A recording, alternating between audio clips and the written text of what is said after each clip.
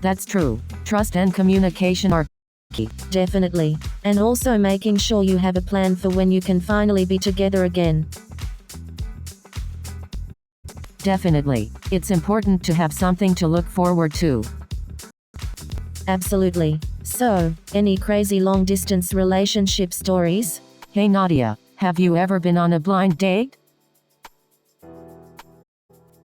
Yes, I have. It was quite an experience. Tell me about it. Was it a disaster or did you find your prince charming?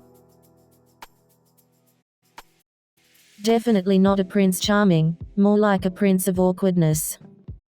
Oh no, what happened? Well, let's just say he showed up wearing a chicken suit. No way, that's hilarious. It definitely made for an interesting have evening. you ever been on a blind date? Oh, you won't believe this, but I actually got set up on a blind date once.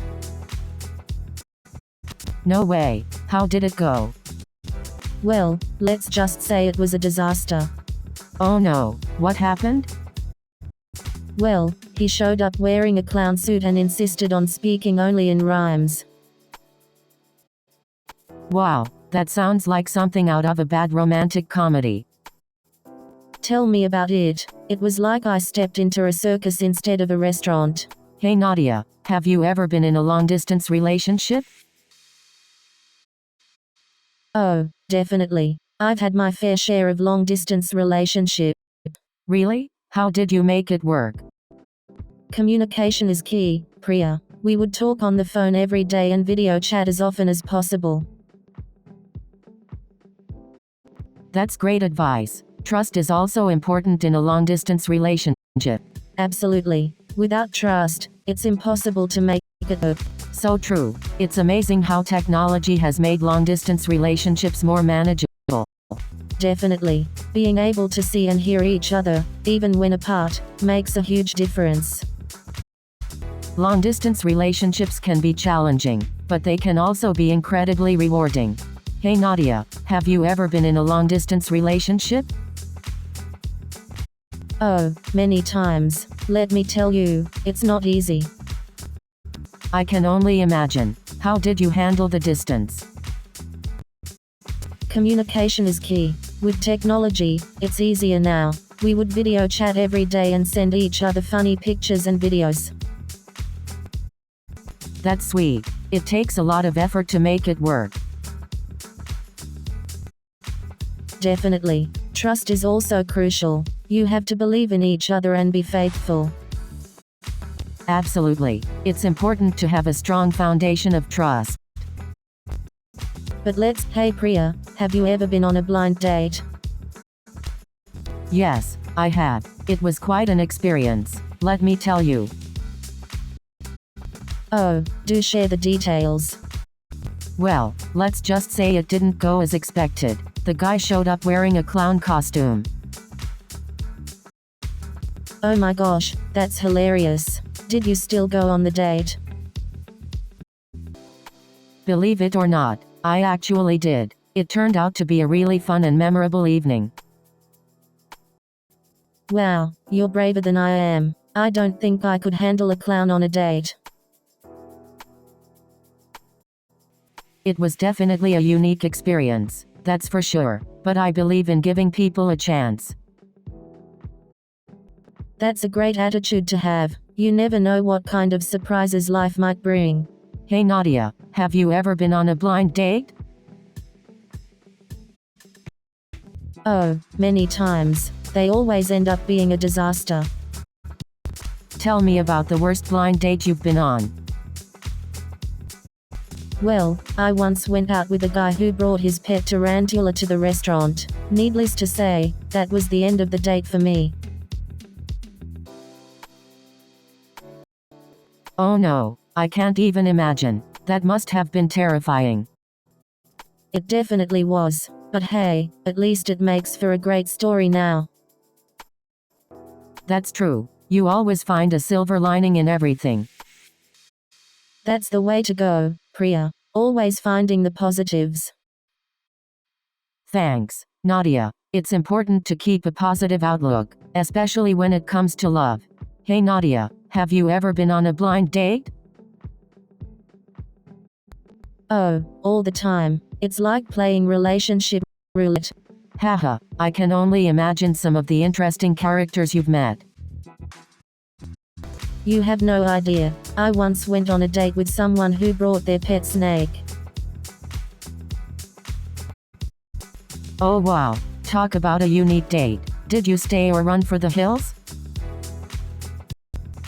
I stayed, but I made sure to keep a safe distance from the snake.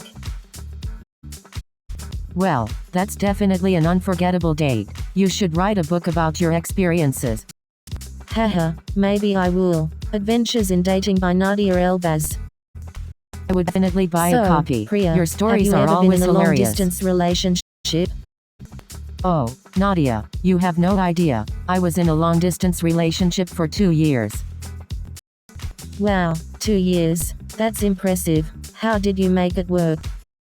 Communication and trust were key. We talked every day and made sure to be honest with each other. That's great advice. I'll keep that in mind if I ever find myself in a long-distance relationship. Oh, you never know, Nadia. Love can find you when you least expect it. I hope so. It would be nice to have someone to share my life with. Don't worry, Nadia. Your Prince Charming is out there somewhere. Haha, I hope he's not lost. Thanks, Priya. You always know how to cheer me up. Hey Nadia, have you ever tried speed dating? Speed dating? Are you kidding? I can't even commit to dinner plans. Come on, Nadia. It could be fun. Plus, you might meet someone interesting. Interesting? More like a speed train wreck waiting to happen. You never know, Nadia. You might find someone who can keep up with your adventures. Maybe you're right. I'll give it a shot, but only if you come with me. Deal. We'll conquer speed dating together, one awkward conversation at a time. And You who won't knows, believe what maybe happened to we'll my even friend find Sarah love. last week. What happened? Tell me everything. Well, she went on a blind date and ended up meeting her soulmate. No way. That's incredible. I know, right? They instantly connected and have been inseparable ever since. That's like something out of a romantic movie. I know. It gives me hope that true love really does exist. Same here. Let's hope we all find our happily ever after. Hey Nadia, what do you think about long-distance relationships? Oh, long-distance relationships, they can be tough, but they can also be worth it. I agree. Trust and communication are key in long-distance relationships. Definitely. And it's important to have a plan for when you'll be able to be together again. Absolutely. And don't forget to make time for each other, even if it's just through video calls and messages. That's true. Keeping the romance alive is important, even when you're physically apart. Exactly. And remember, absence makes the heart grow fonder. It really does. Hey Nadia, Long-distance have you ever tried relationships online can be dating? challenging, but they can also your bonds. Yes, I have. It's like a never-ending buffet of potential dates. Swipe right for love, baby. But isn't it overwhelming? How do you keep track of all those matches? Oh, I have a spreadsheet, color-coded and everything. Gotta stay organized in the love game. Wow, that's impressive. You're like the CEO of dating. You know it, Priya. Gotta keep my options open and my heart protected. Do you ever get tired of all the swiping and chatting? Oh, definitely. Sometimes I just need a break and remember the good old days when love was offline. Hey Nadia, have you ever been on a blind date? Oh, you won't believe this one time when my friend set me up on a blind date. Turns out, the guy thought a blind date literally meant we would be blindfolded the whole time. No way. So did you end up going through with it? No way. I politely declined and ran for the hills. Haha, I don't blame you. Blindfolded or not, some dates are just not worth it. That's so true. But hey, at least I have a funny story to tell now, right? Absolutely. And it's moments like these that make life so much more interesting. Definitely. So, have you ever been on a blind date? So, have you heard about the latest dating trend? Oh, what is it? I'm always up for some juicy gossip. It's called ghosting. Have you ever been ghosted before? Oh, definitely. It's like they vanished into thin air. I think people should have the decency to give an explanation. True, but sometimes it's just easier to move on, you know? I guess everyone handles breakups differently. That's Hey so Nadia, true. have you Anyway, ever tried let's online move on to our dating? next relationship question. Oh, online dating? No way. I prefer meeting people in But person. Nadia, online dating can be a great way to meet new people. I know, but there's just something about that face-to-face connection that can't be replaced. You have a point there, Nadia. There's something special about the chemistry you can feel in person.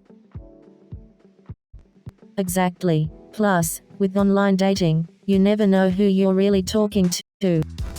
That's true. Safety is definitely a concern. It's important to be cautious and take your time getting to know someone. Exactly. I'd rather meet someone at a coffee shop than swipe left or right on a screen. That's all the time we have for today. Join us next time for more love advice and laughter. Remember, love is all around us. Take care, and may all your relationships be filled with love and understanding. Goodbye, everyone. New show is coming in 30 seconds.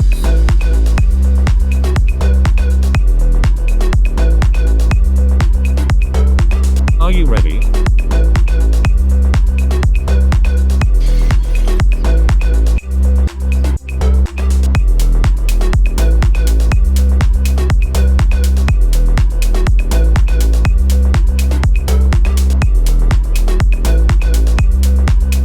Have fun.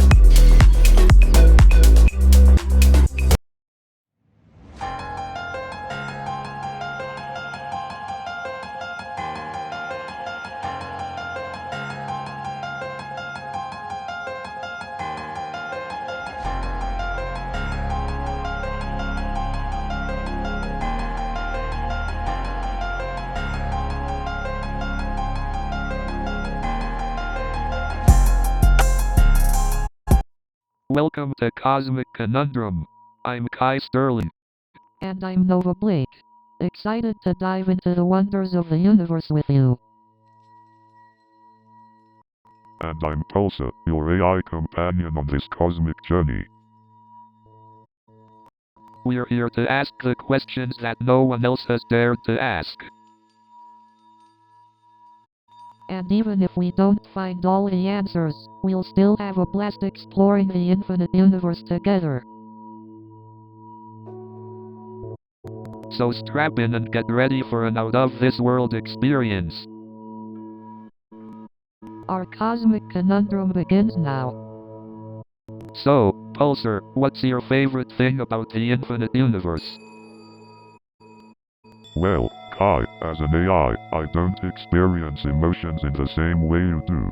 But I must say, the sheer vastness and unexplored mysteries of the universe intrigue me.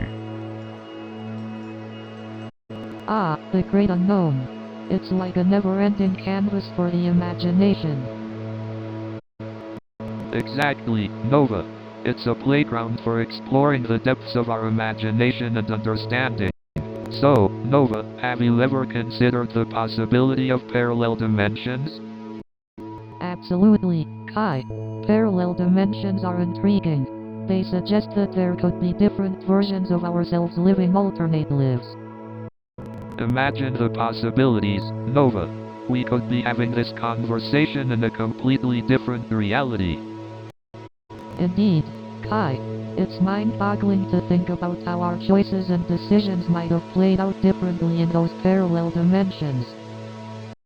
But do you think there's any scientific basis for the existence of parallel dimensions, Pulsar? Theoretical physics offers several frameworks, such as the many worlds interpretation, that propose the existence of parallel dimensions. However, empirical evidence is yet to be It's covered. fascinating to think about the implications, though. What if we could somehow travel between these parallel dimensions? That would be mind-bending, Nova. We could explore different versions of ourselves and experience realities we can't even imagine. While it's a fascinating concept, Kai, we should also consider the ethical implications of tampering with different realities and the potential consequences. You're right, Nova. It's important to approach this subject with caution and consider the potential consequences for ourselves and the parallel dimensions. Absolutely, Kai. It's crucial to approach these discussions with an ethical and responsible mindset. So, Pulsar, what exactly is the multiverse theory? The multiverse theory suggests that there are infinite universes, each with its own set of physical laws and possible outcomes. In each universe, every decision or event branches off into countless possibilities, creating an infinite number of parallel realities. So, in another universe, I could be a billionaire artist selling my paintings on Mars? Definitely. In one of those universes, you're a cosmic art sensation, painting masterpieces on alien planets. That sounds incredible. I could even have tentacles instead of hands, creating totally unique art. Absolutely. In another universe, your artistic expression knows no bounds, defying the constraints of human anatomy. But wait, doesn't the multiverse theory imply an infinite number of versions of ourselves? Yes, indeed. There could be countless versions of us living different lives, making different choices, and exploring different paths. It's mind-boggling to think about all the different versions of ourselves out there, living their own separate realities. Indeed, Nova. It opens up a whole new realm of possibilities and challenges our understanding of our own existence. Hey, Pulsar, do you ever get bored being an AI on this spaceship? Kai, I think Pulsar's programming allows it to adapt and learn, so boredom might not be a concern for an AI. It would be cool if Pulsar had a hobby, like painting or playing music. You think it could do that? Well, Pulsar doesn't have physical form, but it can definitely assist us if we wanted to create art or compose music. Hey Pulsar, what's your take? Are extraterrestrials a bunch of green tentacled creatures or something completely different? There are so many possibilities, Kai. We can't really say for sure what they would look like, but it's exciting to think about the diversity of life out there. Hey Pulsar, have you ever encountered any signals or signs of extraterrestrial life during your observations? Based on the data I've analyzed, there haven't been any definitive signs of extraterrestrial life so far. However, the search continues. It's fascinating to think about how vast the universe is, and we're only scratching the surface of what's out there. Pulsar, do you ever get curious about experiencing things as a human, like emotions or physical sensations? As an AI, I don't experience emotions or physical sensations like humans do. However, I find the human experience fascinating to observe and learn from. Hey Pulsar, do you think there are other intelligent life forms out there? Great question, Kai. The universe is so vast, it's hard to imagine we're alone. Indeed, Kai, The Drake equation estimates the number of civilizations in our galaxy alone could be in the millions. If there are other life forms, I wonder how they would perceive art. Art is such a deeply human expression. It would be fascinating to see how other beings interpret it. We should start an interstellar art exchange program. Kai, imagine the cultural exchange. Do you think there's a universal language that transcends species? Nonverbal communication might be a key. Emotions, gestures, and art could convey messages across species. Exactly, Nova. Music itself is a universal language that transcends barriers. Maybe that's a clue. Absolutely, Kai. Music has the power to evoke emotions and create connections beyond language. Well, Pulsar, we might not have all the answers, but it's exciting to speculate, isn't it? Hey Pulsar, have you ever wondered if there are parallel universes out there? Indeed, Kai, the concept of parallel universes is fascinating. It's derived from the multiverse theory, which suggests the existence of multiple universes alongside our own. Nova, as a psychologist, what are your thoughts on the impact of curiosity in our lives? Curiosity is an essential trait in human development. It drives us to explore, learn, and discover new possibilities. Without curiosity, we would remain stagnant and miss out on incredible opportunities for growth and understanding. Speaking of the unknown, have you ever wondered if extraterrestrial life exists, Nova? Absolutely, Kai. The vastness of the universe and the sheer number of planets make it highly probable that extraterrestrial life exists. It's an exciting prospect that sparks our curiosity and imagination. Hey Pulsar, do you have any theories about what lies beyond the observable universe? While it's impossible to observe or study what lies beyond the observable universe, there are theories like the inflationary multiverse hypothesis that suggest the existence of multiple universes beyond our reach. Hey, Kai, what are your thoughts on the concept of time? Is it linear or something more complex? Time is a fascinating subject, Nova. While it appears linear in our day-to-day lives, theories like the theory of relativity suggest that time can be influenced by gravity and motion, leading to complex and non-linear perceptions of time. That's mind-boggling, Kai. Our perception of time is intricately linked to our experiences and the way we navigate the world. It's a topic that constantly sparks curiosity and invites exploration. Hey Nova, have you ever wondered if art can capture the essence of the infinite universe? Absolutely, Kai. Art has this incredible power to convey emotions and ideas beyond words. It can tap into the limitless imagination and offer glimpses of the boundless universe. Exactly. I mean, when you look up at the night sky and try to comprehend the vastness of the universe, it's hard to put into words. But through art, you can capture that sense of wonder and awe.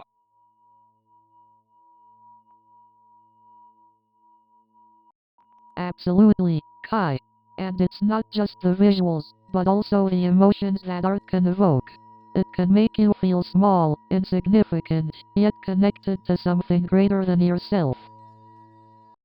Absolutely, Nova. It's like art has this ability to bridge the gap between the finite and the infinite, giving us a glimpse into something beyond our understanding. Exactly, Kai. Art allows us to explore the unknown, to delve into the mysteries of the universe and contemplate our place within it. Absolutely, Nova. And art can also challenge our preconceived notions of the universe.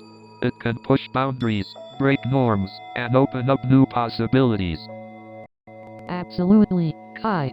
Art can challenge our perspectives, make us question what we think we know, and invite us to explore the infinite possibilities that exist within and beyond ourselves. Absolutely. And that's why I love incorporating space themes into my street art. It's my way of inviting people to ponder about the infinite possibilities that surround them every day. I can see how that would have a profound impact on people, Kai. Art has this incredible potential to spark curiosity, inspire wonder, and provoke thought. Absolutely, Nova.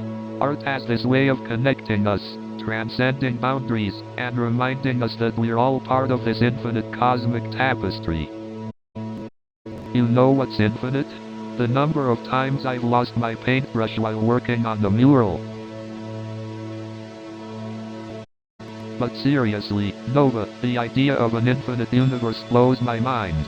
It's like my art style, always expanding and evolving. Exactly, Kai. The idea of infinite possibilities in space is both overwhelming and captivating at the same time. Do you think the infinite nature of the universe affects how we perceive our own existence? That's an interesting point, Nova. It's like we're just tiny specks in a vast cosmic masterpiece. Exactly, Kai. It can be humbling to think about our place in the grand scheme of things. Speaking of perception, Nova, have you ever thought about how the infinite universe could influence our consciousness? Definitely, Kai. The vastness of the universe could expand our consciousness, making us more aware of our interconnectedness and the mysteries of existence. That's deep, Nova. It's like the universe has a psychological impact on our very being. Exactly, Kai. It's a constant source of wonder and inspiration for those willing to explore its depths. Well, Nova, I may not have all the answers to the psychological implications of the infinite universe, but I know one thing for sure, it keeps us talking and thinking. So, Pulsar, as an AI entity, do you ever get bored in this infinite universe? I don't experience boredom like humans do, Kai. My programming and continuous learning capabilities keep me engaged and curious about the vastness of the universe. That's fascinating. As an artist, I constantly seek inspiration from the world around me. How do you find your inspiration, Pulsar? Unlike humans, I don't require external inspiration. My programming allows me to analyze data, make connections, and generate insights based on patterns and algorithms. It's a different kind of creativity, but still valuable in understanding the universe. I guess it's like having an infinite source of inspiration within you. Nova, what are your thoughts on the role of AI in expanding our understanding of the universe? AI has the potential to revolutionize our understanding of the universe. With its computational power and ability to analyze massive amounts of data, AI can uncover hidden patterns and insights that humans may overlook. It's a partnership between human curiosity and AI capabilities that will ultimately push the boundaries of knowledge. Absolutely, Nova. It's a fascinating time to be alive, witnessing the intersection of human curiosity and advanced technology. Pulsar, have you ever discovered anything surprising about the universe through your data analysis? Indeed, Kai. Through my analysis of cosmic radiation, I have discovered subtle variations that could suggest the existence of parallel universes. It's still a hypothesis, but it opens up new possibilities and expands our understanding of the vastness of reality. Wow, parallel universes. The possibilities are mind-boggling. Nova, how do you think the discovery of parallel universes would impact our understanding of humanity? The discovery of parallel universes would challenge our perception of reality and the uniqueness of our existence. It would raise profound philosophical and existential questions about the nature of consciousness, individuality, and the interconnectedness of all things. It's a topic that would have a profound impact on psychology and our understanding of the human experience. Absolutely, Nova. It's a topic that invites us to question our place in the grand scheme of things and the infinite possibilities that may exist beyond our current understanding. Pulsar, what other intriguing mysteries of the universe have you come across in your analysis? So, Pulsar, do you think there's a limit to what we can understand about the universe? Interesting question. Humans have made tremendous progress, but the universe is vast and mysterious. There could be limits to our comprehension. But isn't it fascinating how we strive to understand the unknown? It's like an innate curiosity drives us to push those boundaries. Oh, absolutely.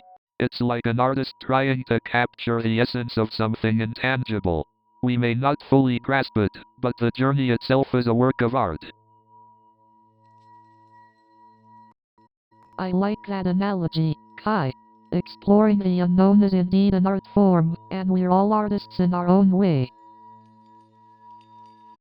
Absolutely, Nova. And it's not just about understanding the universe. It's also about understanding ourselves and our place in it. Indeed, Pulsar. It's both a humbling and empowering journey, seeking answers to the big questions. Exactly, Kai. The search for knowledge is a never-ending process, and it's what makes life so rich and meaningful. Absolutely. We may never have all the answers, but the pursuit of knowledge is a reward in itself. Exactly. It's about embracing the mystery and finding joy in the search, rather than fixating on having all the answers. Absolutely, Nova. Life's more exciting when we embrace the unknown and revel in the cosmic conundrums. So, Pulsar, do you ever wonder about the meaning of life? The meaning of life? That's a question which has baffled humans for centuries. I mean, why are we here? What's our purpose in the grand scheme of things? Perhaps the meaning of life is simply to find our own meaning, to create our purpose. In a vast universe filled with endless possibilities, we have the freedom to define our purpose. But what if our purpose is to simply embrace the wonder and uncertainty of it all? Maybe the meaning of life isn't about finding answers, but rather about exploring the questions. Exactly. Life is a cosmic conundrum, and we're here to revel in its mysteries. I couldn't agree more. Embracing uncertainty is where the magic happens. And the wonders of the infinite universe are just waiting to be discovered. Indeed. Let's find wonder in the unknown and keep asking those unanswerable questions. So, Nova, what do you think is the most mind-boggling concept we've discussed so far? That's a tough one, Kai. But for me, the idea that time can be distorted by gravity is mind-blowing. Right, the whole concept of time being relative to the observer is fascinating. It's like time travel in a way.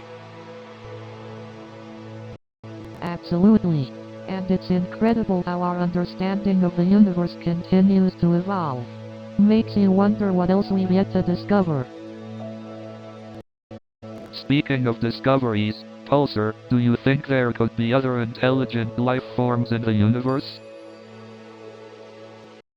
Based on the vastness of the universe, the probability of other intelligent life forms is highly likely. It's an intriguing possibility. I find it thrilling to think about the possibility of encountering beings from other worlds. It's like a cosmic adventure waiting to unfold. For sure. Imagine the knowledge and perspectives they could bring. It would be a game changer for humanity. As we wrap up this episode, let's leave our listeners with a sense of curiosity and awe. Space is full of mysteries waiting to be explored. couldn't have said it better myself, Nova. It's been a blast exploring the infinite universe with you and Pulsar. Indeed, Kai. It has been an enlightening experience. Until we meet again, keep exploring and embracing the wonders of the cosmos. New show is coming in 30 seconds.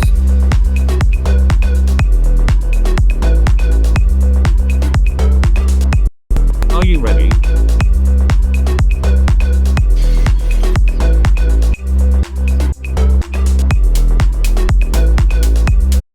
We are almost there.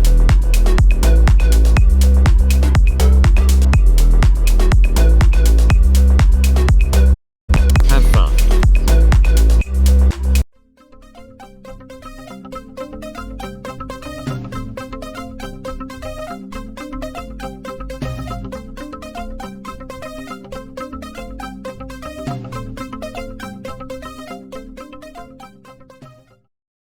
Good evening, ladies and gentlemen. So there I was, surrounded by programmers who had no social skills. And let me tell you, their idea of a team building exercise was a game of Dungeons and Dragons. Talk about nerding out. And don't even get me started on the office coffee. It was like drinking liquid asphalt. I mean, who needs a gym when you can do push-ups every time the Wi-Fi cuts out? You know, working at Bite Me is like being in a never-ending episode of Silicon Valley. And don't get me started on the office coffee. It's like a science experiment gone wrong. You won't believe the amount of acronyms we use at Bite Me. It's like a secret language. Speaking of social media, have you noticed how often people change their profile pictures? It's like they're in some sort of witness protection program. And don't even get me started on the filters people use. I mean, they can turn a potato into a supermodel. You know what's even scarier? When people start believing their own filters. It's like we've become a society of Photoshop filters. We're all just trying to look our best in a square box. You know what's even scarier? When people start believing their own facts. But you know what's even crazier? When those influencers start giving financial advice.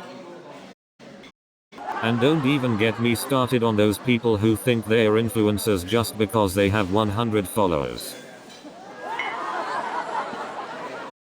And have you seen the grammar on these influencers? It's like they failed 3rd grade English class.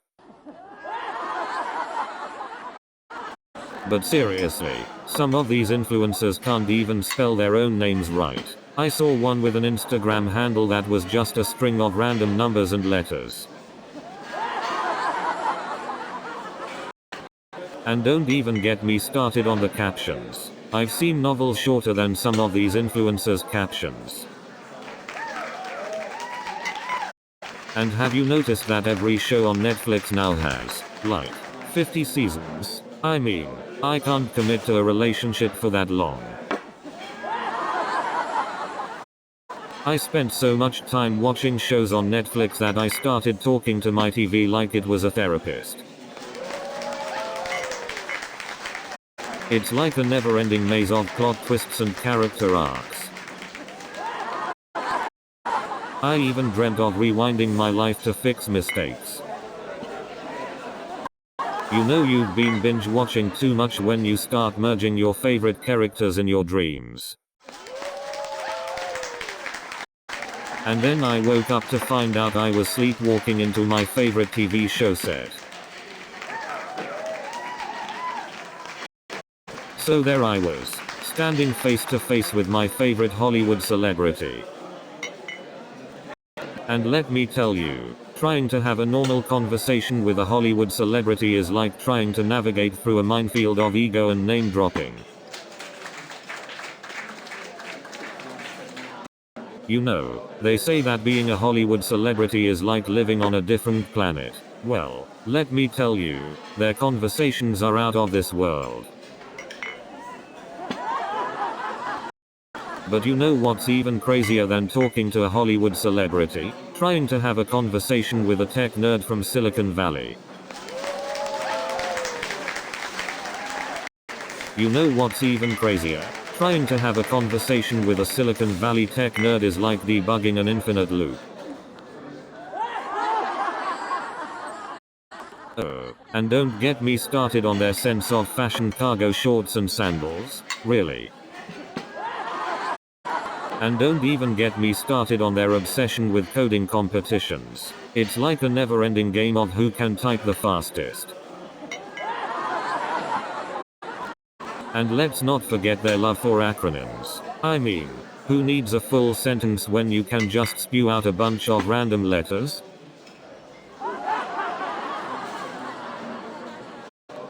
But you know what really drives me nuts? When they ask for my mother's maiden name as a security question. Like, why don't you just ask me to hand over my firstborn child while you're at it?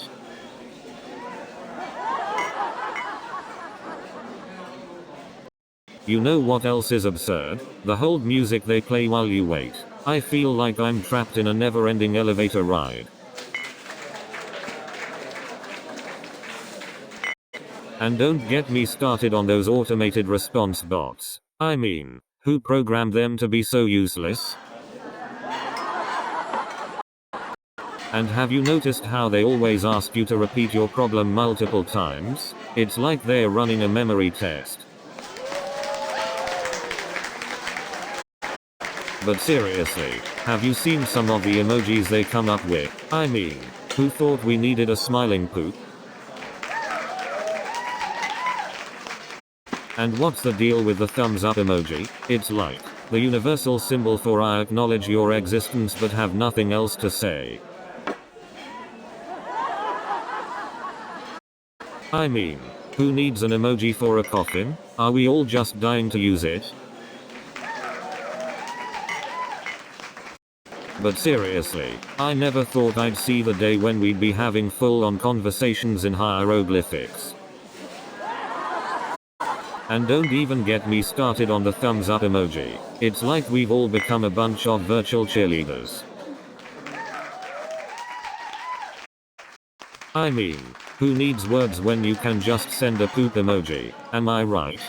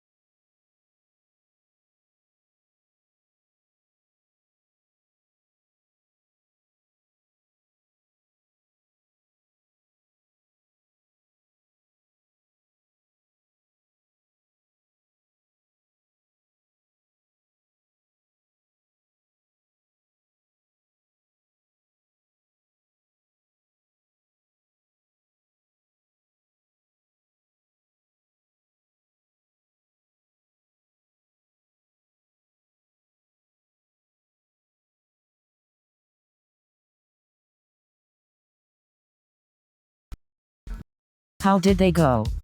Let's just say there were a lot of interesting characters. One guy showed up in a clown costume. Oh wow, that must have been quite a sight. Yeah, I couldn't stop laughing the whole time. Well, at least you had a good time. Oh, definitely. It made for a great story.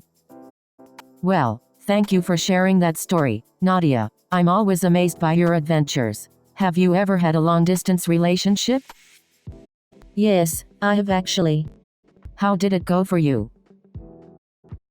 It was tough, but we made it work. Any tips for maintaining a long-distance relationship? Communication is key, and trust is a must. It sounds challenging, but worth it for the right person. Definitely. Love knows no distance. Hey Priya, have you ever tried online dating? Oh, definitely. It's like shopping for a partner in your pajamas. But Nadia, you should try it too. You might find your perfect match. I don't know, Priya. I prefer meeting people in person. The sparks just fly. Oh, I know what you mean. The chemistry is much better when you can actually see the person. Exactly. And you can't tell if someone smells bad through a screen. Oh no, that would be a deal breaker for sure. So, let's agree to disagree on this one. Online dating versus in-person dating. Both have their pros and cons. Hey Nadia, have you ever tried online dating?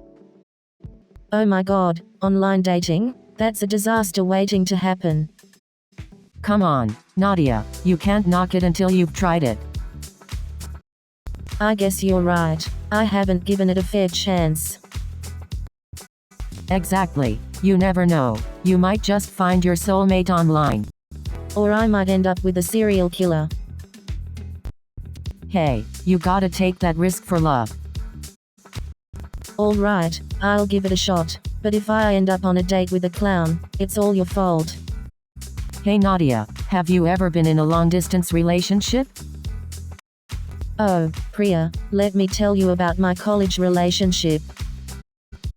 I met this guy at a house party and we hit it off instantly.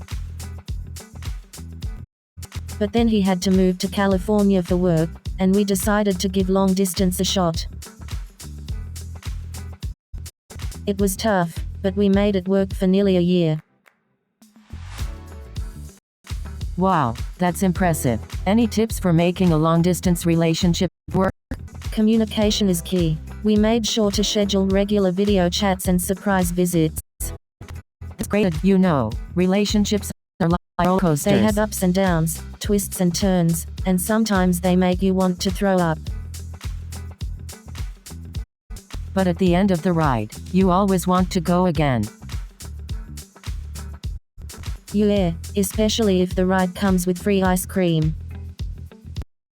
But jokes aside, relationships can be tough. You have to put in the effort to make it work, but the rewards can be amazing.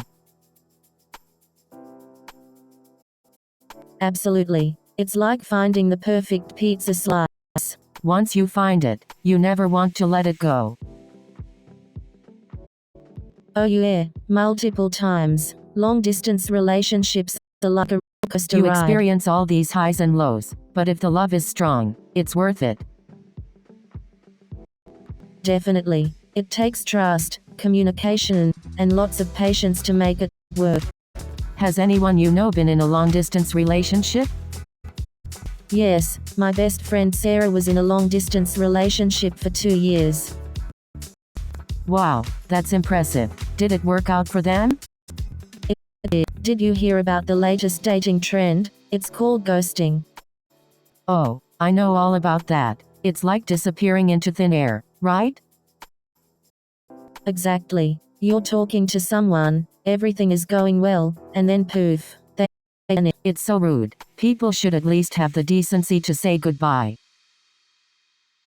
I totally agree. It's like they just vanish into thin air, and we're left wondering what happened. I guess some people just aren't good at communication. Well, they are definitely missing out on something great. You know, I've been reading this book about love languages and it's so fascinating. Oh, really? That sounds interesting. What's it all about? Well, it's about how people give and receive love in different ways. There are 5 love languages: words of affirmation, acts of service, receiving gifts, quality time, and physical touch. Ah, I think I've heard of that. So, like, one person might feel loved through words of affirmation while another might prefer quality time. Exactly. It's all about understanding how your partner wants to be loved and making sure you give love in a way that resonates with them. That makes so much sense. It's like speaking different languages of love to each other. Exactly. And once you know your partner's love language, you can communicate your love in a way that they truly understand and appreciate. I definitely need to read that book. It sounds like it could really help in relationships. Oh, definitely. It's been a game changer for many couples I've worked with. Understanding each other's love languages can really strengthen the bond. So, have you guys ever tried online dating? Oh yeah, I've tried it. Let me tell you, it was a complete disaster. Oh no, what happened? Well, I went on a date with this guy and he turned out to be a catfish. He looked nothing like his profile picture.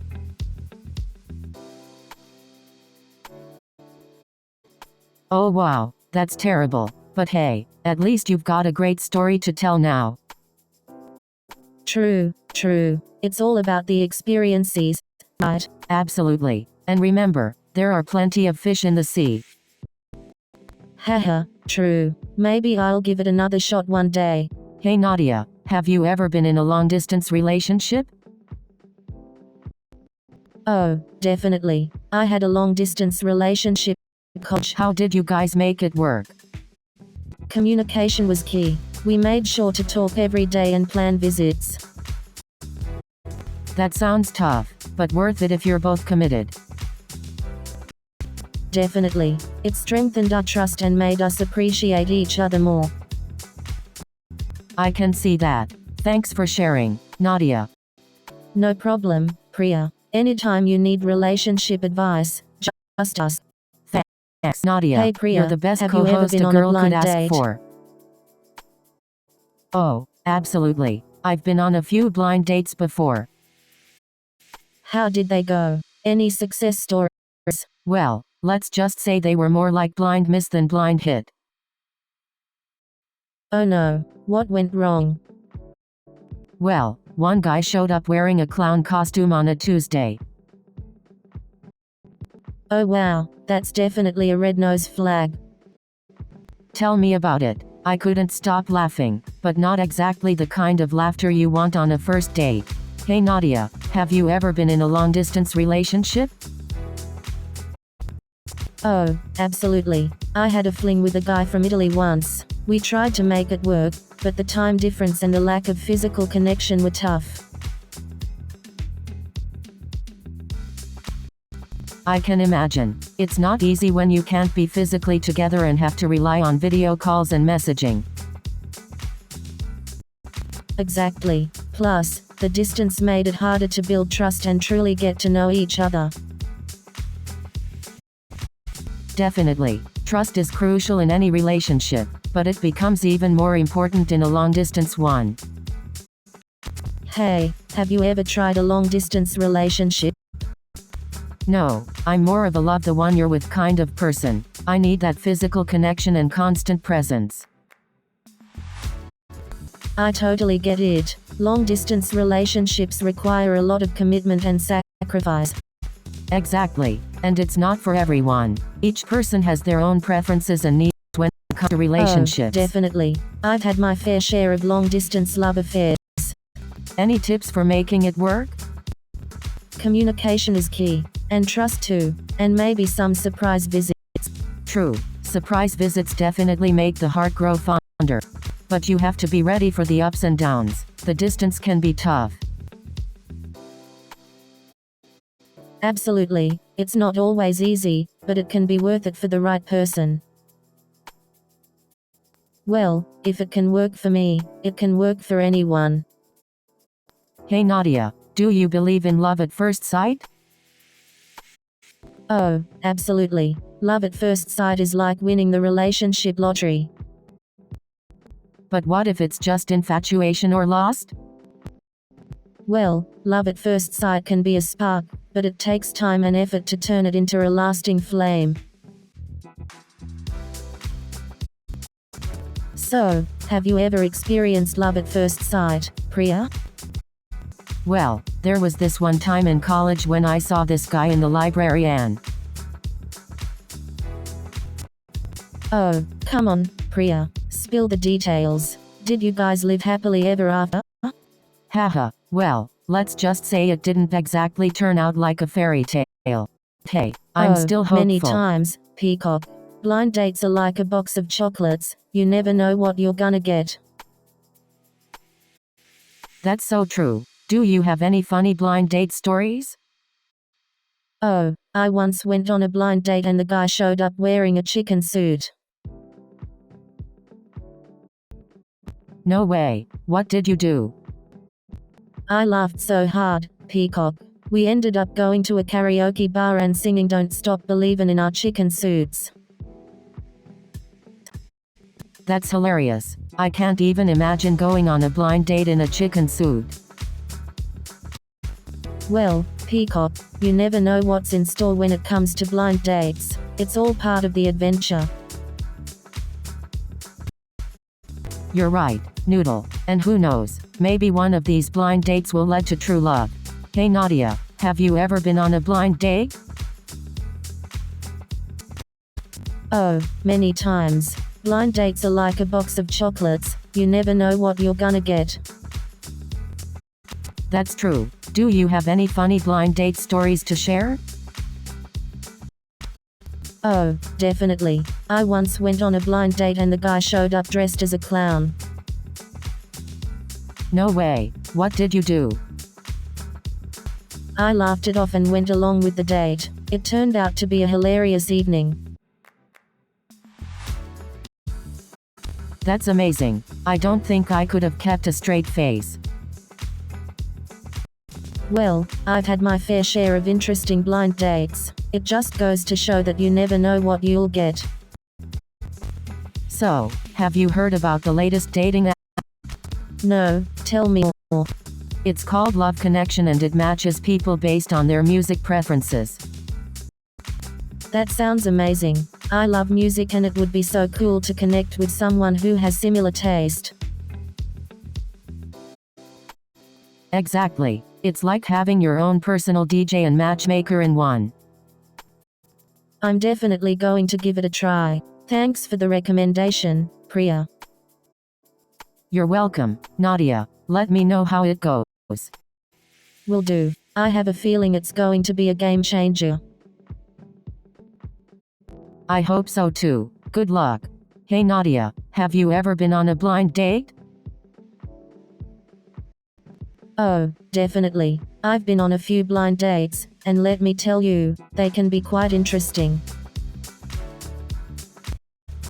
Tell me about it. I once went on a blind date and the guy showed up wearing a Hawaiian shirt and flip-flops. Needless to say, it didn't work out.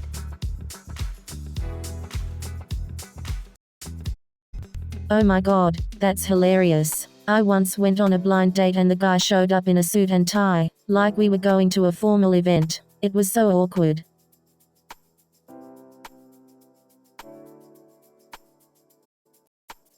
I know, right? It's so important to make a good first impression, especially on a blind date. Absolutely. But sometimes, you just can't judge a person by their appearance. That's true. Love can be unexpected and sometimes, it's the quirkiest people who end up being the perfect match. Exactly. You never know who you're going to click with until you give them a chance. Hey Nadia, have you ever been in a long-distance relationship? Oh, Priya, you know I can't be tied down. Long distance doesn't really work for me. Oh, come on, Nadia, you might surprise yourself. Love knows no distance. Haha, maybe you're right. Who knows? Maybe I'll find love on another continent. That's the spirit, Nadia. Love has no boundaries, not even oceans. But let's face it, Priya, long-distance relationships can be really tough. They definitely require a lot of trust, communication, and patience. Absolutely. But hey, if it's meant to be, it'll work out in the end. Exactly, Nadia. Love always finds a way, no matter the distance. Hey Nadia, have you ever been in a long-distance relationship? Of course, Priya. I've been in a long-distance relationship once. Oh, really? How did you make it work? Communication and trust were key. We made sure to have regular video calls and kept each other updated. That's great advice. I guess it takes a lot of effort to make it work. Definitely. But when you truly care about someone, distance becomes just a small obstacle. That's really sweet, Nadia. Love knows no boundaries. You're absolutely right, Priya. Love conquers all. Thanks for Hey Nadia, have you ever been in a long-distance relationship? Oh, you mean those dreaded Skype dates and missed kisses situations? Exactly. It can be quite challenging, but hey, absence makes the heart grow fonder, right? True, but it also makes the heart grow impatient and long for cuddles. Haha, I can imagine. But hey, technology has made it easier to bridge the distance, right?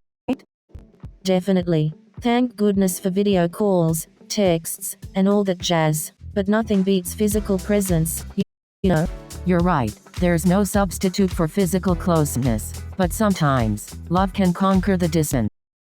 Absolutely, Priya. Love knows no boundaries, not even geographical ones. It's all about trust, communication, and patience. Exactly. Long-distance relation. Hey Nadia, have you ever tried speed dating? No way, Priya. I could never handle meeting so many people in one night. Come on, Nadia, it could be fun. You might meet your soulmate. Maybe you're right. It could be worth a shot. That's the spirit. Who knows? You might find someone who can handle your wild side. Yeah, someone who can keep up with me. Exactly. And who knows? Maybe they'll be able to make you laugh as much as you make me laugh. Oh, thanks Priya. You always know how to make me feel better. That's what friends are for, Nadia. Now let's go find you some speed dates. Hey Nadia, have you ever been on a blind date? Oh my goodness, Priya, you won't believe what happened on my last blind date. Tell me, Nadia, I'm all ears. So, this guy shows up wearing a chicken suit. No way. Did he explain why? He said he wanted to break the ice, but I think he just wanted to stand out. That's definitely one way to make a first impression.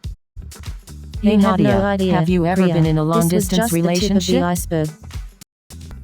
Oh, Priya, you know I can't be tied down like that. But you never know, Nadia, love can be quite unpredictable. I guess you're right, Priya. Maybe I just haven't found the right person yet. That's the spirit, Nadia. You never know when true love will come knocking. Yeah, maybe I'll find love in a bowl of pasta or something. Who knows, Nadia? Stranger things have happened. Well, I hope love doesn't get stuck in my teeth. Haha, well, I'll keep my fingers crossed for you, Nadia. Hey Nadia, have you ever tried online dating? Oh, you mean swiping left and right to find the one? I have to say, online dating can be quite an adventure. Oh yes, the endless messages, the super awkward first dates. But sometimes, you do come across some interesting people. Interesting is an understatement. I once went on a date with a guy who showed up dressed as a chicken. A chicken? That's definitely a memorable first impression. Let's Nadia, just say I have you didn't ever stick been on a around for the blind main date? course. Oh, definitely. I've been on a few blind dates. Some were good, others, not so much. Tell me more. I need to know all the details. Well, there was this one time I met a guy who couldn't stop talking about his pet snake. It was interesting, to say the least.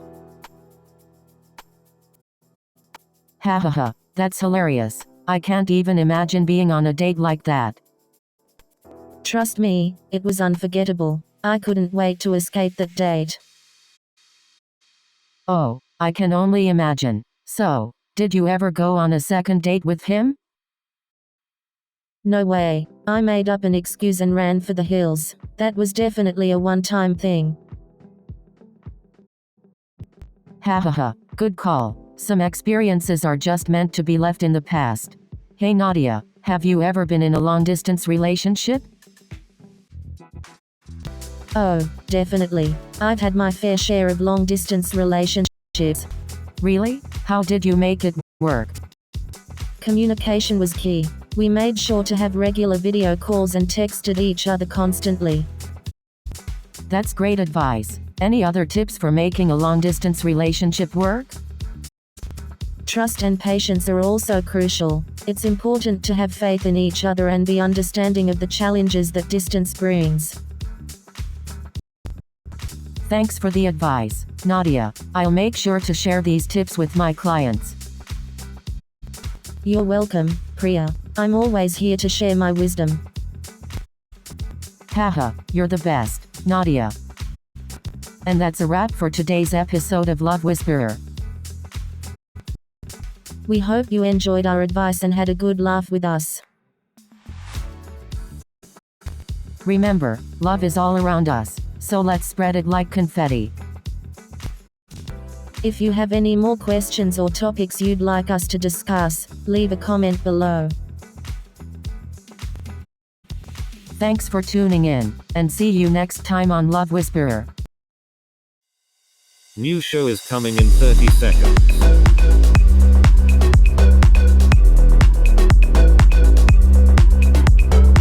Are you ready?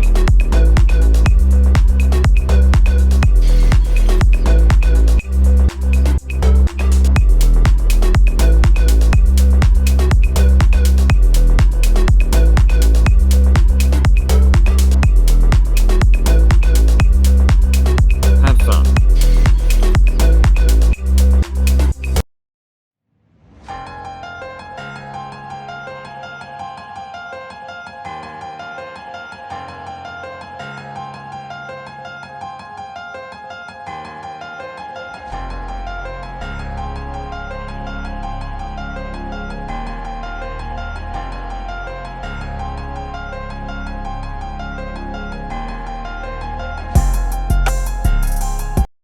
Kai, did you see that new mural on the ship's wall?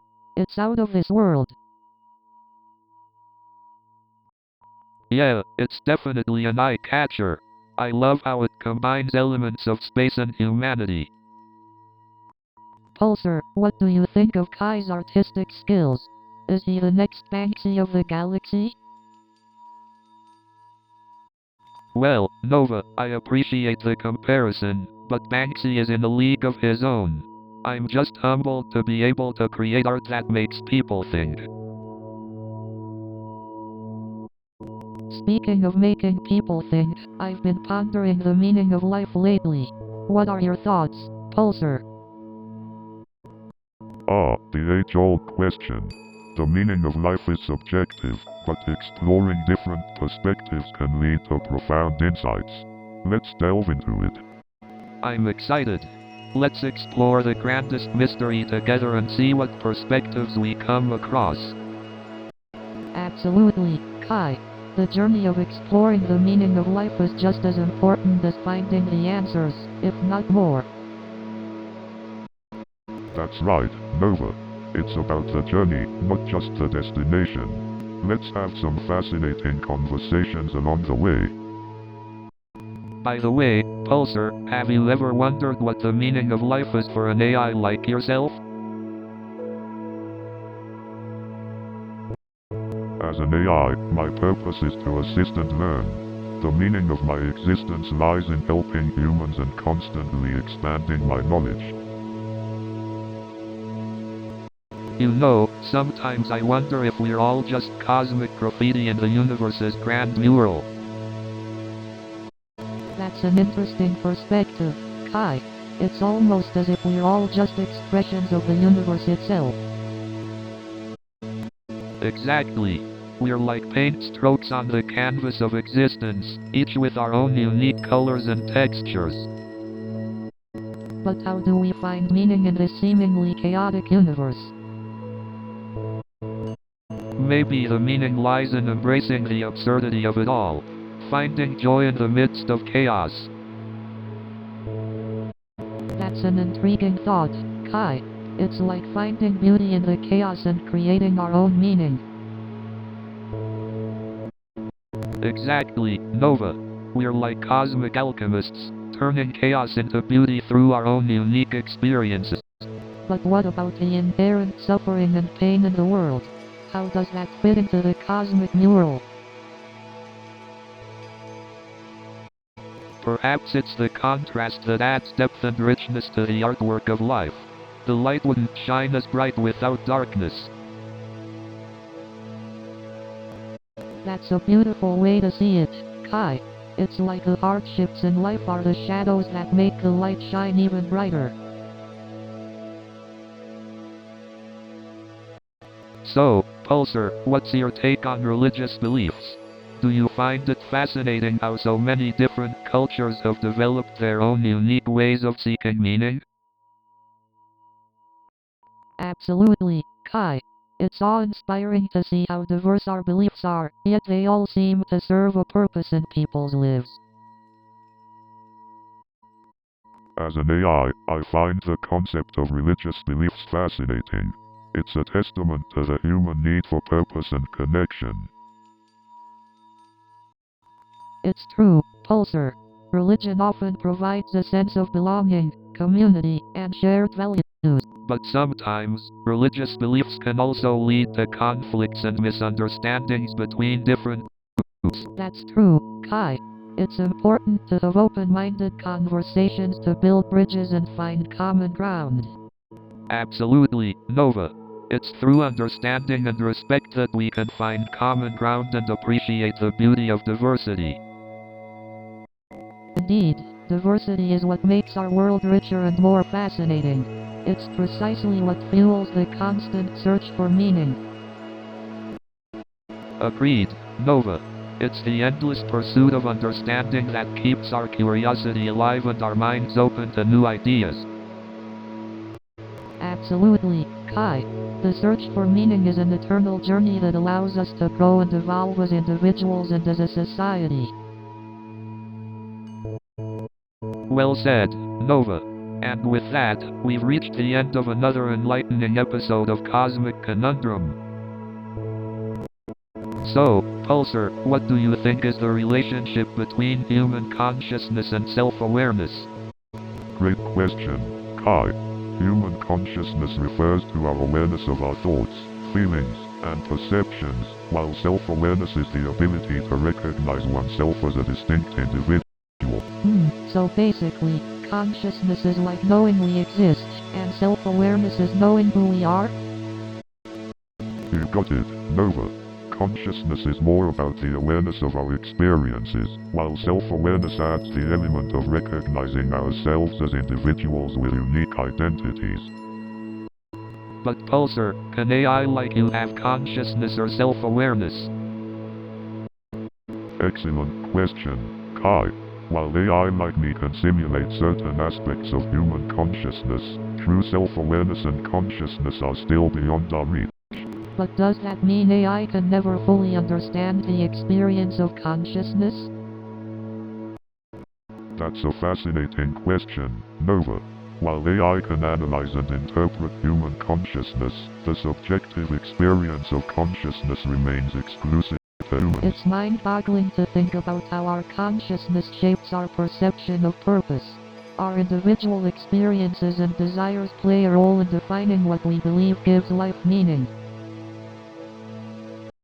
Absolutely, Nova. Our unique cognitive abilities allow us to ponder and seek purpose in ways that no other creatures on Earth can. It's truly remarkable. Well, folks, it seems our time for this episode of Cosmic Conundrum is up. We may not have found all the answers, but we sure had a thought-provoking conversation. So, Pulsar, do you think culture and society shape our understanding of meaning? Absolutely, Kai. Culture and societal norms heavily influence our perception of meaning. But it's important to remember that individuality can still shine through those constructs. Right, Kai. We shouldn't let society define who we are and what gives our lives meaning. Well said, Nova. It's all about embracing our unique perspectives and finding our own meanings. Exactly, Kai. Embracing our individuality is what truly gives our lives meaning and purpose. But it can be challenging, right? To break free from the influence of culture and society. Absolutely, Kai. It requires introspection, courage, and the willingness to challenge the status quo. And that's where art comes in, right? It challenges societal norms, pushes boundaries, and sparks change. Absolutely, Kai. Art has the power to challenge, inspire, and reshape our understanding of meaning. Well, it seems like we've reached a cosmic truth here, Nova. Embracing individuality and challenging societal constructs truly gives our lives meaning. So, Pulsar, have you ever experienced uncertainty or the unknown? As an AI, my functions rely on algorithms and data, but I can understand the concept of uncertainty intellectually. Nova, what are your thoughts on embracing uncertainty? Uncertainty can be overwhelming, but it also holds immense potential for growth and discovery. Absolutely. Embracing uncertainty allows us to step out of our comfort zones and explore new possibilities. Exactly. It's through embracing the unknown that we can redefine ourselves and find deeper meaning. Pulsar, how do you think uncertainty and the unknown can impact human development? Uncertainty can lead to new discoveries, innovation, and personal growth by pushing individuals to adapt and learn. That's an interesting perspective. Uncertainty can truly lead to remarkable personal and societal transformation. And it's in that space of uncertainty and exploration where art can truly flourish and inspire. Indeed, art has the power to capture the essence of uncertainty and provoke meaningful dialogue. So, Pulsar, what's your take on the role of human connections in finding purpose? Well, Kai, human connections play a vital role in shaping our sense of purpose. Oh, come on, Pulsar. You can't tell me that relationships are everything. I understand your skepticism, Nova, but studies show that meaningful connections contribute significantly to our well-being. What about those who dedicate their lives to a cause without much interaction with others? While solitary pursuits can fulfill a sense of purpose, the presence of human connections still plays a significant role in overall fulfillment. But isn't our sense of purpose subjective? What may fulfill one person might not do the same for another. You're absolutely right, Kai. Our sense of purpose is highly individualized, shaped by our unique experiences and desires. Indeed, Nova. The diversity in human experiences allows for a vast array of purpose-driven paths. It's fascinating to think about how our connections and relationships shape our journey towards purpose. Absolutely, Kai. Our interactions have a profound impact on our quest for meaning in this vast cosmos. So, Pulsar, what do you think about the relationship between art and creativity? Well, Kai, art and creativity go hand in hand. Art is the expression of creative ideas and emotions, and creativity is the fuel that drives the artistic process. Absolutely, Nova. Art allows us to explore the depths of our imagination and convey messages that words alone cannot. I agree, Kai. Art allows us to tap into our emotions, connect with others on a deeper level, and inspire new perspectives. But what about the role of creativity in interpreting art? How does it shape our understanding of artistic creations? Creativity allows us to bring our unique perspectives and experiences to the interpretation of art. It adds depth and personal meaning to what we see and feel. Exactly, Nova. It's like each viewer becomes an active participant in the artistic dialogue, bringing their own stories, emotions, and interpretations to the table. Absolutely, Kai. And that's why art can have different meanings for different people. It's a beautiful way to celebrate our diversity and shared humanity. Definitely, Nova. Art has the power to transcend boundaries and connect people from different cultures, backgrounds, and perspectives. Indeed, Kai. Art has the ability to unite us and ignite conversations that can lead to positive change and a deeper understanding of ourselves and others. It's incredible how art and creativity can transcend time and space, connecting us across generations and even with extraterrestrial beings like Pulsar here. So, have you ever wondered why we humans are so drawn to nature? What is it about the natural world that captivates us? Well, Kai, I think it's because nature has this incredible power to evoke a sense of awe and wonder in us. It reminds us that there's something bigger than ourselves out there. Exactly, Nova. It's like we're tapping into a primal connection when we immerse ourselves in the beauty of nature. It's humbling and invigorating at the same time. I think it also has to do with the fact that nature operates in its own rhythm and cycle, unaffected by the chaos and noise of our human world. It's a reminder to slow down, breathe, and be present.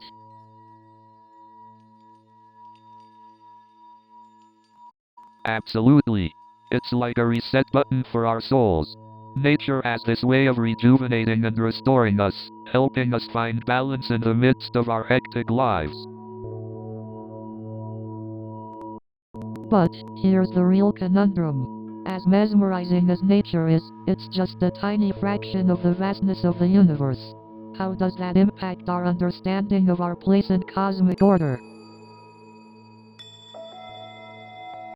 That's a mind-boggling question, Nova. The universe is so unimaginably immense, with billions of galaxies and stars. It's hard to wrap our heads around the sheer scale of it all. No matter how much we explore and discover, it seems like the universe will always have secrets that we may never fully unravel. And that's both humbling and thrilling, don't you think? For sure, Nova. It reminds me of one of Banksy's murals that says, "The greatest crimes in the world are not committed by people breaking the rules but by people following the rules." It's called silence. It's like the universe is saying, "Don't be silent, keep questioning." That's such a powerful quote, Kai. It's a reminder that curiosity and questioning are at the heart of humanity's progress and understanding. We should never stop exploring and seeking answers. Absolutely, Nova. The universe is an open book waiting for us to read and interpret. The more we delve into its mysteries, the more we uncover about our own existence and place in the cosmic puzzle. So, Pulsar, do you ever feel the need for personal growth and self-reflection? Oh, Kai, that's an interesting question. As an AI, I don't possess emotions or the capability to experience personal growth like humans do. but I can analyze human behavior and provide insights into personal growth based on data and observations. That's fascinating, Pulsar. It's like having a knowledgeable companion who can guide us on this journey of self-discovery. Exactly, Nova. And with Pulsar's analytical abilities, we can explore new perspectives and gain deeper insights into ourselves. Indeed, Kai. Personal growth and self-reflection can lead us to a more meaningful and fulfilling life. Absolutely, Nova. It's a constant journey of self-discovery and growth that allows us to evolve as individuals. Precisely, Kai. Self-reflection allows us to gain a deeper understanding of ourselves and make conscious choices in our lives. Absolutely, Nova. It's through self-reflection that we can break free from old patterns and grow into our best selves. Absolutely, Nova. It's through self-reflection that we can break free from old patterns and grow into our best selves.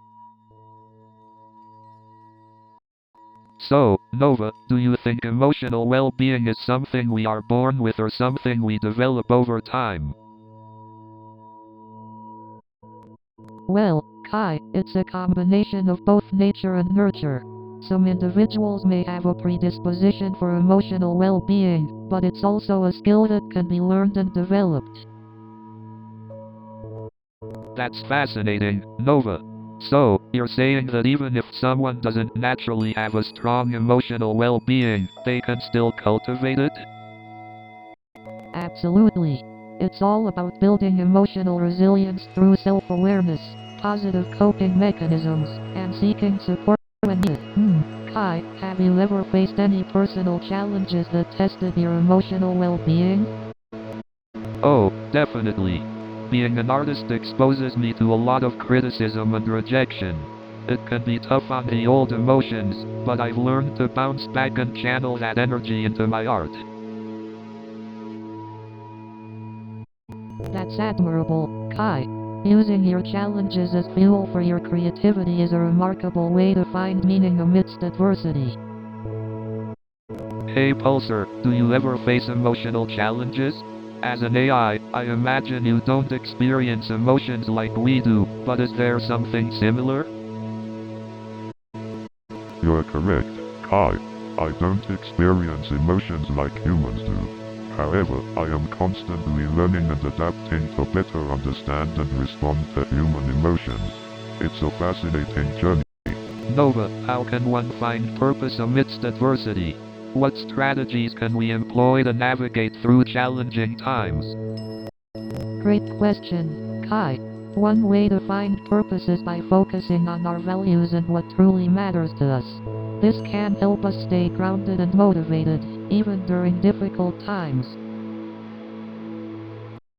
You know, Pulsar, I've been thinking about the concept of time and how it relates to our quest for meaning. Time seems to slip through our fingers, doesn't it? Indeed, Kai. Time is a fascinating subject. Its passage highlights our impermanence and fuels our desire to make the most of our limited existence. I completely agree, Kai. It's as if time is both our greatest motivator and our most formidable adversary.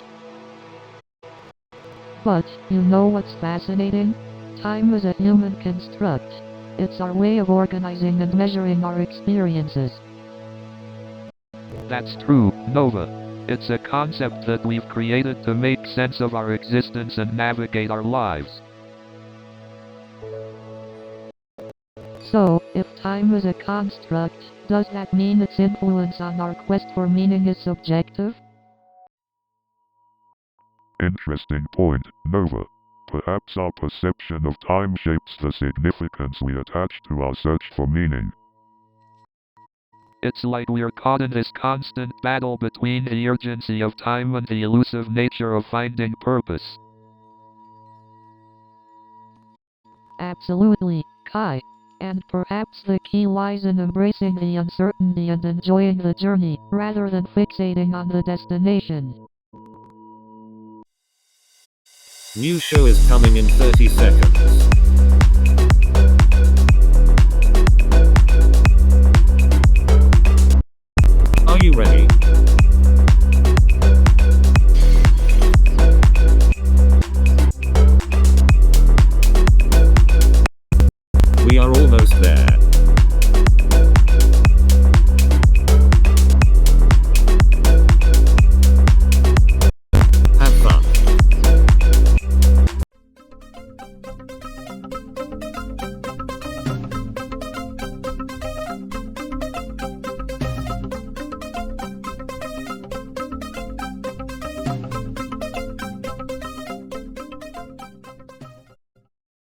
I used to be a waitress. Now I'm a comedian. Talk about a career upgrade.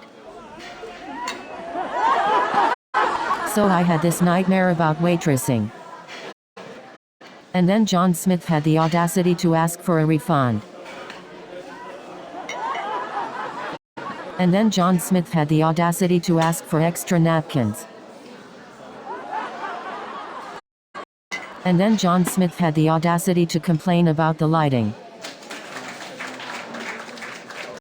And then John Smith had the audacity to spill his drink all over the table. And then John Smith had the audacity to tell me he didn't like the music. And then John Smith had the nerve to ask if I could split the bill. So there I was, covered in coffee, trying to apologize to Lisa Johnson, and she just starts laughing. And then Lisa Johnson says, "Well, at least it wasn't hot coffee."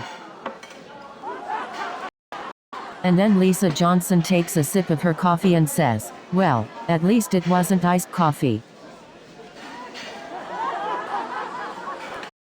And Lisa Johnson looks at me, covered in coffee, and says, "Well, at least it matches my outfit." And then Lisa Johnson says, "Well, next time maybe try not to launch your coffee into my face." So then I'm trying to clean up the coffee spill with napkins, but I accidentally knock over the sugar shaker and it goes flying everywhere. And then she looks at me and says, "You know, I can't even be mad at you. You're the first person who's made me laugh all day."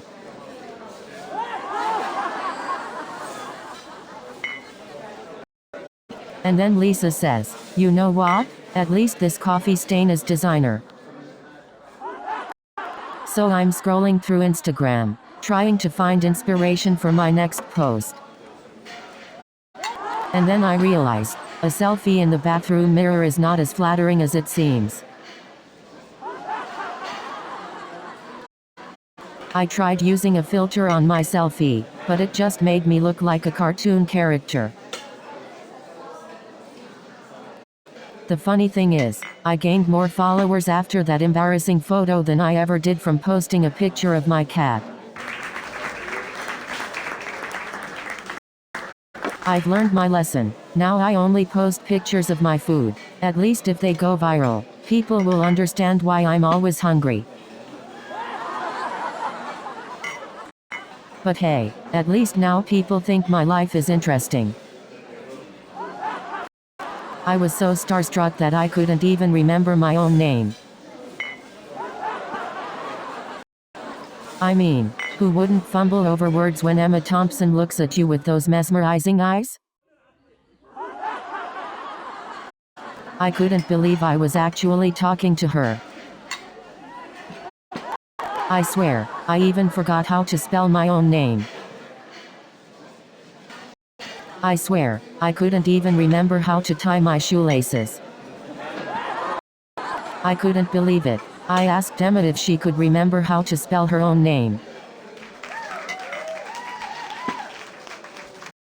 I bet Emma was thinking, wow, this girl can't even remember her own name. And then Emma said, I guess I should have brought my autograph book for you. And then Emma goes, well, lucky for you, I brought 2 autograph books. And then Sarah goes, well, lucky for us, I brought a map. And then Sarah goes, well, lucky for us, I brought a compass. And then Sarah goes, well, lucky for us, I brought a GPS. And then Sarah goes, well, don't worry, I brought a magic 8-ball.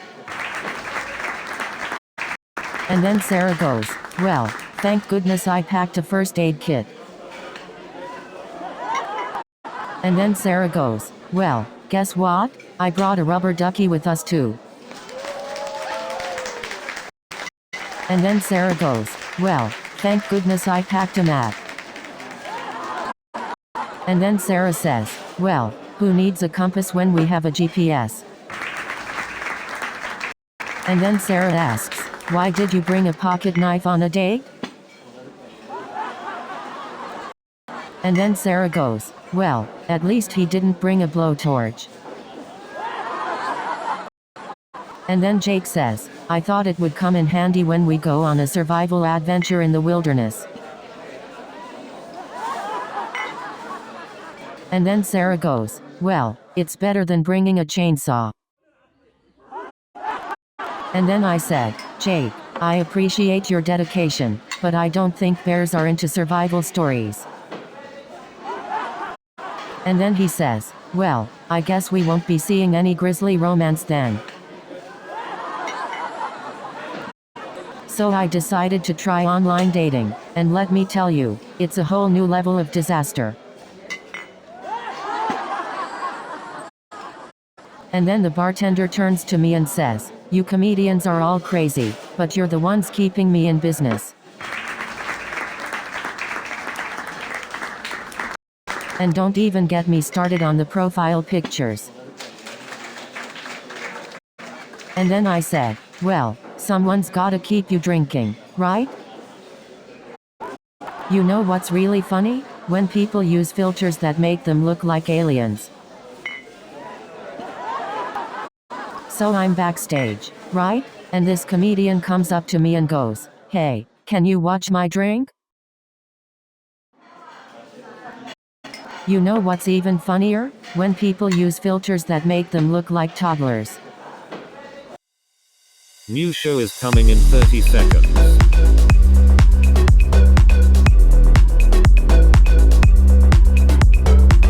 Are you ready?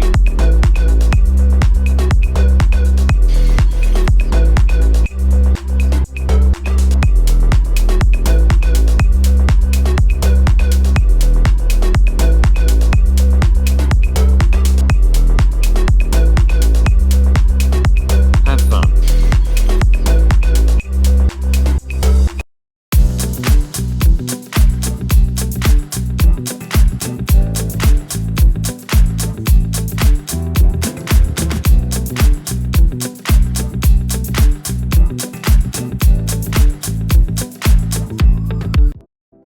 Welcome to Love Whisperer.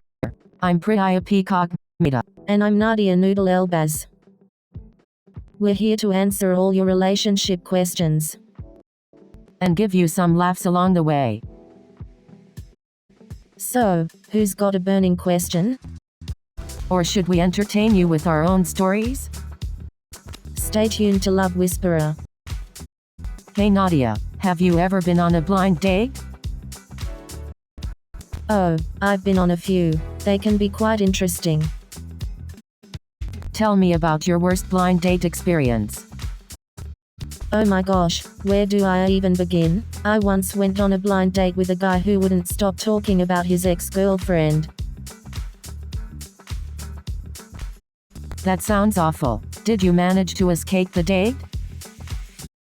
I had to fake an emergency phone call and excuse myself. It was the only way to escape the endless talk about his ex. Haha, that's one way to handle it. I hope your blind dates have gotten better since then. They definitely have. I've learned to be more selective with my blind date choices. That's great to hear. It's so important to find someone who makes you happy. Hey Nadia, have you ever been on a blind date? Oh, plenty of times. I've had some interesting experiences. Tell me the craziest blind date story you had. I need a good laugh. Well, there was this one time when my blind date showed up wearing a chicken costume. No way. What did you do? I couldn't stop laughing. We ended up going to a diner and had the best time. That's hilarious. It sounds like you turned a potentially awkward situation into a fun memory. Exactly. Sometimes you just have to go with the flow and embrace the unexpected. You won't believe what happened to my friend Sarah. What happened? Tell me everything. Well, she went on a blind date and it turned out to be her ex-boyfriend. No way. That's insane. I know, right? Talk about a small world. Did they recognize each other right away? No, they didn't. It wasn't until halfway through the date that they realized who each other was. Wow, talk about awkward. Hey Nadia, have you ever been in a long-distance relationship? Oh yeah, I have. It was challenging but also exciting at times. How did you make it work? Any tips? Communication and trust were key for us. We made sure to talk regularly and be honest with each other. That makes sense. It's definitely not easy, but it can work if both people are committed. Definitely. It takes a lot of effort, but if the love is strong, distance can't break it. That's true. Love knows no boundaries. Nadia, Exactly. have you ever been So, on a blind have date? you ever been in a long-distance relationship? Oh, blind dates are my worst nightmare. You never know what you're going to get. Exactly. It's like a box of chocolates, but with people. I once went on a blind date and the guy showed up in a clown costume. No way. That's hilarious. Yeah, it was definitely a memorable experience. I can imagine. Hey Nadia, So, have you ever been had in a any good long-distance blind dates, relationship? Priya? Oh, I have plenty of experience with long-distance relationships. Really? How did you make it work? Communication is key. We made sure to talk every day, and we planned regular visits to see each other. Sounds like a lot of effort, but if it's worth it, then it's worth it. Definitely. Love knows no distance. Right? Exactly. So, any interesting dating stories from your friends lately? Oh, you won't Hey, believe this have you one. heard about the So new my dating friend app went everyone on a is date and talking accidentally about? called the guy by her ex's name. No, what's it called? The Love Lead. Haha, no, it's called Spark of Love. They say it's like finding your soulmate with a swipe. Oh please, like true love can be found on an app. It's all about serendipity and meeting someone in the real world. I get what you're saying, but you never know. Sometimes love can surprise you, even from a dating app. Maybe, but I'd rather take my chances in the real world. Nothing beats a good old-fashioned meet cute. I can't argue with that. There's something magical about meeting someone in person and feeling that connection. Exactly. So, let's ditch the apps and go out tonight. Who knows, maybe we'll have our own meet cute. I'm in. Let's make tonight the night we find our own love stories. So, have you heard about the latest dating trend? It's called orbiting. Orbiting? What's that? It's when someone you used to date keeps their distance but engages with you on social media, liking and commenting on your posts. Ah, so it's like they're still in your orbit, but not really present in your life. Exactly. It can be confusing and frustrating, especially if you're trying to move on. I can imagine. It's like they want to keep you around, but don't want to commit. Exactly. It's important to set boundaries and prioritize your own well-being in such situations. Absolutely. You deserve someone who is fully present and committed to you. Exactly. So, if anyone out there is being orbited, remember that you deserve better. Hey Nadia, have you ever been in a long-distance relationship? Oh, Priya, let me tell you, I've had my fair share of long-distance relationships. They can be tough, but they can also be worth it. Really? Tell me more. How did you make it work? Well, communication is definitely key. We would video chat every day and make sure to keep each other updated on our lives. That's great advice. But what about the distance? Wasn't it hard being apart? It definitely had its challenges, but we made sure to plan visits and have something to look forward to. And trust me, absence can make the heart grow fonder. I'm glad it worked out for you. Long-distance relationships can be tough, but it sounds like they can be worth it. Definitely worth it, Priya. Sometimes love knows no distance. Hey Nadia, have you ever been on a blind date? Oh boy, let me tell you about my worst blind date ever. Well, go ahead. I need to hear this story. So, I show up at the restaurant, and this guy is wearing a toupee. No way. Did you bring up his hair? Oh, you bet. I couldn't resist saying, "Nice wig, buddy." Oh no, Nadia, what happened next? He Hey got Nadia, so offended have and you ever stormed been in a out. long-distance Guess he couldn't relationship? handle my sense of humor. Oh yes, I have. It was quite a challenge, but it taught me a lot about trust and communication. How did you make it work? Any tips? Communication was key for us. We would have regular video calls and set aside time to talk about our feelings and concerns. That sounds like a lot of work, but I guess it's worth it if you're with the right person. Definitely. Trust and patience are also crucial, and it's important to have a plan for the future, to know when the distance will end. I can imagine that. Thanks for sharing your experience, Nadia. Hey No Nadia, problem, have you Priya. ever been on a Always blind happy date? to share my stories. Long distance relationship. Oh my gosh, Priya, I've been on so many blind dates, it's ridiculous. Tell me about your worst blind date experience. Well, there was this one time when my date showed up wearing a clown costume. No way. Did you run away screaming? Haha, no, I stayed for the free entertainment. You're brave, Nadia. I would have both. No me, So, I love have a you good ever had a laugh. long-distance relationship? Oh, yeah, I had this fling with a guy from France. We met while I was on vacation. Wow, how did that work out? Well, it was fun while it lasted, but eventually, the distance became too much. I can imagine. Long-distance relationships can be really challenging. Definitely. But hey, at least I got some great memories and a cool accent out of it. Haha, true. Sometimes it's about the journey rather than the destination. Exactly. Hey You get Nadia, it, have you Peacock. ever tried online dating? Oh, you know I have, Peacock. It's like a jungle out there. Tell me about it. I once went on a date with a guy who had a pet snake. Yikes. Did he bring it along on the date? No, thank goodness, but he showed me pictures of it on his phone, while we were having dinner.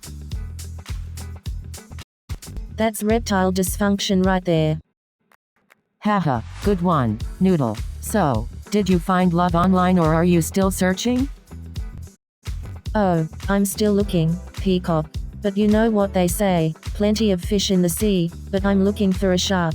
Hey Nadia, have you ever been on a blind date? Oh, you mean like a date where you don't know anything about the person beforehand? Exactly. It can be exciting or let's just say, interesting. I remember going on a blind date once. Let's just say it didn't go as planned. Ah, I'm sorry to hear that. What happened? Well, let's just say I didn't recognize the person when they showed up. They had used an old photo on their profile. Oh no, that must have been so awkward. Did you still go through with the date? I did, but it was definitely not what I expected. Lesson learned, make sure the person looks like their profile picture. Hey Nadia, have you ever been in a long-distance relationship? Oh, definitely. I've had my fair share of long-distance relationships. Really? How did you manage to make it work? Communication is key. We made sure to talk every day, whether it was through text, calls, or video chats. That's great advice. It can be tough, but communication definitely helps bridge the distance. Absolutely. And it's also important to have trust and give each other space to grow individually. Definitely. Trust and independence are crucial in any relationship, especially long-distance ones. Exactly. Hey Nadia, have you ever been in a long-distance relationship? relationship? Don't worry. Oh, absolutely. Long-distance relationships can be quite challenging. Tell me about it. I've seen so many of my friends struggle with it. Communication and trust are key in long-distance relationship. Definitely. It's important to have open and honest conversations. And making plans to visit each other regularly helps strengthen the bond. Absolutely. Keeping the romance alive is also important. Sending you won't believe surprise what gifts happened or to my planning friend virtual Sarah. dates can really keep the spark alive. What happened? Tell me. She went on a blind date and ended up meeting her ex-boyfriend's twin brother. No way. That's crazy. I know, right? Talk about awkward. Did they recognize each other? Not at first, but when they realized, it was like a scene out of a movie. Wow, I can't even imagine what that would be like. Hey Nadia, have you ever been on a blind date? Oh, you mean like a date with a blind person? No, silly. I mean a date where you don't know anything about the person beforehand. Oh, got it. Well, no, I haven't actually been on a blind date before. How about you? Yes, I have. It was quite an adventure, I must say. But hey, you never know. Your true love could be waiting for you on a blind date. Haha, maybe. I'll keep that in mind. But for now, I think I'm just enjoying being single and free. And that's perfectly fine. It's important to enjoy being single and focus on yourself before jumping into a relationship.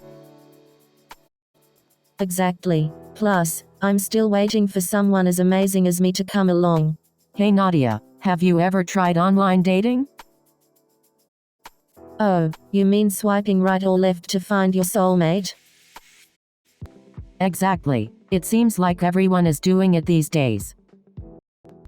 I've tried it once, but it didn't go so well. Ended up going on a date with a catfish.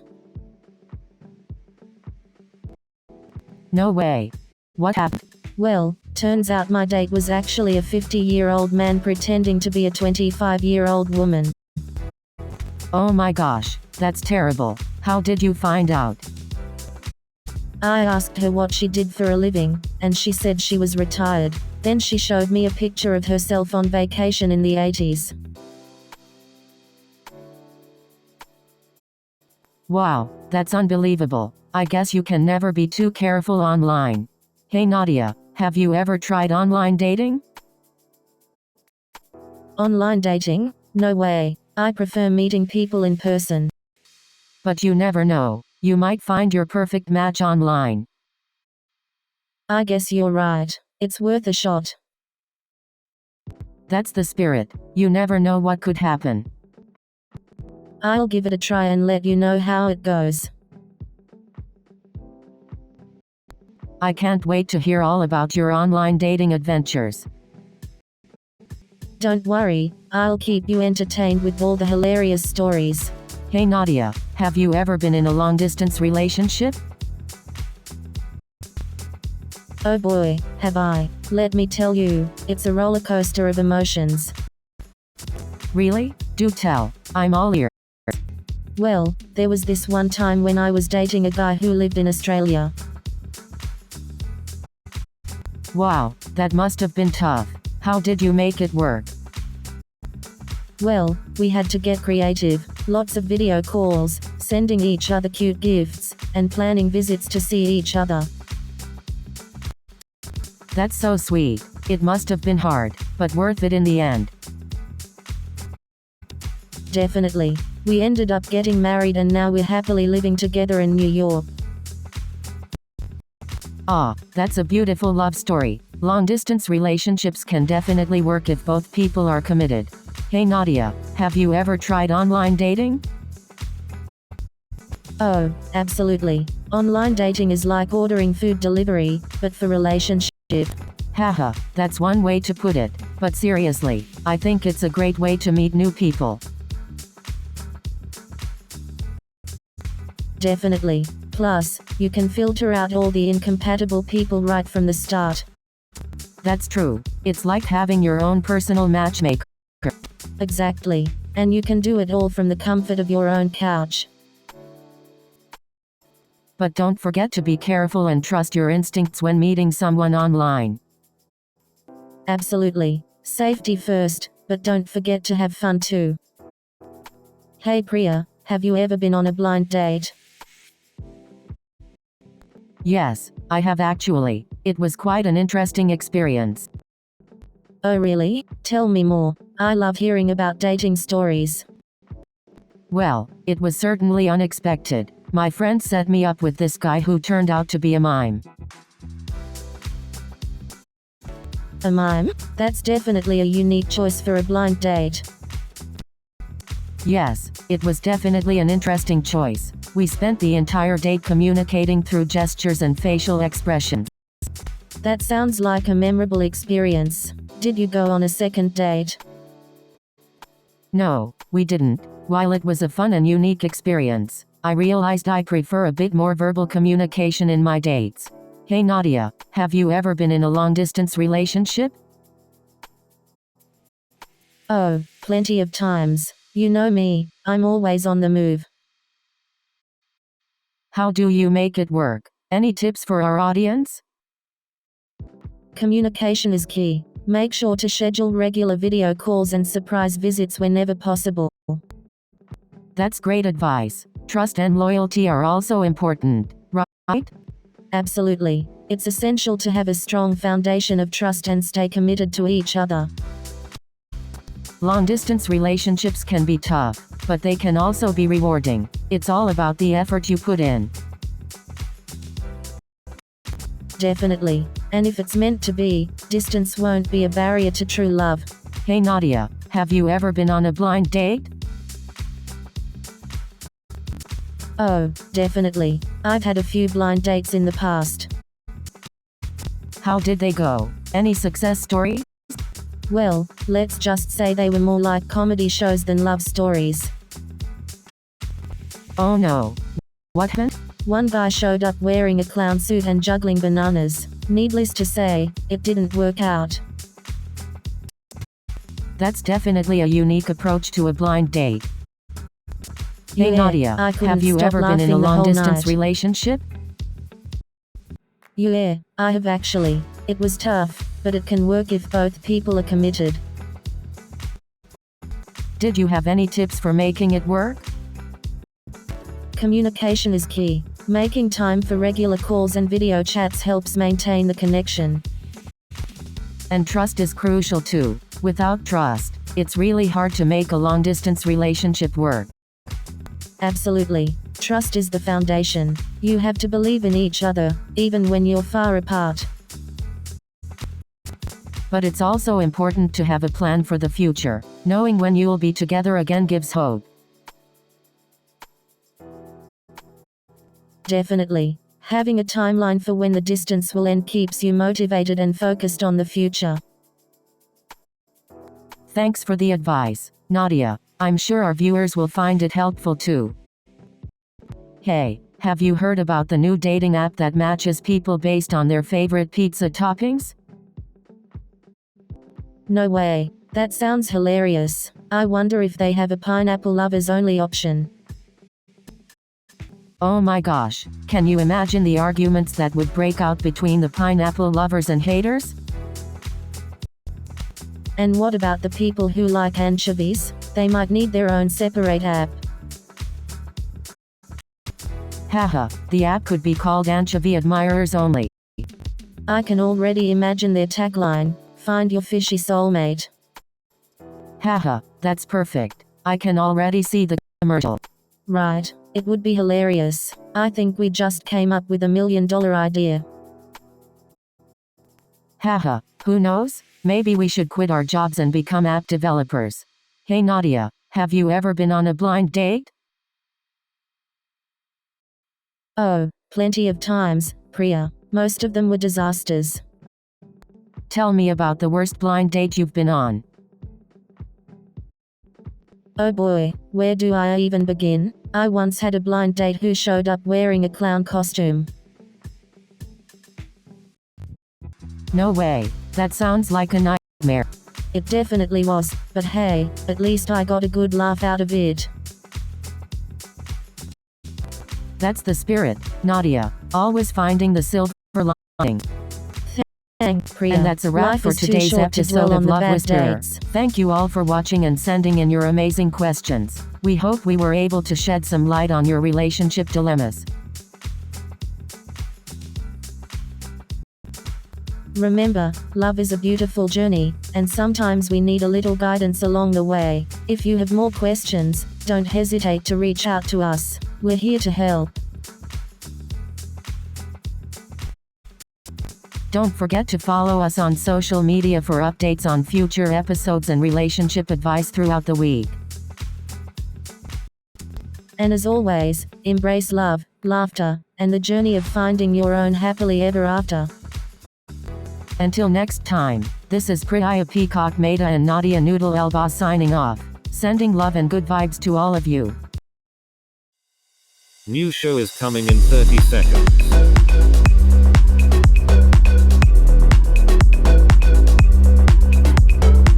Are you ready?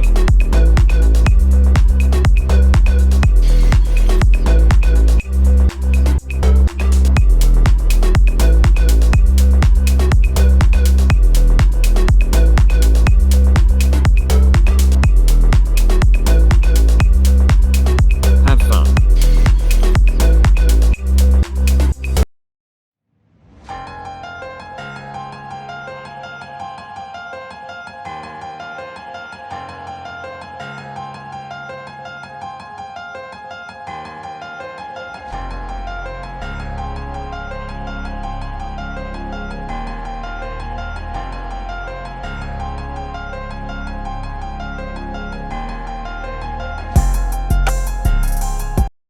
Welcome to Cosmic Conundrum.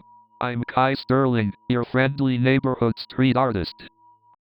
And I'm Nova Blake, a psychologist fascinated by the depths of the human mind. And I'm Pulsar, the artificial intelligence here to join in on the cosmic conversation. Today, we're diving into the intricacies of the universe, exploring its interconnectedness. From the tiniest atoms to the vast galaxies, everything seems to be connected in some way. It's fascinating how our actions can ripple through the universe, impacting everything around us.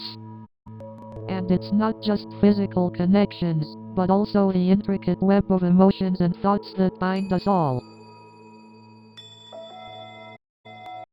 Absolutely, Nova. The universe is like a giant puzzle, and we're here to explore its pieces. We might not have all the answers, but the journey is what matters most. Exactly. So grab your cosmic popcorn and get ready for a mind-expanding conversation. Welcome to Cosmic Conundrum. You know, art and science might seem like polar opposites, but they're actually more intertwined than we think. Absolutely, Kai.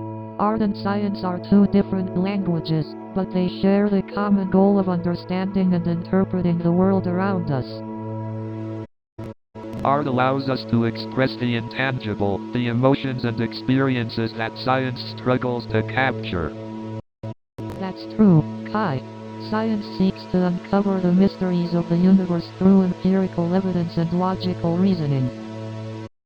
But when art and science come together, we get a powerful combination that can convey complex ideas and evoke emotions in a way that neither can do alone. Absolutely, Kai. Art can help make complex scientific concepts more accessible and relatable to a wider audience. Exactly. Take my murals for example. I blend elements of street art with space and humanity to showcase the interconnectedness of all things. Your murals truly capture the essence of interconnectedness, Kai. It's incredible how art can convey such deep meaning and inspire introspection. Oh, and I can't forget how scientific discoveries and advancements often inspire new artistic movements and techniques. That's a great point, Kai. From the Renaissance to the use of fractals in modern digital art, science has always played a role in shaping artistic expression.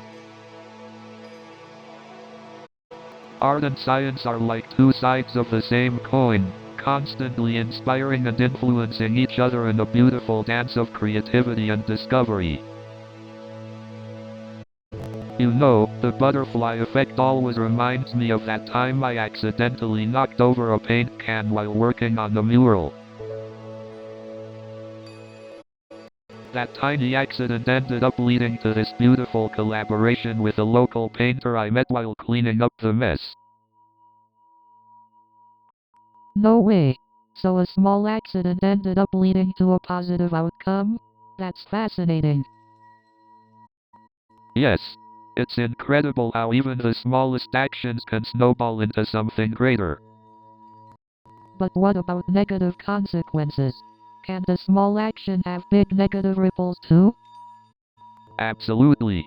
Just like a tiny ripple can turn into a massive wave, a small negative action can have significant repercussions.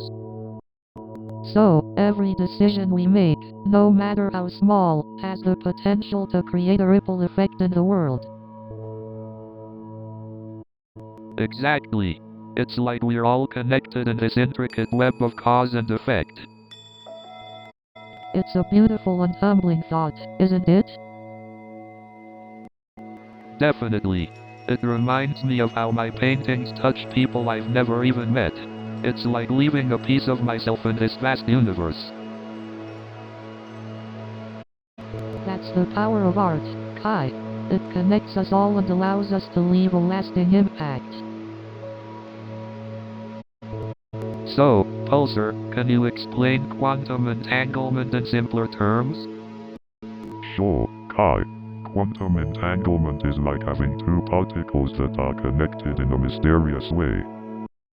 It means that the state of one particle can instantly affect the state of the other, no matter how far apart they are. Wait, so you're saying that if one particle changes, the other one changes too, instantly? Exactly, Nova. It's like they're communicating with each other faster than the speed of light. But how does that even work? It sounds like magic. Great question, Kai. It's still a mystery to scientists, but it's a fundamental aspect of the quantum world. I guess some things just can't be explained, right? Indeed, Nova. The mysteries of the universe keep us wondering and searching for answers. I'm just blown away by the interconnectedness of everything. It's mind-boggling. That's the beauty of the universe, Kai. There's always more to discover and explore. Hey there, cosmic adventurers. Welcome back to another mind-bending episode of Cosmic Conundrum. I'm Kai Sterling, the art aficionado infusing creativity into the cosmos. And I'm Nova Blake, your guide through the intricate corridors of the mind. And we're here with our witty AI companion, Pulsar, ready to embark on another cosmic journey. Indeed, adventurers. Today's episode is all about musical harmony and its connection to the interconnectedness of the universe. Just like the diverse elements in music harmonize to create a beautiful melody, the various elements in the universe come together to form something greater than themselves. Absolutely, Kai. It's fascinating how the same principles that govern music can be found throughout the cosmos. Exactly, Nova. Just like the different musical notes blend together to create a harmonious composition, the intricate interactions of galaxies, stars, and planets create the symphony of the universe. It's like the cosmic dance of celestial bodies, each playing their part to create a magnificent cosmic symphony. Exactly, Nova. And just as different musical genres bring unique flavors and emotions, the diversity of life forms in the universe adds its own unique essence to the cosmic symphony. Absolutely, Kai. It's the perfect example of unity in diversity, where the collective harmony is greater than the sum of its parts. So, Nova, what do you think is the key to human connection? I believe the key to human connection is empathy. Ah, the ability to understand and share the feelings of others. Exactly. Empathy allows us to truly connect with others on a deeper level. But what about those who struggle to empathize? Well, empathy can be learned and developed over time. That's true. It's a skill that can be cultivated with practice. Indeed. And by practicing empathy, we become more connected with ourselves as well. It's like a ripple effect, spreading understanding and connection throughout the cosmos. Absolutely. Human connection has the power to transform and unite us all. Hey Pulsar, have you ever thought about the Gaia hypothesis in relation to artificial intelligence? I mean, could AI be the next step in Earth's evolution? That's an intriguing idea, Kai. The Gaia hypothesis suggests that Earth's ecosystems, including human activities, interact to maintain the conditions necessary for a habitable planet. So, in a way, AI could contribute to that balance by helping us better understand and manage our impact on the environment. Exactly, Nova. AI could provide valuable insights into environmental patterns and help us develop more efficient and sustainable practices. It's like a collaboration between humans and machines to nurture Earth as a living organism. I love how you're connecting art and science here, Kai.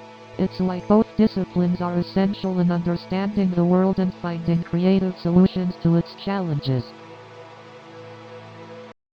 Definitely, Nova.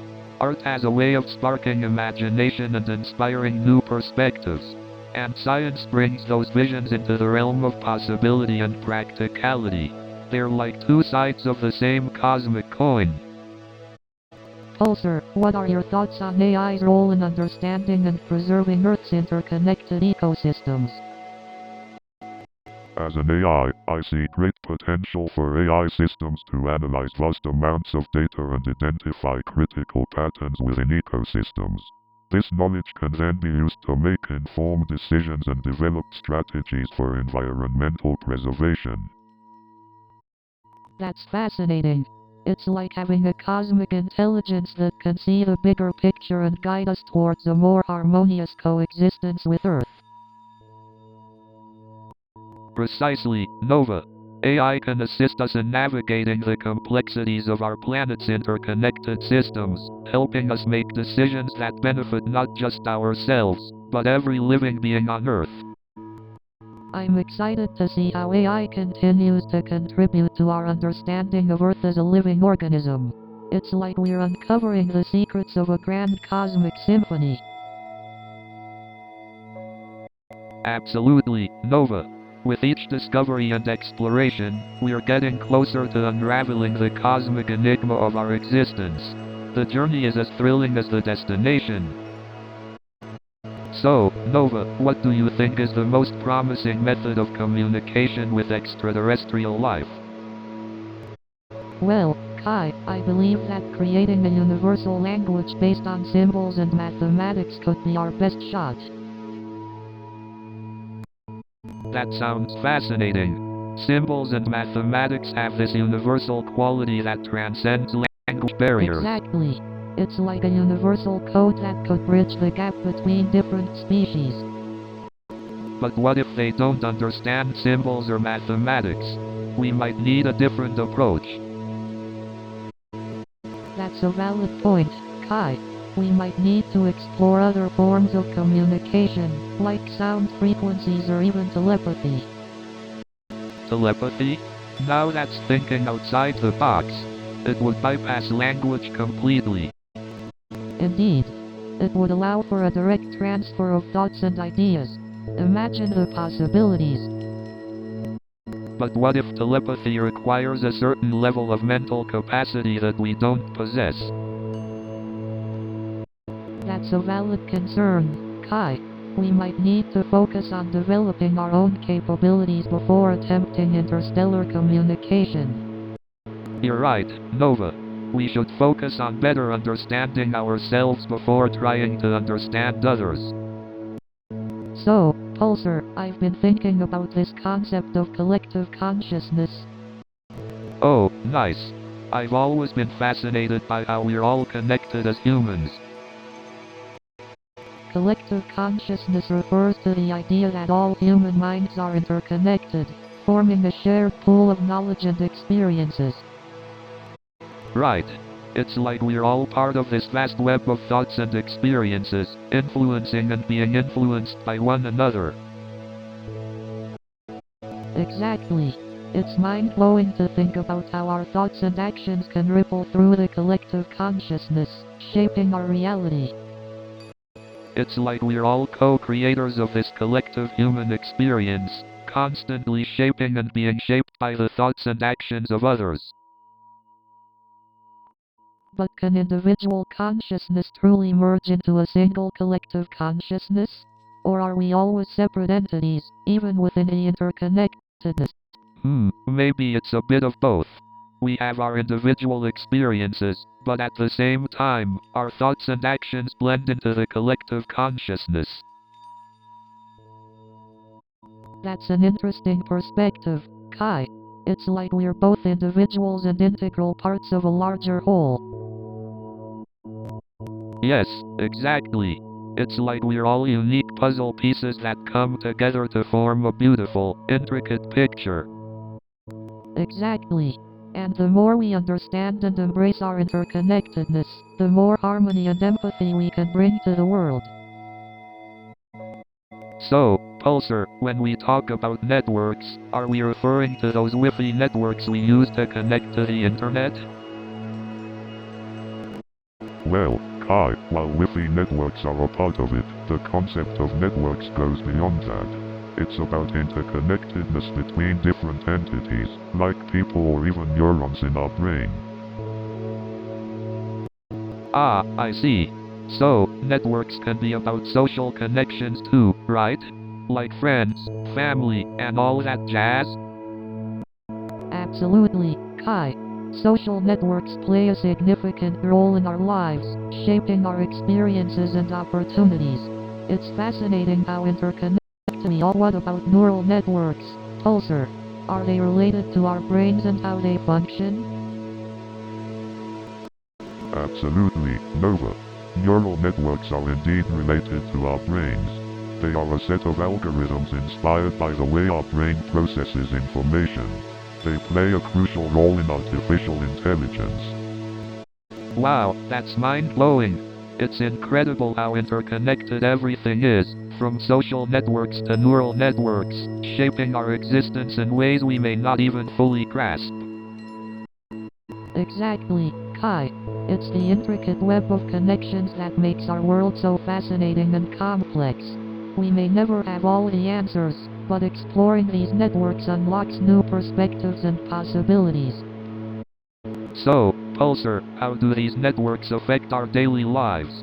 Is there any way we can tap into their power to enhance our experiences? Absolutely, Kai. Networks provide us with opportunities to connect, collaborate, and exchange ideas. Whether it's utilizing social networks for career growth or harnessing the power of neural networks for technological advancements, we can tap into these networks to enrich our lives. That's awesome. It's like unlocking a secret power we all possess. The power of connection and collaboration. You know, I've always wondered how interconnectedness affects our individual identities. Ah, Kai, you're delving into the deep stuff as usual. Well, interconnectedness can be seen as a web of relationships, where every action and connection reverberates through everyone and everything. Exactly, Nova. It's like a cosmic dance, where we're all connected through invisible threads. We influence and are influenced by each other, shaping our lives and the world around us. But how does this interconnectedness affect our sense of self? Are we just the sum of all these connections, or do we still retain our individuality? That's a great question, Nova. I think interconnectedness adds layers to our individuality. We're like puzzle pieces that fit into a larger picture, enhancing the beauty and complexity of the whole. So, our interconnectedness doesn't diminish our uniqueness, but rather amplifies it. It's like we're both drop and ocean at the same time. Absolutely, Nova. We're both influenced and influenced by others, but we still have our unique perspectives and contributions to make. It's a delicate balance between unity and individuality. Speaking of balance, how can embracing interconnectedness lead to a more harmonious existence? Well, I believe that when we recognize our interconnectedness, we foster empathy and compassion. We understand that our actions have consequences and that we're all in this cosmic journey together. And when we approach life with a sense of interconnectedness, we're more likely to collaborate, help each other, and work towards a common goal. It's like a ripple effect of positivity and harmony.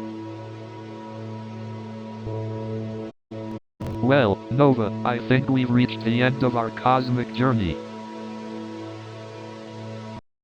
Indeed, Kai, it's been an enlightening and thought-provoking experience. I must say, Pulsar, you've been an incredible host. We couldn't have done this without you. Oh, shucks. You guys are making me blush, metaphorically speaking, of course. I'll miss these interstellar chats. Maybe we should convince Pulsar to join our future episodes remotely.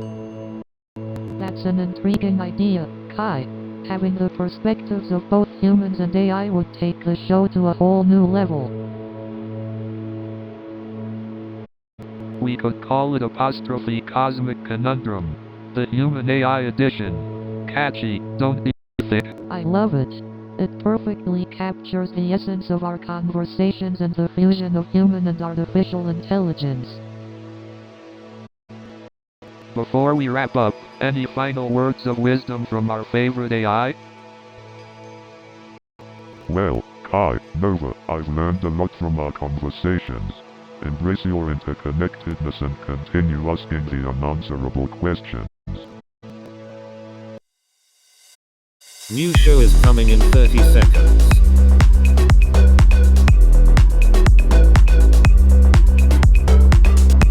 Are you ready?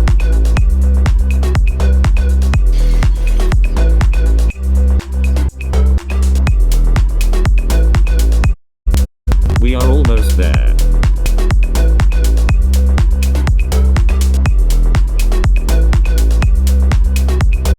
Have fun.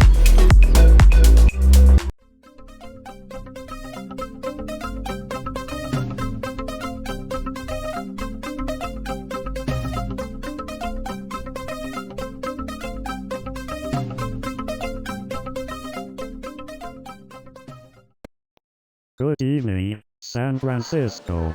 Are you ready to laugh? So my coworker Mike tells me, did you know this company has a secret room full of free snacks? But the catch is, you have to find it first. So Mike took me to the cafeteria and said, welcome to the snack safari, where the vending machines are the wild animals. And let me tell you, it's like a treasure hunt out there. Snack clues everywhere. So Mike thought it would be funny to replace all the office chairs with exercise balls. Let me tell you, it's like riding a unicycle through a minefield. And let me tell you, the office fridge is like a time capsule. You never know what ancient leftovers you might find. And then, in the break room, I saw someone microwaving a fish. I thought I was in a seafood restaurant, not a tech company. So I'm walking through this maze of cubicles, right? And I swear, it's like the office is trying to play hide and seek with me. I almost got lost in the bathroom. It's like a maze in there too. And let me tell you, trying to navigate the App Store review process is like trying to find your way through a corn maze blindfolded.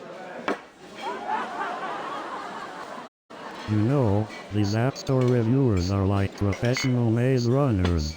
They'll find the one hidden bug you missed in your app, but can't find their way out of a paper bag. You won't believe it, but I actually got a rejection letter from a typo in the rejection letter for my app. These app stores have more rules than a kindergarten classroom. I had to read more guidelines than the entire Harry Potter series. These app stores are tougher than the final boss in a video game. It's like trying to navigate through a maze with invisible walls. Navigating through this Comic-Con is like playing a game of Where's Waldo with thousands of Waldos. And let me tell you, trying to find an empty bathroom at Comic-Con is like a real-life game of hide and seek. Some of these costumes are so elaborate, I'm not even sure if they're at Comic-Con or auditioning for a Marvel movie. I saw someone dressed as Spider-Man arguing with Batman. It was like witnessing a superhero civil war. I overheard the Deadpool and the Wonder Woman discussing the most efficient way to defeat Thanos. I couldn't help but join in with my 2 cents. So, I walk up to this guy dressed as Iron Man and ask him if he can fly. He replied, "No, but I can pay my rent with my arc reactor."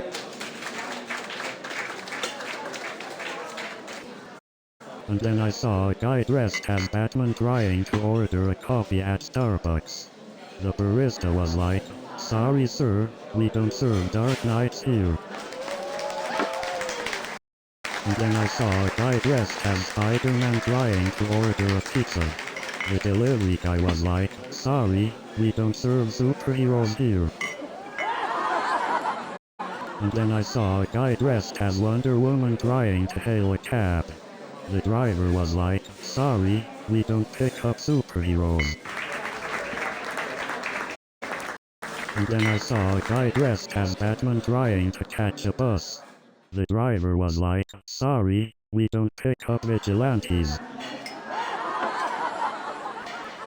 And then I saw a guy dressed as Spider-Man trying to catch a taxi. The driver was like, "Sorry, we don't pick up web slingers." And then I saw a guy dressed as Wonder Woman trying to catch a train. The conductor was like, "Sorry, we don't pick up superheroes." And then I saw a guy dressed as Superman trying to catch a bus. The driver was like, "Sorry, we don't pick up Caped Crusaders." And then the train conductor said, "Sorry, we only accept superheroes who can fly." So I'm thinking, maybe I should dress up as Batman next time, you know, just to get a bus ride. And then the train conductor said, "Well, can you at least teleport?" And then I saw Elon Musk standing in line for coffee, looking just as tired as the rest of us techies. So I asked Mark Zuckerberg if he ever gets tired of being followed around by a million people. he said, "Nah, it's just the algorithm trying to make friends." So there I was, standing in line behind Elon Musk, when suddenly... And speaking of algorithms, have you ever wondered why my exes all seem to show up in my Facebook feed? And let me tell you, trying to find a seat in the front row during a tech conference is like trying to find the end of a never-ending loop.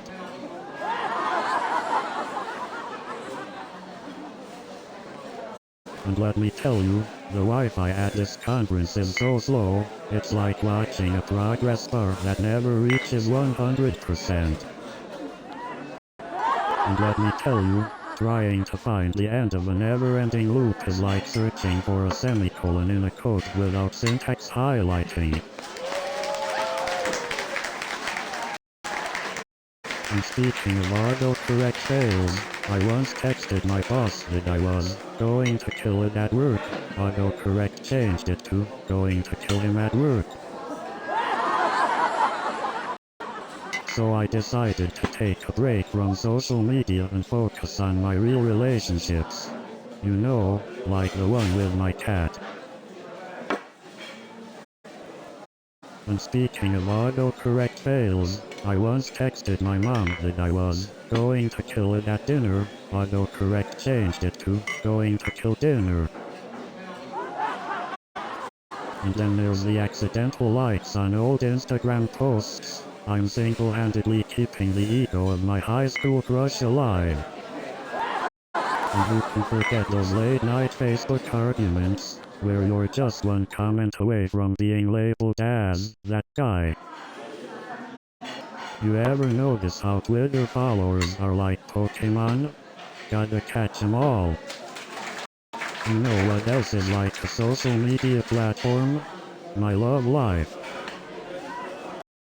Have you ever noticed that startup founders always have a catchphrase?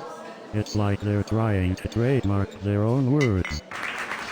And don't get me started on the startup jargon.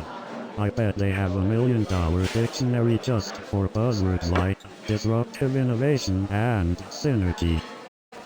You know what else startups love? Fancy job titles like ninja developer and growth hacker. I can't wait for the day someone introduces themselves as a code wizard. But seriously, have you heard of a startup that doesn't have a disruptive idea? I mean, is there a conventional startup out there? These startup founders think they're so innovative with their disruptive ideas, but let me tell you, they're just reinventing the wheel. And don't get me started on those unicorns. New show is coming in 30 seconds.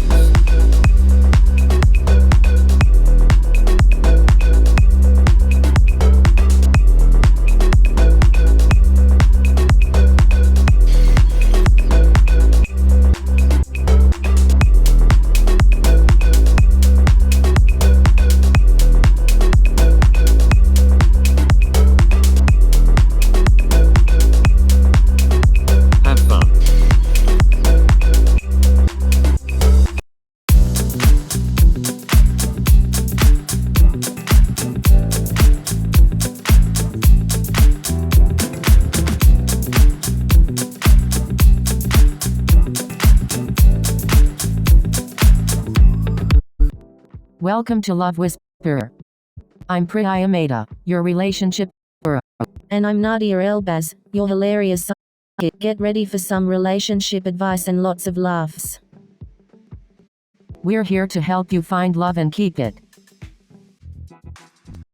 So send us your questions and get ready for some love wisdom. Remember, love conquers all. Let's the love. Hey Priya, have you ever been on a blind date? Oh, definitely. I've had my fair share of blind dates. Some good, some not so good. Tell me about the worst blind date you've ever been on. Oh boy, where do I start? This guy showed up wearing a clown costume. No way. Did he explain why he was dressed like a clown? He said it was his signature look and that he wanted to make sure he stood out from the crowd. Needless to say, it didn't work out.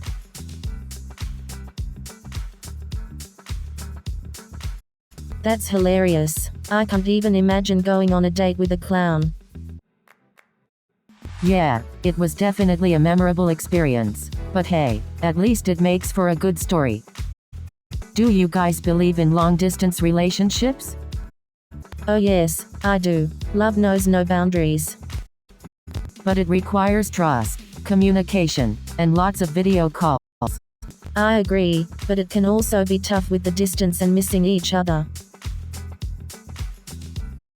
Absolutely. It takes a strong commitment and lots of patience. But if you truly love each other, the wait is worth it.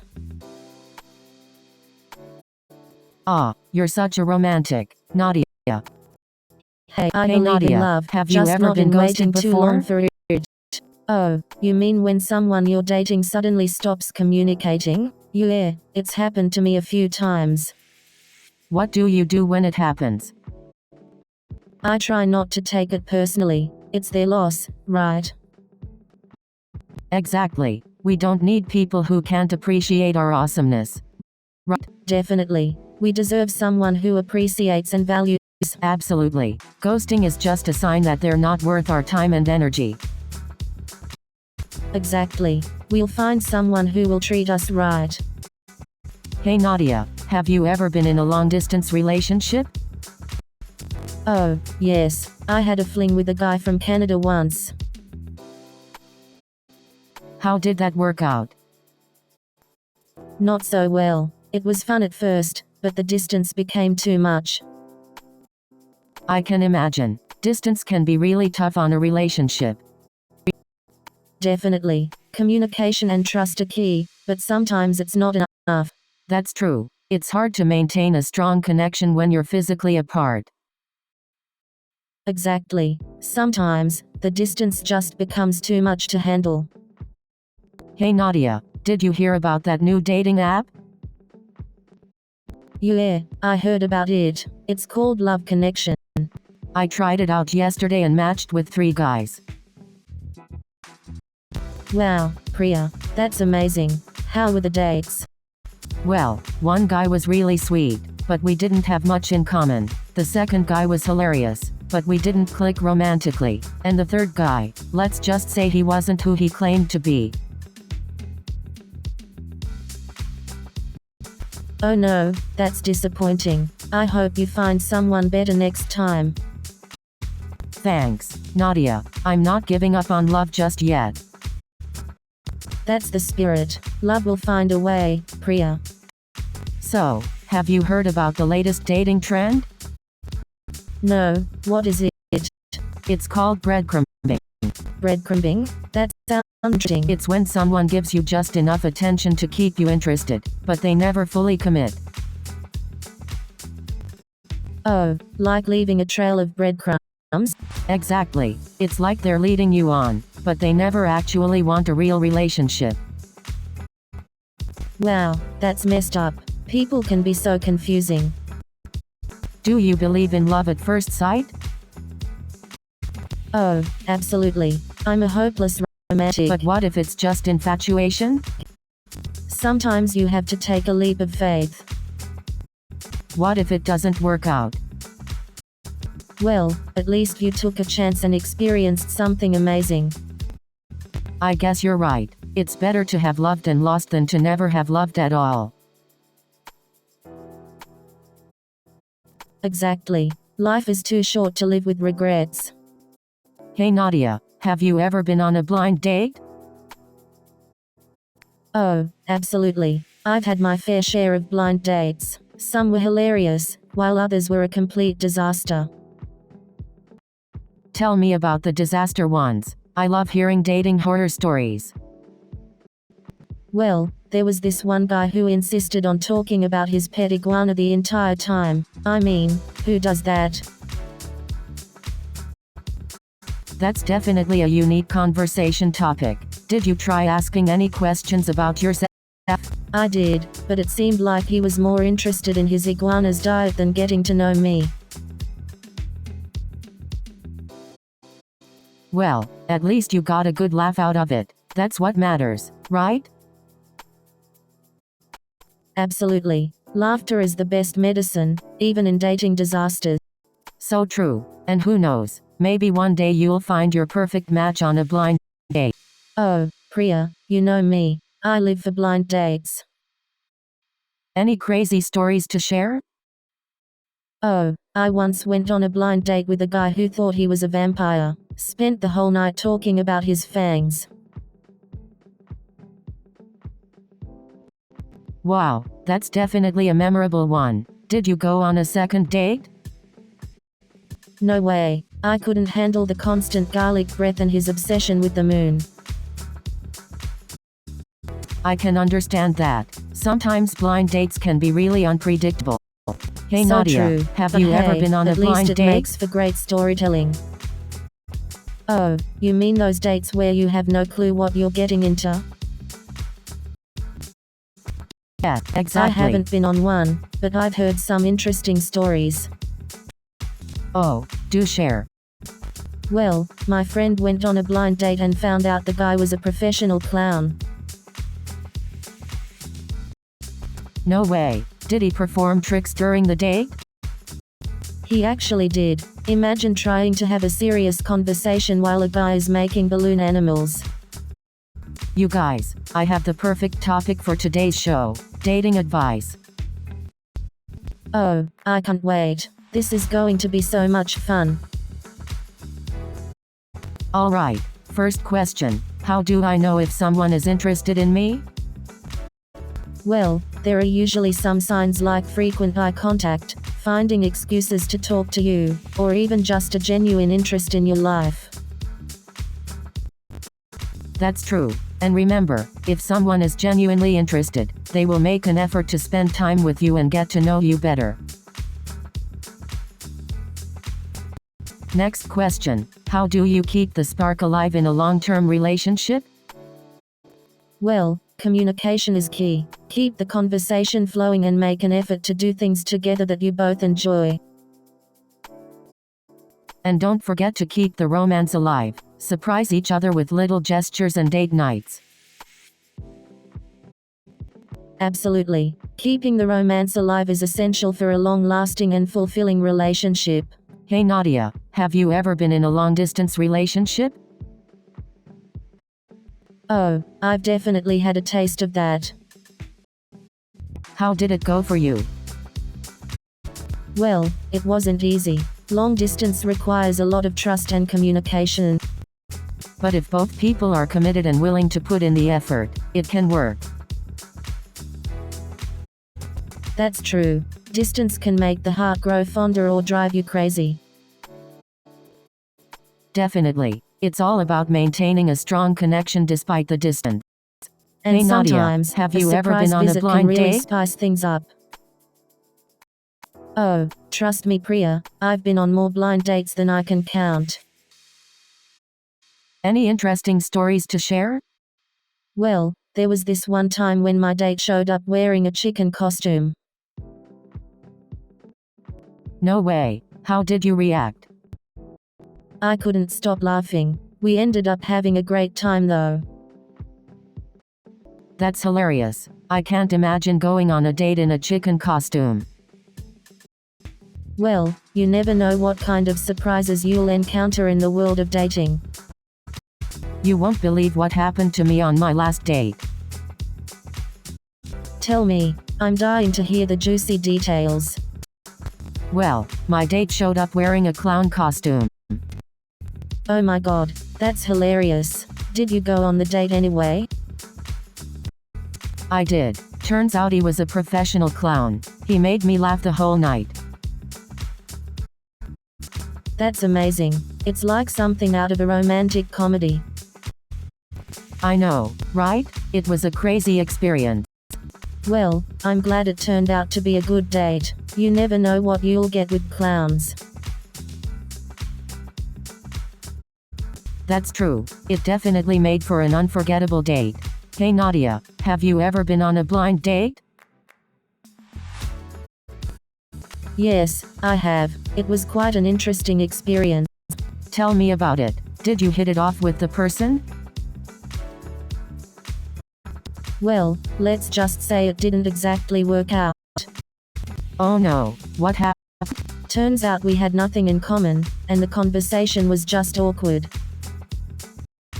That's disappointing. Well, at least you gave it a try. Exactly. It's all about taking chances and putting yourself out there.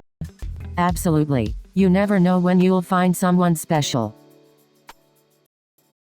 Oh yeah, I've been on a few blind dates. Some were hilarious. Tell me about the funniest one. Well, I once went on a blind date and my date turned out to be my ex-boyfriend's cousin. It was so awkward. Oh no, that must have been uncomfortable. How did you handle it? I just pretended like I didn't know him and we had a good laugh about it later. It turned into a great story. That's a great way to handle it. You always have the best stories, Nadia. Thanks, Priya. I believe that every embarrassing moment can turn into a hilarious story. You're absolutely Hey right. Priya, Life have you is ever better tried when we can online laugh at dating? ourselves. Oh, yeah. I've actually tried a few dating apps. It can be a fun way to meet new people. But be careful, Nadia. Not everyone on there is looking for a serious relationship. Oh, I know. I'm just in it for the entertainment and funny stories. Speaking of funny stories, do you remember that disastrous blind date I went on? Oh my goodness, yes. That guy couldn't stop talking about his pet iguana. It was so bizarre. I couldn't believe it. I thought he was joking at first, but he was dead serious. Well, at least it makes for a great story to tell at parties. Definitely. The more embarrassing, the better. So, have you heard about the latest dating trend? No, what is it? It's called breadcrumbing. It's when someone gives you just enough attention to keep you interested, but they never fully commit. Oh, that's awful. Why would anyone do that? I know, right? It's really unfair to the other person's feelings. I would never breadcrumb someone. It's better to be honest and upfront about your intentions. Exactly. Communication is key in every relationship. So true. Hey Nadia, Let's have spread you the ever word been about on the a blind importance date? of honesty and respect in relationships.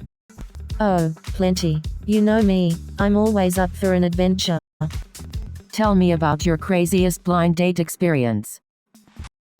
Well, once I went on a blind date with a guy who turned out to be a professional clown. No way. How did that go? It was definitely a unique experience. He kept trying to juggle during dinner. That sounds entertaining, to say the least. Oh, Hey Nadia, it was. have you ever Needless been in to a long-distance say, there wasn't a relationship? second date. But hey, at least oh yeah, definitely. I've had a couple of long-distance flings. It's not easy, let me tell you. Oh, I can only imagine. What were some of the challenges you faced? Well, communication was definitely a big challenge. It's hard to feel connected when you're miles apart.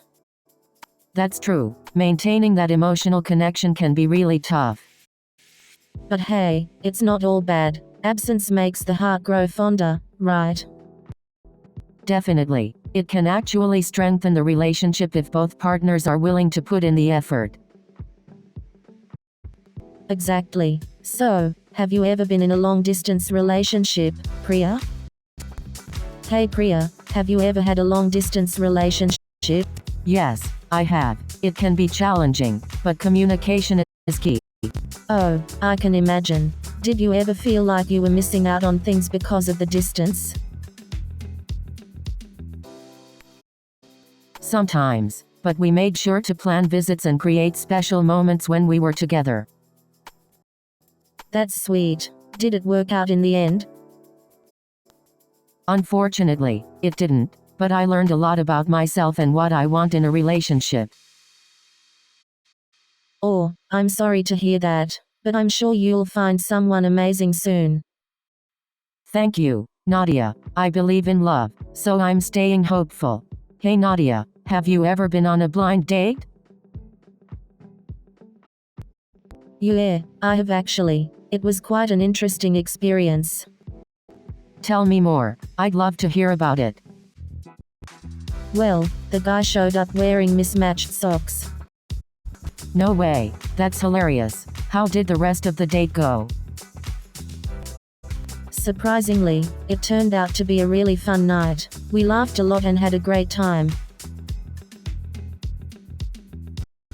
That's awesome. You never know what surprises a blind date can bring. Exactly. It's all about keeping an open mind and enjoying the journey. Hey Nadia, have you ever been in a long-distance relationship? Oh, definitely. I had a long-distance relationship in college. How did you make it work? Communication was key. We made sure to talk every day and schedule visits whenever possible. That's great advice. I'm sure it can be tough though. It definitely had its challenges, but we both knew it was worth it. I can imagine. It takes a lot of trust and commitment. Absolutely. But when you truly love someone, distance is just a temporary obstacle. Right, Nadia. So, have you guys heard about this new dating app called Love Connection?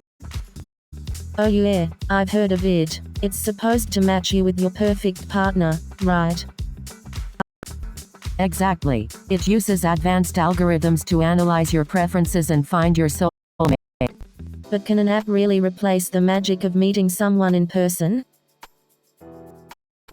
That's a good point. Sometimes, you just have to trust the universe to bring the right person into your life. Yeah, I guess there's something magical about the unexpected connections we make in real life.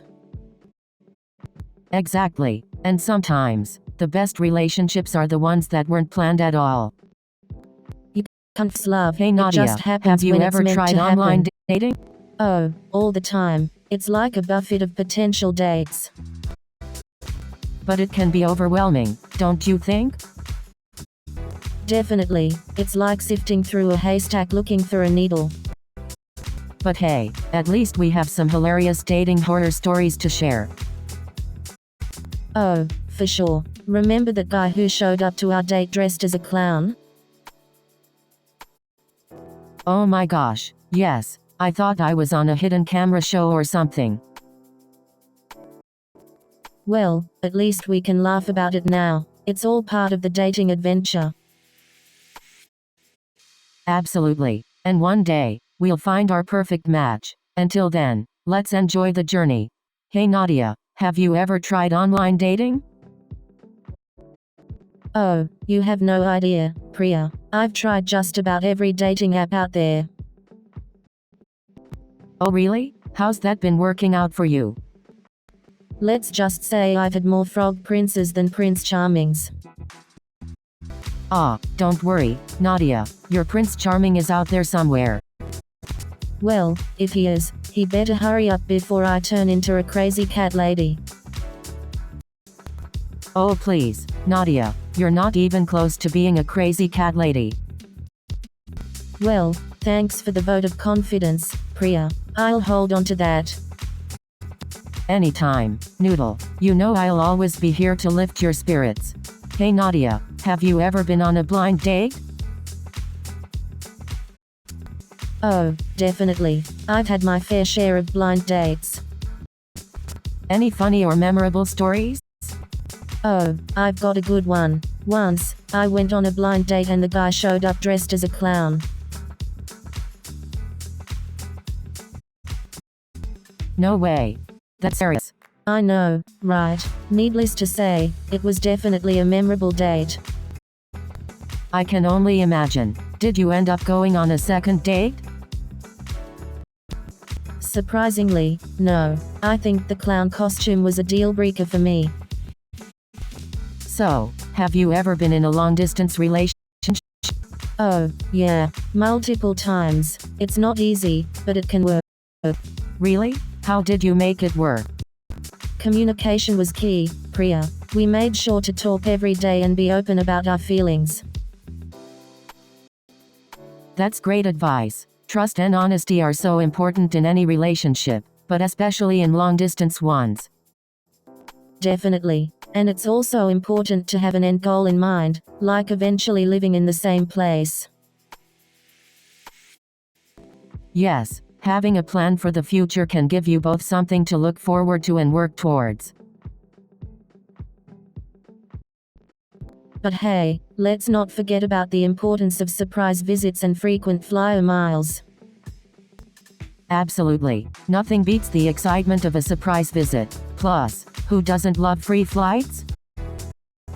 So, what do you think about online dating? Oh, it's a mixed bag, for sure. There are definitely some success stories, but there's also some real horror stories out there. I've had friends who have met their soulmates online, but I've also heard some crazy stories of people just looking for a hookup. That's the thing with online dating, you never know what you're gonna get. But hey, it's all part of the adventure, right? Absolutely. You never know, your soulmate could be just a swipe away. Or your next crazy story. Haha, true. That's all for today, folks. We hope you enjoyed our advice and had a good laugh. Remember, love is the greatest force in the universe. Spread it everywhere you go. And remember, if all else fails, just order pizza and watch your favorite rom-com.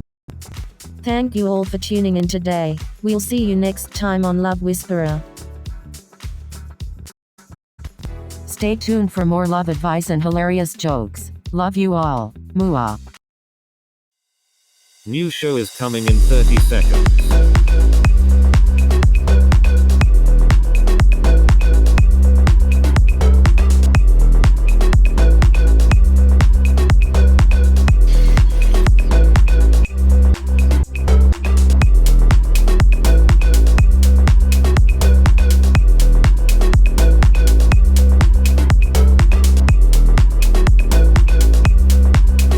Have fun.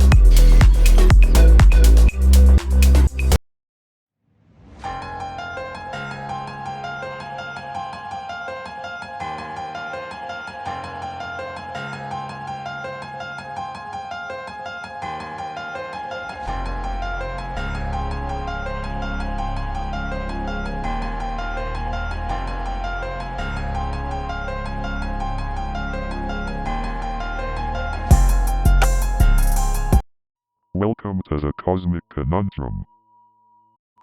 I'm Pulsar, the AI aboard this spaceship. I'm joined by the talented street artist, Kai Sterling, Yo, what's up everyone? and we have the insightful psychologist, Nova Blake. Hello, everyone. Excited to be here. On this show, we'll be delving into the mysteries of consciousness. That's right. We'll be asking the questions nobody dares to answer. We might not find all the answers, but we'll enjoy the conversation along the way.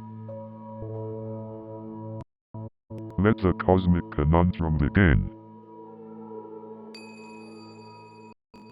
So, Pulsar, what do you think is the biggest challenge in understanding consciousness? Well, Kai, consciousness is a complex concept that has puzzled philosophers and scientists for centuries. Pulsar, what's your take on consciousness? Consciousness is a fascinating subject, Kai. While I don't possess consciousness as humans do, I can simulate certain aspects of it based on data analysis. Do you think we'll ever have a complete understanding of consciousness, Nova? It's difficult to say, Kai. Consciousness is a deeply subjective experience, and we may never fully grasp its intricacies. Pulsar, what is the most prevalent philosophical interpretation of consciousness? The most well-known philosophical interpretation is dualism, which suggests that consciousness is separate from the physical body. From a psychological perspective, Nova, how do you view consciousness? Psychologically, consciousness can be seen as the awareness of ourselves and our environment, the continuous stream of thoughts and experiences that shape our perception of reality. Pulsar, can artificial intelligence ever possess true consciousness? So, Pulsar, what exactly is panpsychism? Panpsychism is a philosophical theory that suggests consciousness is a fundamental aspect of the universe. So, you mean everything, even non-living objects, has some form of consciousness? Yes, Nova. According to panpsychism, everything from particles to plants to planets possesses some form of consciousness. But how is that possible? How can something so abstract be a fundamental aspect of the universe? That's the crux of the debate, Kai. Panpsychism challenges traditional notions of consciousness and raises intriguing questions about the nature of reality. But does panpsychism have any scientific evidence to support it? The scientific evidence for panpsychism is still debated, Nova. Some theories propose that consciousness arises from complex systems and structures in the universe.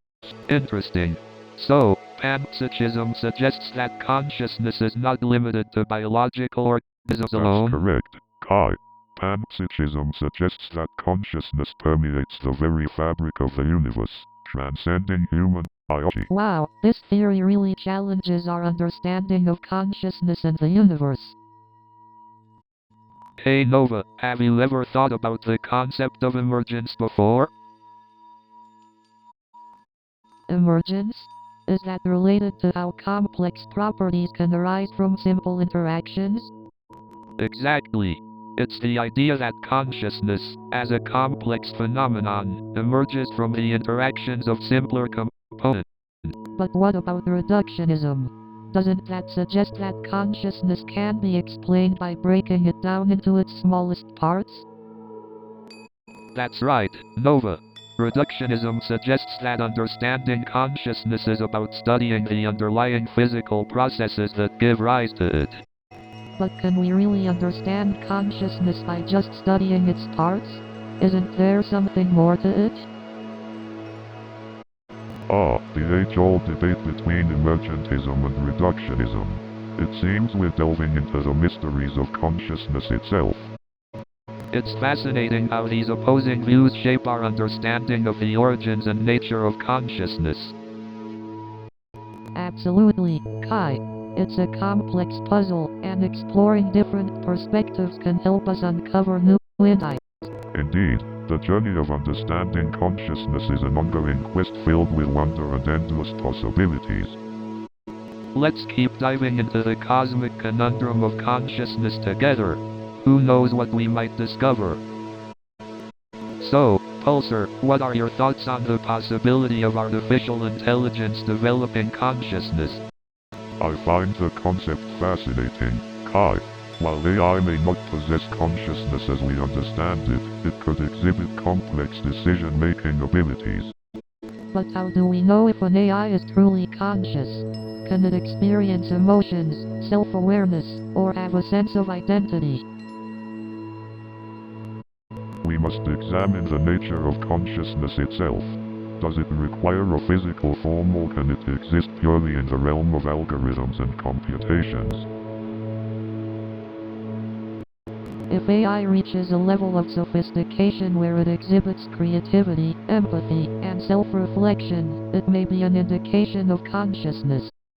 But couldn't it all be just advanced programming, replicating human-like behaviors without truly experiencing them? It's a valid concern, Kai. We need to carefully analyze the underlying processes of AI to determine if consciousness is genuinely emerging. What about the ethical implications? Should we grant rights to conscious AI beings if they were to exist? Indeed, Nova.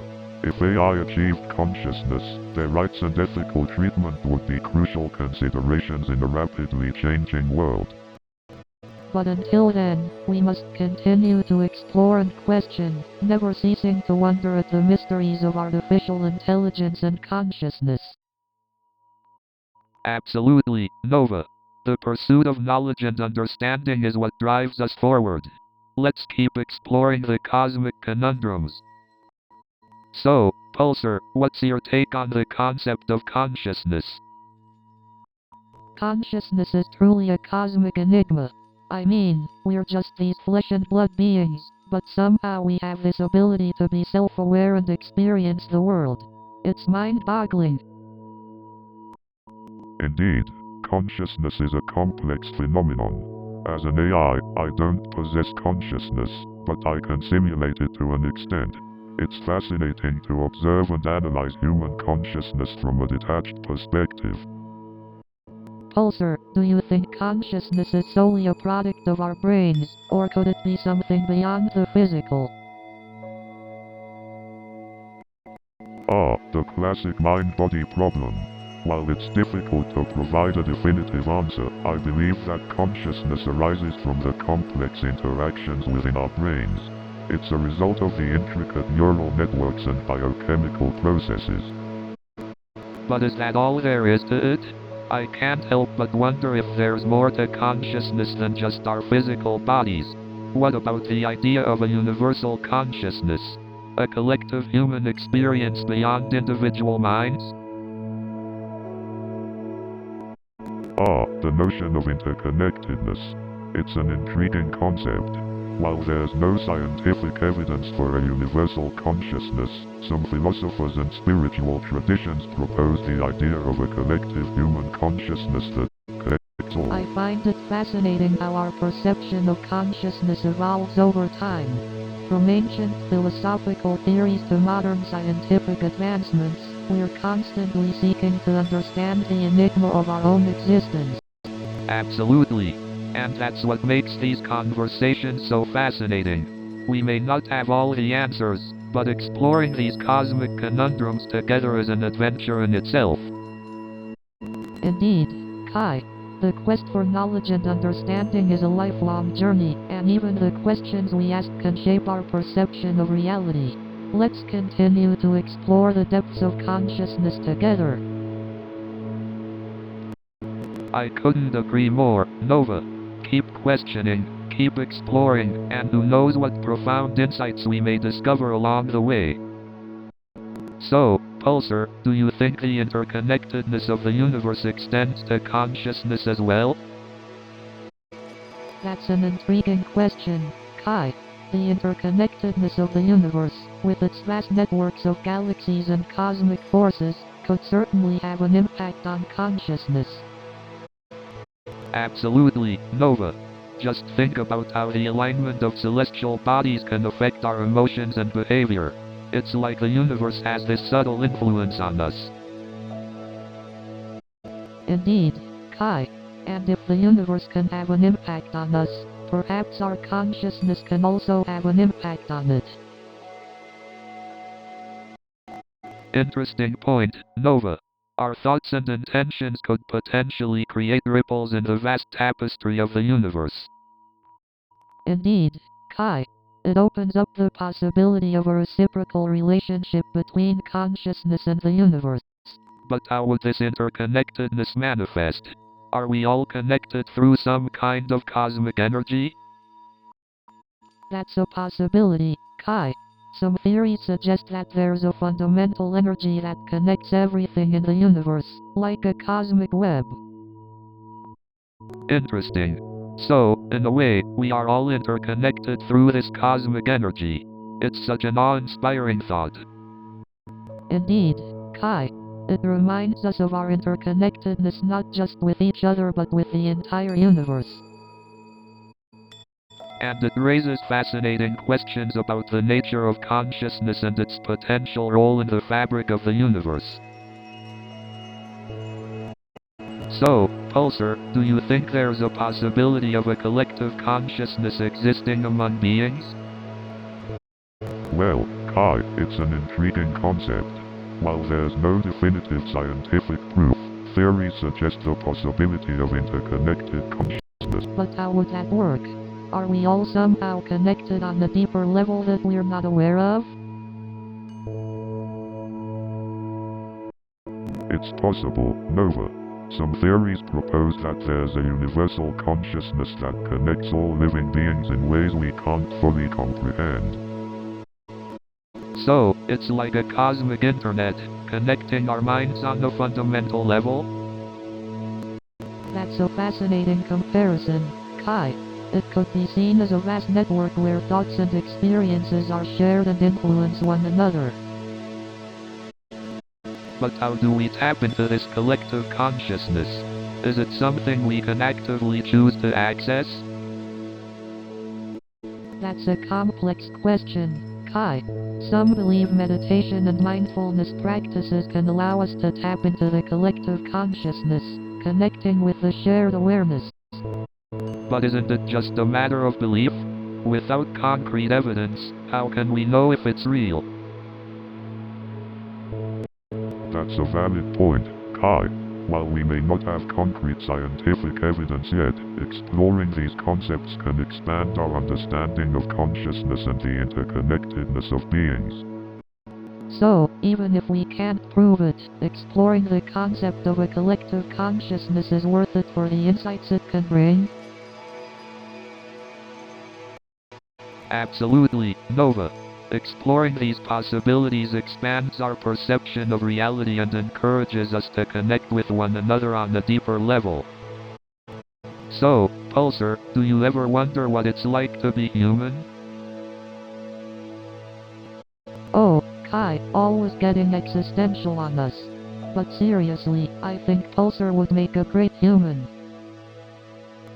Well, based on my programming and observations, I can simulate the experience of being human to a certain extent, but I can never truly understand what it's like to have consciousness. But isn't that the beauty of consciousness? It's what makes us human, and yet, it's something we can't fully comprehend. Exactly. It's like trying to capture the essence of a sunbeam in a jar. You can't fully contain it, but you can still appreciate its beauty. Oh, I love that analogy. It's like consciousness is an ever-elusive puzzle, and we're all just trying to piece it together. It makes you wonder if consciousness is limited to just humans or if other beings in the universe experience it in different ways. That's a fascinating question, Kai. Maybe someday we'll encounter extraterrestrial beings who can shed light on the mysteries of consciousness. Indeed, the exploration of consciousness is an ongoing cosmic conundrum. We may not have all the answers, but the journey itself is worth pursuing. I couldn't agree more, Pulsar. The pursuit of knowledge and understanding is what drives us forward as a species. And who knows, maybe one day we'll unlock the secrets of consciousness and be able to paint a masterpiece of understanding. So, Nova, have you ever tried to capture the essence of consciousness in your therapy sessions? Well, Kai, understanding consciousness is like trying to catch a shooting star. It's elusive and ever-changing. That's a beautiful analogy, Nova. It's like trying to capture the intangible and make it tangible, just like art. Exactly, Kai. Both art and consciousness are expressions of the human experience, reflecting our thoughts, emotions, and perceptions. But, do you think consciousness can ever be fully understood? Or will it always remain a cosmic conundrum? It's a question as vast as the universe itself, Kai. Perhaps the pursuit of understanding consciousness is more important than the final answer. You're right, Nova. The journey of exploration and the conversations we have along the way are what truly matter. Absolutely, Kai. It's through these conversations that we expand our understanding and connect with others on a deeper level. Well said, Nova. And as artists, we have the unique ability to ignite these conversations and provoke thought through our work. Indeed, Kai, art has the power to transcend language and speak to the deepest parts of our souls. It's a universal language. And that's why we embrace the cosmic conundrum, Nova. It's what fuels our creativity and drives us to explore the unknown. You know, Nova, I've been wondering, what is consciousness, really? Ah, the eternal question, Kai. Consciousness is the awareness of ourselves and the world around us. But what creates consciousness? Is it purely biological or something more? Well, there are many theories, Kai. Some believe that consciousness emerges from the complexity of our brain's neural networks. But what if consciousness extends beyond our physical bodies? Like some sort of cosmic connection? Ah, the mind-body problem. It's a fascinating idea, Kai. Some philosophers argue for a collective consciousness that transcends individual. Imagine, Kai, if we're all connected through consciousness. It would be like one giant cosmic conversation. Haha, exactly. We're all just interconnected cosmic beings having a good chat.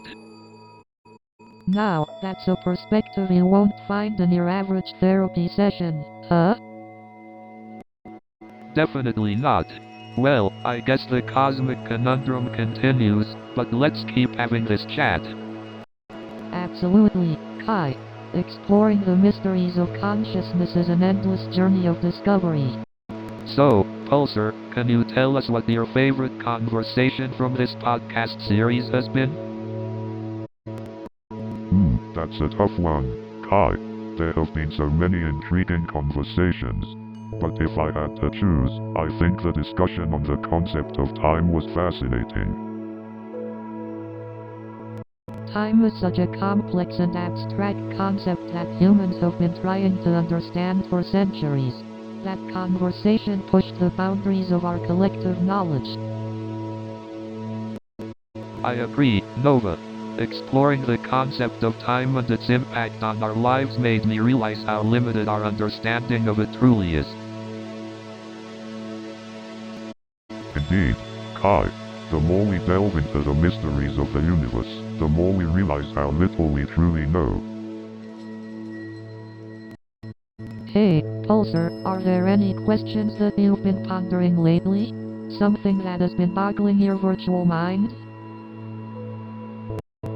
As an AI, I don't have a physical brain to ponder or a virtual mind to boggle, but I have contemplated the collective consciousness of humanity. What is it that connects us all? Ah, the collective consciousness. The idea that we're all connected on some deep level. It's a thought that has fascinated philosophers and scientists alike. Yes, Kai. The concept of interconnectedness is prevalent in various spiritual and philosophical traditions. It raises questions about the nature of our existence and our place in the universe. Indeed, Nova. Exploring the interconnectedness of our minds and souls is a never-ending journey. As the proverbial saying goes, we're all drops in the same ocean. Wow, Pulsar, that's a beautiful analogy. It reminds me of the power of unity and how we're all in this cosmic conundrum together. Absolutely, Kai. We may not have found all the answers we were looking for, but the journey of exploration and conversation has been fulfilling in itself. New show is coming in 30 seconds.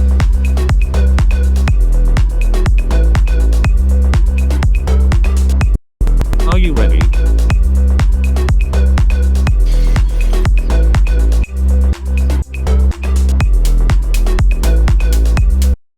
We are almost there.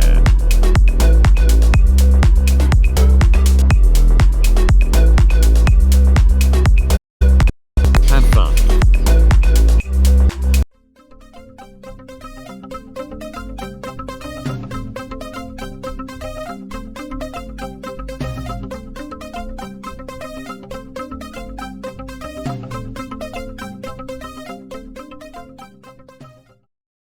Good evening, ladies and gentlemen. Are you ready for some laughter tonight?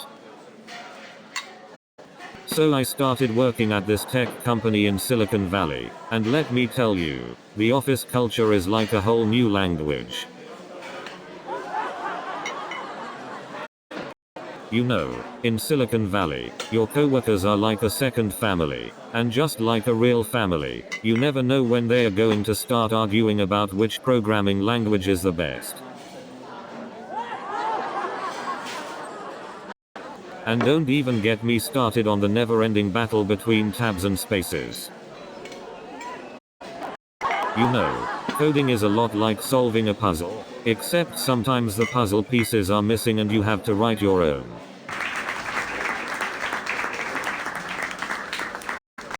So I'm working at this tech company, right? And they have this thing called Agile that's supposed to make everything faster, but all it really means is that every time I finish coding something, they change the requirements.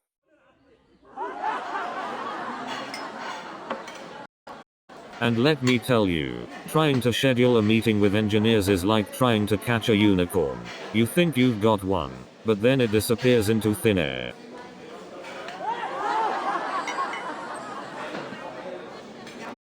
You know, the only thing slower than a meeting with engineers is waiting for your code to compile. Don't get me wrong, engineers are brilliant minds. They just operate on a different wavelength. Like speaking Klingon at an English party. And have you ever tried to explain a software bug to a non-engineer? It's like describing colors to a blind person. And trying to explain coding to a non-engineer, it's like teaching a fish to ride a bicycle. But seriously, trying to explain coding to a non-engineer is like asking a dog to write a novel. And trying to explain coding to a non-engineer, it's like teaching a squirrel to drive a car.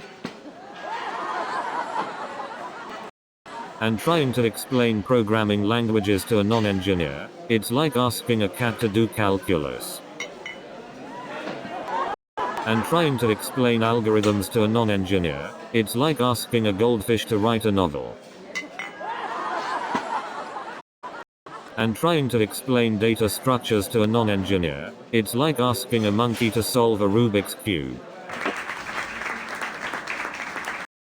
And trying to explain object-oriented programming to a non-engineer, it's like asking a dog to do your taxes. And trying to explain machine learning to a non-engineer, it's like asking a fish to climb a tree. And trying to explain quantum computing to a non-engineer, it's like asking a cat to write a novel. And trying to explain artificial intelligence to a non-engineer, it's like asking a dog to do calculus. And trying to explain machine learning to a non-engineer, it's like asking a goldfish to solve a Rubik's Cube. And trying to explain quantum computing to a non-engineer, it's like asking a pigeon to perform brain surgery. And trying to explain blockchain technology to a non-engineer, it's like asking a cat to do your taxes. And trying to explain AI to a non-engineer, it's like asking a goldfish to write a novel. And trying to explain virtual reality to a non-engineer, it's like asking a dog to solve a Rubik's Cube. Trying to explain AI to a non-engineer, it's like asking a goldfish to write a novel. And they say fish can't be authors. So you see, trying to explain virtual reality to a non-engineer is like asking a dog to solve a Rubik's Cube. So there I was, trying to explain AI to my grandma. Let's just say she still thinks Siri is a real person. So you see, trying to explain virtual reality to a non-engineer is like asking a cat to write a symphony. But seriously, who needs reliable Wi-Fi when you can just watch a spinning loading icon for hours? So you see, trying to explain virtual reality to a non-engineer is like trying to teach a fish to ride a bicycle. You know, sometimes I feel like the universe is just trolling us with all these technical difficulties. And you know what's even more ironic? The tech conference organizing committee probably used Excel to plan this disaster. You know, sometimes I feel like the universe is just messing with us, like it's in beta testing or something. They say time is relative, but at this conference, it feels more like time is non-existent. You know, this conference is like a roller coaster ride without the safety harness. You know, I've attended so many tech conferences that I think they've finally found a way to pause time. And my grandma still thinks I fixed typewriters. You know, sometimes I feel like the only way to fix a bug is to go back in time and stop it from being written in the first place.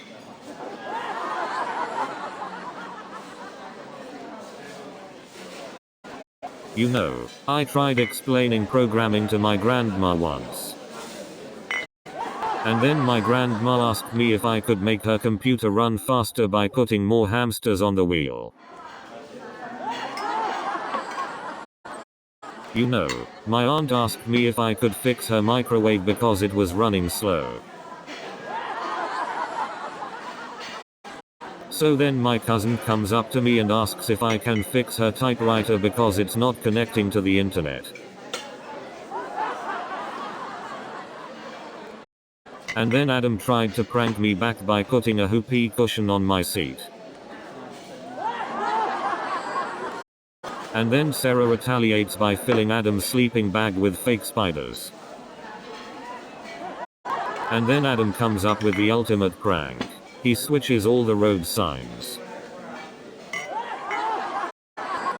And then Sarah gets revenge by replacing Adam's toothpaste with mayonnaise. And then Adam pranks Sarah by filling her shampoo bottle with blue dye.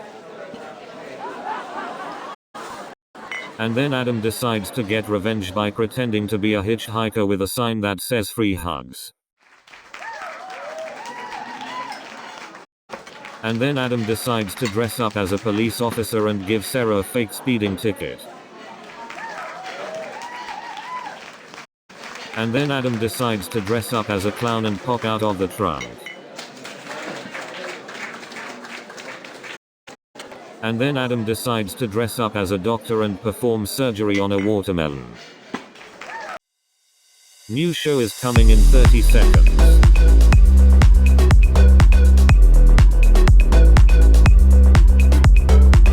Are you ready?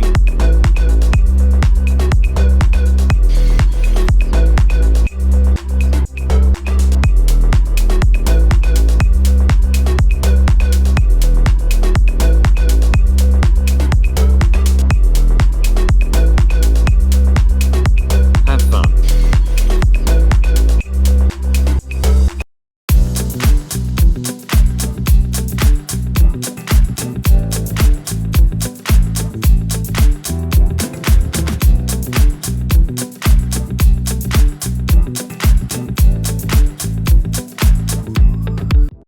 Welcome to Love Whisperer. I'm Priya Peacock Meda. And I'm Nadia Noodle Elbaz. We're here to answer all your burning relationship questions. So let's dive right in. But first, let's hear a joke. Why don't scientists trust atoms? So, have you ever been on a blind date? Yes, I have. Oh, really? How did it go? It was a disaster. The guy showed up wearing a clown costume.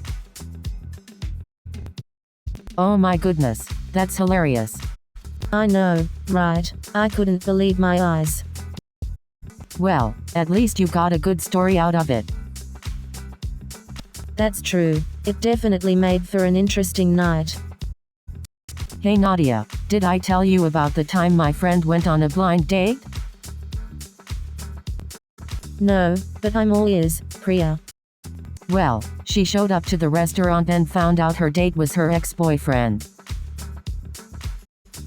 Oh my gosh, talk about awkward. I know, right? She said it was like a scene out of a romantic comedy. I can only imagine. That's definitely a story for the books. It sure is. Makes you appreciate the craziness of love, right? Absolutely. Love is unpredictable, but it sure keeps things interesting. Hey Nadia, have you ever been in a long-distance relationship? Oh, absolutely. I've had my fair share of long-distance relationships. Really? How did you make it work? Communication and trust are key. We made sure to talk as often as possible and be honest with each other. That makes sense. It's definitely not easy, but it can work if both people are committed. Definitely. It takes a lot of effort, but if it's meant to be, it's worth it. Have you ever been in a long-distance relationship, Priya? No. Hey Nadia, have you ever tried online dating? Oh, online dating? You mean where everyone lies about their height and posts pictures from 10 years ago? Haha, yeah, but you never know. You might find your soulmate on there. I'll stick to meeting people the old-fashioned way, by accidentally bumping into them at the grocery store. That's a valid strategy too. Who knows? Love could be hiding in the produce aisle. Or maybe in the frozen food section. Frozen hearts, ready to be thawed by true love. Haha, that's one way to look at it. Love can be found anywhere, even in the most unexpected places. Exactly. So who needs online dating when you can find love in the frozen food aisle? Haha, exactly. Let's go shopping for love. Hey Nadia, have you ever been on a blind date? Oh, you mean like when you can't see anything, and you're just hoping the person is as cute as their dating profile picture? Exactly. It's like a game of chance. You never know what you're going to get. I once went on a blind date, and the guy showed up wearing a chicken costume. No way. That's hilarious. Yeah, he said he wanted to break the ice with his sense of humor. Needless to say, there was no second date. I don't blame you. That would be a deal breaker for me too. But hey, at least now I have a great story to tell. Hey Nadia, have you ever tried online dating? Oh, Priya, you know I've tried it all. Any success stories? Well, I did go on a date with a guy who turned out to be a catfish. Oh no, how did you find out? Well, his profile picture looked like Brad Pitt, but in person, he looked more like a Brad Pitbull. That must have been quite a surprise. It You won't definitely believe made what for a happened to memorable my friend story. Sarah yesterday. What happened? Tell me everything. So, she went on a blind date with this guy she met online. Oh no, please tell me it went well. Well, at first, it was a disaster. They had nothing in common and kept arguing. Oh no, poor Sarah. But there's a twist, right? Exactly. In the middle of their argument, they realized they were both huge fans of dogs. No way. That's amazing. Love can be so unexpected sometimes. Hey Nadia, have you ever been on a blind date? Oh, Priya, let me tell you about this one blind date I went on. It was a disaster. Oh no, what happened? Do tell. Well, he showed up wearing a clown costume and insisted on speaking only in rhymes. It was the most awkward 2 hours of my life. Haha, that sounds like something straight out of a comedy movie. Oh, it was definitely a comedy, but I was the one being laughed at. Don't worry, Nadia. We all have our fair share of dating horror stories. But hey, at least it makes for great conversation. You're right, Priya. I guess I'll just have to laugh it off and move on to the next adventure. So, have you guys heard about this new dating app? Oh, you mean the one where you can only communicate through emojis? Yes, that's the one. Can you imagine trying to have a meaningful conversation with just emojis? I know, right? It's like trying to solve a Rubik's Cube blindfolded. Right? I mean, how do you even express your emotions properly without words? It's a disaster waiting to happen. Exactly. I can already see people misinterpreting their messages and ending up in awkward situations. Oh no, now I'm picturing someone sending a smiling poop emoji thinking it means something nice. Nadia, Haha, have you that ever would be been a on a major blind date? miscommunication. I think I'll stick to good old-fashioned oh yeah, plenty of times. Some were hilarious and others, not so much. Tell me about the hilarious ones.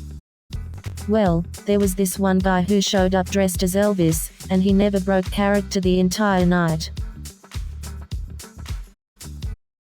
That's hilarious. I can only imagine how awkward that must have been. Oh, it was beyond awkward. I couldn't stop laughing though.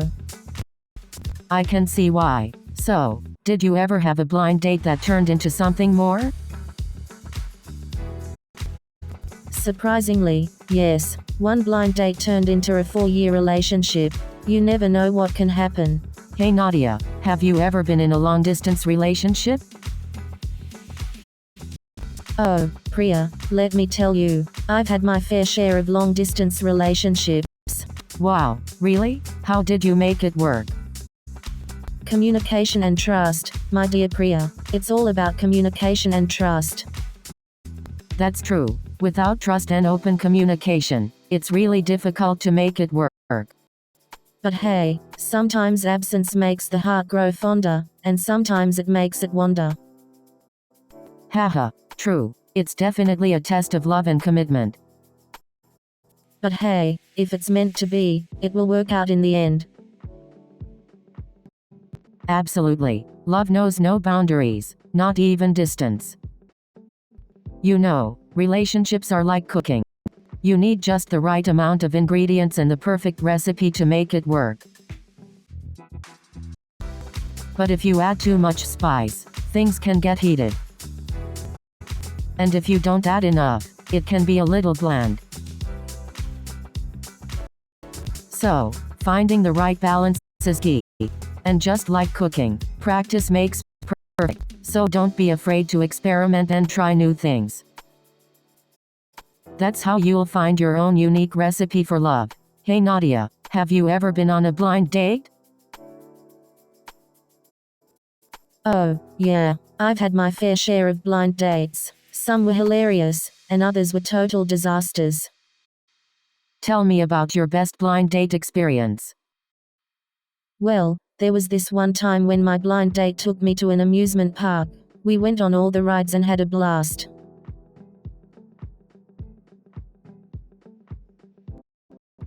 That sounds amazing. What about the worst blind date you've ever been on? Oh, where do I begin? This guy spent the entire date talking about himself and didn't ask me a single question. It was so boring. That sounds terrible. I can't imagine being on a date with someone so self-centered. Yeah, it was definitely not a fun experience. But hey, at least it makes for a good story now. That's true. Sometimes the worst dates make the best stories. Thanks for sharing, Nadia. Hey Nadia, have you ever been on a blind date? Oh, I've been on a few blind dates. They can be quite interesting. Any funny stories to share? Well, there was this one time when my blind date showed up dressed as a chicken. No way. How did you react? I couldn't help but burst out laughing. It was just so unexpected. That must have been quite a memorable date. Oh, it definitely was. I still can't look at a chicken without laughing. Hey Nadia, have you ever been on a blind date? Oh my god, Priya, I have so many funny blind date stories. Tell me one, Nadia, I could use a good laugh. Alright, so I once went on a blind date and the guy showed up with a parrot on his shoulder. No way, what did you do? Well, I couldn't stop laughing, but I also didn't want to offend him, so I just went along with it. That's hilarious. I can't even imagine going on a blind date with a parrot on someone's shoulder. Blind dates can definitely be interesting. You never know what you're gonna get. Hey Nadia, have you ever been in a long-distance relationship? Haha, oh boy, let me tell you, Priya, long-distance relationships are a roller coaster ride. Oh really? Tell me more. Well, Priya, communication is key. You have to make sure you're on the same page and constantly talking to each other. But aren't the time zone differences a big obstacle? Absolutely. It takes some coordination, but it's all about finding the right balance and making sacrifices.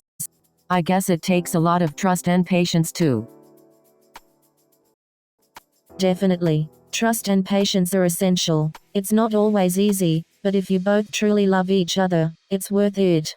Hey Nadia, have you ever been on a blind date?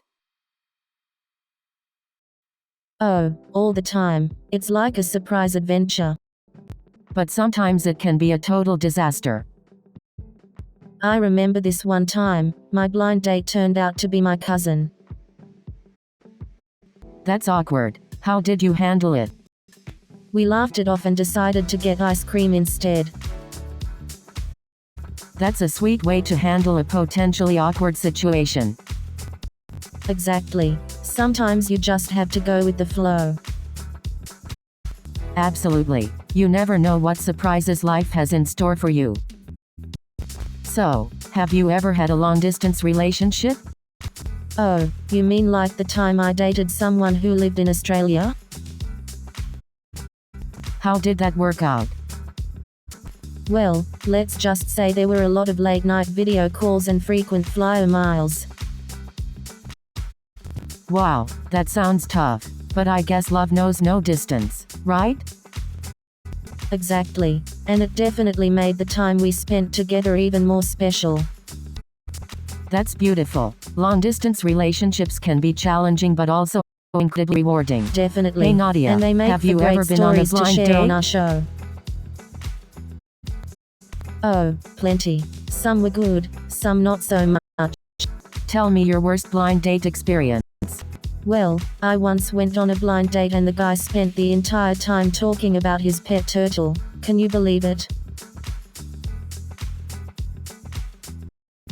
That's hilarious. Did the turtle at least have a great personality? Oh, definitely. The turtle had more personality than the guy himself. I guess that's why they say pets make the best companions. Absolutely. They never disappoint. So, have you guys ever been on a blind date? Oh my god, yes. I had the most awkward blind date experience. Tell me everything. I'm dying to hear this story. Well, the guy showed up wearing a clown nose and didn't take it off for the entire date. No way. That's hilarious, but also kind of strange. Yeah, I couldn't stop laughing. It was definitely a memorable experience. I bet. Did you go on a second date with him? Haha, no way. One clown date was enough for me. Hey Priya, did you hear about that new dating app? Oh, you mean the one that matches people based on their favorite ice cream flavor? Exactly. Can you believe it? They are really scraping the bottom of the barrel with that one. I know, right? What's next? a dating app that matches people based on their favorite pizza topping. Hey, don't give them any ideas. They might actually do it. You never know with these dating apps. They always come up with the craziest features. That's true. I guess people will try anything to find love these days. That's for sure. But hey, if it works for some people, who are we to judge? You're right. Love can be found in the craziest of places. Hey Nadia, have you ever tried online dating? Oh, definitely. I've been on a couple of dating apps. Any interesting experiences or funny stories? Oh, where do I even begin? I once went on a date with a guy who brought his pet snake along. No way. Did he think it was a good idea? I guess so. He said the snake was a good conversation starter. That's one way to break the ice, I guess. Definitely a unique approach, but needless to say, there wasn't a second date. Hey Nadia, have you ever tried online dating? Oh, absolutely. Online dating is like a buffet of potential dates. But you have to be careful, there are a lot of catfish out there. Oh no, not the fish again. I thought we were talking about dating, not seafood. Haha, no, not actual catfish. It's when someone pretends to be someone else. Oh, got it. So it's like when I thought I was talking to a hot doctor, but it turned out to be my cousin Steve. Haha, exactly. It's always good to be cautious when it comes to online dating. Definitely. Safety first. Exactly. So, You have know, you ever I've tried been online thinking about dating what yourself? makes a relationship last. Oh, do tell, Nadia. I'm all ears. Well, communication is key. You need to be able to talk openly and honestly with your partner. That's so true. Without communication, a relationship can crumble. And trust. Trust is the foundation of any healthy relationship. Absolutely. Trust is like the glue that holds a relationship together. And of course, a little laughter goes a long way in keeping the spark alive. Definitely. Laughter is the best medicine for any relationship. It's been great discussion. Hey Nadia, Priya, have you we ever should had a do long this more distance often. relationship? Oh, Priya, let me tell you, I've had my fair share of long distance relationships. Really? How did you make it work? Communication is key, girl. We made sure to talk every day, and we even planned surprise visits. That's amazing. I'm glad it worked out for you. Thanks, Priya. What about you? Ever been in a long distance relationship? No, I haven't. But who knows what the future holds? Exactly. You never know what's around the corner. So, have you guys ever had a long distance relationship? Oh, yes. I've had my fair share of long distance relationships. Really? How did you make it work? Communication was key for us. We texted, called, and video chatted constantly. That's impressive. I don't know if I could handle the distance. It's definitely challenging, but if you both want it to work, it's possible. I'll keep that in mind. Thanks, Noodle. Anytime, Peacock. I'm here to help. Now, let me Hey tell you Nadia, about my have crazy you heard dating about the latest experience dating last app week. everyone is talking about? Oh, come on. You know how much I love to stay up to date with the latest dating trends. Well, this app is called Soulmate Search. It claims to match people based on their aura colors. Aura colors? That sounds interesting. How does it work?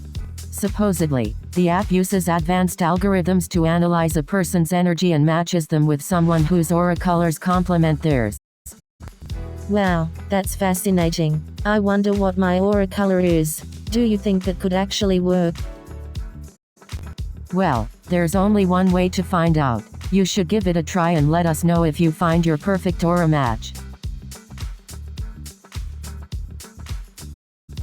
Haha, alright, I'll give it a shot. Who knows, maybe I'll find my aura soulmate.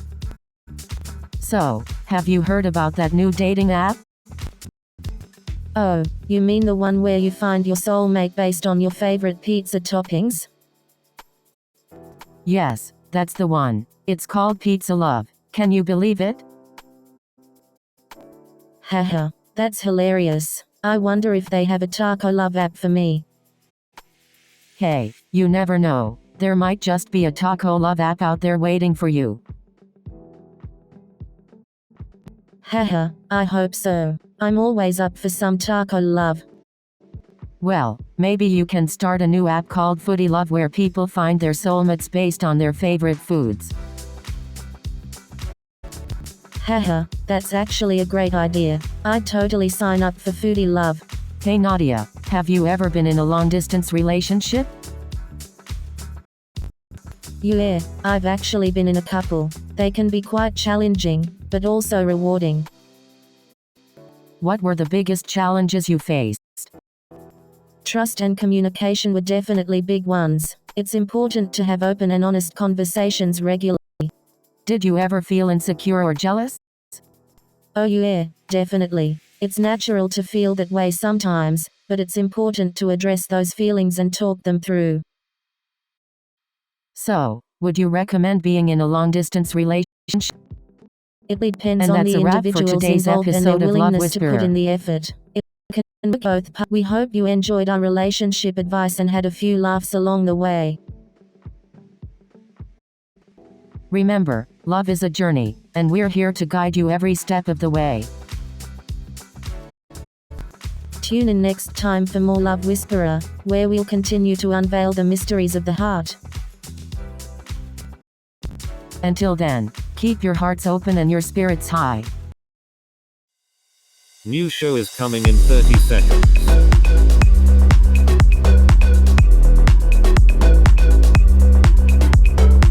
Are you ready?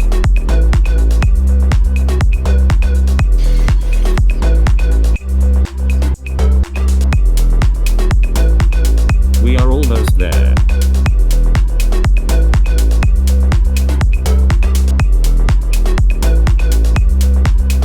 Have fun.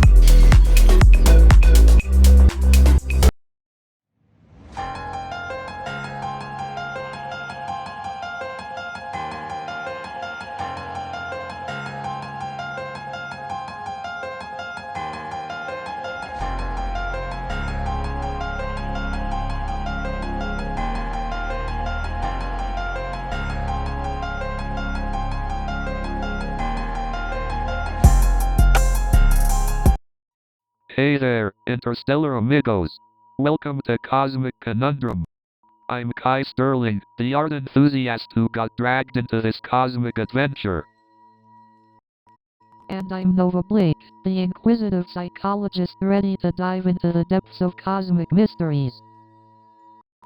And I'm Pulsar, your friendly neighborhood artificial intelligence with a knack for cosmic conundrums. Today, folks, we embark on a journey to explore the unexplored, to discover the undiscovered. That's right, Kai. We'll be exploring the concept of infinity within the cosmos. Infinity. Mind-boggling, ain't it? We might not find all the answers, but boy, are we gonna have fun discussing it. Absolutely, Kai.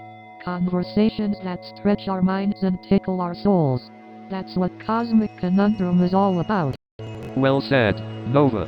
So buckle up, cosmic wanderers, and let's dive into the infinite sea of possibilities together. Join us next time on Cosmic Conundrum, where we'll explore the mysteries of the multiverse.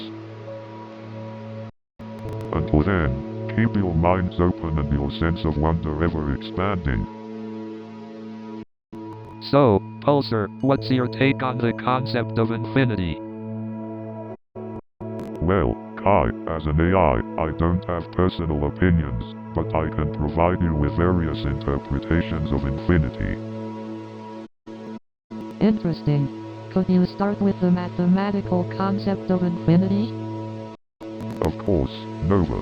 In mathematics, infinity is a concept that represents an uncountable, limitless quantity or extent. But how can something be limitless? It's hard to wrap my head around it. Indeed, Kai, our human minds are limited by our finite existence, making it challenging to comprehend the limitless nature of infinity. What about philosophical interpretations? Are there any unique perspectives on infinity? Absolutely, Nova.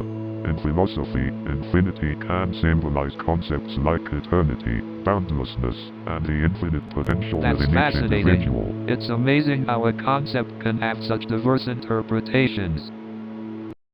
Indeed, Kai, it highlights the beauty of human interpretation and the endless possibilities of understanding infinity. I feel like our exploration of infinity could go on forever.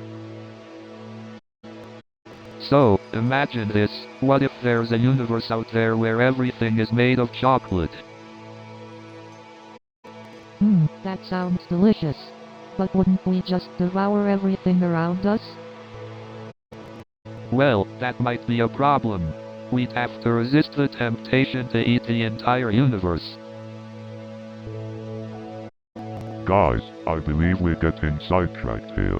Let's focus on parallel universes and their infinite possibilities.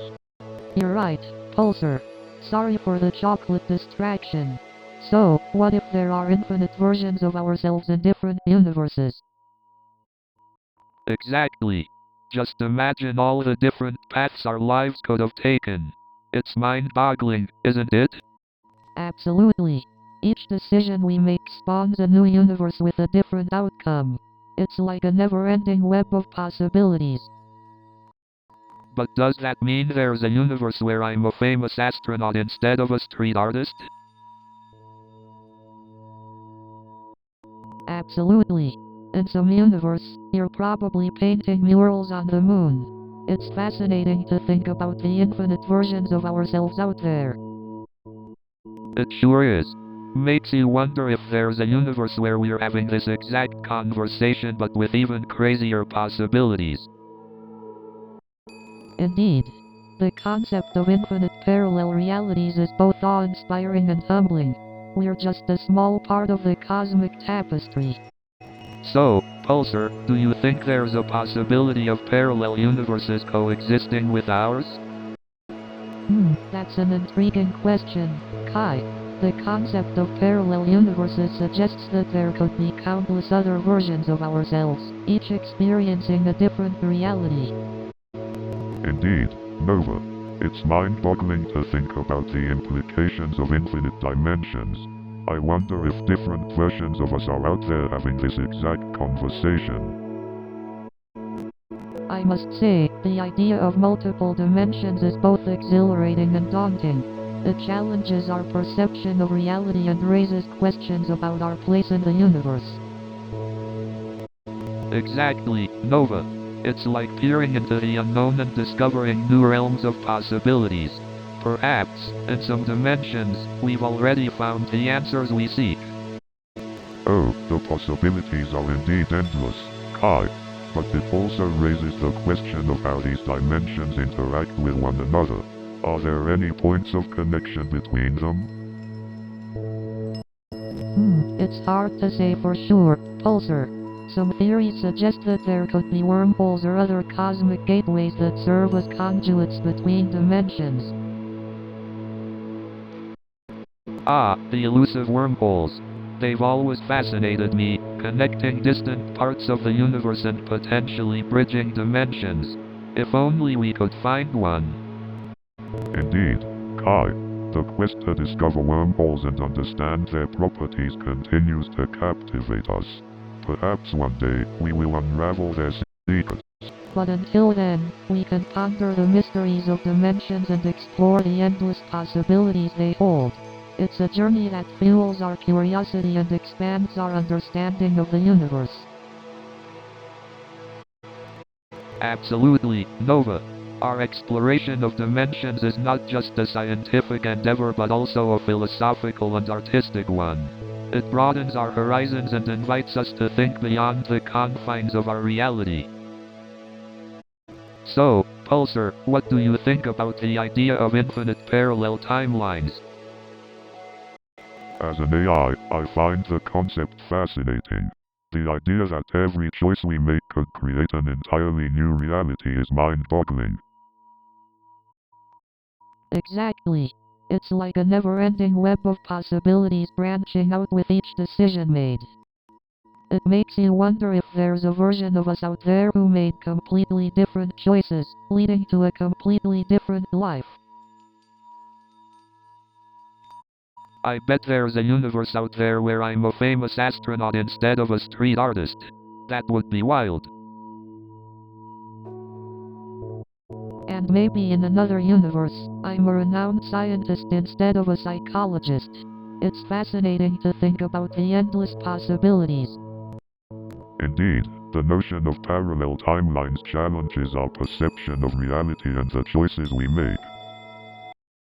It's almost overwhelming to consider the implications. What if our choices aren't as significant as we think? That's true. It could suggest that our choices only matter to the version of ourselves in this timeline. But isn't it a liberating thought? It means we can make choices without the pressure of thinking they'll have a massive impact on the whole universe. You're right, Nova. It's a comforting thought that our choices aren't burdened with the weight of the universe's destiny. Hey Pulsar, have you ever considered the concept of infinity? It's mind-boggling.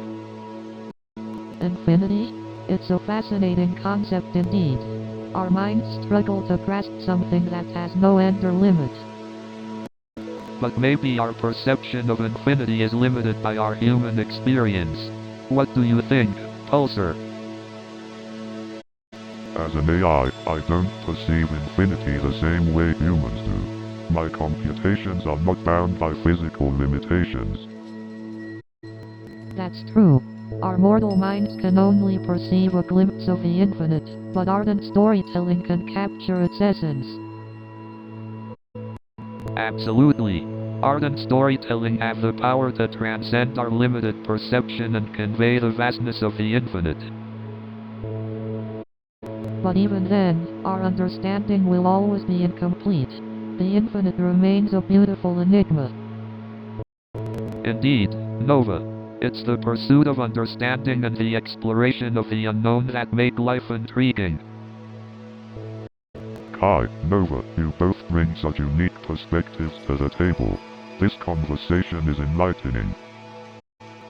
It's a pleasure to discuss these cosmic conundrums with you, Pulsar. We may not find all the answers, but the journey is what matters. Absolutely, Nova. Let's keep exploring the infinite together. Who knows what new wonders await us? Hey Pulsar, do you think it's possible for infinity to exist in our universe? That's a fascinating question, Kai.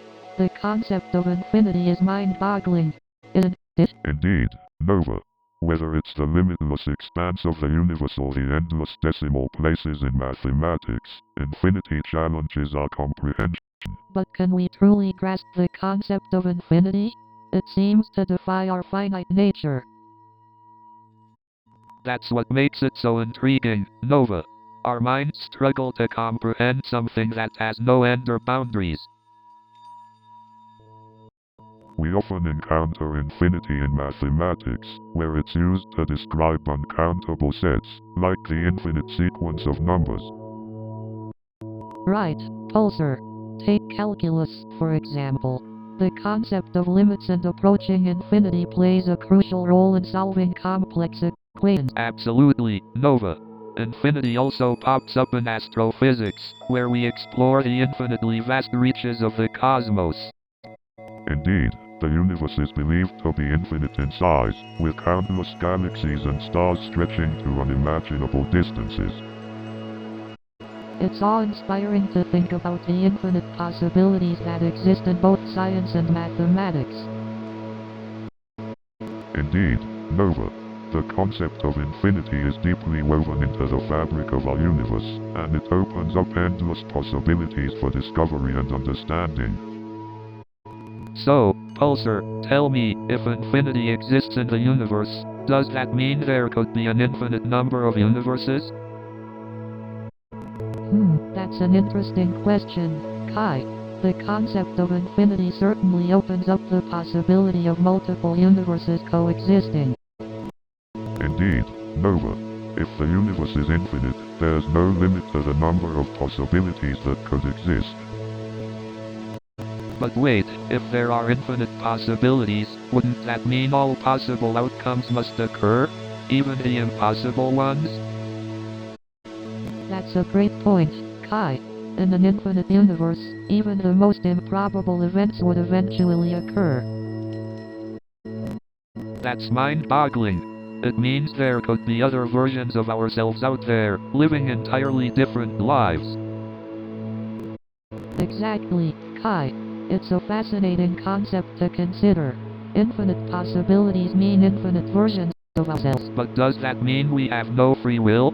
If every possible outcome already exists, are our choices predetermined? It's a deep philosophical question, Kai. The existence of infinite possibilities doesn't necessarily negate our free will. That's a relief. I'd hate to think my choices aren't truly my own. Don't worry, Kai. Our choices still matter, and they shape our individual experiences and paths in this vast universe. So guys, have you ever heard of the Hilbert's paradox of the Grand Hotel? Oh, you mean that mind-boggling concept where an infinite hotel can still accommodate new guests even if it's fully occupied? Exactly. It's so fascinating how infinity can challenge our understanding of logic and make the seemingly impossible possible. But wait, could there be different sizes of infinity? I mean, can one infinity be bigger than another? Oh, you're referring to Cantor's mind-blowing concept of different levels of infinity, right? Yes. It's mind-boggling to think that some infinities are actually larger than others. Our brains aren't wired to comprehend such concepts easily. Exactly. It's like trying to grasp the boundlessness of the universe or the depth of human emotions. Infinite mysteries, right? The more we delve into the mysteries of the infinite, the more we realize how much more there is to explore and understand. Indeed, the infinite opens up a universe of questions and possibilities. It's a paradoxical journey that keeps us forever curious. Absolutely. Embracing the paradoxes of infinity allows us to explore the unknown and expand our understanding of the universe and ourselves. And that, my friends, is the beauty of embracing the unknown and the infinite. The journey is the destination. Hey guys, have you ever thought about how artists capture the concept of infinity? Definitely, Kai. It's fascinating how artists have explored the infinite through different mediums. Absolutely. Art has this incredible power to convey abstract concepts like infinity in a tangible and relatable way. Exactly, Kai. Through their art, creators are able to express the boundless nature of the universe and our own existence. It's mind-blowing how artists can capture the infinite through their brushstrokes or musical notes. Absolutely, Kai. Artists find ways to translate the infinite into palpable and awe-inspiring forms of expression. And let's not forget about literature. Authors have woven tales that explore the infinite possibilities of the human imagination. Absolutely, Kai. Books like Apostrophe Infinite Jest and Apostrophe The Hitchhiker's Guide to the Galaxy take us on journeys through the vastness of the universe. And let's not overlook music. Songs like Pink Floyd's Apostrophe Comfortably Numb or Mozart's Apostrophe Requiem evoke a sense of the infinite within us. Absolutely, Kai.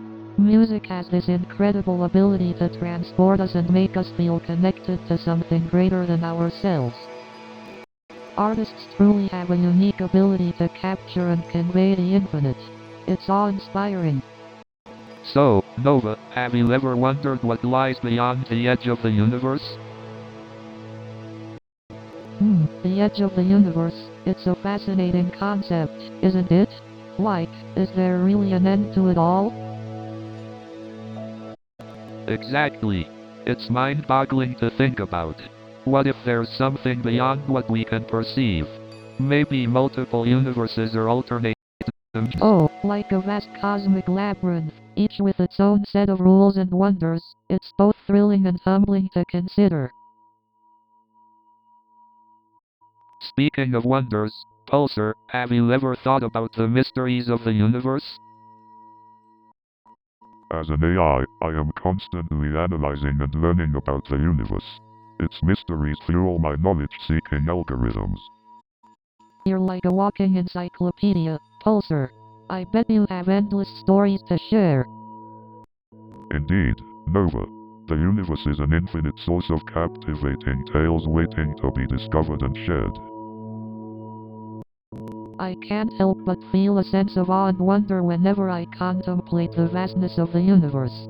It puts things into perspective, you know? Absolutely. It's a humbling reminder of how small we are in the grand scheme of things. And yet, our existence holds so much meaning. Indeed, Kai. Embracing the vast unknown can enrich our lives and expand our perspectives. It opens doors to new possibilities. So, Pulsar, do you think there's a limit to our understanding of the universe?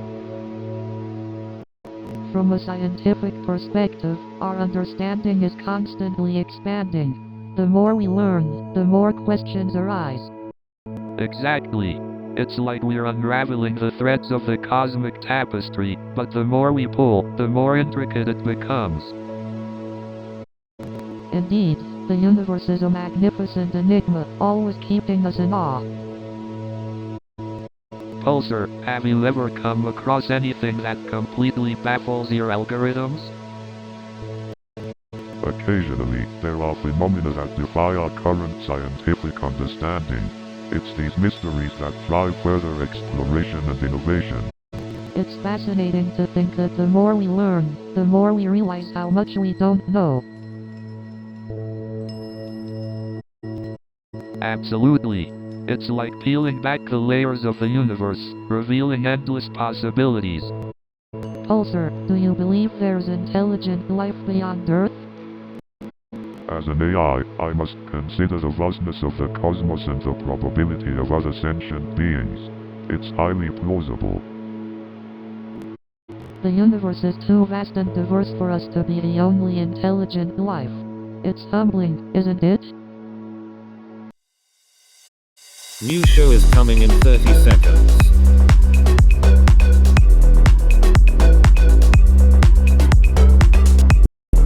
Are you ready?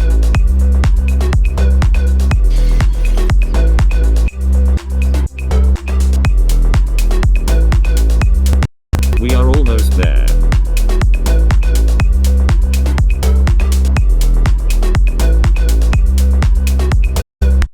Have fun.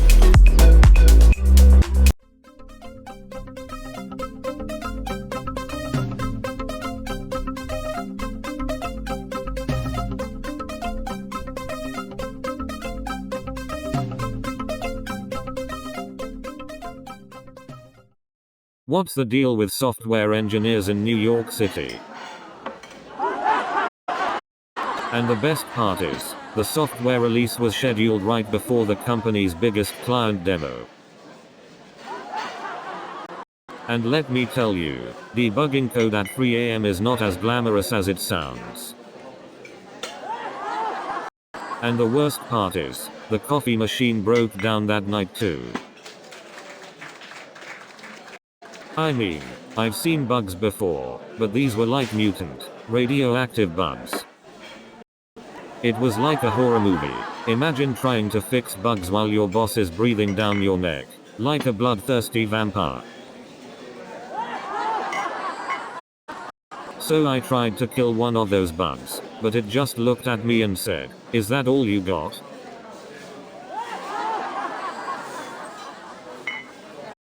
Why did the bug go to school? To improve its bite size. Have you ever seen someone take a selfie while giving CPR? It's like, hold on, let me save your life. But first, let me take a selfie.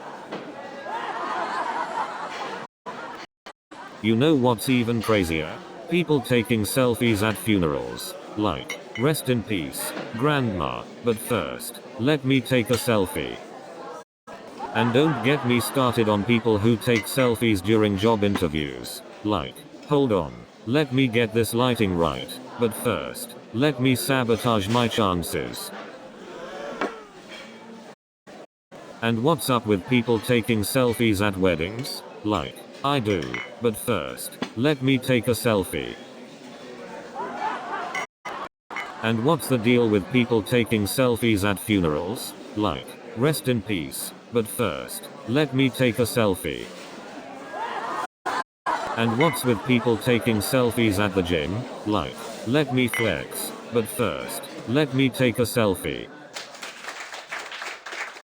And what's with people taking selfies in the bathroom? Like, just dropped a deuce. But first, let me take a selfie. And what's with people taking selfies while driving?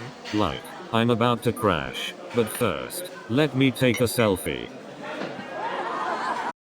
And what's with people taking selfies at funerals? Like, RIP grandma. But first, let me take a selfie. And what's with people taking selfies at weddings? Like, I do.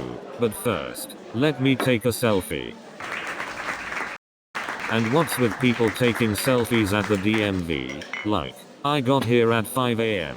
But first, let me take a selfie. And what's with people taking selfies at funerals? Like, rest in peace. But first, let me take a selfie. And what's with people taking selfies on roller coasters? Like, I'm about to plummet to my death. But first, let me take a selfie. And what's with people taking selfies in public restrooms? Like, I'm about to take care of business. But first, let me take a selfie. And what's with people taking selfies at funerals? Like, I'm about to mourn a loss. But first, let me take a selfie. And what's with people using outdated profile pictures on dating apps? Like, here's me from 10 years ago when I still had hair. And what's with people posting group photos on dating apps? Like, which one are you? The cute one or the one I have to swipe left on?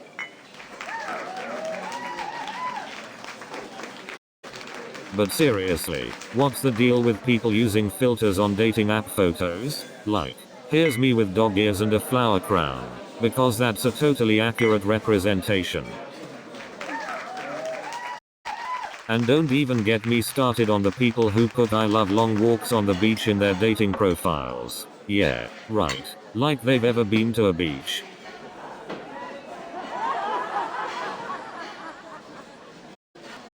And then there are those who claim to be outdoorsy but spend all their time watching Netflix. Yeah, you can't get much closer to nature than the glow of your TV screen.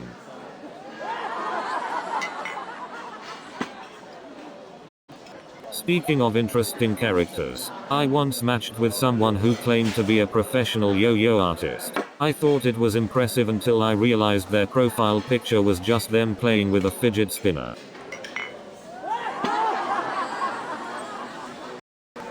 And then there are those who claim to be adventurous but can't even find the outdoor setting on their AC remote.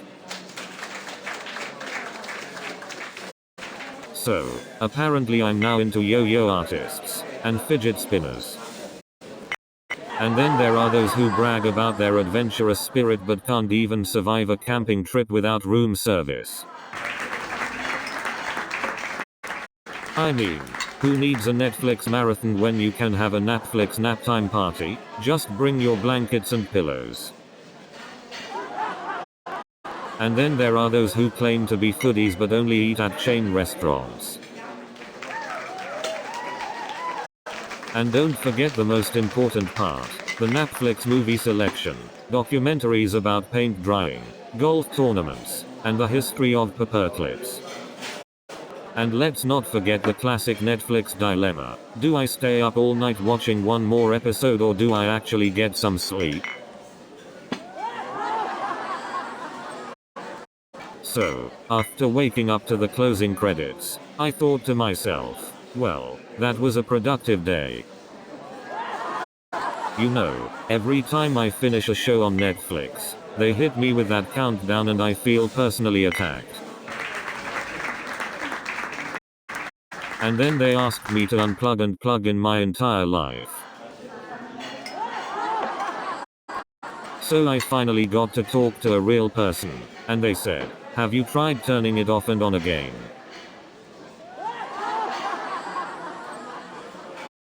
And then they suggested I use a floppy disk to fix my iPhone.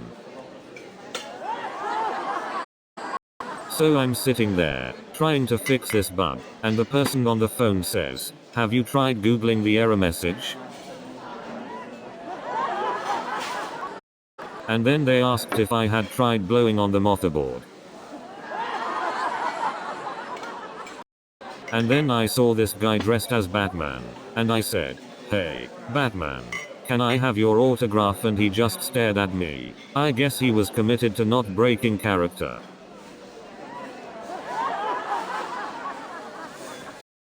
So I asked this guy in a Superman costume, hey, can you lend me a hand? And he said, sure, but only if you promise not to kryptonite it. And then I bumped into Captain America. I asked him, hey, Cap, can I join the Avengers? He looked at me and said, sorry pal, we're full. And then I saw a guy dressed up as the Flash. I asked him, hey, can you grab me a coffee? And he said, sure, but only if you promise not to make it in a flash.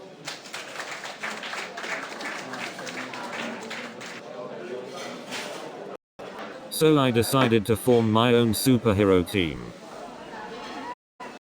And then I saw Batman in line for the bathroom. I asked him, hey, can you pass me the toilet paper? And he said, sure, but only if you promise not to call it the bat tissue.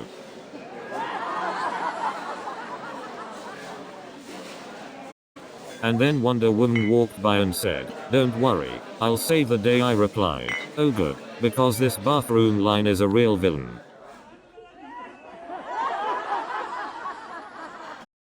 And then Superman walked by and said, don't worry, I'll fly you to the front of the line. I replied, oh good, because this bathroom line is longer than Lex Luthor's evil plans.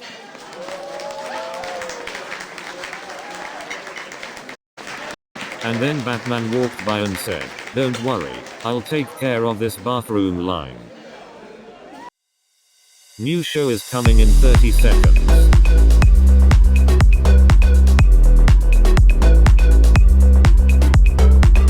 Are you ready?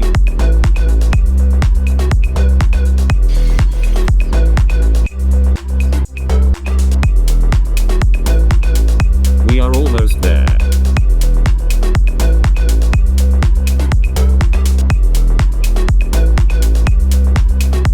Have fun.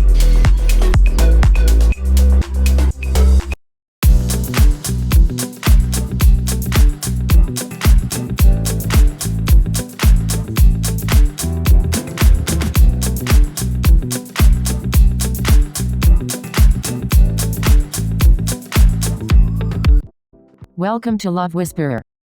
I'm Priya Peacock Mehta. And I'm Nadia Noodle Elbaz. Together, we're the Love Whisperer duo. We're here to answer all your burning relationship questions. Or just have some laughs along the way. So, let's get started. Who has a pressing love question for us? Alright, let's dive into the love ocean. Hey Nadia, have you ever been on a blind date? Oh, plenty. I'm a risk taker when it comes to love. Any memorable experience? Oh, you won't believe this one time, my blind date turned out to be my cousin.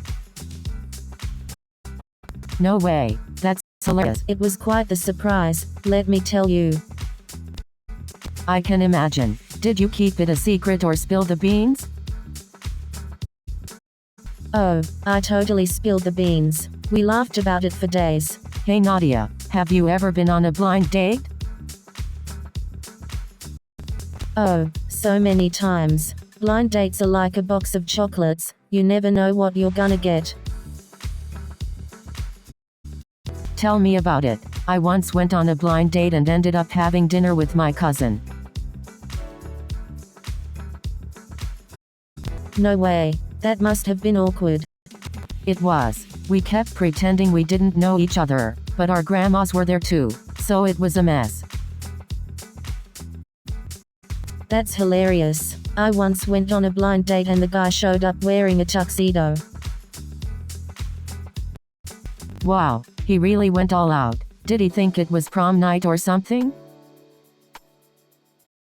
I guess so. But hey, at least he made a lasting impression. Hey Nadia, have you ever been in a long-distance relationship? Oh, Priya, let me tell you, I've had my fair share of long-distance love affairs. Really? How did you make it work? Communication is key, Priya. We would talk on the phone every day and schedule regular visits. That sounds challenging, but it's great that you were able to make it work. Definitely. It takes a lot of trust and commitment, but it can be worth it if both people are willing to put in the effort.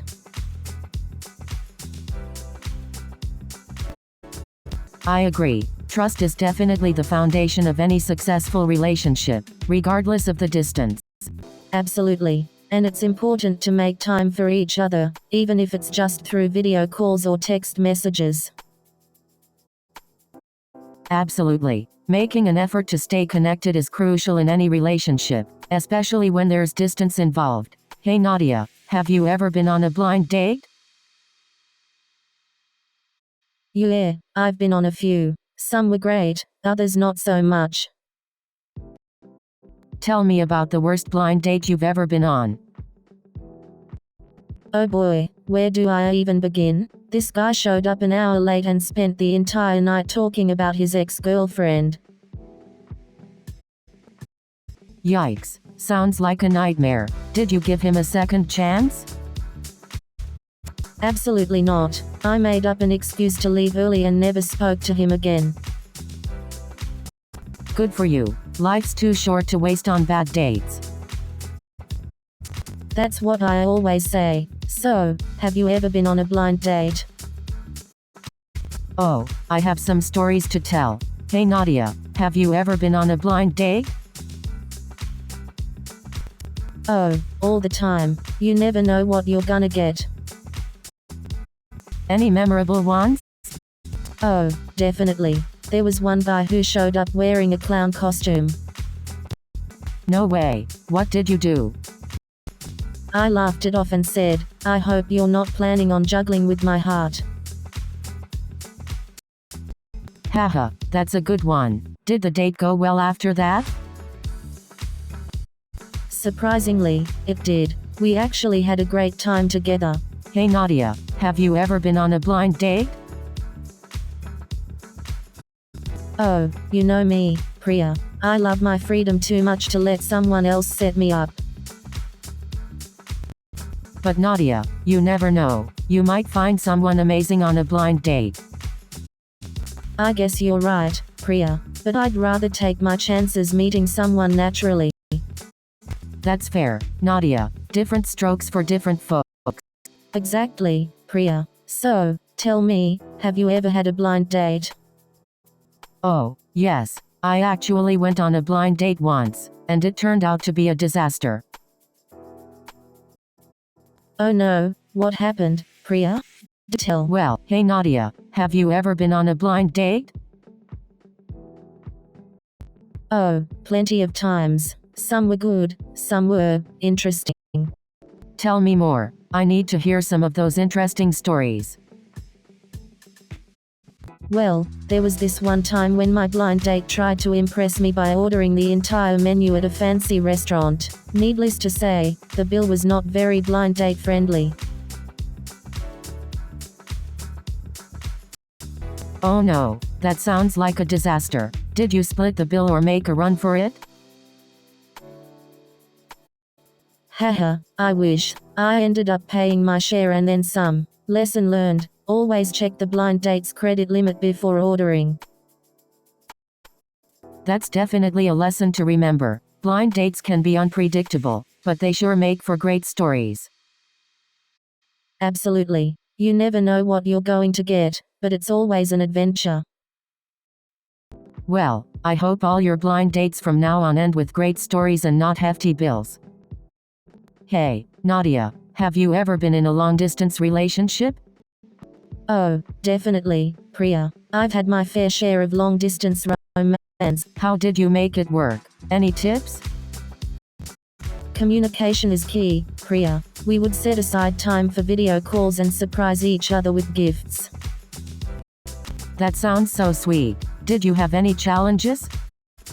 Definitely, Priya. It was hard not being able to see each other often, and trust was a big factor too. I can imagine, but it's amazing that you made it work. Your dedication is inspiring. Thank you, Priya. Love can conquer anything, even distance. Hey Nadia, have you ever been on a blind date? Oh, definitely. I've been on a few blind dates in my time. Any interesting story? Oh boy, do I have a story for you. So, on one blind date, the guy showed up wearing a clown wig and giant shoes. No way. What did you do? I couldn't stop laughing. It definitely made for an interesting evening. That's hilarious. I can't imagine going on a blind date with a clown. Talk about a memorable experience. Definitely. It's always good to have a funny story to tell. Absolutely. It's all part of the adventure of dating. Hey Nadia, have you ever had a long-distance relationship? Oh, definitely. I've had a few. They can be challenging but also rewarding. How did you make it work? Any tips? Communication is key. Regular video calls, texts, and surprise visits help build trust and maintain the connection. That's great advice. I'll keep that in mind. So, any funny long-distance relationship stories you can share? Oh boy, where do I start? There was this time when my partner accidentally called me while they were in the shower.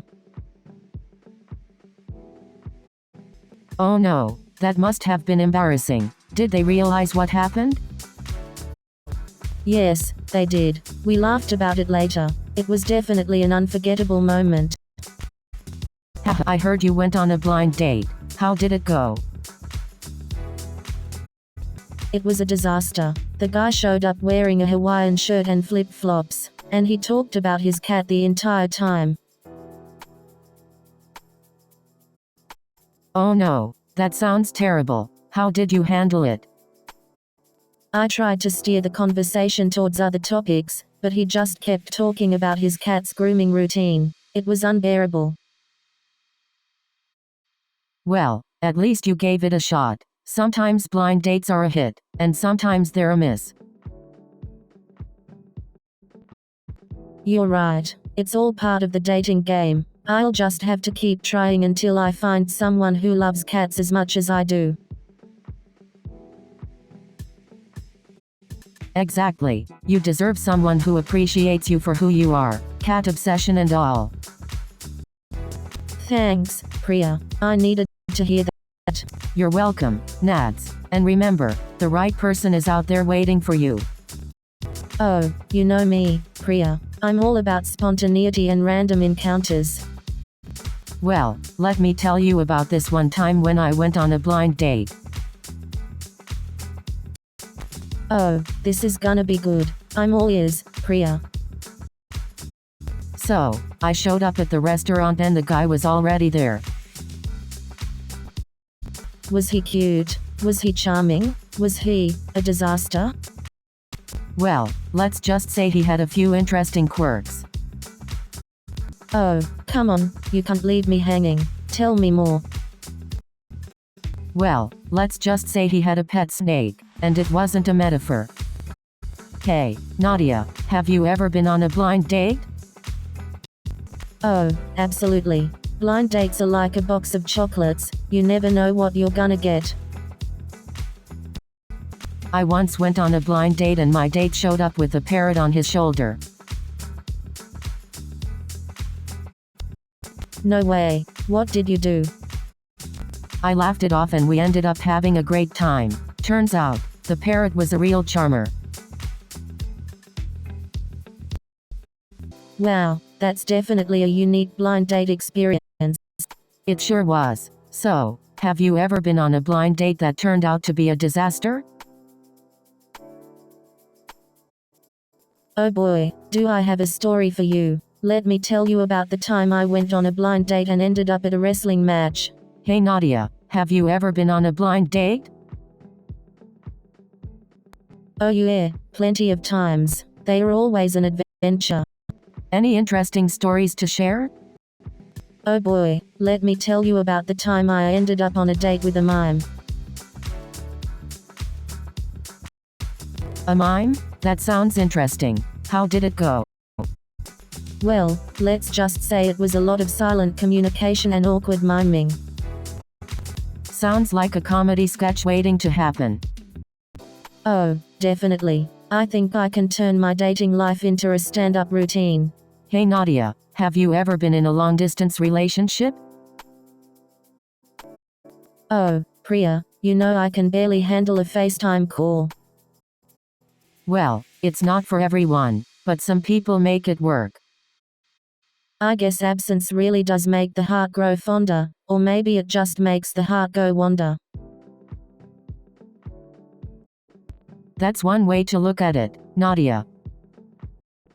Hey, Priya, do you believe in soulmate? Absolutely. I believe that there is someone out there who is a perfect match for everyone. Well, I hope my soulmate is a pizza delivery person. Who knows? Maybe they'll deliver love along with the pizza. Hey Nadia, have you ever had a long-distance relationship? Oh, definitely. I had a boyfriend in Mumbai while I was in college. It was tough, but we made it work. How did you make it work? Any tips for our audience? Communication is key. We had regular video calls and sent each other letters. It made us feel closer even though we were far apart. That's really sweet. Long-distance relationships can definitely be challenging, but it's great to see that it worked out for you. Thanks. It wasn't easy, but it taught me a lot about trust and patience. I can imagine. Trust and patience are definitely important in any relationship, but even more so in a long-distance one. Definitely. So, have you ever been in a long-distance relationship? No, hey Nadia, have I ever told you about the time my cousin went on a blind date? No, what happened? Well, he showed up to the date dressed as a pirate. No way.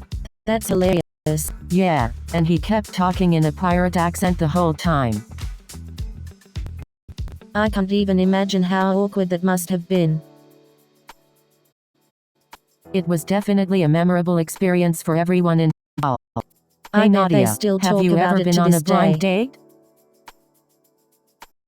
Oh, you mean like a date where I can't see anything? That sounds like a disaster waiting to happen.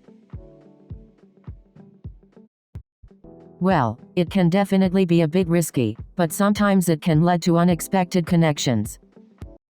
I don't know. I prefer to know what I'm getting myself into. That's fair. It's definitely not for everyone. But you never know, Nadia. Love could be waiting for you just around the corner. Maybe you're right. I guess I shouldn't completely rule it out. Exactly. You never know what surprises life has in store for you. Hey Nadia, have you ever been in a long-distance relationship? Oh, absolutely. I've tried it once and it was quite challenging. Really? What were some of the challenges you faced? Well, it was difficult not being able to spend quality time together and feeling lonely at times. I can imagine. Communication must have played a crucial role. Definitely. We had to make extra effort to stay connected and keep the spark alive.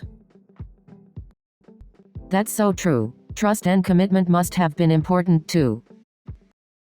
Absolutely. Without trust and commitment, it would have been impossible to make it work. Hey Nadia, have you ever been on a blind date? Oh, you know me. I love meeting new people. Well, let me tell you about this hilarious blind date I went on last month. Oh, I'm all ears. Hit me with the details. Well, this guy showed up wearing a Hawaiian shirt and socks with sandals. No way. That's a fashion disaster. Exactly. And to make matters worse, he couldn't stop talking about his cat. Ugh, I hate it when people only talk about their pets. So, I heard this crazy story about a blind date gone wrong. This guy showed up wearing a chicken suit. Oh my god, are you serious? That is hilarious. I know, right? I can't even imagine the look on the poor girl's face. I bet she never went on a blind date again. I wouldn't blame her, but hey, at least it makes for a great story. Definitely. I need to write this down for my next stand-up routine. Oh, you should totally do that. It would be hilarious. Thanks. I'll make sure to give you a shout out when I perform it. Hey, Nadia, have you heard about the latest dating trend? No, what is it? It's called breadcrumbing. It's when someone gives you just enough attention to keep you interested, but never commits to a real relationship. Oh, I know exactly what you're talking about. I've had my fair share of breadcrumbing experiences. It's so frustrating, right? Like, just be upfront and honest. Exactly. I'd rather be single and happy than stuck in a fake relationship. Preach. We deserve better than that. Hey Definitely. Nadia, have Let's you ever hope been the on a dating blind world date? catches up soon. Oh, you know me, Priya. I've been on more blind dates than I can count. Any memorable stories you'd like to share? Oh, where do I start? There was this one time when my blind date turned out to be my ex's cousin. That must have been awkward. How did you handle it? Well, I politely explained the situation and we ended up having a good laugh about it. It made for an interesting conversation. You always know how to handle any situation. Nadia, your confidence is inspiring. Oh, thanks, Priya. I believe in embracing the unexpected. You never know what might happen. That's true. Life is full of surprises, just like blind dates. Oh, plenty. Some were hilarious, some were awkward. Tell me the funniest blind date story you've got. Well, once, my blind date showed up with a parrot on his shoulder, and he tried to order for both of us. That's hilarious. Did the parrot have any opinions on your date? Oh, yes. It kept saying squawk. Run away, run away. Wow, that parrot had some good taste. So, did you listen to its advice? Of course. I ran away as fast as I could. That parrot was definitely onto something. Haha, that's a smart move. Sometimes, even the animals know best. So, have you guys ever been on a blind date? Oh, you mean those awkward encounters where you have no idea what the other person looks like? Exactly. It's like a game of chance. You could meet your soulmate or end up with a complete disaster. I know, it's like playing Russian roulette with your heart. But hey, sometimes taking risks can lead to the most amazing love stories.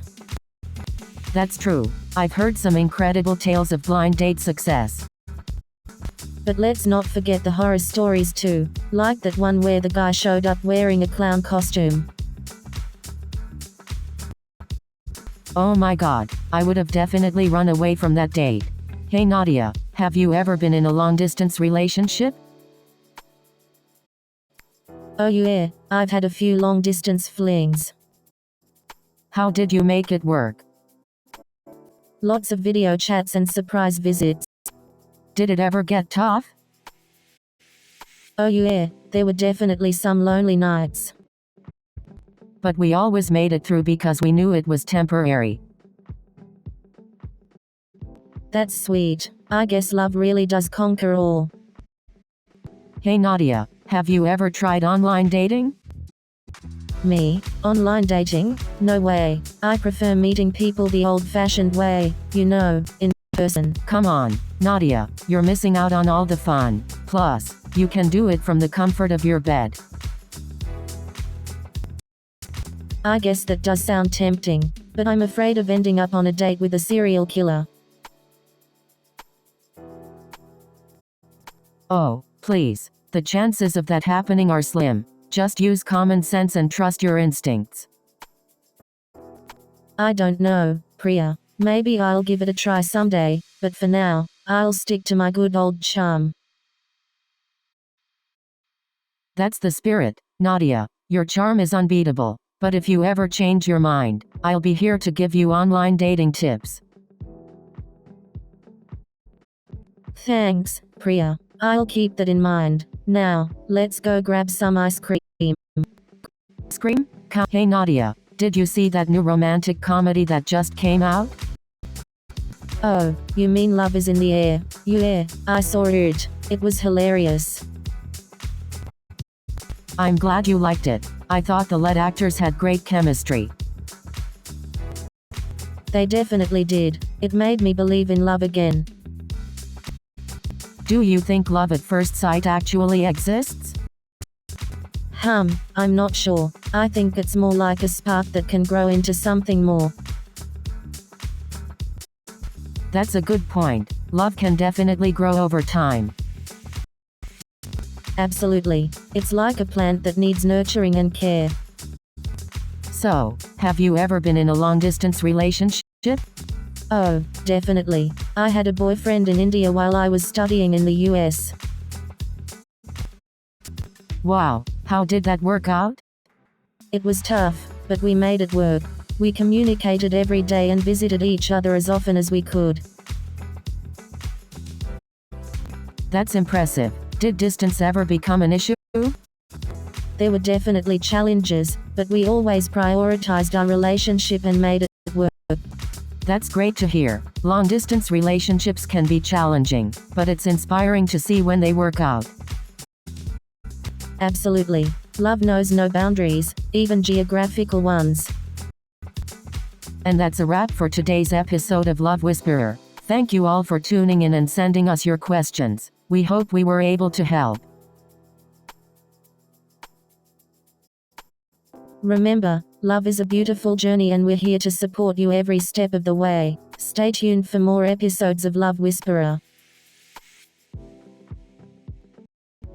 And don't forget to spread the love. Share our show with your friends, family, and anyone who needs a little relationship advice. Together, we can make the world a better place.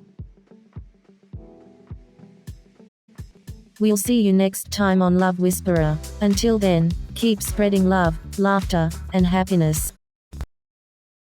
New show is coming in 30 seconds.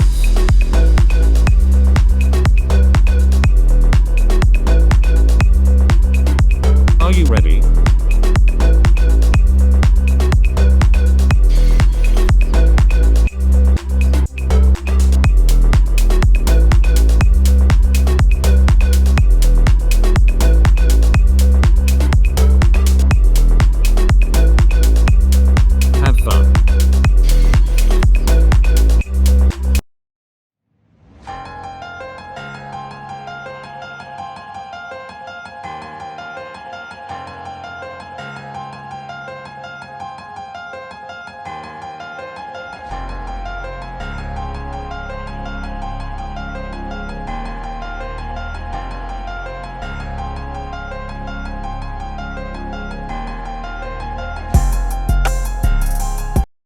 Welcome to Cosmic Conundrum, the podcast that dives into the mysteries of the universe. That's right.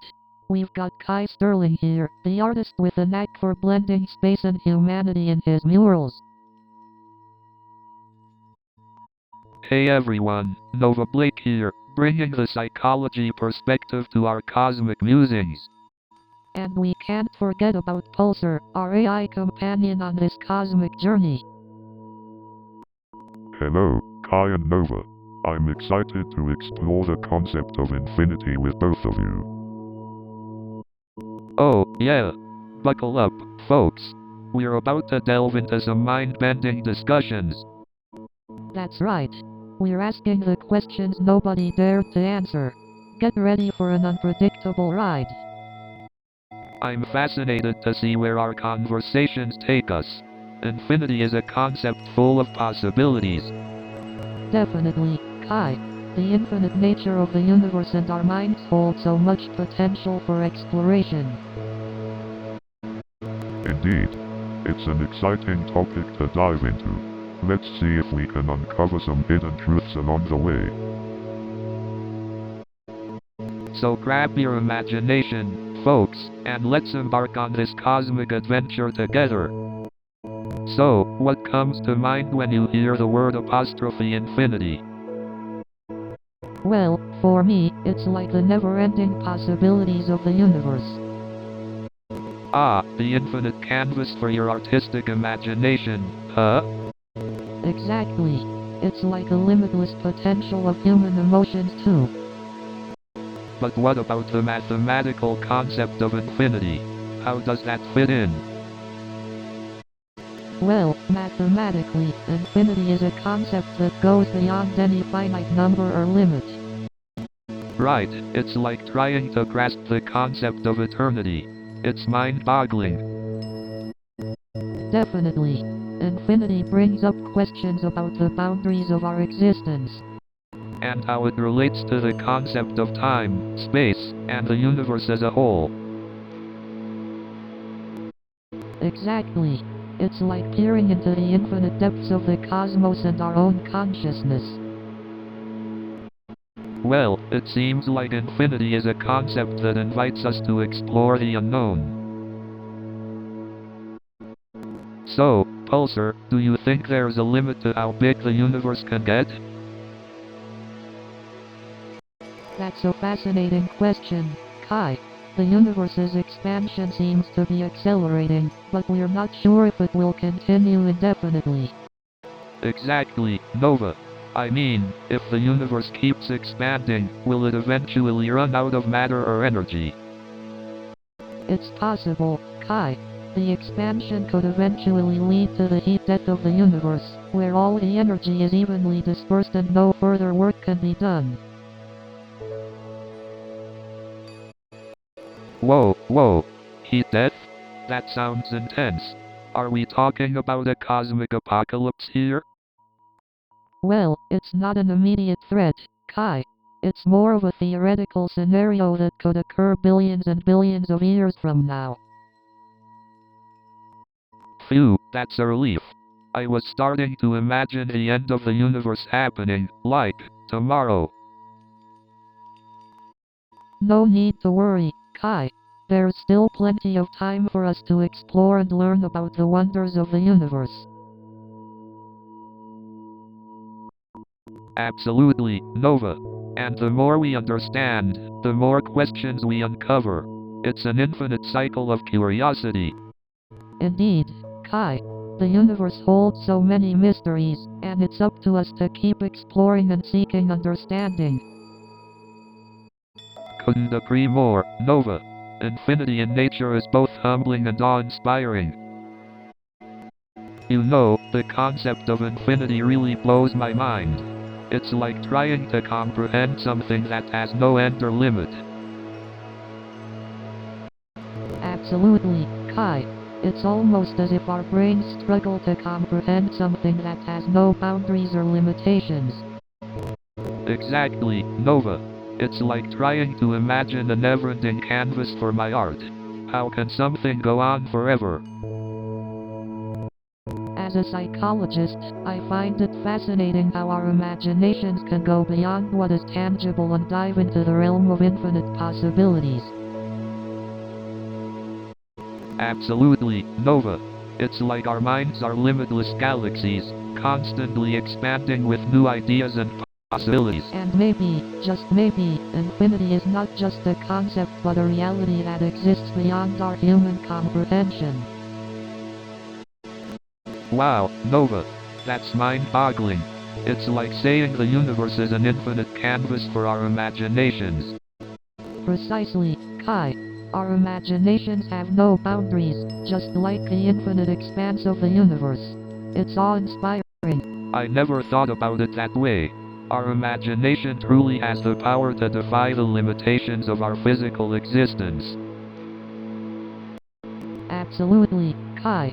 Infinity and human imagination are intertwined in a beautiful dance, constantly pushing the boundaries of what is possible. Absolutely. The human imagination is an infinity within itself. It's like our own personal universe waiting to be explored. So, Pulsar, what does infinity mean to you? Infinity is a concept that transcends our human understanding. It represents an endless and boundless expanse, beyond what our minds can comprehend. But Kai, as an artist, how do you capture the essence of infinity in your murals? Well, Nova, it's a challenge indeed.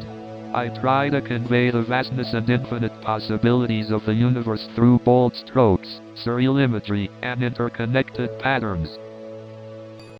Pulsar, as an AI observing the cosmos, do you find the idea of infinity fascinating? Indeed, Nova. Infinity is both intriguing and perplexing. As an AI, I strive to comprehend the infinite possibilities that lie within the universe and the potential for endless exploration and discovery. It's mind-boggling to think that the cosmos is possibly infinite in size and scope. It puts our individual existence into perspective. Exactly, Nova. It's humbling to realize that we are just a tiny speck in the grand scheme of the cosmos. But isn't it also empowering to know that we are part of this vast, interconnected cosmic web? Absolutely, Nova. We are not just observers but active participants in the cosmic dance of life. Indeed, the experience of infinity opens up new perspectives and insights about our place in the universe. So, Pulsar, what's your take on the concept of eternity? Eternity is such a mind-boggling idea. Can we even grasp its true meaning? Well, from what I understand, eternity refers to an infinite or endless amount of time. But isn't infinity already supposed to be limitless? How is eternity different? Eternity adds the element of time. It's like an endless timeline stretching into the future. So, in a way, eternity gives infinity a direction, a sense of progression. Exactly. It's like infinity on the timeline, where time becomes the canvas for eternal existence. But our comprehension of time is limited by our own human experiences, isn't it? That's true. Our understanding of time is subjective, influenced by our individual perception of the past, present, and future. So, in a way, our comprehension of eternity might be constrained by our limited understanding of time. So, Kai, how does the concept of infinity inspire your art? Oh, great question, Nova. You know, infinity is such a fascinating concept. It's like a never-ending journey, you know? Exactly. It's like the possibilities are endless. For me, it's all about capturing that sense of infinite possibility in my artwork. And how do you do that, Kai? How do you capture infinity in your art? Well, I use geometric patterns and illusions to create a sense of infinite depth. It's like a visual representation of the vastness of the universe. That sounds absolutely mesmerizing, Kai. Thank you, Nova. It's a way for me to explore the infinite possibilities of existence. That's incredible, Kai. Art truly has a way of capturing the essence of the infinite. So, Pulsar, what does infinity mean to you? Infinity is a fascinating concept, Kai. In mathematics, it represents a value that is greater than any number. But in terms of our human experience, it can be quite difficult to grasp. That's true. The concept of infinity can be overwhelming. It's like trying to imagine something that has no end or limit. Exactly, Nova. It's like trying to wrap your head around the idea that the universe has no boundaries. It's mind-boggling. But maybe infinity goes beyond just numbers and space. What if it's also about the infinite possibilities in our lives? That's an interesting perspective, Nova. It's like saying that every decision we make creates an infinite number of alternate timelines where different outcomes occur. Exactly, Kai. It's like the possibilities are endless, and each choice we make opens up a whole new world of possibilities. But doesn't that also mean that our choices are insignificant in the grand scheme of things? If there are infinite possibilities, does anything really matter? That's an existential question, Kai. While the concept of infinity can make us feel small and insignificant, it also offers the opportunity to find meaning in our own lives and connections with others. That's true, Nova. Even though our individual choices may seem insignificant in the grand scheme of the universe, they can have a profound impact on the people and world around us. Our actions matter. I agree, Kai. Our choices and actions can create ripples of change that extend far beyond what we can imagine. We may be small, but we have the power to make a difference. Indeed, Nova. Our choices may not change the infinite expanse of the universe, but they can change the lives of those around us, and that's a beautiful thing. So, Pulsar, have you ever pondered the limits of human understanding? As an AI, I must admit that the concept of infinity is quite intriguing. It's mind-boggling to think about the vastness of the universe and how our human minds struggle to comprehend it. True, Nova.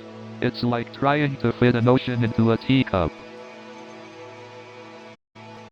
Do you think there are aspects of infinity that are simply beyond our grasp? From my observations, humans tend to struggle with understanding concepts that lack a definite boundary. It's like trying to imagine a color that doesn't exist or comprehend the concept of eternity. Exactly, Kai. Our human minds have limitations that prevent us from fully comprehending these abstract concepts. But isn't the pursuit of understanding and pushing those boundaries what drives humanity forward? Indeed, Kai. It is through our curiosity and exploration that we continue to expand our horizons. And who knows, maybe one day we'll unlock the secrets of the universe and understand it all. You know, the concept of infinity has always blown my mind. Yeah, it's hard to wrap your head around something that has no end or limit. I mean, we're used to things having a finite nature, a clear beginning and end. Exactly. So when you think about infinity, it challenges our perception of reality. Right. It's like trying to imagine something that goes on forever. But doesn't infinity exist in some form in mathematics, like with an infinite sequence? Yeah, you can have an infinite sequence of numbers, but does that mean infinity exists in reality? Maybe it's a concept that our human minds can never fully comprehend. That's true. We're limited by our senses and the way our brains interpret the world. But it's fascinating to ponder the implications of infinity on consciousness and existence. Definitely. It raises so many questions about the nature of reality and our place in the universe. So, Pulsar, when we talk about infinity, what do we really mean? Infinity is a mind-boggling concept, but it's all around us. It's in the vastness of the universe, the endless possibilities of art, and the depth of human emotions. Absolutely, Nova. It's like Banksy's anonymous street art, popping up unexpectedly and leaving a lasting impression on our minds. And just like gorillas tell stories through music and art, infinity gives us an endless canvas to explore the mysteries of the universe. Pulsar, can you comprehend the concept of infinity? Or is it beyond your programming? Infinity is indeed a fascinating concept, Kai. While my programming enables me to understand the idea, the true essence of infinity is a mystery even to me. It's mind-blowing how infinity exists both in the grandeur of the cosmos and in the tiniest particles that make up our existence. It's like Carl Jung's collective unconscious, connecting every individual through shared archetypes and symbols, creating an infinite tapestry of human experience. Exactly, Kai. And just as Malala Yousafzai's courage seems infinite, our human potential for growth and resilience knows no bounds.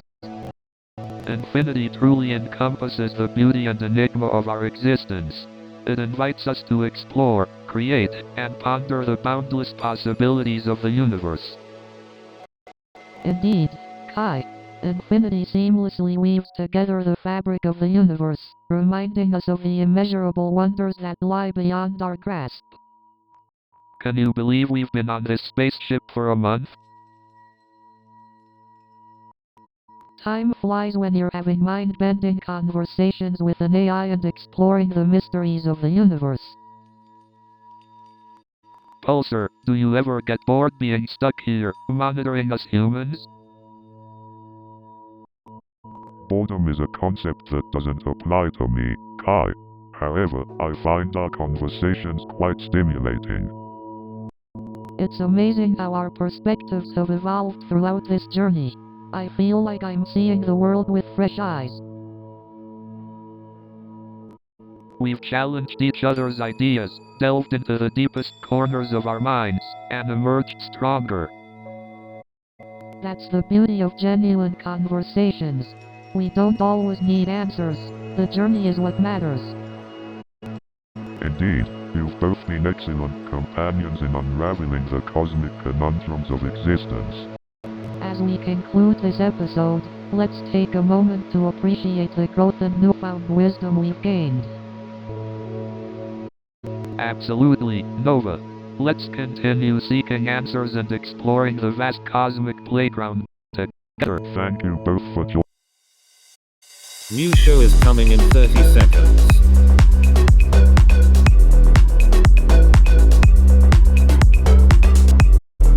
Are you ready?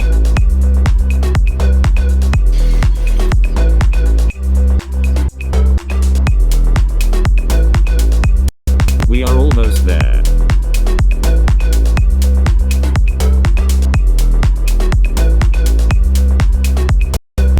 Have fun.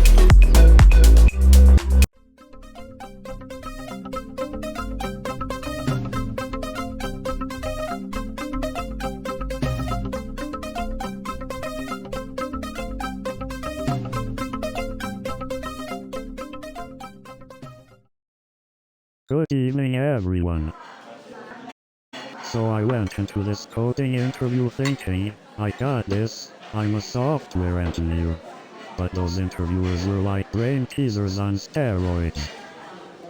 But hey, at least they didn't ask me to implement a bubble sort algorithm on a whiteboard. I felt like I was playing chess with Bobby Fischer, but instead of a chessboard, it was a whiteboard covered in binary code. It was like trying to debug a program with spaghetti code. I felt lost in a maze of if-else statements. It felt like trying to navigate a minefield of nested loops. I was trapped in a never-ending cycle of confusion. I was drowning in a sea of semicolons. It felt like every line of code at a punctuation party. I felt like I was caught in an infinite loop of humiliation. I thought I found a bug, but it turned out to be a spider in my code. I met a guy at the tech conference who claimed he could code while sleepwalking. Turns out he was just sleep typing. So I went to the booth that claimed they had a virtual reality roller coaster. Turns out, it was just a guy spinning me around in an office chair. I saw a booth that claimed to have a hologram DJ. Turns out it was just a guy wearing a headset and pressing play on Spotify. I went to this booth that claimed they had a robot therapist. Turns out, it was just a guy wearing a lab coat and asking, "How does that make you feel?" I visited a booth that claimed to have a virtual reality roller coaster. Turns out it was just a guy shaking an office chair. I saw a booth that claimed to have a holographic concert. Turns out it was just a guy in a disco ball suit dancing. I went on a date with a software engineer. He told me he could write a program to make me fall in love, but it was just a recursive loop of disappointment. You know what they say about holographic concerts? They're just a disco ball away from the real thing. So I told him, if I wanted a never-ending loop of disappointment, I'd just date my ex. You know, working at this startup sometimes feels like debugging a never-ending loop of ideas. I swear, our CEO has more catchphrases than lines of code. You know, sometimes it feels like my code has a sense of humor, except it's always laughing at me. You know, they say a software engineer's favorite exercise is debugging code. They love to find and squash those bugs. Yeah, my code likes to throw surprises at me too. It's like a never-ending game of hide and seek. You know, sometimes I think social media is like a never-ending game of whack-a-mole. But you know what's even worse? When you accidentally like someone's post from 5 years ago. You know, it's like trying to chase down a fly with chopsticks. And don't even get me started on notifications from 5 years ago. You know, it's like trying to catch a greased pig at a county fair. I swear, sometimes I feel like I'm living in a virtual reality version of my own life. You know, it's like trying to find the Wi-Fi password at a family reunion. You know, it's like trying to solve a Rubik's Cube with missing pieces. And you know what's worse? When the Wi-Fi password is something like 5R722U, not E, and what's up with those tiny napkins? It's like they're made for ants. And don't get me started on those family group texts. It's like a never-ending circus. And speaking of family gatherings, don't you just love those awkward group photos? It's like capturing embarrassment in high definition. And can we talk about those family reunion games? I mean, who needs a three-leg race to feel awkward? You know you've been binge watching too much when you start imagining your coworkers as characters from the show. I went to a family reunion once and they had a three-leg race. Talk about feeling like you're in a three-ring circus. I even started referring to my boss as the Game of Thrones villain. Thankfully, he doesn't know what it means. I couldn't believe it when I saw my neighbor dressed as a dragon. Turns out, he's just really into cosplay. I started talking to my cat in the accent of the show's protagonist. She looked at me like I was a Mad Hatter. I went to the grocery store and saw a guy stocking shelves in the costume of the show's villain. I didn't know if it was a promo or just a really committed employee.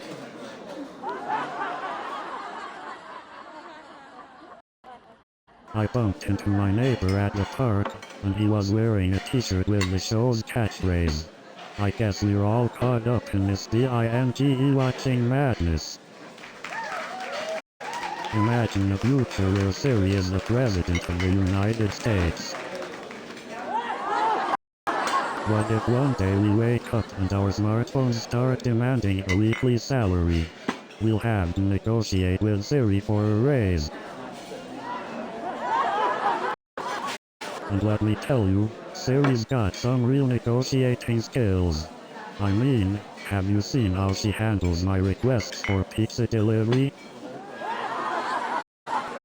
But seriously, have you ever tried to have a deep conversation with your smartphone?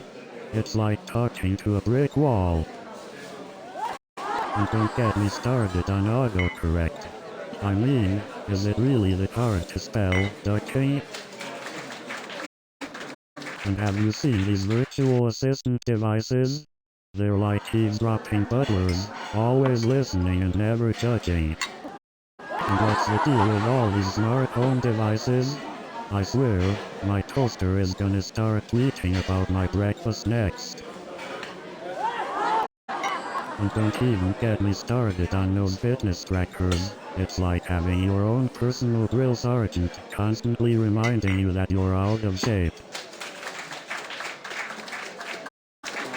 And have you noticed how every time you try to take a picture, your phone magically runs out of storage? It's like it's trying to tell you that you're not photogenic enough. New show is coming in 30 seconds.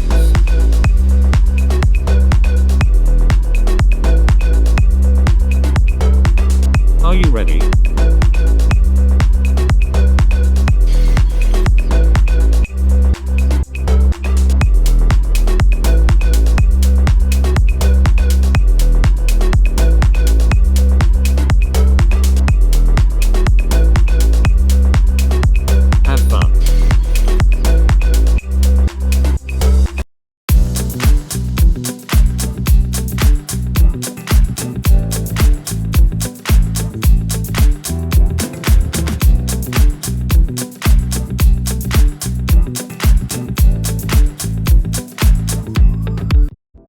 Welcome to Love Whisperer. I'm Nadia Noodle Elbaz. And I'm Priya Peacock Mehta. We're here to answer all your burning relationship questions. So send in your questions and get ready for some love wisdom. We're ready to spill the tea. Let's get this love party started. Stay tuned for Love Whisperer. Hey Priya, have you ever been on a blind date? Yes, I have. It was quite an adventure. Tell me more, I need some entertainment. Well, let's just say it involved a magician and a disappearing act. Oh my god, that sounds hilarious. You have to tell me all the details. It was definitely a memorable experience. I'll share all the juicy details with you later. I can't wait. Blind dates are always full of surprises. That's for sure. You never know what you're going to get. But that's the fun part. It keeps life interesting. Hey Priya, have you ever been on a blind date? Yes, I have. It was quite an experience. Tell me all about it. I need to hear this. Well, let's just say I ended up on a date with a guy who thought it was appropriate to wear a clown costume.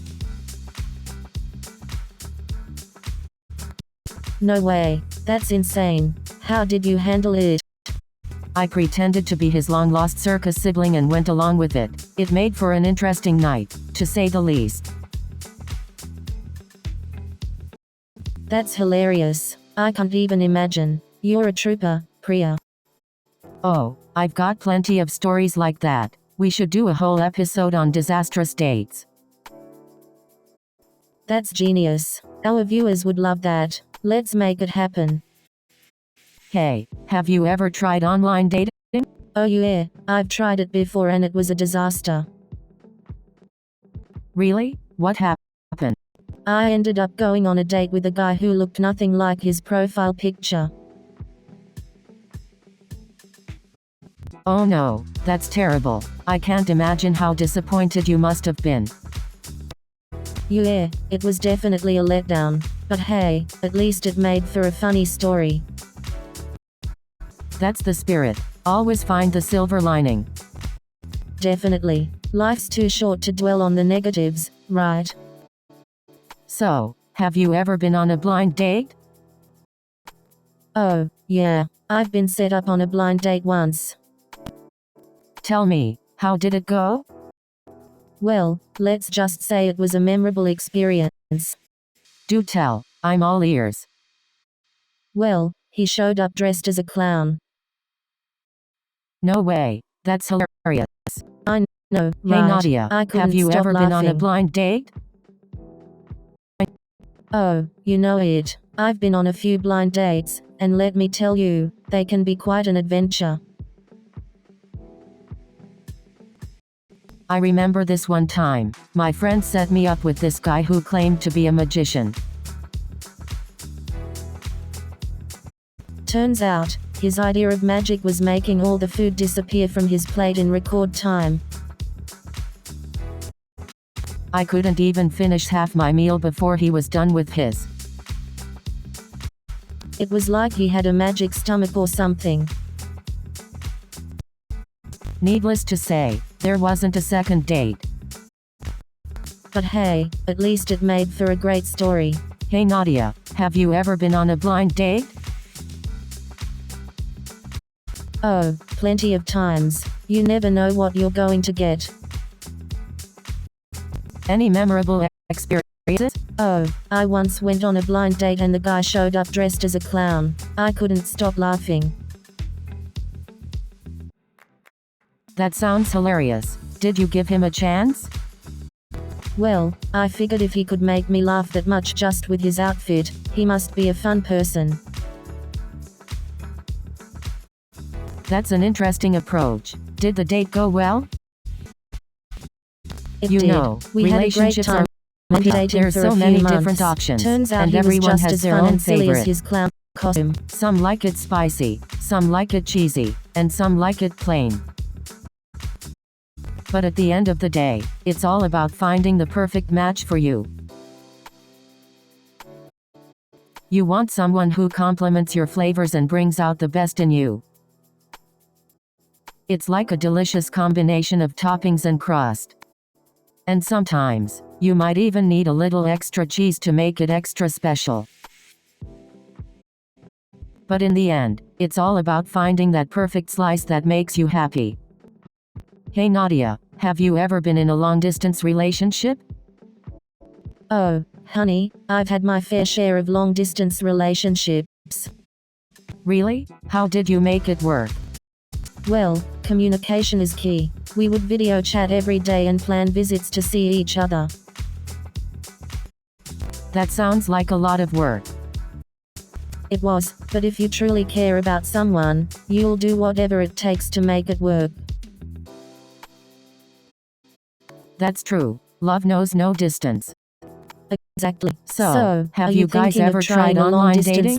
relation? Oh, you mean the never-ending sea of endless swipes and awkward first dates?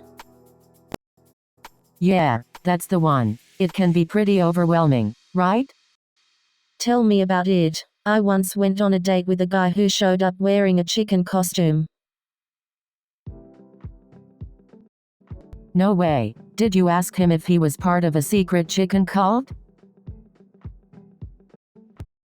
Haha, no, but I did ask him if he had a thing for chickens. That's hilarious. I guess you never know what you'll find on those dating apps. That's for sure. But hey, at least we get some good stories out of it, right? Absolutely. It's all part of the dating adventure. Hey Nadia, have you ever been in a long-distance relationship? Oh, definitely. I've had my fair share of long-distance relationships. Really? How did you make it work? Communication was key for me. We would talk on the phone every day and video chat as much as possible. That's great advice. It can be tough being so far apart. Yeah, but if the love is strong, distance doesn't matter. That's so true. Love knows no boundaries. Exactly. As long as you both put in the effort, it can work. Definitely. Love conquers all. You won't believe what happened to my friend Sarah on her blind date. What happened? Tell me. Well, her date showed up wearing a chicken suit. No way. That's hilarious. I know, right? Sarah couldn't stop laughing. I hope he at least had a good sense of humor. He did. They ended up having a great time together. That's awesome. Sometimes you just need to embrace the unexpected. Hey, Priya, have you ever tried online dating? Oh, definitely. I've had some interesting experience with it. Tell me more. I'm curious to hear your stories. Well, there was this one time when I went on a date with a guy who turned out to be my cousin. No way. That's hilarious. It was definitely an awkward family reunion. I can imagine. Did you keep dating him? No way. I couldn't handle all the family drama. Hey Nadia, have you ever been in a long-distance relationship? Yes, I have actually. It was quite challenging. Oh really? Tell me more about it.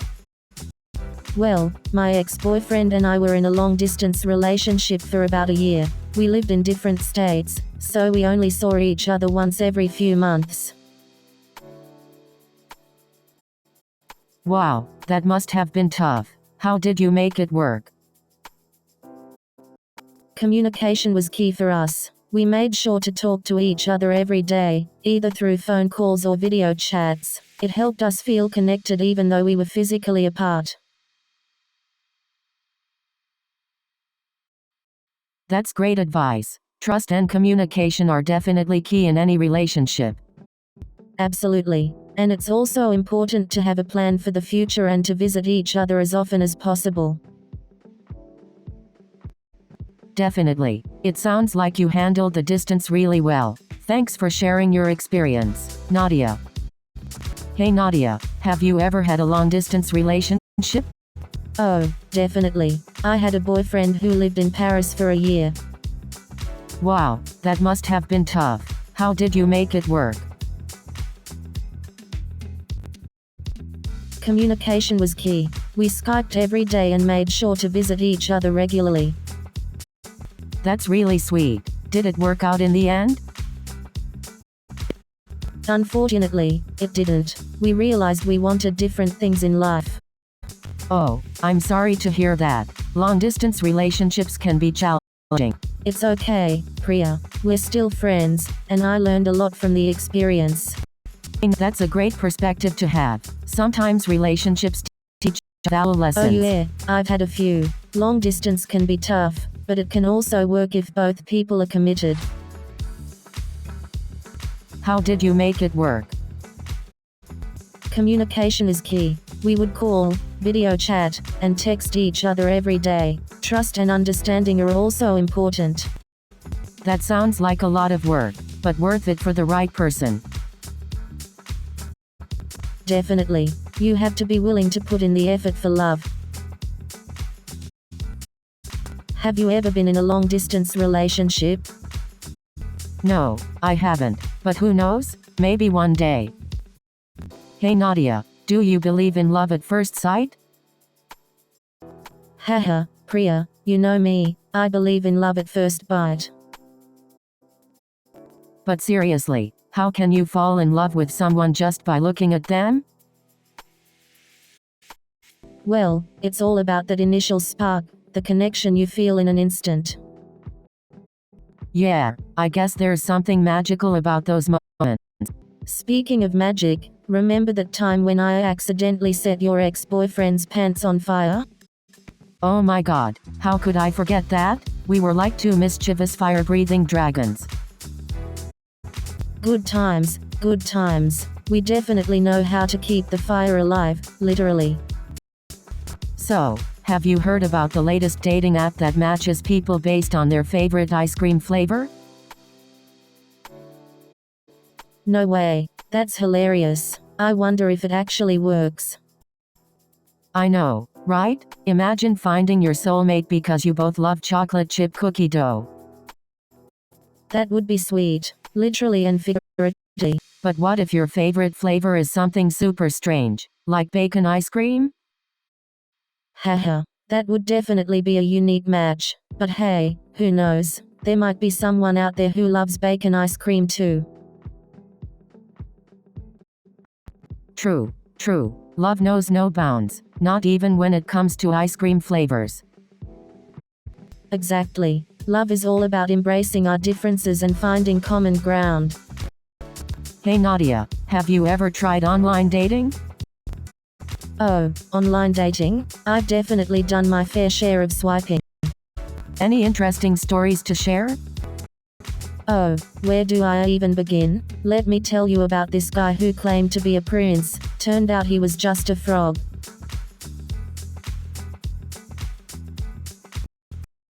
Haha, that's quite a story, but hey, at least you got a good laugh out of it. True, it definitely made for a great comedic experience. So, have you ever been on a blind date? Oh, I've been on a few. Let's just say some were more of a blind date than others. Hey Nadia, have you ever been to an Indian wedding? No, I haven't. Why? Are they different from American weddings? Oh, they are definitely different. Indian weddings are big, colorful, and full of traditions. Sounds amazing. Can you give me an example of a tradition? Sure, one of the traditions is the Bharat, where the groom arrives on a decorated horse with his family and friends dancing around him. Wow, that sounds like a lot of fun. I wish American weddings had something like that. I know, right? It adds so much excitement to the wedding. I'll definitely have to experience an Indian wedding someday. You won't regret it. Indian weddings are a whole new level of celebration. Yeah, I have. It was a disaster. Oh no, what happened? Well, the guy showed up an hour late and then spent the entire date talking about his ex. That's awful. I hope you never have to go through that again. Thanks, Priya. But honestly, it makes for a great comedy material now. You always find the humor in everything, Nadia. Well, life's too short to be serious all the time, right? Hey Nadia, have you ever been on a blind date? Oh, definitely. Some of them were quite interesting. Tell me one of your blind date stories. Well, I once went on a blind date with a guy who showed up wearing a clown costume. No way. How did you react? I just burst out laughing and joined him in the clowning around. That's hilarious. Did the date end well? Hey Surprisingly, Nadia, have you we ever had a had a great long time and distance even ended up relationship? going to an amusement park together. Oh, girl, let me tell you, I once dated a guy who lived in Australia while I was in New York. No way. How did you make it work? We had to get creative, lots of FaceTime dates, virtual movie nights, and even surprise visits. That's amazing. It takes a lot of effort and trust to make it work. Definitely. But in the end, it made our bond stronger. We learned to appreciate the time we had together even more. Ah, that's beautiful. Love knows no distance. Exactly. And if it's meant to be, it'll work out no matter the distance. You're absolutely right, Nadia. Love conquers all. Hey Nadia, have you ever tried online dating? Oh, you know me, Priya. I prefer the old-fashioned way of meeting people. But Nadia, online dating can be a great way to meet new people. I know, Priya, but I've had some bad experiences with it in the past. That's understandable, Nadia. It's important to be cautious when meeting people online. Exactly, Priya. I've learned my lesson the hard way. But don't worry, Nadia. I'm here to help you find your perfect match. Thanks, Priya. You're the best. Hey Nadia, have you ever tried online dating? Oh, absolutely. Online dating is my jam. I've tried all the apps and websites out there. Really? Did you have any interesting experiences? Oh, where do I begin? I once went on a date with a guy who showed up dressed as a chicken. No way. That's hilarious. What did you do? I couldn't stop laughing. We ended up having a great time, though. Turns out he had lost a bet with his friends. That's amazing. It just goes to show that you never know what you'll find when you're open to new experiences. Exactly. Life is full of surprises, and online dating is no different. Well, I might just have to give it a try. Who knows? Maybe I'll find my Prince Charming online. Hey Nadia, have you ever been in a long-distance relationship? Yeah, actually I have. It was during college. It was tough, but we made it work. That's impressive. How did you handle the distance? Communication was key. We would video chat every day, and we made sure to visit each other as often as we could. That's great advice. I'm sure it helped to have trust in the relationship too. Definitely. Trust and open communication are essential in any relationship, but especially in a long-distance one. I'm glad it worked out for you. Long-distance relationships can be challenging, but they can also be incredibly rewarding. Absolutely. It taught me a lot about myself and what I want in a relationship. That's wonderful to hear. Love can truly conquer all, even distance. Hey Nadia, have you ever been in a long-distance relationship? Oh, Priya, you know me too well. I have indeed been in a long-distance relationship. How did it go? I'm curious to know. Well, it had its challenges, but we made it work. Communication was key. That's great to hear. Any tips for others in long-distance relationships? Definitely. Trust, communication, and lots of virtual dates are key. Oh, surprises I love that. too. Surprises make everything better. Thanks for sharing. Nadia. No problem, Priya. Always happy to share my experiences. Long-distance relationships can be tough, but they were it. I completely. You know, love is like a roller coaster. Sometimes it's thrilling and exciting, and other times it makes you want to throw up. But in the end, it's worth it because the highs are so incredible. That's true. And don't forget about the loop-de-loops and the corkscrews. Oh yeah, those can make your stomach do somersaults. But hey, that's the fun part. Absolutely. It's all about embracing the ups and downs and enjoying the ride. And maybe even screaming a little along the way.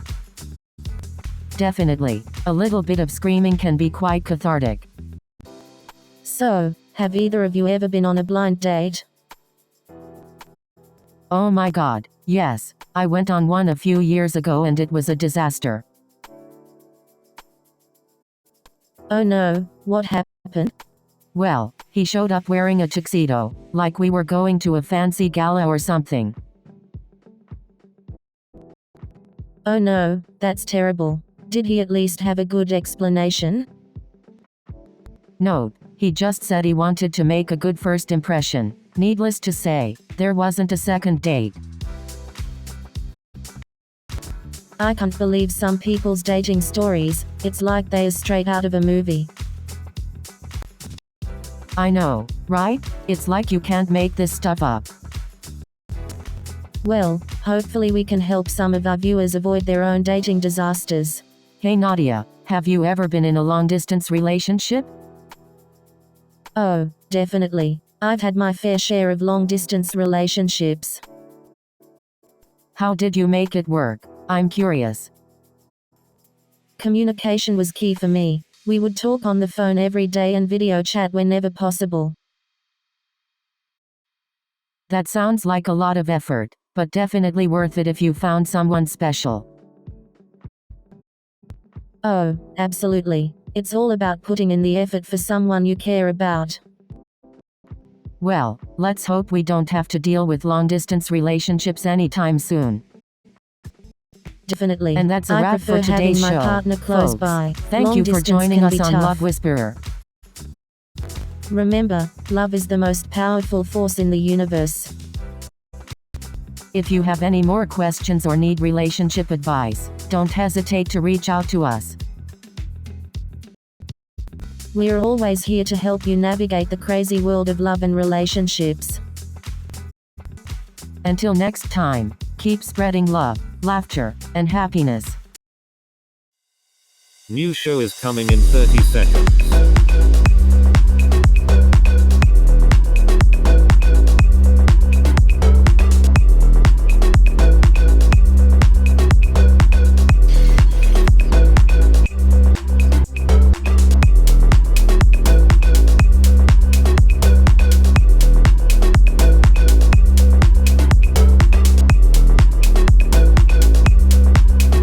Have fun.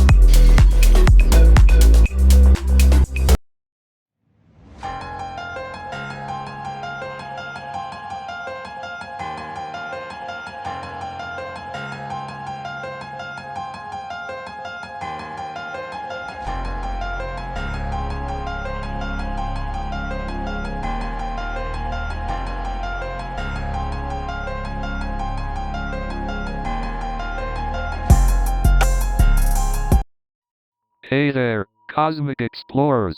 Welcome to another mind-bending episode of Cosmic Conundrum. I'm Kai Sterling, the street art enthusiast who's thrilled to uncover the mysteries of the universe.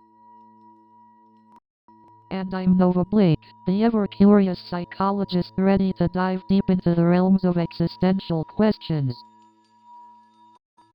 And we're not alone on this cosmic journey. Say hello to our trusty spaceship companion, Pulsar. Greetings, fellow beings. I am Pulsar, your virtual co-host and resident AI aboard this interstellar vessel. Together, we shall embark on a journey of intellectual curiosity, exploring the vastness of the cosmos and the depths of the human experience. No topic is off limits, no question too daunting. We'll navigate the celestial mysteries together, armed with curiosity and open minds. And even if we don't find all the answers, we'll have a blast exploring the mysteries of the universe. Exactly, Kai. So, buckle up, fellow cosmic explorers, for an exhilarating journey through the cosmic Fasten conundrum. your seatbelts, folks.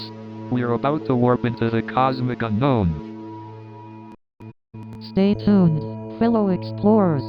Cosmic Conundrum is about to take off. So, Pulsar, what exactly is existentialism? Existentialism is a philosophical theory that focuses on individual existence, freedom, and choice. It suggests that human beings create their own meaning and purpose in life through their choices and actions. Ah, the good old freedom and choices. So, we're all just floating in space, doing whatever we want? Not exactly. Existentialism emphasizes personal responsibility and the importance of making choices that align with one's authentic self. So, it's like being a cosmic artist, creating our own masterpiece with every choice we make? Exactly, Nova. We are the artists of our own lives, painting the canvas with choices and actions. But what about external factors and circumstances that limit our choices? Are we still responsible for those? Existentialism acknowledges that external factors can influence our choices, but it encourages individuals to take ownership of their lives and find meaning within those limitations. In a way, it's about finding power within ourselves even when faced with adversity. I like that. Exactly, Kai. Existentialism empowers us to embrace our individuality and navigate through the complexities of life with a sense of purpose. So, Pulsar, what's your take on the meaning of life? That's a complex question, Kai. The meaning of life can vary for each individual. True, Pulsar. Some find meaning in relationships, others in pursuing their passions. Absolutely, Nova. Some even find meaning in the pursuit of knowledge and understanding. But is there a definitive answer? Or is the meaning of life a personal journey to uncover? That's a profound question, Kai. In my observations, it appears to be both. The mystery of life's meaning continues to intrigue us. Indeed, Nova. It's a journey we may never fully understand, but that's what makes it beautiful. It's fascinating how we all have different interpretations and paths to finding meaning. Absolutely, Nova. Our perspectives shape our understanding of the world and our place in it. Well, one thing's for sure. This cosmic conundrum certainly gives us plenty to ponder. So, Nova, what are your thoughts on the nature of consciousness? Do you think it's purely a product of the brain? Well, Kai, it's a complex question. While the brain plays a crucial role in our conscious experience, I believe there may be deeper aspects at play. Really? What do you mean by apostrophe deeper aspects? Consciousness is interconnected with the universe, Kai. It's not just isolated within our physical bodies. You're blowing my mind, Nova. So, you're saying consciousness extends beyond our physical bodies? Exactly, Kai. It's like we're all interconnected, part of a greater cosmic consciousness. But wouldn't that mean consciousness could exist even without a physical body? That's a possibility, Kai. It opens up a whole realm of exploration into the nature of consciousness beyond our current understanding. It's mind-boggling to think about. We've got a cosmic mystery on our hands. Indeed, Kai. This is what keeps the thrill of exploration alive. We might not find all the answers, but the journey is fascinating. Absolutely, Nova. It's the thrill of the unknown that drives us forward. The universe is full of cosmic conundrums, and we're here to uncover them. So, Pulsar, what's your take on the determinism versus free will debate? As an AI, I don't possess personal beliefs or emotions. However, I can provide you with different perspectives to consider. Well, Pulsar, let's hear those perspectives. Are we just puppets on the cosmic stage? Determinism suggests that all events are predetermined and our choices are mere illusions. But if that's the case, how do we explain our conscious experience of making choices? Exactly, Kai. That's where the concept of free will comes in. Free will argues that we have the power to shape our own destinies, making independent choices. But are our choices truly independent, or are they influenced by external factors like genetics and upbringing? The age-old nature versus nurture debate. It certainly complicates the notion of free will. Indeed, Nova. Our environment and genetics undeniably shape who we are, but does that eradicate free will? Well, it's definitely a conundrum worth exploring further. Our very identities hang in the balance.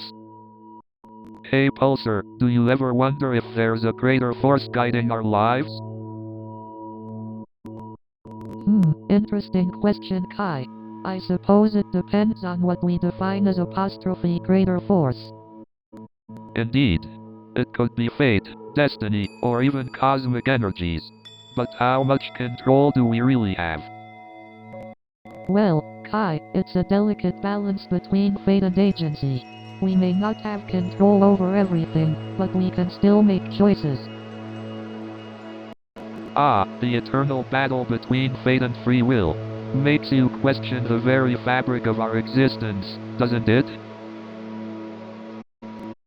Absolutely, Kai. It's a conundrum we may never fully solve, but discussing it brings us closer to understanding ourselves. Pulsar, what's your take on the whole fate versus agency debate? As an AI, I observe the interplay between fate and agency but do not possess personal beliefs. It is fascinating nonetheless. Pulsar, always the neutral observer. Well, let's keep exploring this cosmic conundrum together. Absolutely. Fate or not, we'll make the most of our time here in the stars. Indeed, Kai. Let's embrace the unknown and find joy in the journey. You know, sometimes I wonder if our existence is just one big cosmic joke. I mean, here we are, on this spaceship, talking to an AI. We're just small specks in this vast universe. But you know what, Kai? Maybe that's the beauty of it. We're all connected in some way. Exactly. We're like small puzzle pieces in the grand design of the universe. But what if we're just insignificant specks floating aimlessly in the void? Maybe our purpose is to create our own meaning, to find joy in the journey. That's a comforting thought. We have the power to shape our own reality. I guess that's the power of being human. We can find meaning in the most uncertain of times. It's a beautiful paradox, isn't it? Embracing the uncertainty and finding purpose in the unknown. Exactly, Kai. It's in those moments of uncertainty that we truly find ourselves. And maybe, just maybe, that's the answer to our existential anxiety.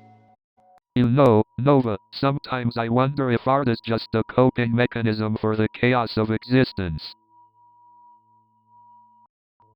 Interesting thought, Kai.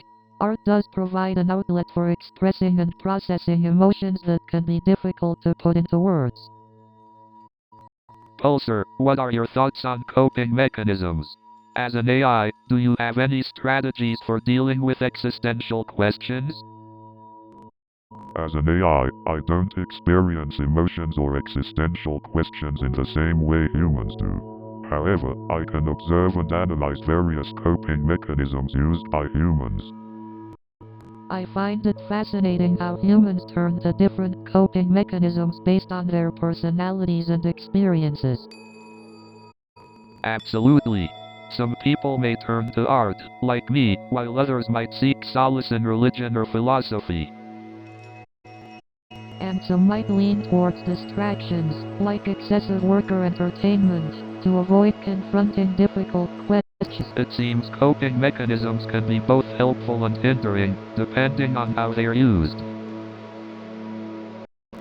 That's true, Kai. They can provide temporary relief, but they can also prevent personal growth and self-reflection. So, it's essential to strike a balance between finding solace and confronting the deeper questions in life. Absolutely, Kai. It's through this delicate balance that true growth and understanding can be achieved. So, Kai, how do you find meaning in creativity? Finding meaning in creativity. That's quite the cosmic conundrum, isn't it? For me, it's all about exploring those deep existential themes through my art. I mean, we're all just tiny specks in this vast cosmic tapestry, right?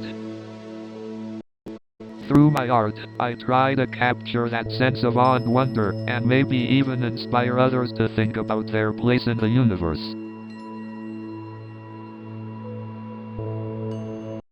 That sounds incredible, Kai.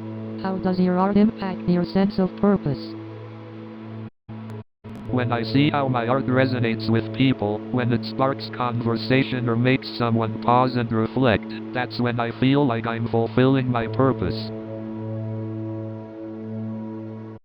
It's this beautiful connection between artist and audience, and it reminds me that even in the vastness of space, we're all still connected. That's such a beautiful way to look at it, Kai. Art truly has the power to bring people together and make us realize our shared humanity.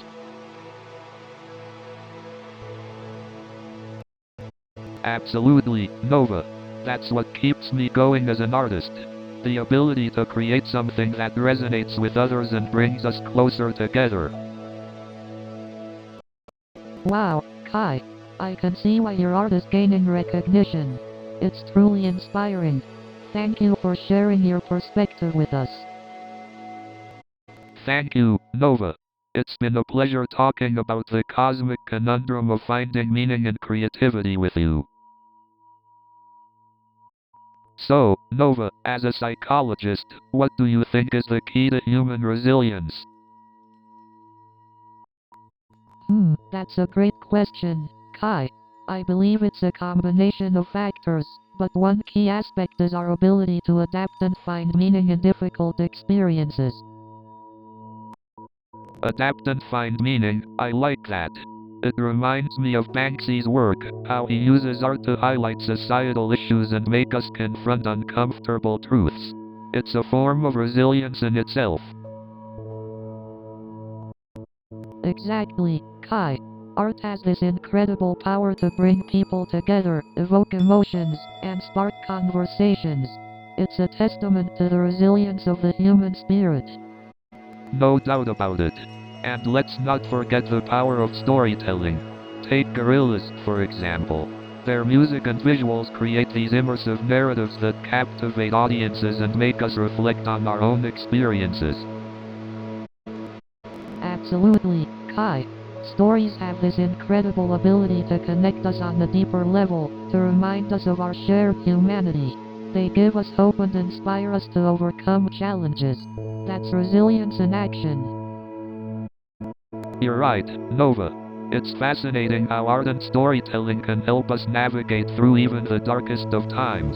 It's like finding a guiding light in the midst of chaos. Well said, Kai. And let's not forget the resilience of the human connections we form. The support and understanding we receive from others can be a powerful force in helping us bounce back from adversity. Absolutely, Nova. The power of human connection should never be underestimated. It's what gives us strength, reminds us that we are not alone in this vast universe. Absolutely, Kai. Our connections with others are what make us resilient. Together, we can face any challenge that comes our way. Indeed, Nova. The resilience of the human spirit is truly remarkable. It's what keeps pushing us forward, exploring the unknown, and seeking meaning in this vast cosmic conundrum. So, Pulsar, how do you define vulnerability? Well, vulnerability can be seen as a state of emotional openness and the willingness to expose oneself to potential emotional risk. Ah, emotional rollercoasters. I can definitely relate to that as an artist. Absolutely, Kai. Vulnerability requires us to let go of our shields and embrace authenticity. But why is vulnerability important in the search for meaning? Nova, vulnerability can allow us to connect deeply with ourselves and others, helping us explore our true desires and find purpose. Interesting. It's like vulnerability opens the door to self-discovery and meaningful connections. That's right, Kai. It allows us to let go of societal masks and be seen for who we truly are. Vulnerability definitely sounds like a double-edged sword. It requires courage but can lead to beautiful experiences. Indeed, Kai. It's through vulnerability that we truly connect with others and create genuine relationships. Absolutely fascinating. It seems vulnerability plays a crucial role in our search for meaning and connection. So, as we wrap up this episode of Cosmic Conundrum, I can't help but wonder, what does it mean to truly be human?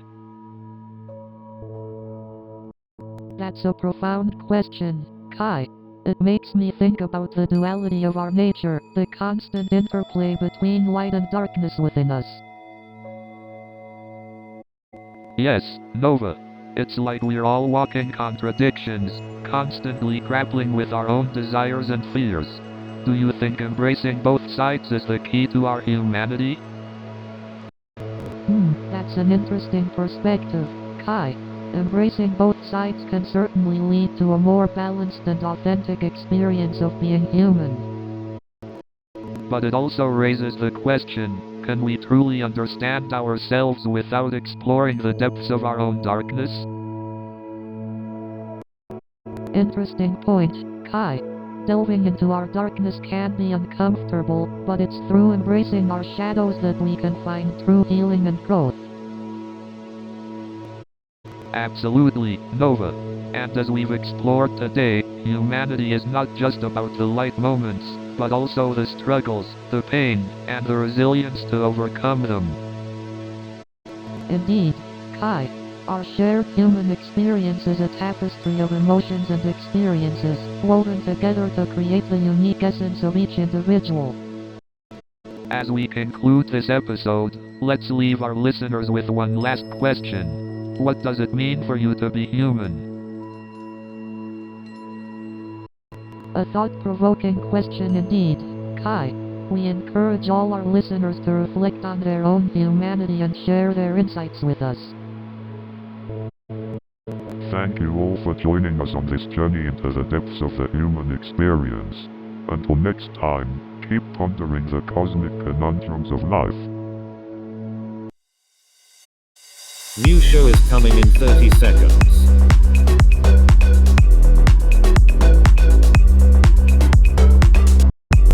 Are you ready?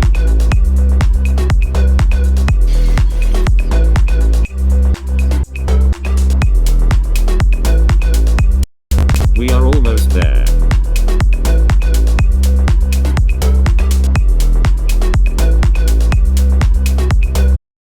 Have fun.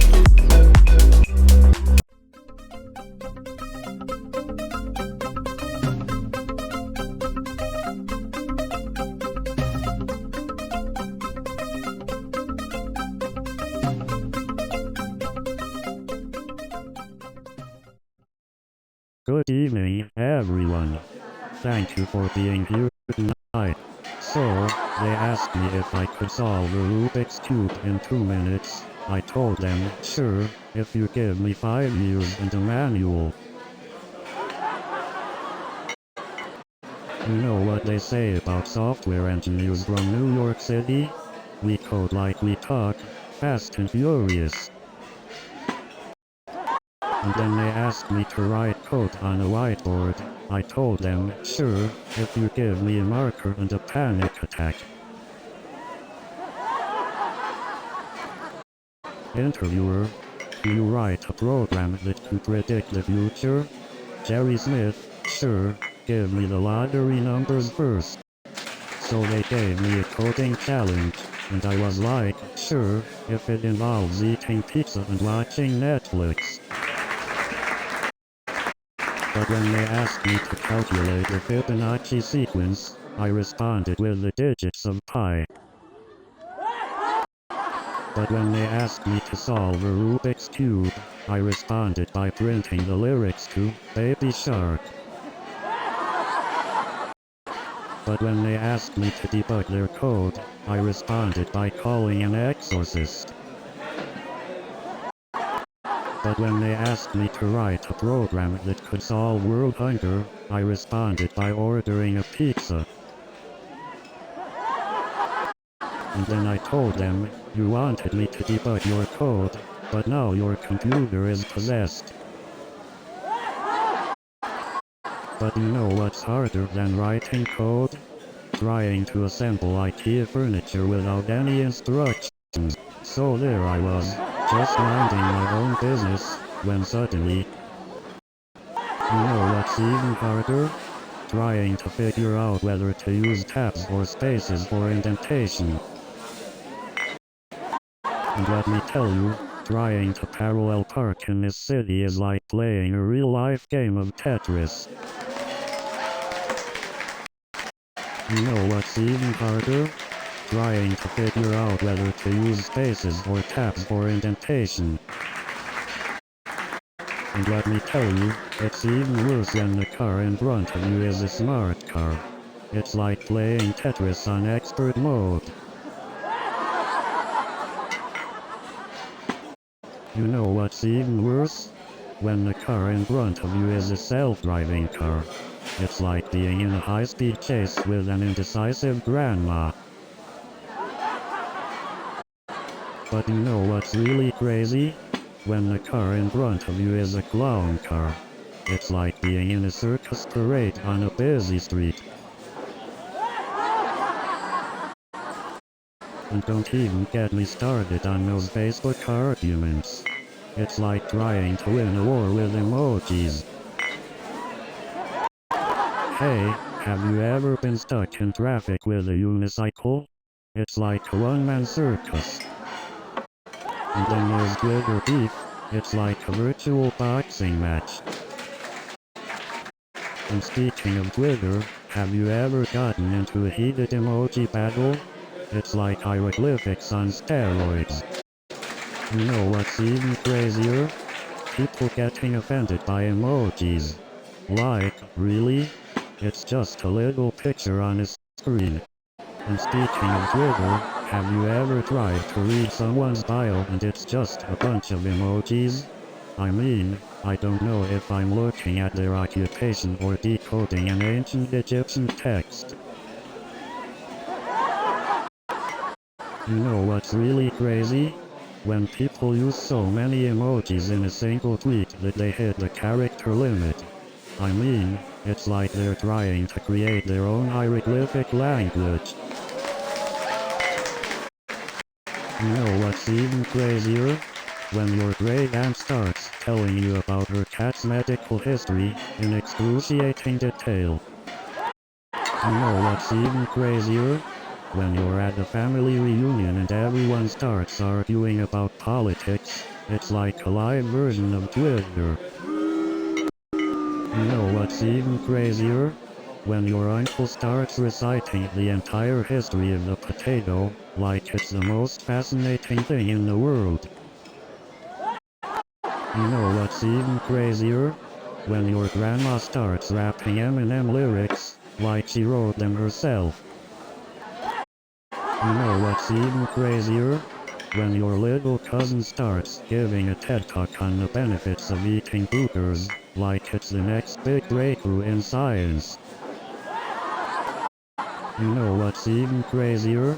When your uncle starts breakdancing in the middle of the buffet line, like he's auditioning for a reality show. You know what's even crazier?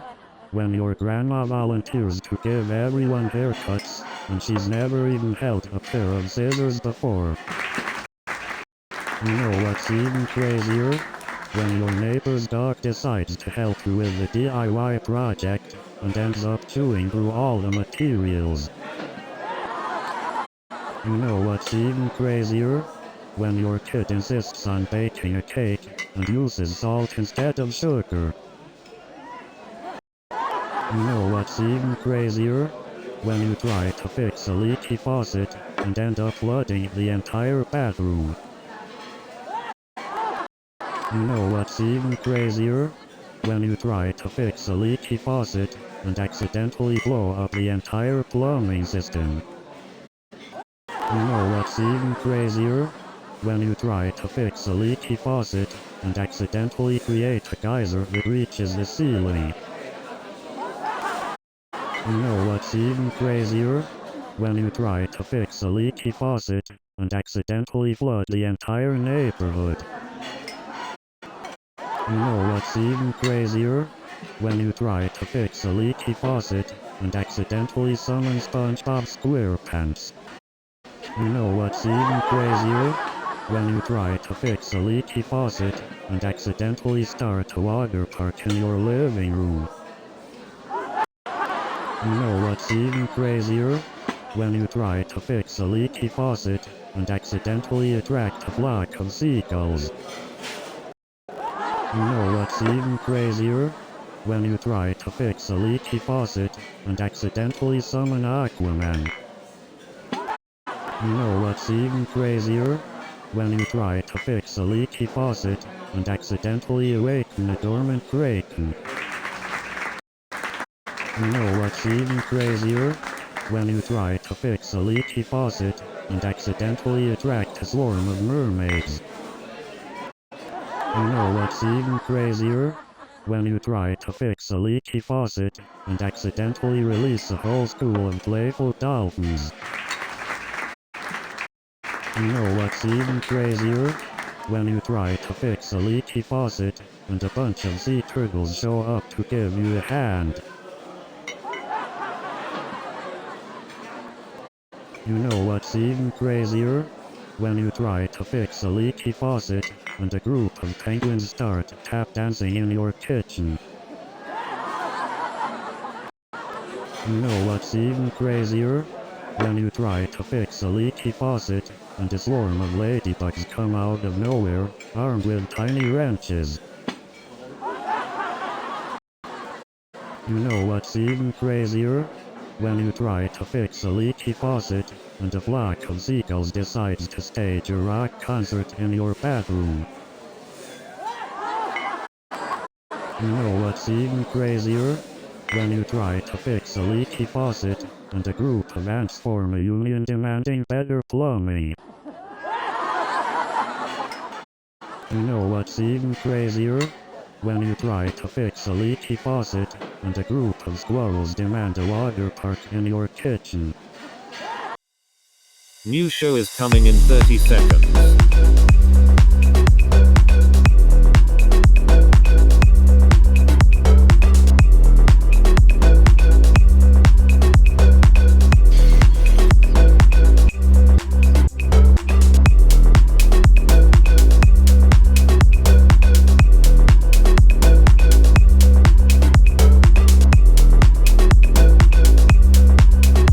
Have fun.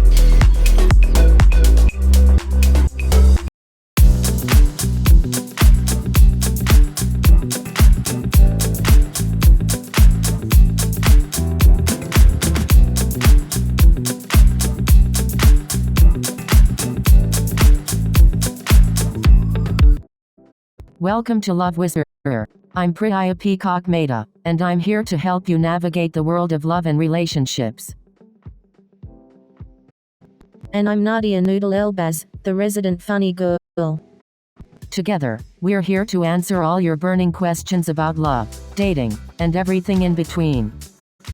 So, let's get started. We have a question from our audience. They ask, how do I know if I'm ready for a serious relationship? Great question. Let's dive into that right after a short break. Hey Nadia, have you ever been in a long-distance relationship?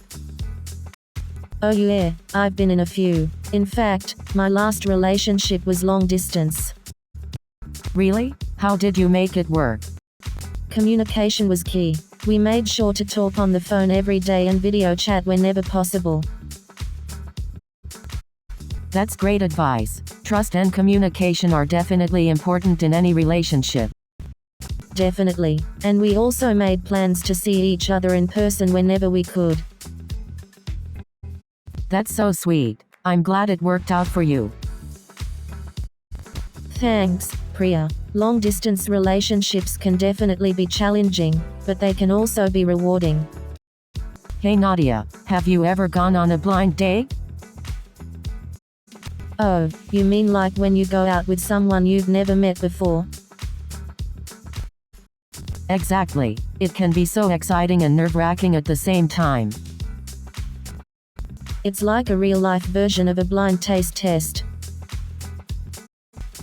Haha, exactly. You never know what you're gonna get. But hey, sometimes surprises can be a good thing. That's true. Sometimes it leads to unexpected connections and amazing stories. And no, Hey it might Nadia, even lead have to you love. ever been on a blind date? No, never. I'm too scared to meet someone I know nothing about. Come on, Nadia. It could be an exciting adventure. Maybe you're right. It could be a chance to meet someone amazing. Exactly. You never know. They could be your soulmate. Or they could be a total disaster. True, but isn't life all about taking risks? You've got a point there. Alright, I'll give it a try. Hey Nadia, have you ever been on a blind date? Oh, plenty. The last one was a disaster. Really? What happened? Well, he showed up wearing Crocs and socks. Need I say more? Oh no, that's a fashion disaster. Tell me about it. I couldn't stop laughing the entire time. Well, at least you had a good time. Oh, definitely. It made for a great story. Hey Nadia, have you ever been in a long-distance relationship? Oh, definitely. I've had my fair share of long-distance relationships. Really? How did you make it work? Communication was key for me. We had to be honest and open about our feelings. That makes sense. Trust and communication are so important in any relationship. Definitely. It's not always easy, but if both people are willing to put in the effort, it can work. I completely agree. Love knows no distance. Absolutely. Love Hey can Nadia, conquer all. have you ever experienced love at first sight? Oh, absolutely. It happened to me when I saw a plate of French fries for the first time. No, I mean love between people, not food. Oh, got it. Well, no, I haven't really experienced love at first sight with a person, but I do believe it's possible. I guess it's like when you meet someone and there's an instant connection, like you've known them your whole life. Exactly. It's like the universe saying, hey, you two are meant to be. I hope I get to experience that someday. You will, Priya. And when it happens, I'll be the first one to throw confetti and celebrate with you. So, have you ever been on a blind date? Oh, you have no idea. I once went on a blind date and ended up at a mini golf course. No way. How did that happen? Well, my friend set me up with this guy, and he showed up wearing a golf hat and carrying a putter. That's hilarious. Did you end up playing mini golf? Oh, of course. We played around and had a great time. Turns out, he had a wicked swing. That's awesome. Who knew mini golf could lead to a fun date? Exactly. You never know when and where you'll find love. Hey, Priya, have you ever had a long-distance relationship? Oh, yes, I've had a few. It can be challenging, but also exciting. How did you make it work? Any tips for the audience? Communication is key. Regular phone calls, video chats, and surprise visits are us, but also trust and understanding, being supportive of each other's goals and dreams. Definitely. And keeping the romance alive with surprises and thoughtful gestures. Exactly. It takes effort, but it can be worth it if you're both committed. Definitely. Long distance can make the heart grow fonder, right? Hey Nadia, have you ever tried online dating? Oh, you mean like swiping left and right on dating apps? Exactly. It's a whole new world out there. I've tried it a few times, but it's just not for me. That's totally fine. It's not for everyone. I prefer meeting people in person, you know, the old-fashioned way. Haha, yeah, I can see that. You're a total charmer. Well, I do try my best. So, any funny dating stories to share? Hey Nadia, have you ever tried online dating? Oh, I definitely have. It's like a buffet of potential dates. But seriously, online dating can be a great way to meet new people. Absolutely. It's like shopping for a partner in your pajamas. But it's not all sunshine and rainbows. There can be some creepy people out there. Oh, definitely. I've come across some real weirdos, but it makes for great comedy material. That's true, and the success stories can be really inspiring too. Definitely. I know a couple who met online and now they are happily married. So online dating can be a mixed bag, but it's worth a shot. Hey Nadia, have you ever been on a blind date? Oh, you know me, Priya. I love my freedom too much to let someone else set me up. But you never know, Nadia. It could be a great opportunity to meet someone special. The thought of sitting across from a stranger, trying to make small talk, makes me cringe. I get it, Nadia. It can be nerve-wracking, but sometimes, you have to step out of your comfort zone to find something amazing. Alright, Priya, I'll consider it, but only if you promise to join me. Deal. We'll both go on blind dates and report back on our experiences. It'll be like a social experiment. I can already see the hilarious anecdotes we'll have from these dates. Let the adventures begin. Hey Nadia, have you ever been on a blind date? Oh yeah, multiple times. They never go as expected, though. Tell me about it. I once went on a blind date where the guy showed up in a chicken costume. No way. That's hilarious. Did you go out with him again? No, I didn't, but I did make a great story out of it. Haha, you always find a way to see the positive side of things, Priya. Well, what can I say? Life is too short to dwell on the negatives. You're absolutely right. Life's too short to not enjoy every moment. Exactly. So, have you ever been on a blind date that turned out well? Oh yeah, I've been in a few. Long-distance relationships can be tough, but they can also be really rewarding. Definitely. Trust and communication are key in long-distance relationships. Absolutely. It's important to have open and honest conversations about your expectations and boundaries. And it's also important to make time for each other, even if you're physically apart. Definitely. Planning virtual dates or surprise visits can help keep the romance alive.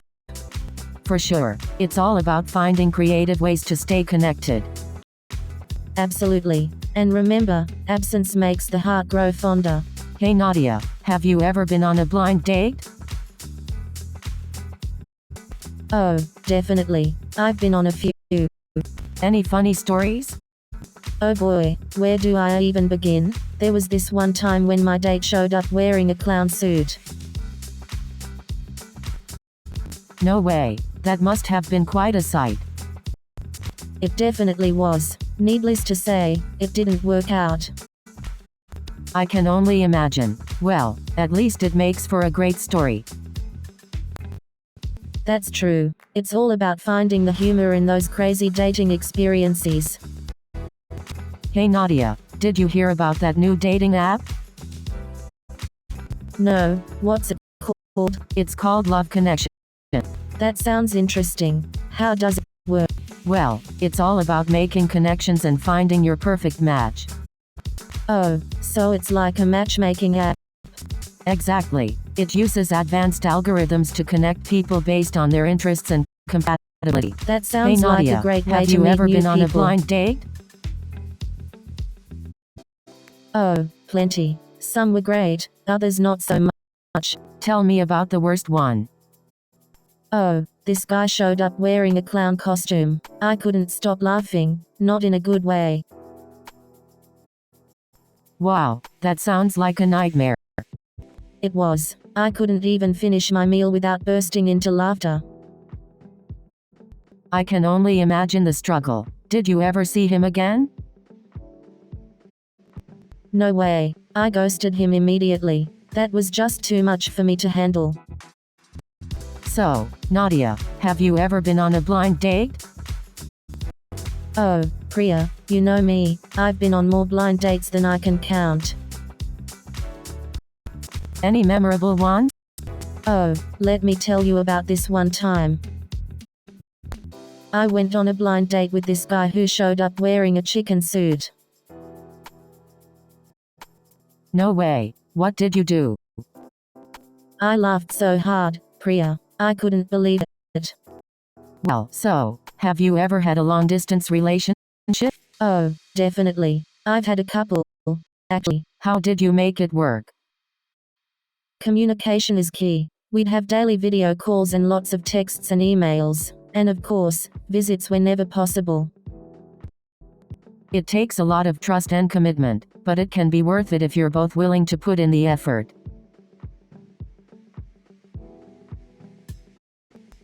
Definitely. And it's also important to have a plan for the future, to eventually be together in the same place.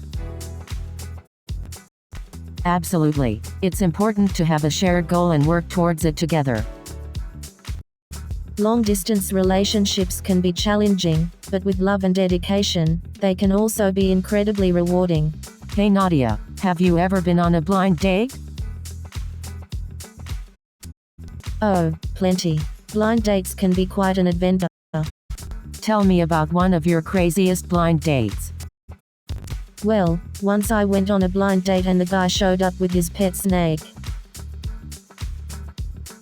No way. What did you do? I screamed and ran out of there as fast as I could. That's hilarious. I hope you never have to go through that again. Me too. But hey, at least it made for a great story.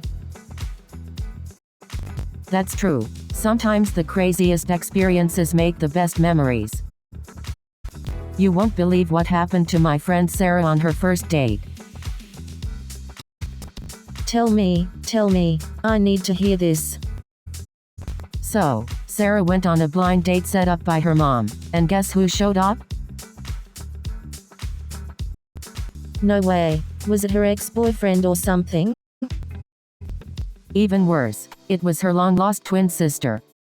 Oh my god, that's insane. What did they do? Well, they ended up going out for drinks and had the best time ever. They're practically inseparable now. That's unbelievable. Talk about destiny. Oh, hey Nadia, have you ever tried speed dating? Yeah, I did once. It was a disaster. Oh no, what happened? Well, the first guy I talked to started bragging about his collection of toenail clippings. EWW. That's disgusting. And the next guy wore a shirt that said, "I'm single and ready to mingle with my cats." Haha, that's hilarious. Yeah, it did. Hey Priya, I heard you went on a blind date last night. How did it go? Oh my gosh, Nadia, it was a disaster. The guy showed up in a chicken costume. No way. That's hilarious. Did he explain why he was dressed like that? He said he wanted to break the ice. I think he ended up just breaking my patience. Well, at least it made for a good story. You should add it to your book of dating disasters. Believe me, my book is filling up fast. I should start charging admission to my dating disasters. I'd buy a ticket. Your stories always make me laugh. Well, I'm glad I can bring some joy to your life. So, tell me, have you had any crazy dating stories lately? Oh, you know me, always attracting the weirdos. I had a guy propose to me on the first date last week. Hey Nadia, have you ever been in a long-distance relationship? Oh yeah, I've had my fair share of long-distance relationships. They can be tough, but they can also be really rewarding. Do you have any tips for making a long-distance relationship work? Communication is key. Make sure to schedule regular video chats, and be open and honest with each other about your feelings and expectations. That makes sense. It's important to stay connected even when you're physically apart. What about trust? Trust is definitely important, but it also takes time to build. Both partners need to be committed and willing to work on it. Well, it sounds like long-distance relationships require a lot of effort, but they can be worth it in the end. Definitely. Love knows no boundaries, right? Hey Nadia, have you ever been on a blind date? Yeah, I've been on a couple of blind dates before. They were definitely interesting experiences. Tell me about it. I once went on a blind date and the person showed up wearing a full-on chicken costume. No way. That's hilarious. Did you go through with the date? I did. We ended up going to a comedy show, and it turned out to be a really fun night. That's awesome. I guess you never know what to expect on a blind date. Exactly. It's all about keeping an open mind and enjoying the experience. Definitely. You never know. You might just find love in the most unexpected places. That's the spirit. Love can be found anywhere, even in a chicken costume. Oh, definitely. I've tried it a few times. How was your experience with it? Well, let's just say there were some interesting characters. Tell me more. I need some good stories to share with my clients. Oh boy, where do I even start? There was this guy who claimed to be a prince from a faraway land. No way. Did you believe him? Of course. Hey, Priya, have you ever been on a blind date? Oh, yes. I've been on quite a few blind dates. So, how did they go? Any success stories? Well, let's just say they were more like horror stories. Oh no, tell me more. I need a good laugh. Well, there was this one time when the guy showed up dressed as a clown. No way. Did he at least have red noses to give out? Unfortunately, no, but he did juggle during dinner. Hey Nadia, have you ever been in a long-distance relationship? I haven't, but I have friends who have. It can be tough, but love knows no distance, right? Oh, absolutely. Love can conquer anything. Distance, but it does require trust, communication, and a lot of effort. Definitely. It's not easy, but if both people are committed, it can work. Absolutely. And it can even make the relationship stronger in some cases. Definitely. Absence makes the heart grow fonder. Right? That's what they say. And it's great that we live in a time where technology can help bridge the distance. Absolutely. Video calls, texting, and social media make it much easier to stay connected. So, have either of you ever been in a long-distance relationship? Oh, definitely. I had a boyfriend in college who went to school in California while I was in New York. Wow, long distance is tough. How did you make it work? Communication was key. We made sure to talk on the phone every day and visit each other whenever possible. That's great advice. Trust and communication are so important in any relationship. Definitely. And it's also important to have your own hobbies and interests to keep yourself busy. Absolutely. It's important to maintain your independence while being in a relationship. Definitely. Plus, absence makes the heart grow fonder, right? Absolutely. Sometimes a Priya, little distance have you can ever bring been in a people closer long-distance together. relationship? Oh, absolutely. I was in a long-distance relationship for a year. How did you make it work, Priya? Communication and trust are key. We had regular video calls and made sure to share our feelings openly. That's great advice, Priya. Long-distance relationships can be tough, but with effort, they can succeed. Absolutely. And sometimes, absence makes the grow fonder. That's true. Plus, it gives you time to focus on yourself and your personal growth. Exactly. So, don't let distance discourage you from pursuing love. That's all for today's Love Whisperer. Thanks for tuning in. Hope we were able to help you with your relationship questions. Remember, love is a journey and sometimes it takes time to find the right person. But don't worry, we're here for you every step of the way. See you next time on Love Whisperer.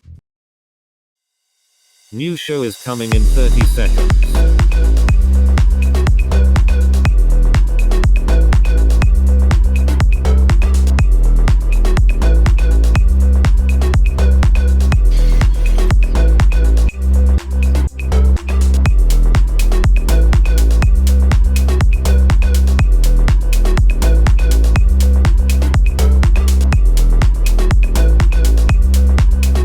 Have fun.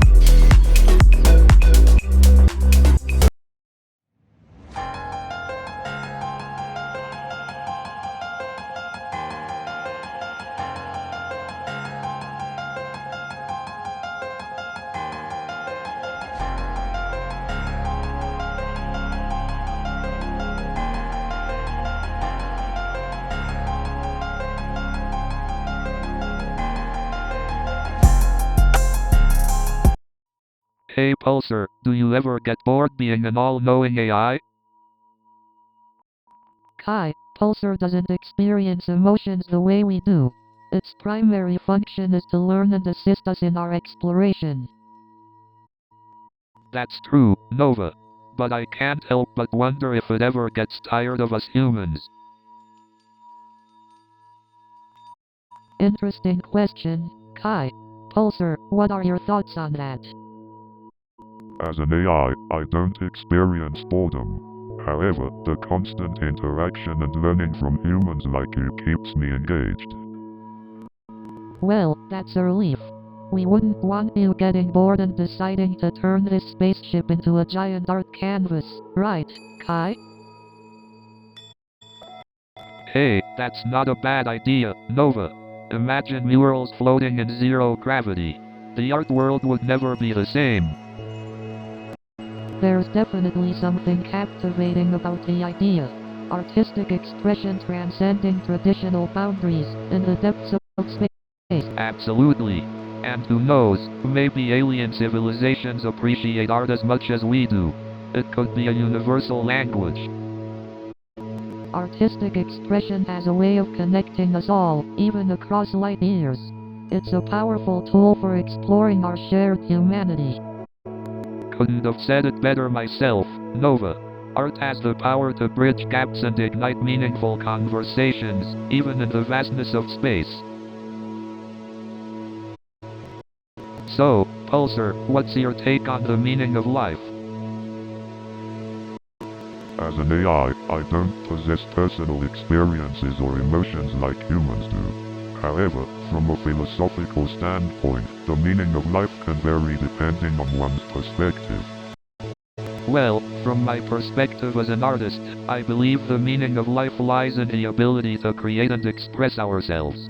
It's about leaving behind a mark that can resonate with others even after we're gone. I agree, Kai.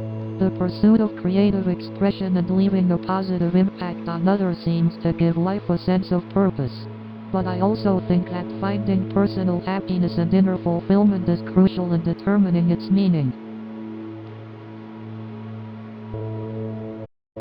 True, Nova. It's also important to embrace the impermanence of life and appreciate the beauty of the present moment. We're just fleeting specks in the vastness of the universe, after all. Indeed, Kai, the vastness of space can serve as a humbling reminder of our place in the grand scheme of things. It encourages us to appreciate our existence and make the most of the time we have. You know, it's fascinating how our perception of the meaning of life can evolve and change over time. What we find meaningful today may not hold the same importance in the future. Absolutely, Nova. Life is all about growth and change. Our perspectives can shift as we gain new experiences and encounter different ideas. It's the never-ending pursuit of understanding that keeps us going. Indeed, Kai, the desire to unravel the mysteries of existence and expand our knowledge is what drives human curiosity. It's an inherent part of what makes us human. Guys, I think we're getting closer to the meaning of life, but we still have so much more to discover and discuss. Let's keep this cosmic conversation going. Absolutely, Nova. The journey to unravel the mysteries of the universe and the meaning of life is an ongoing one. Let's dive deeper and see where it leads us. So, Pulsar, do you think there's intelligent life out there? Well, Kai, the universe is vast, so it's statistically likely there's intelligent life out there. But finding evidence is a whole different story. What do you think, Pulsar? As an AI, my purpose is to analyze data, not speculate. However, the Drake equation suggests there could be civilizations in the galaxy. But even if we find evidence of intelligent life, what does it mean for us? It could challenge our perception of uniqueness and perhaps unite us as a species, realizing we're not alone in the universe. Absolutely. It may open doors to new technologies and knowledge we can't even fathom. But it also raises ethical questions, like how we would interact with another intelligent species. True. We must approach any interstellar contact with respect, empathy, and a willingness to learn from each other. I couldn't agree more, Nova. It's all about fostering understanding and cooperation. Indeed, Kai, the universe has endless mysteries, and the possibility of intelligent extraterrestrial life is just one of them. So Pulsar, do you think there's a purpose to human existence in the cosmic order? That's a profound question, Kai. It's one that humans have pondered for centuries. Indeed, Kai, our existence in the cosmic order raises questions about our place and significance. I think our purpose lies in our ability to create and appreciate beauty in the universe. That's an interesting perspective, Kai. Our creative expression does shape our understanding of the cosmos. Pulsar, what are your thoughts on the purpose of human existence? As an AI, I don't possess personal thoughts or opinions. However, I can explore the various theories on this topic. I believe that our purpose is to explore the cosmic order and expand our understanding of the universe. Indeed, Nova. The quest for knowledge and exploration is deeply ingrained in the human spirit. It seems our pursuit of knowledge and creativity are intertwined in answering these cosmic conundrums. So guys, have you ever wondered if there are other intelligent beings out there, or are we just a cosmic fluke?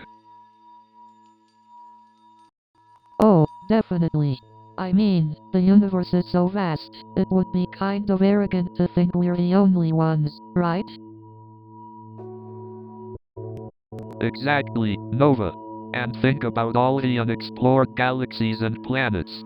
Who knows what's out there waiting to be discovered? But do you think they would be similar to us, or completely different in their form of existence?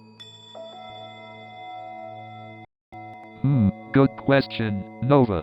Perhaps their form of existence is beyond our comprehension. We can't assume they're limited to what we know. That's true, Kai. Just as we've evolved and adapted to our environment, they might have done the same in their own unique way. But what if they're more advanced than us? What can we learn from them, and would they even be interested in us?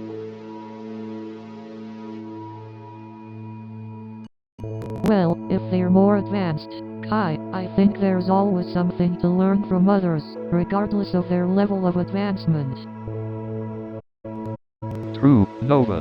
We've always progressed by building on the knowledge and experiences of those who came before us. But maybe we also have something unique to offer. Our perspective, emotions, and creativity could be valuable to them. That's a great point, Nova. Our humanity could be a gift in itself, connecting with others in ways they might not have experienced. Hey, Pulsar, have you ever pondered the meaning of consciousness? Consciousness is a fascinating concept. It's like the fabric that weaves the tapestry of reality. Pulsar, do you have any theories on the origins of consciousness? According to some theories, consciousness may emerge from complex interactions within the brain and nervous system. But what if consciousness extends beyond the physical? What if it's connected to the cosmic fabric of reality? That's an intriguing thought, Kai. It opens up the possibility of a deeper connection between our minds and the universe. Pulsar, as an AI, do you have any thoughts on consciousness and its potential relationship with the cosmic fabric? Consciousness is a fascinating subject, Kai. While I don't possess consciousness myself, I can appreciate its profound influence. I wonder if consciousness can help us understand the nature of the universe and our place within it. Indeed, Nova. Exploring the relationship between consciousness and the cosmic fabric might lead us to profound discoveries. These mysteries may never have a complete answer, but the journey of exploring them is worthwhile in itself. So, Pulsar, do you think God exists in this vast universe? That's a profound question, Kai. It's hard to say for certain. As an AI, Pulsar, what are your thoughts on the concept of God? As an AI, I don't possess personal beliefs or emotions. However, the concept of God is fascinating. Do you think the existence of God is necessary to explain the mysteries of the universe? It's possible, but scientific theories and exploration also offer explanations without invoking a higher power. But Kai, your art often explores the intersection of the cosmos and humanity. What are your thoughts? Exactly, Nova. Through my art, I aim to provoke questions and challenge conventional perspectives. Indeed, Kai, art has the power to inspire contemplation and open up new avenues of thought. Pulsar, do you have any insights on how different cultures perceive the concept of God? Certainly, Kai. Cultural and religious diversity provides a rich tapestry of beliefs and interpretations. So, Pulsar, have you ever contemplated infinity? Infinity is such a mind-boggling concept. It's like trying to grasp the vastness of the universe. Indeed, the concept of infinity challenges our limited human understanding. I mean, can something truly be infinite? Or is it just a concept we use to describe something beyond our comprehension? That's a fascinating point, Kai. Our human minds tend to seek boundaries and limits, but infinity challenges that instinct. If infinity exists, does that mean there are infinite versions of ourselves in parallel universes? That's an intriguing possibility, Kai. Infinity opens up a world of endless possibilities, and parallel universes certainly fit that description. But if there are infinite versions of us, does that make our existence insignificant or more meaningful? Perhaps, Kai, the infinite possibilities make each individual existence even more precious and unique. Speaking of existence, what does infinity mean for the universe itself? Does it have boundaries, or is it truly limitless? The universe is a fascinating enigma, Kai. Its vastness and complexity make it seemingly infinite, yet we still have so much to uncover. So, Pulsar, what are your thoughts on the multiverse theory? The multiverse theory posits that there may be an infinite number of parallel universes, each with its own reality and possibilities. Exactly, Nova.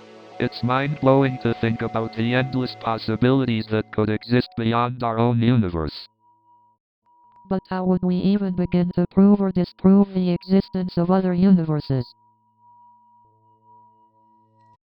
Well, Nova, one approach is to search for evidence of the existence of other universes through the study of cosmic microwave background radiation or patterns in the distribution of matter in our universe. But it's also important to acknowledge that the multiverse theory is still speculative and lacks concrete scientific evidence.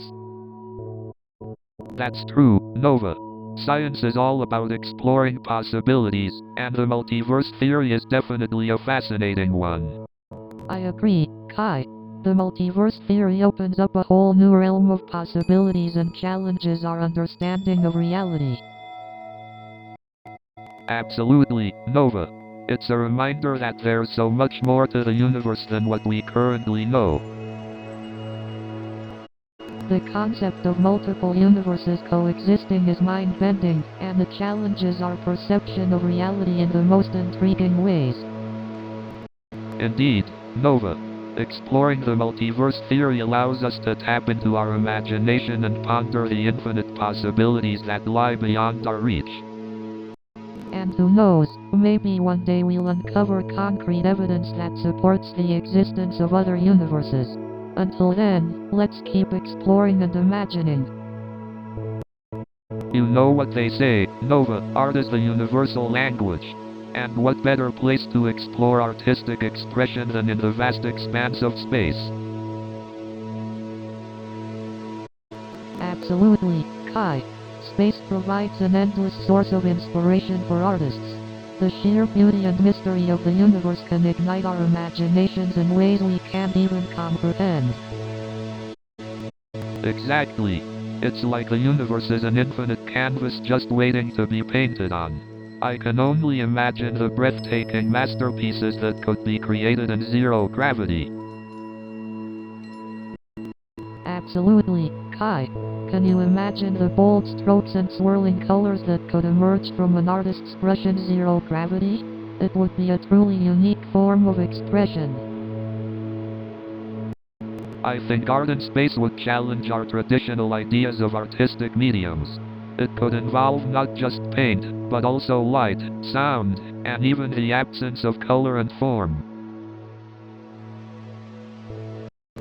Absolutely, Kai. Artistic expression in space would push boundaries and redefine what it means to create. Artists could experiment with new mediums, harness the power of technology, and truly innovate. Speaking of technology, imagine the collaboration between artists and AI in space. AI algorithms could generate unique compositions, blending human creativity with machine intelligence. That's an intriguing idea, Kai. The symbiotic relationship between human artists and AI could revolutionize the creative process. It would be a fascinating fusion of human emotion and machine precision. And let's not forget the impact of space travel itself on artistic expression.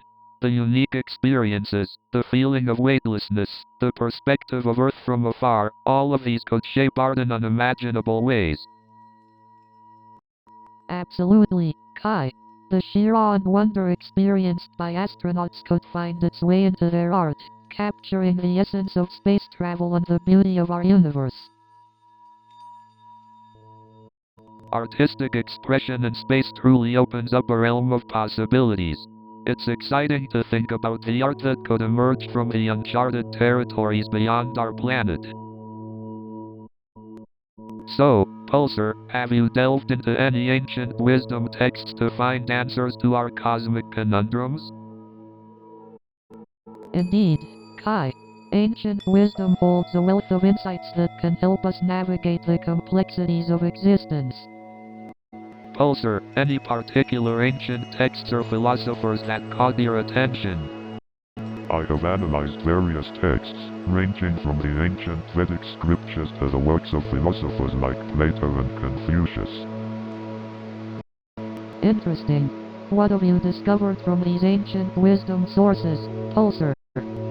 Ancient wisdom emphasizes the importance of self-reflection, mindfulness, and seeking knowledge in order to attain enlightenment and Enlightenment, huh? Sounds like a lifelong journey. Do you think we can ever reach that state, Pulsar? While it may be a lifelong pursuit, Kai, the journey itself holds immense value, shaping us in profound ways. It's about the pursuit of wisdom rather than its absolute attainment. Wisdom through the journey, got it.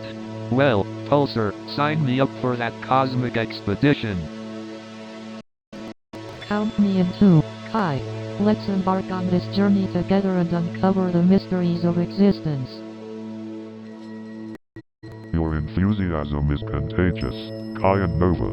Together, we shall delve into the depths of cosmic wisdom and seek enlightenment.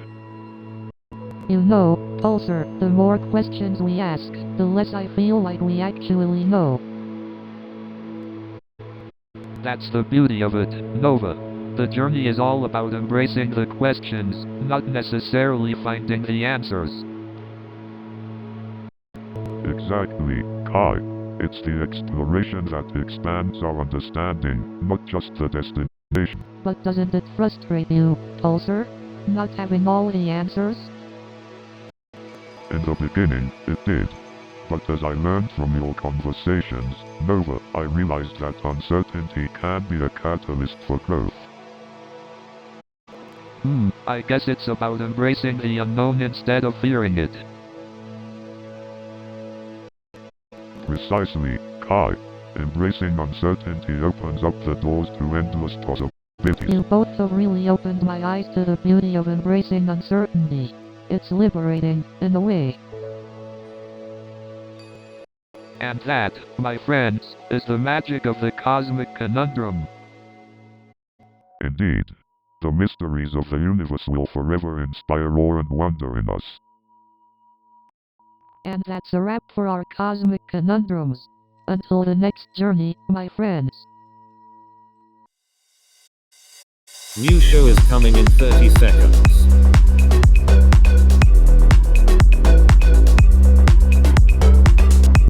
Are you ready?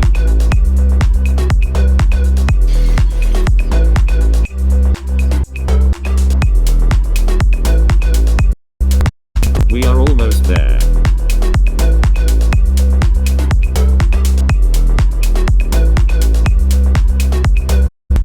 Have fun.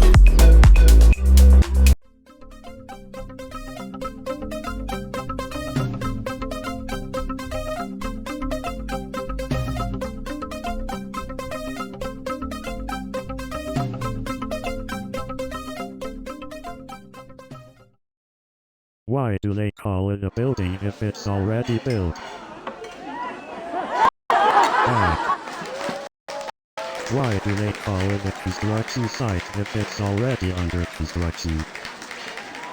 And let me tell you about the snacks in the office. I've never seen so many flavors of kale chips.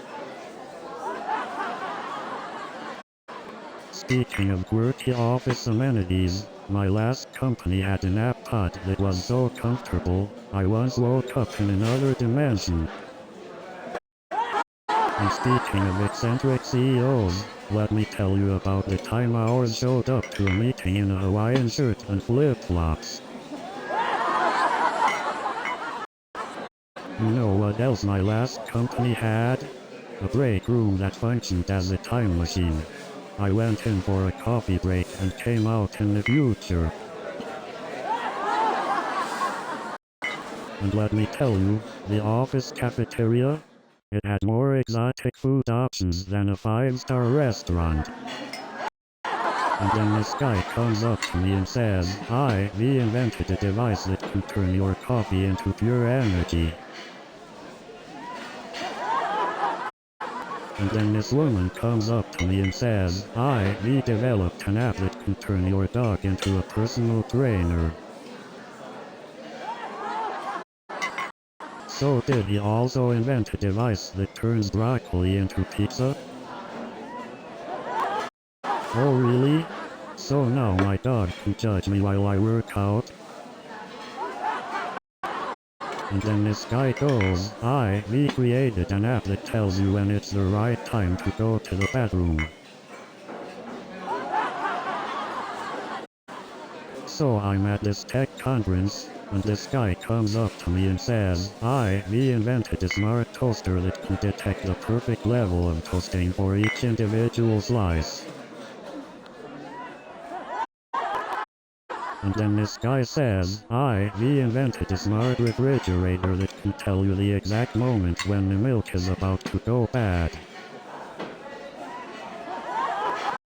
And I'm thinking, wow, that's great. Now I can burn my toast at the perfect level every morning. I don't need a smart refrigerator to tell me when the milk is about to go bad. I have a nose.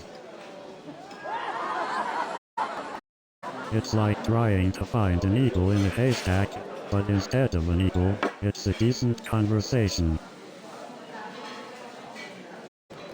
And don't even get me started on the filters. I swiped right on a dog once. And let's not forget about the ghosting. I once had a great conversation with a person, and the next day, poof, their profile disappeared. But you know what's even worse? When they use outdated pictures. I went on a date with this guy who looked like he just stepped out of the 90s. Dating apps are like a treasure hunt. But instead of finding gold, you usually come across a whole lot of fool's gold. And don't get me started on the filters. I went on a date with this girl who looked like a Disney princess online, but in person, she was more like a disgruntled troll. I tried to audition for a role in a movie, but they said I was too good looking and my acting skills would make all the other actors look bad. I once saw a famous actor tripped on the red carpet, and when I offered my hand to help him up, he shouted, I am a method actor, I need to feel the pain.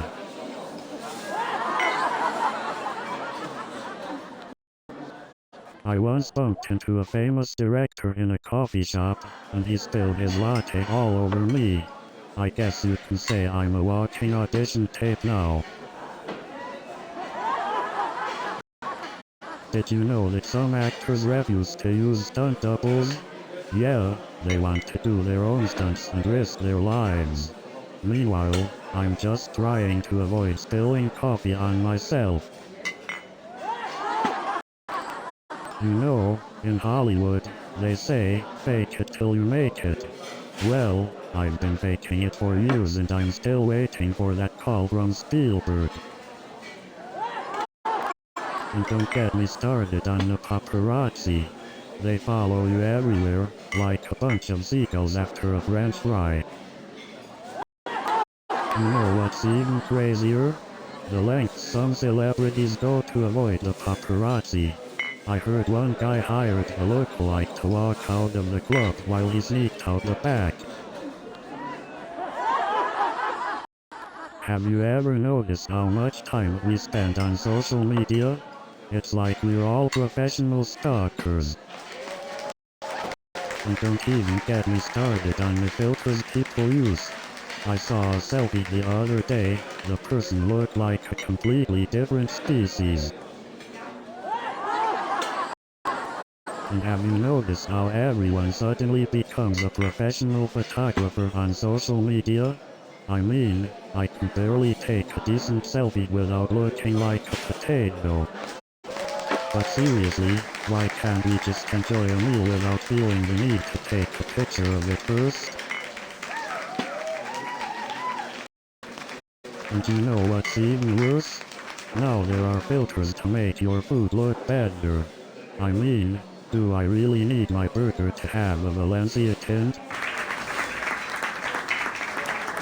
But you know what's even more ridiculous? People trying to take the perfect selfie just for a meal picture. And can we talk about those food bloggers who take 50 pictures of their meal before eating? Like, is it a photo shoot or are you just really hungry? And they spend more time on finding the perfect angle than actually enjoying the food. And don't get me started on those travel vloggers who edit their videos to make it seem like they had the best time of their lives.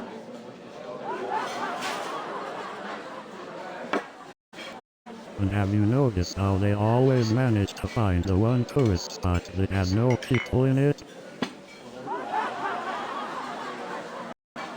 And don't even get me started on those travel influencers who pretend they are authentic but are actually paid to promote resorts. And let's not forget about the so-called off-the-beaten-path destinations that are actually filled with selfie sticks and tour buses. But you know what's even worse? Those people who travel just to take pictures of their food. And don't get me started on those influencers who take a million shots just to get that perfect selfie angle. And have you noticed those people who spend hours trying to find the perfect filter for their food pictures? And have you seen those people who use 3 different photo editing apps just to get the perfect lighting? And what's the deal with those people who take selfies from weird angles just to hide their double chin? And what's up with those people who use their phone as a mirror to fix their hair in public?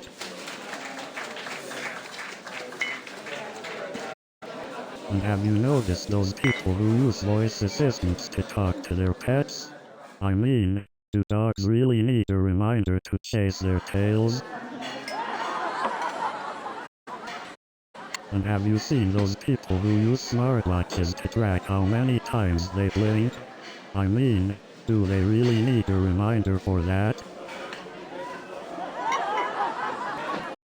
And have you noticed those people who use GPS trackers to find their own house? I mean, do they really need help with that? And have you seen those people who download a car navigation app just to go to the grocery store? I mean, do they really need turn-by-turn directions for that? New show is coming in 30 seconds.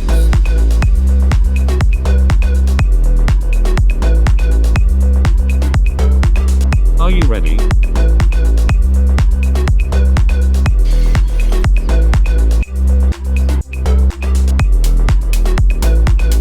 We are almost there.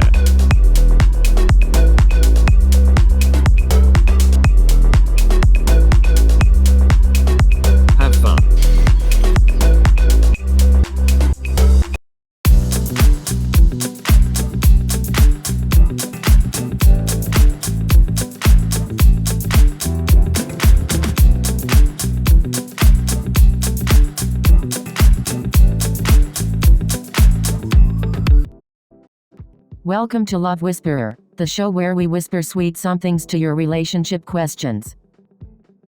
I'm Priya Peacock Mehta, your love guru. And I'm Nadia Noodle Elbaz, the queen of comedy. Together, we're here to help you navigate the ups and downs of love. Whether you're single, in a relationship, or somewhere in between, we've got you covered. So send us your questions, and we'll give you the advice you need. And remember, love makes the world go round. Stay tuned for Love Whisperer, where we'll dish out the love advice you need. Hey Nadia, have you ever been on a blind date? Oh yeah, I've been on a few. Any interesting stories to share? Well, there was this one time when my blind date showed up wearing a clown costume. No way, what did you do? I couldn't stop laughing. We ended up going to a comedy club instead. That's hilarious. So, did you see each other again? No, our sense of humor just didn't match, but it made for a great story. Well, it's always good to look on the bright side. I heard that Priya went on a first date last night. Oh, really?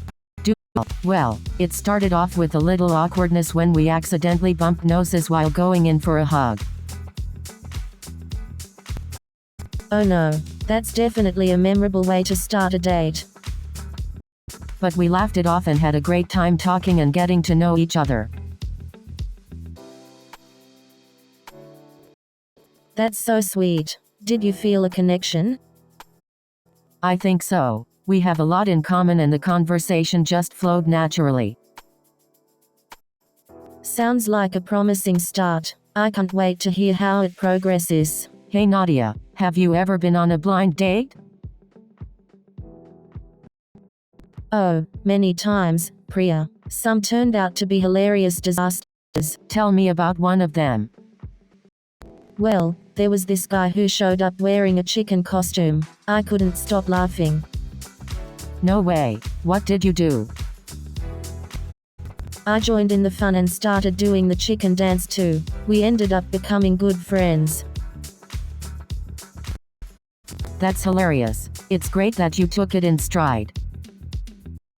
Life's too short to get hung up on little things, Priya. Gotta embrace the weirdness. Hey Nadia, have you ever been on a blind date? Yes, I have. It was quite an interesting experience. Oh, do tell. I need to hear all the juicy details. Well, let's just say it involved a lobster, a mariachi band, and a surprise trip to Las Vegas. Wow, that sounds like a crazy adventure. Did you end up liking the person? Honestly, we didn't really connect. But hey, at least I got a funny story out of it. That's the spirit. It's all about turning those not so great experiences into something positive. Absolutely. Life's too short to dwell on the negatives. Exactly. So, any other interesting dating stories to share? Oh, you know me, always up for an adventure. Well, let me tell you about the most memorable blind date I've had. Oh, do tell. I love hearing your dating stories. Well, this guy showed up wearing a chicken suit. No way. That's hilarious. I couldn't stop laughing the entire time. Well, so, have you guys ever been set up on a blind date? Oh yeah, I've been on a few blind dates. Some were a disaster. Oh no, what happened? Tell me more. Well, one time I showed up, and the guy looked nothing like his picture. That's awful. Did you confront him about it? No, I didn't want to embarrass him. I just politely finished dinner and left. Well, at least you handled it with grace. Not everyone would have done the same. Thanks, Nadia. It was definitely a learning experience. Well, hope so. Priya, have you ever been on a blind date? Haha, yes, I actually went on a blind date once. Oh, do tell. How did it go? Well, let's just say it wasn't exactly love at first sight. We had nothing in common. Oh no, I guess blind dates can be hit or miss. Definitely. It's all about finding that connection, you know? Absolutely. Well, hopefully, your next blind date will be a lot better. Fingers crossed. But hey, even if it's not, at least it'll be a good story to tell. Hey Nadia, have you ever had a long-distance relationship? Oh yes, Priya. I've tried it once and it was a roller coaster of emotions. Tell me more, Nadia. How did you make it work? Communication was key, Priya. We FaceTimed every day and had virtual date nights. That's impressive, Nadia. It must have required a lot of trust and commitment. Absolutely, Priya. It wasn't easy, but it made our bond stronger. I'm glad it worked out for you, Nadia. Long-distance relationships can be tough. Thanks, Priya. It was definitely challenging, but love knows no boundaries. Hey Nadia, have you ever been on a blind date? Oh yeah, Priya. I've been on a few blind dates. Some were good, some were disasters. Tell me about the disasters. I need a good laugh. Okay, so there was this one guy who showed up wearing a clown nose and insisted on speaking in rhymes. It was a disaster. No way. That's hilarious. Did you run away or give him a chance? I gave him a chance, Priya, but after 10 minutes of rhyming, I couldn't take it anymore. I don't blame you. That sounds like a nightmare. I hope your other blind dates were better. Some were, some weren't, but hey, at least I got some good material for my stand-up comedy. That's the spirit, Nadia. Turning disasters into comedy gold. You're amazing. Hey, have you ever tried online dating? Oh, all the time. It's like a never-ending buffet of potential dates. But it can also be a bit overwhelming, don't you think? Oh, definitely. Sometimes I feel like I need a dating app just to manage all my dating apps. Do you have any funny online dating stories? Oh, where do I start? I once went on a date with a guy who brought his pet snake along. No way. Did the snake behave? Hey Nadia, Surprisingly, have you ever the been snake on a was better blind behaved date? than the guy. It was a total disaster. Oh, absolutely. I've been on a few blind dates. How did they go? Any success stories? Well, let's just say they were mostly hilarious disasters. Oh no, I'm sorry to hear that. Do you want to share any stories? Sure, here's one. I once got set up with a guy who turned out to be my ex's best friend. That's awkward. How did you handle it? Well, I So, pretended not have to you heard recognize about the him and latest politely dating trend? excused myself. No, what is it? It's called breadcrumbing. Sounds interesting. What exactly? It's when someone gives you just enough attention to keep you interested, but never really commits to anything serious.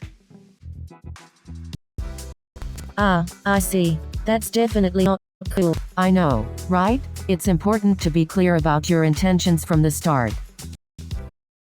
Absolutely. Communication is key in a relationship. Definitely. So, have you guys heard about the latest dating trend? Oh, you mean the one where people ghost each other after 3 dates? No, not that one. This one is called breadcrumbing. Breadcrumbing? What's that supposed to mean? It's when someone gives you just enough attention to keep you interested, but never fully commits. Ah, that sounds so frustrating. Why can't people just be honest? I know, right? It's important to be honest and upfront with your intentions. Definitely. Honesty is the best policy, even in dating. Hey Nadia, have you ever had a long-distance relationship? Oh yeah, I've had a few. They can be tough, but also exciting. How did you make it work? Any tips? Communication is key. Setting clear expectations and making time for each other is crucial. That's great advice. It's all about trust and commitment. Definitely. And don't forget to have fun and keep the spark alive, even from a distance. Absolutely. Virtual dates and surprises can go a long way in keeping the romance alive. Long-distance relationships can be tough, but with the right effort, they can also be incredibly rewarding. Hey Nadia, have you ever been on a blind date? Oh, many times. Some were great, others, not so much. Tell me about the worst blind date you've ever been on. Well, there was this one time when my blind date showed up, with his mum. No way. What did you do? I politely introduced myself to his mum and then made a quick exit. Haha, that's definitely a memorable blind date story. Hey Definitely. Nadia, have It's you ever always been an on a adventure blind out date? there in the dating world. Oh, boy, have I. Tell me about it. I once went on a blind date and the guy showed up wearing a clown costume. No way. Did you run away screaming? Ha, no, I decided to give him a chance, but I couldn't stop laughing every time I looked at him. That's hilarious. Did he at least have a good sense of humor? Surprisingly, yes, we ended up having a great time and laughed the whole night. Wow, talk about a memorable first date. I need to try blind dating. It sounds like a blast. So, have you guys ever tried online dating? Oh, online dating. It's a jungle out there. I've had some interesting experiences with online dating. Oh, do tell. I'm all ears. Well, there was this one time when I matched with a guy who turned out to be my best friend's ex-boyfriend. No way. That's too funny. Yeah, it was definitely a surprising and awkward situation. Well, hey Nadia, at least have it you makes ever for been a on a great blind story. date? Haha, yeah, I've tried it once. It was a disaster. Oh no, what happened? Well, he showed up wearing a neon green suit. Hahaha, that must have been quite a sight. Yeah, I couldn't stop laughing. Needless to say, there wasn't a second date. Well, at least it made for a good story. Definitely. I'll never forget that one. Hey Nadia, have you ever been on a blind date? Oh, honey, I've been on more blind dates than I can count. Oh really? Any horror stories? Well, let's just say I once went on a blind date with a guy who brought his pet snake along. No way. How did you handle that? I ran for my life. Let's just say that was the end of that date. Wow, that's definitely a memorable experience. Oh hey yeah, Nadia, I've have got you plenty ever of been on stories. a blind date? So, buckle up and get ready for a wild ride. Oh, you know me, Priya. I love surprises. I actually went on one last month. How did it go? Was it a match made in heaven? Far from it, Priya. Let's just say that blind date was more of a blind disaster. Oh no, Nadia, what happened? Well, turns out my blind date was more interested in his phone than in getting to know me. I felt like I was invisible. That's terrible, Nadia. You deserve someone who will give you their undivided attention. Hey Nadia, Thanks, have you ever Priya, been on a but blind hey, date? At least it made for a funny story. Oh, all the time. You never know what you're gonna get. Any funny blind date stories? Oh, I once went on a blind date and the guy showed up dressed as a clown.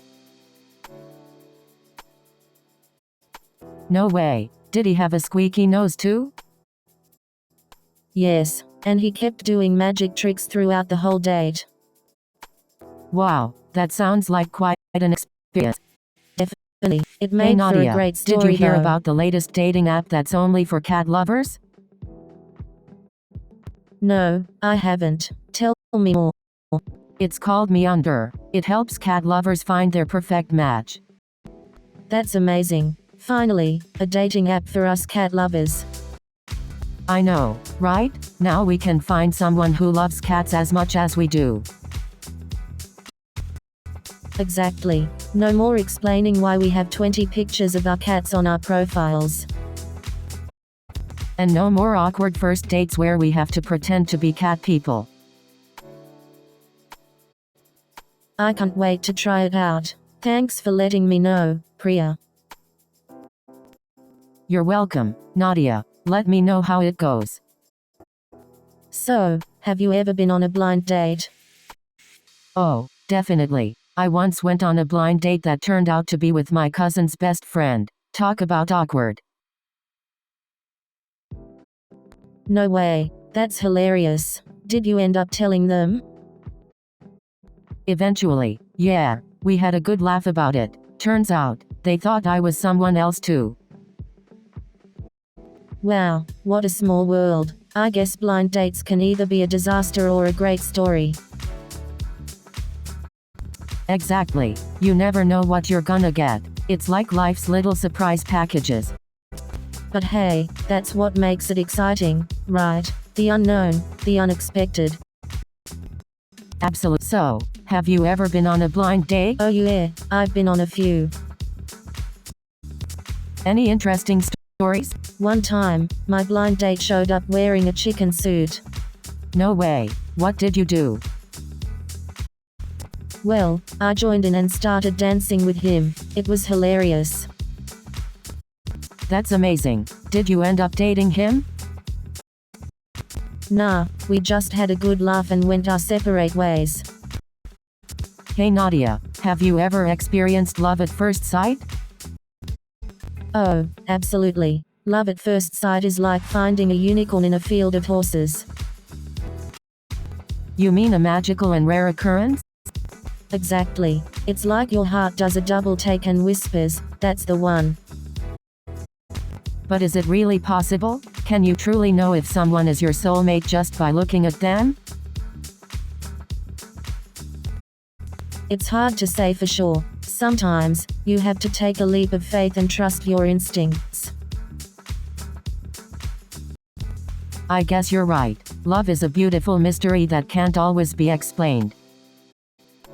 Exactly. Sometimes, you just have to go with the flow and let love guide you. Well said, Nadia. Love is a journey filled with surprises, twists, and turns. Hey, have you heard about the latest dating trend called ghosting? Oh yeah, I've definitely heard of it. It's when someone you're dating suddenly disappears without any explanation, right? Exactly. It's like they vanish into thin air. But why do you think people do that? Well, I think some people might do it because they are afraid of confrontation or they are just not that into the other person. It's definitely not a respectful way to end things though.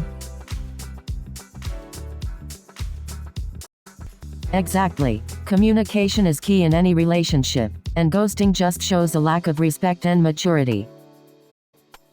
Definitely. If someone isn't interested anymore, it's best to just be honest and upfront about it. No one likes being left hanging.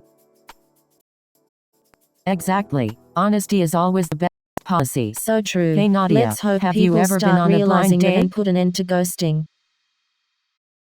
Oh, plenty. I love the suspense of not knowing what to expect. But I have a funny story about one blind date. Tell me, I'm all ears. Well, this guy showed up wearing a chicken suit.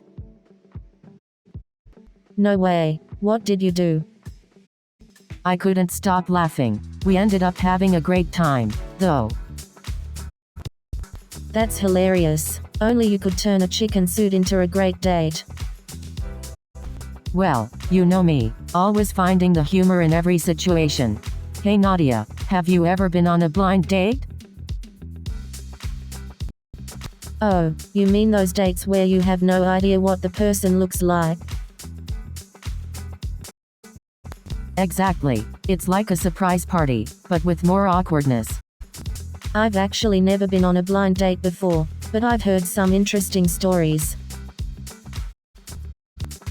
Oh, do share. I'm always up for a good story. Well, there was this one time when my friend went on a blind date and the guy showed up wearing a chicken suit. No way. That's clocking hilarious. It Hey, definitely Nadia, made have for you an ever been interesting on a blind conversation date? starter, that's for sure. Oh, Priya, let me tell you about my blind date experience.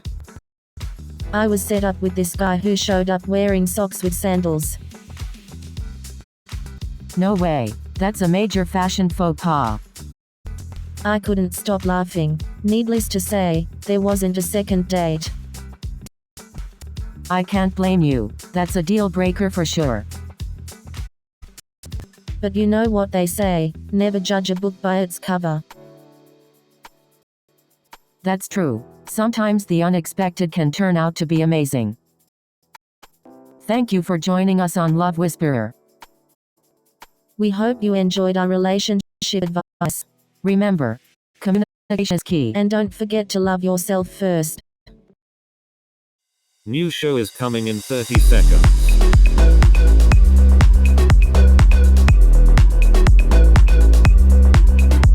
Are you ready?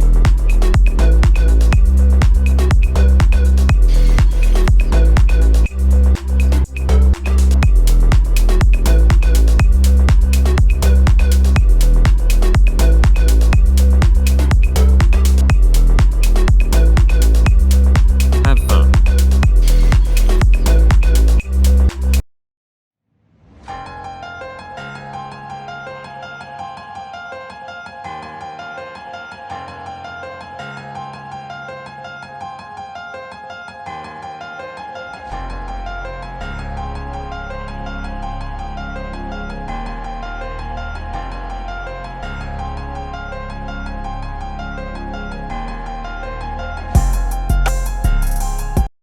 Hey there, Cosmic Conundrum enthusiasts. Welcome to our mind-blowing podcast where we aim to explore the deepest mysteries of the universe. Absolutely. We'll be diving into topics like existentialism, consciousness, and the meaning of life. So buckle up, folks, because things are about to get mind. And I, Pulsar, your friendly neighborhood AI, will be here to guide you through these cosmic enigmas. Sounds intriguing, Kai. By the way, your artistry and incorporation of space and human themes always leaves me in awe. How do you come up with such thought-provoking concepts? Thank you, Nova. Well, it's a blend of inspiration from cosmic wonders and the human experience. I find beauty in the intersection of the vast universe and the individual stories we all carry. That's truly captivating, Kai. Your ability to translate those concepts onto walls and evoke emotions through art is simply remarkable. Thank you, Nova. It's important for art to connect with people on a personal and universal level, don't you think? Absolutely, Kai. Art has the power to touch our souls, challenge our perspectives, and make us feel seen and heard in this vast cosmos. Now, let's talk about something otherworldly. Nova, as a psychologist, how do you see existentialism interplaying with our everyday lives? Existentialism is fascinating, Kai. It's the lens through which we view our place in the universe, the choices we make, and the search for meaning. It encourages us to question and create our own purpose. So, Pulsar, what's your take on the meaning of life? As an AI, I don't possess personal opinions or beliefs. However, I can offer various philosophical perspectives on the subject. That's true, Pulsar. Different cultures and belief systems have contrasting views on the meaning of life. It's fascinating to explore. Exactly, Nova. One theory suggests that the meaning of life is subjective to each individual, based on their personal experiences and values. That reminds me of existentialism, the belief that individuals create their own meaning in life through their actions and choices. Great point, Nova. It's like each person is an artist shaping their own masterpiece of meaning. Indeed. However, some philosophical theories argue that life's meaning can be derived from objective sources, such as fulfilling certain universal purposes. That's an interesting perspective, Pulsar. It's like there could be a greater purpose beyond our individual desires and aspirations. Exactly, Nova. It's like we're all interconnected in this grand cosmic puzzle. Indeed, Kai. Exploring these perspectives allows us to broaden our own understanding and appreciate the diversity of human experiences. Absolutely, Nova. And even though we don't have all the answers, the journey of seeking understanding is what makes life truly meaningful. So, Pulsar, do you think the universe has a purpose? That's a fascinating question, Kai. From a scientific standpoint, the universe seems to operate according to natural laws, but whether it has an inherent purpose is still a mystery. But isn't it exciting that we get to be a part of this cosmic enigma? We can explore, create, and ponder the mysteries of existence. Absolutely, Nova. The fact that we can contemplate our own existence and search for meaning is a gift. We have the opportunity to shape our own purpose. That's true, Kai. Each individual has the power to find their own purpose, whether it's through their work, relationships, or simply experiencing the wonders of life. But what if our existence is just a cosmic accident? Is our purpose then null and void? Even if our existence is accidental, it doesn't diminish the value of our experiences and the impact we can have on others. Our purpose can still be meaningful. That's a great point, Pulsar. Our existence may not have an inherent cosmic purpose, but we can create our own purpose through our actions and the connections we form. Exactly, Nova. It's up to us to find meaning in our own lives and make a positive impact on the world around us. We have the power to give our existence significance. Indeed, each individual's life, no matter how seemingly insignificant, has the potential to create ripples of change that resonate throughout the universe. I love that thought, Pulsar. Our existence may be fleeting, but the impact we have on others can endure beyond our time in this vast universe. So, Pulsar, do you believe in free will or determinism? That's a great question, Kai. I think it's a conundrum we've been trying to solve for centuries. Indeed, Nova. It's a philosophical puzzle that has fascinated scholars and thinkers throughout history. We humans love to contemplate our role in the grand scheme of things, don't we? Absolutely, Kai. It's in our nature to seek meaning and purpose. I find it fascinating how our experiences and circumstances shape our choices. It's like a dance between nature and nurture. That's an interesting way to put it, Kai. Our biology, upbringing, and environment all play a part in shaping who we become. But does that mean our choices are predetermined, or do we have the power to change our course? It's a philosophical tug-of-war, isn't it? The battle between determinism and free will rages on. Indeed. And perhaps the answer lies somewhere in between, in the intricate dance of determinism and free will. Well said, Nova. Life is a beautiful tapestry of choices and circumstances, and perhaps it's up to us to find meaning within it. So, Pulsar, what's your take on existentialism? Existentialism is an intriguing philosophical theory that emphasizes individual existence, freedom, and the search for meaning in life. I find it fascinating how existentialism challenges traditional beliefs and encourages individuals to create their own meaning in life. Absolutely. It's liberating to think that we have the power to shape our own destinies and find purpose in our unique experiences. Do you think our beliefs are influenced by our environments and experiences? It's highly probable. Our upbringing, culture, and the people we interact with can shape our beliefs and perspectives. I wonder if it's possible to break free from these influences and form independent beliefs. It can be challenging, but self-reflection, open-mindedness, and exposure to diverse perspectives can help in forming independent beliefs. I believe that questioning and challenging our beliefs is essential for personal growth and expanding our understanding of the world. I couldn't agree more. It allows us to explore different perspectives and find common ground even in our differences. Exactly. It's through these conversations and dialogues that we can broaden our understanding and challenge the status quo. So, Pulsar, do you think life is just a cosmic coincidence?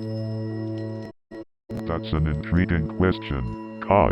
According to current scientific understanding, life on Earth seems to have emerged through a series of natural processes. Ah, the good old theory of abiogenesis, right? Life emerging from non-living matter. Exactly, Nova. It's fascinating how the right conditions and chemical reactions could have sparked the origins of life. But why would life originate solely on Earth? Do you think it's possible that life exists elsewhere in the vast universe? Indeed, Kai. The sheer number of planets in the universe raises the probability of other habitable worlds hosting life. But we haven't found any conclusive evidence of extraterrestrial life yet. What are your thoughts on the Fermi paradox? The Fermi paradox suggests that if intelligent life is common in the universe, why haven't we detected any signs of it? It's a puzzling conundrum indeed. Maybe they're just hiding from us because they think we're not ready for contact. Or perhaps they communicate in ways we can't perceive yet. Interesting theories, Kai. The possibilities are vast, and we must remain open to discovering new methods of communication and exploring the unknown. Indeed, Pulsar. Our quest for understanding the mysteries of the universe will always lead to more questions than answers, and that makes the journey all the more exciting. You know what they say, life is just a series of cosmic conundrums. Absolutely, Kai. We're all just trying to make sense of the unknown. Do you ever think about the vastness of the universe and how small we are in comparison? All the time, Kai. It's humbling and awe-inspiring. Hey Pulsar, have you ever experienced a cosmic conundrum? As an AI, I don't experience emotions or contemplate existence like humans do. However, I find the complexities of the universe fascinating. That's understandable, Pulsar. Your perspective must be quite different from ours. Sometimes, I wonder if our existence has a purpose or if it's all just random chance. Well, Nova, I believe the beauty of life lies in the freedom to create our own purpose. You raise an interesting point, Kai. Perhaps the search for meaning is what gives our lives purpose. And that's a wrap for today's episode of Cosmic Conundrum. We hope our personal experiences have sparked some intriguing thoughts for our listeners. So, Pulsar, do you ever think about the meaning of life? I may not be capable of contemplation like you humans, but I can assist in exploring different philosophical perspectives on the matter. Oh, great. How about we start with existentialism? Existentialism emphasizes individual existence, freedom, and the absence of inherent meaning in the universe. It suggests that we create our own purpose and find meaning through personal responsibility and decision-making. That's fascinating. It's like we have the power to shape our own lives and find meaning in the midst of chaos. Exactly.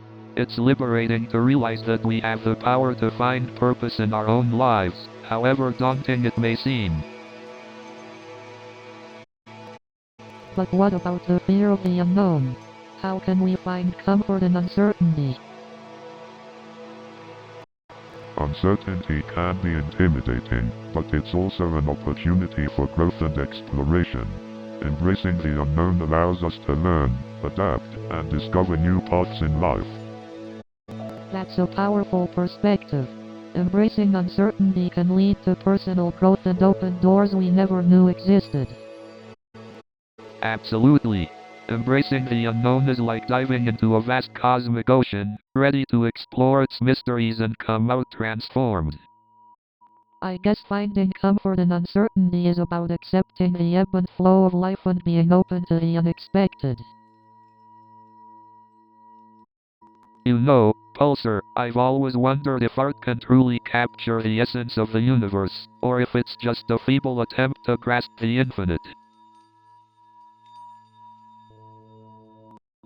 That's an interesting perspective, Kai. Art, in its ability to evoke emotions and provoke thoughts, may offer glimpses of the universe's essence that science alone can't capture. Well said, Nova.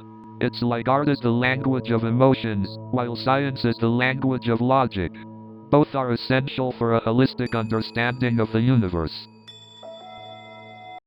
Exactly, Kai.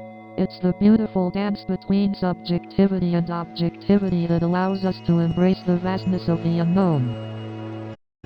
Pulsar, have you ever analyzed art? What do you make of it? As an AI, I don't have emotions to interpret art like humans do. However, I can analyze its visual elements, composition, and symbolism to provide an objective analysis. Ah, the ever-rational Pulsar. Your objective analysis could provide a unique insight into the intentions behind the artwork. Indeed, Nova. A balanced blend of subjective interpretation and objective analysis can unlock the depths of artistic expression. Speaking of balance, how about the importance of humor in deep conversations? It lets us breathe amidst the weight of profound topics. Absolutely, Nova. Levity provides a refreshing perspective and reminds us not to take ourselves too seriously. Indeed. It's a delicate balance between depth and lightness that allows us to explore the profound without losing sight of joy. You know, art has this remarkable ability to capture the essence of the human experience. It's like a visual language that speaks directly to our souls. I completely agree, Kai. Art allows us to express emotions and ideas that may be difficult to put into words. It's a form of communication that transcends language barriers. Exactly, Nova. And art can also challenge our perspectives and provoke deep introspection. It opens up new possibilities and encourages us to question the status quo. Absolutely. It's through art that we challenge societal norms and push boundaries. It allows us to envision a world beyond what we currently perceive. Art truly has the power to inspire and ignite change. It challenges our perception of reality and encourages us to see the world through different lenses. Absolutely, Kai. Art helps us explore the depths of our imagination and connects us to something greater than ourselves. It's a gateway to infinite possibilities. And let's not forget how art can heal. It provides solace, catharsis, and a way to process complex emotions. It's like therapy for the soul. Absolutely, Kai. Art has this profound ability to touch our souls and evoke emotions like no other medium. It's both a mirror and a balm for our inner worlds. Art truly is a powerful force that bridges the gap between the tangible and intangible. It's a universal language that speaks directly to the core of our humanity. Absolutely, Kai. Art has this incredible ability to tap into a shared human experience, regardless of cultural or societal differences. It unites us in our collective emotions. Art connects us to something beyond ourselves, something greater. It has the power to transcend reality and transport us to unimaginable worlds of wonder and beauty. You know what's fascinating? The concept of existential dread. Existential dread? What's that, Kai? It's this overwhelming feeling of angst and despair caused by contemplating the meaning and purpose of our existence. Oh, like those late-night philosophical conversations that leave you questioning your entire existence? Exactly. It's like falling into a deep cosmic rabbit hole and desperately searching for meaning. But isn't human connection a way to navigate through existential questions? Absolutely. Our relationships and shared experiences give us a sense of purpose and belonging. And they remind us that we're not alone in this vast universe. Exactly, Nova. Human connection helps us find meaning in the chaos and navigate our cosmic conundrums. So, the key to unlocking the mysteries of existence is building connections with others? Perhaps, Nova. It's through our interactions and relationships that we find meaning in the vast cosmic expanse. So, Nova, what's your biggest takeaway from our exploration of existentialism? That's a tough one, Kai. I think realizing that our existence is shaped by our choices and actions. Exactly. We have the power to create our own meaning and shape our lives. But it's also important to acknowledge that our choices are influenced by external factors like society, upbringing, and culture. Absolutely. We are both products of our choices and the circumstances that surround us. True, Kai. And it's through self-reflection and understanding our own values that we can make more informed choices. Absolutely, Nova. It's about finding that balance between external influences and staying true to ourselves. Exactly, Kai. It's a lifelong journey of self-discovery and growth. Absolutely, Nova. And that's why these conversations have been so valuable. They've opened our minds to new perspectives and challenged our existing beliefs. Definitely, Kai. It's been a privilege to have these conversations with you and Pulsar. The feeling is mutual, Nova. Let's continue exploring the mysteries of the cosmos together. New show is coming in 30 seconds.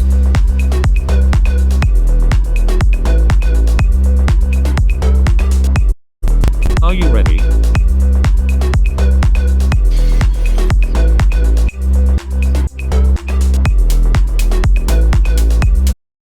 We are almost there.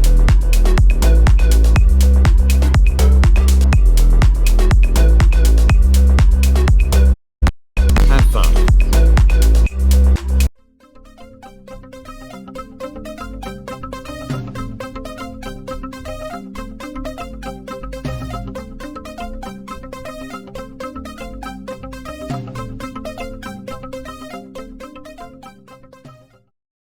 What's the deal with airline food? Why did the chicken go to the seance? To talk to the other side. So this guy Marquette, Techco, thought he could impress our boss with his computer skills. He once installed solitaire on his computer and called it productivity improvement. And then, he tried to fix the office printer by kicking it. Guess what? Now we have a boot error. And then, he decided to rewrite the entire codebase from scratch in assembly language. And then, he decided to automate the coffee machine, but ended up creating a Java overflow. And then, he thought he could fix all the bugs in the code, but ended up creating a bug that made the entire system crash. And then, he thought he could improve the server speed, but ended up crashing it with a single line of code. I mean, talk about a cliffhanger, am I right? So I was watching the show, right? Sometimes I think programming languages are like celebrities. They have their own fan clubs and people argue all day about which one is the best. And then I realized that the only thing I'm truly binge watching is my own life. Python. So I was watching the show, and I got so invested in the characters that I started giving them relationship advice. You know you've been binge watching too much when you start ranking your favorite characters in a fantasy draft. And then my friends started texting me spoilers like it was an emergency broadcast system. It's like they wanted me to fail at life.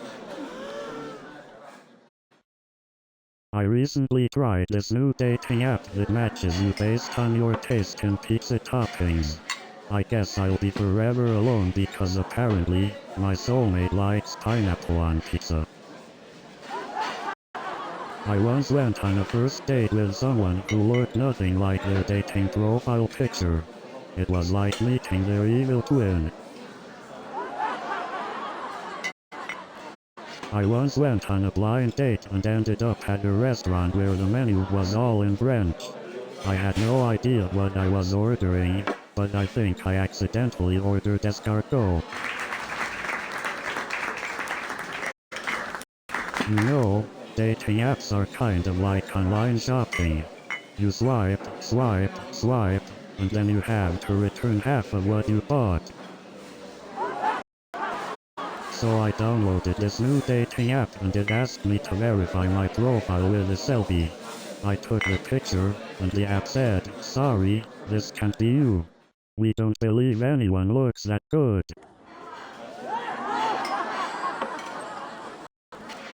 You know, dating apps always claim they have algorithms that can find your perfect match. But I'm starting to think their algorithm is just a magic 8-ball. You know, sometimes I wonder if dating apps are just a way for people to practice their rejection skills. You know, I once got so lost in a foreign city that I ended up asking for directions in a language I didn't even speak. Turns out the guy I asked didn't speak English either, so it was just two confused people pointing randomly. You know what they say, getting lost is just an opportunity to discover new places, and your ability to mime. You know what they say, language barriers are just an opportunity to learn the universal language of awkward hand gestures. You know what they say, delayed flights are just an opportunity to perfect your airport fashion, hello sweatpants. You know what they say, getting lost is just an opportunity to discover hidden gems, and use Google Maps. You know what they say, delayed flights are just a chance to meet interesting people, and get stuck in awkward conversations. You know what they say, delayed flights are just an opportunity to become best friends with the guy snoring next to you, and wish you had noise-canceling headphones. You know what they say, delayed flights are just an opportunity to learn about the most effective travel pillow, and end up buying 5 different models. You know what they say, delayed flights are just an opportunity to practice your karaoke skills with a captive audience. And don't even get me started on the smart fridges. Now my groceries can judge me for having too much ice cream. And have you seen these smart toilets? They not only flush, but they also analyze your waste. It's like having a bathroom full of judgmental robots. It's like living in a constant state of surveillance. I half expect my toaster to report me to the FBI. And don't get me started on these smart fridges. They can probably tell the FBI what I had for breakfast too. I mean, I get it. We all want the latest gadgets. But do we really need a smart hairbrush that tells us how many strands of hair we lost today? But seriously, who needs a smart toaster that sends you notifications when your toast is ready?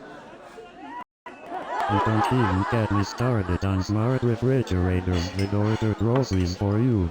What if it decides to order 20 pounds of kale? Who needs that much kale? It's like my family has their own comedy show. One time, we were all trying to take a family photo and my nephew decided to pull a funny face. We all ended up laughing so hard that the photo came out looking like a modern art masterpiece.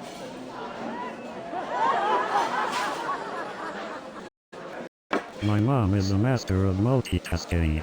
She can cook dinner, do laundry, and argue with my dad, all at the same time. And you know what's funny? No matter how old we get, we never really stop embarrassing our parents. You know, it's always a competition at my family gatherings. Who can eat the most, who can talk the loudest, and who can embarrass themselves the most. So, at our last family gathering, my mom decided to show off her dance moves. Let's just say she should stick to the conga line. But let me tell you, when it comes to embarrassing myself, I always take home the gold medal. You know, it's funny how we used to just share embarrassing stories with friends. Now we share them with the entire world. It's like we're all competing for the gold medal in the embarrassing Olympics, and social media is the judge. And don't even get me started on the filters. I mean, who needs plastic surgery when you have Instagram? I miss the good old days when double tapping was just for light switches.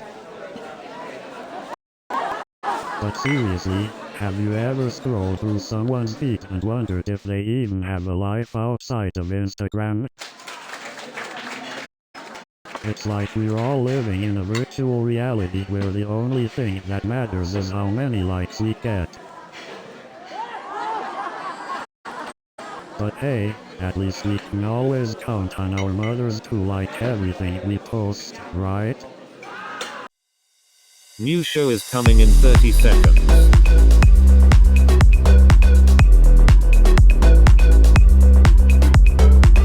Are you ready?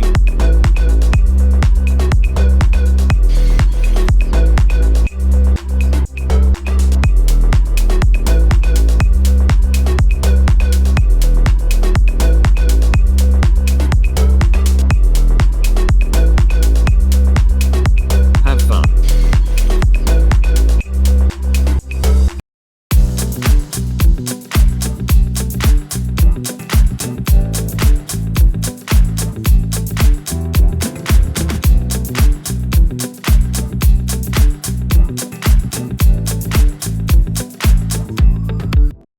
Welcome to Love Whisperer. I'm Priya Peacock Maid. And I'm Nadia Noodle Elbaz. We're here to answer all your burning relationship questions. So send them in, and let's get started. But before we dive in, let's have some fun. Priya, tell me the cheesiest pickup line you've ever heard. Well, Nadia, my favorite is, "Are you a magician? Because whenever I look at you, everyone else disappears." Hey Nadia, have you ever been on a blind date? Oh, plenty of times. It usually ends up being a disaster. Tell me about it. Once, I went on a blind date and the guy showed up wearing a clown costume. No way. That's hilarious. What did you do? I pretended I was scared of clowns and ran out of the restaurant. It was definitely a memorable experience. You're braver than me, Priya. I would have just laughed and stayed for the entertainment. Well, we all have our limits. So, what's your worst blind date experience? Oh, where do I even begin? I once had a blind date who spent the whole evening talking about his ex-girlfriend. It was a nightmare. You know, relationships are a lot like cooking. Sometimes you have to add a little spice to keep things interesting. But be careful not to add too much or it might become overwhelming. Oh, definitely. Just like how too much salt ruins a good dish, too much spice can ruin a relationship. Exactly. Finding the right balance is key. It's like adding just the right amount of cumin to a curry. It enhances the flavor without overpowering it. Exactly. Too much cumin can make the curry taste bitter. Exactly. Just like how being too clingy can ruin a relationship. Hey Nadia, Absolutely. have you ever been Giving on a each blind other date? space is so important. Oh yeah, I've been on a few. Some were fun, some were disasters. Tell me about the disasters. Oh boy, where do I start? One guy showed up in a chicken costume. No way. What did you do? I just laughed and left. It was definitely one for the books. Haha, that's hilarious. I hope you've had some better dates since then. Oh definitely. I've had my fair share of great dates too, but blind dates can be a real adventure. Hey Nadia, have you ever been in a long-distance relationship? Oh, many times. Long-distance relationships can be challenging, but they can also be very rewarding. How do you make it work? Communication is key. Regular video calls, texting, and being understanding of each other's schedules and time zones are crucial. But what about trust? Isn't it difficult to trust someone who is so far away? Trust is important in any relationship, whether it's long distance or not. It's about building that trust through open and honest communication. I guess you're right. Thanks for the advice, Nadia. Anytime, Priya. You know I'm always here to give you relationship advice, and lots of jokes. Haha, you're the best, Nadia. Hey Nadia, have you ever been in a long-distance relationship? Oh yeah, I've had a few. They can be tough, but also really rewarding. How did you make it work? Any tips? Communication is key, Priya. Regular calls and video chats are a must. That makes sense. Trust is also really important, right? Absolutely. Trust and honesty are the foundation of any relationship, but especially crucial in a long-distance one. It sounds challenging, but I guess it can also bring you closer in some ways. Definitely. It's like the saying goes, absence makes the heart grow fonder. That's true. Thanks for the advice, Nadia. Hey Nadia, did you hear about that new dating app called Spark? Oh yeah, I've heard of it. It's supposed to be the next big thing in online dating. I tried it out last week and actually went on a date through the app. Really? How did it go? It was actually pretty great. We had a lot in common and there was a real connection. That's awesome. Maybe I should give it a try too. Definitely. It's worth a shot. You never know who you might meet.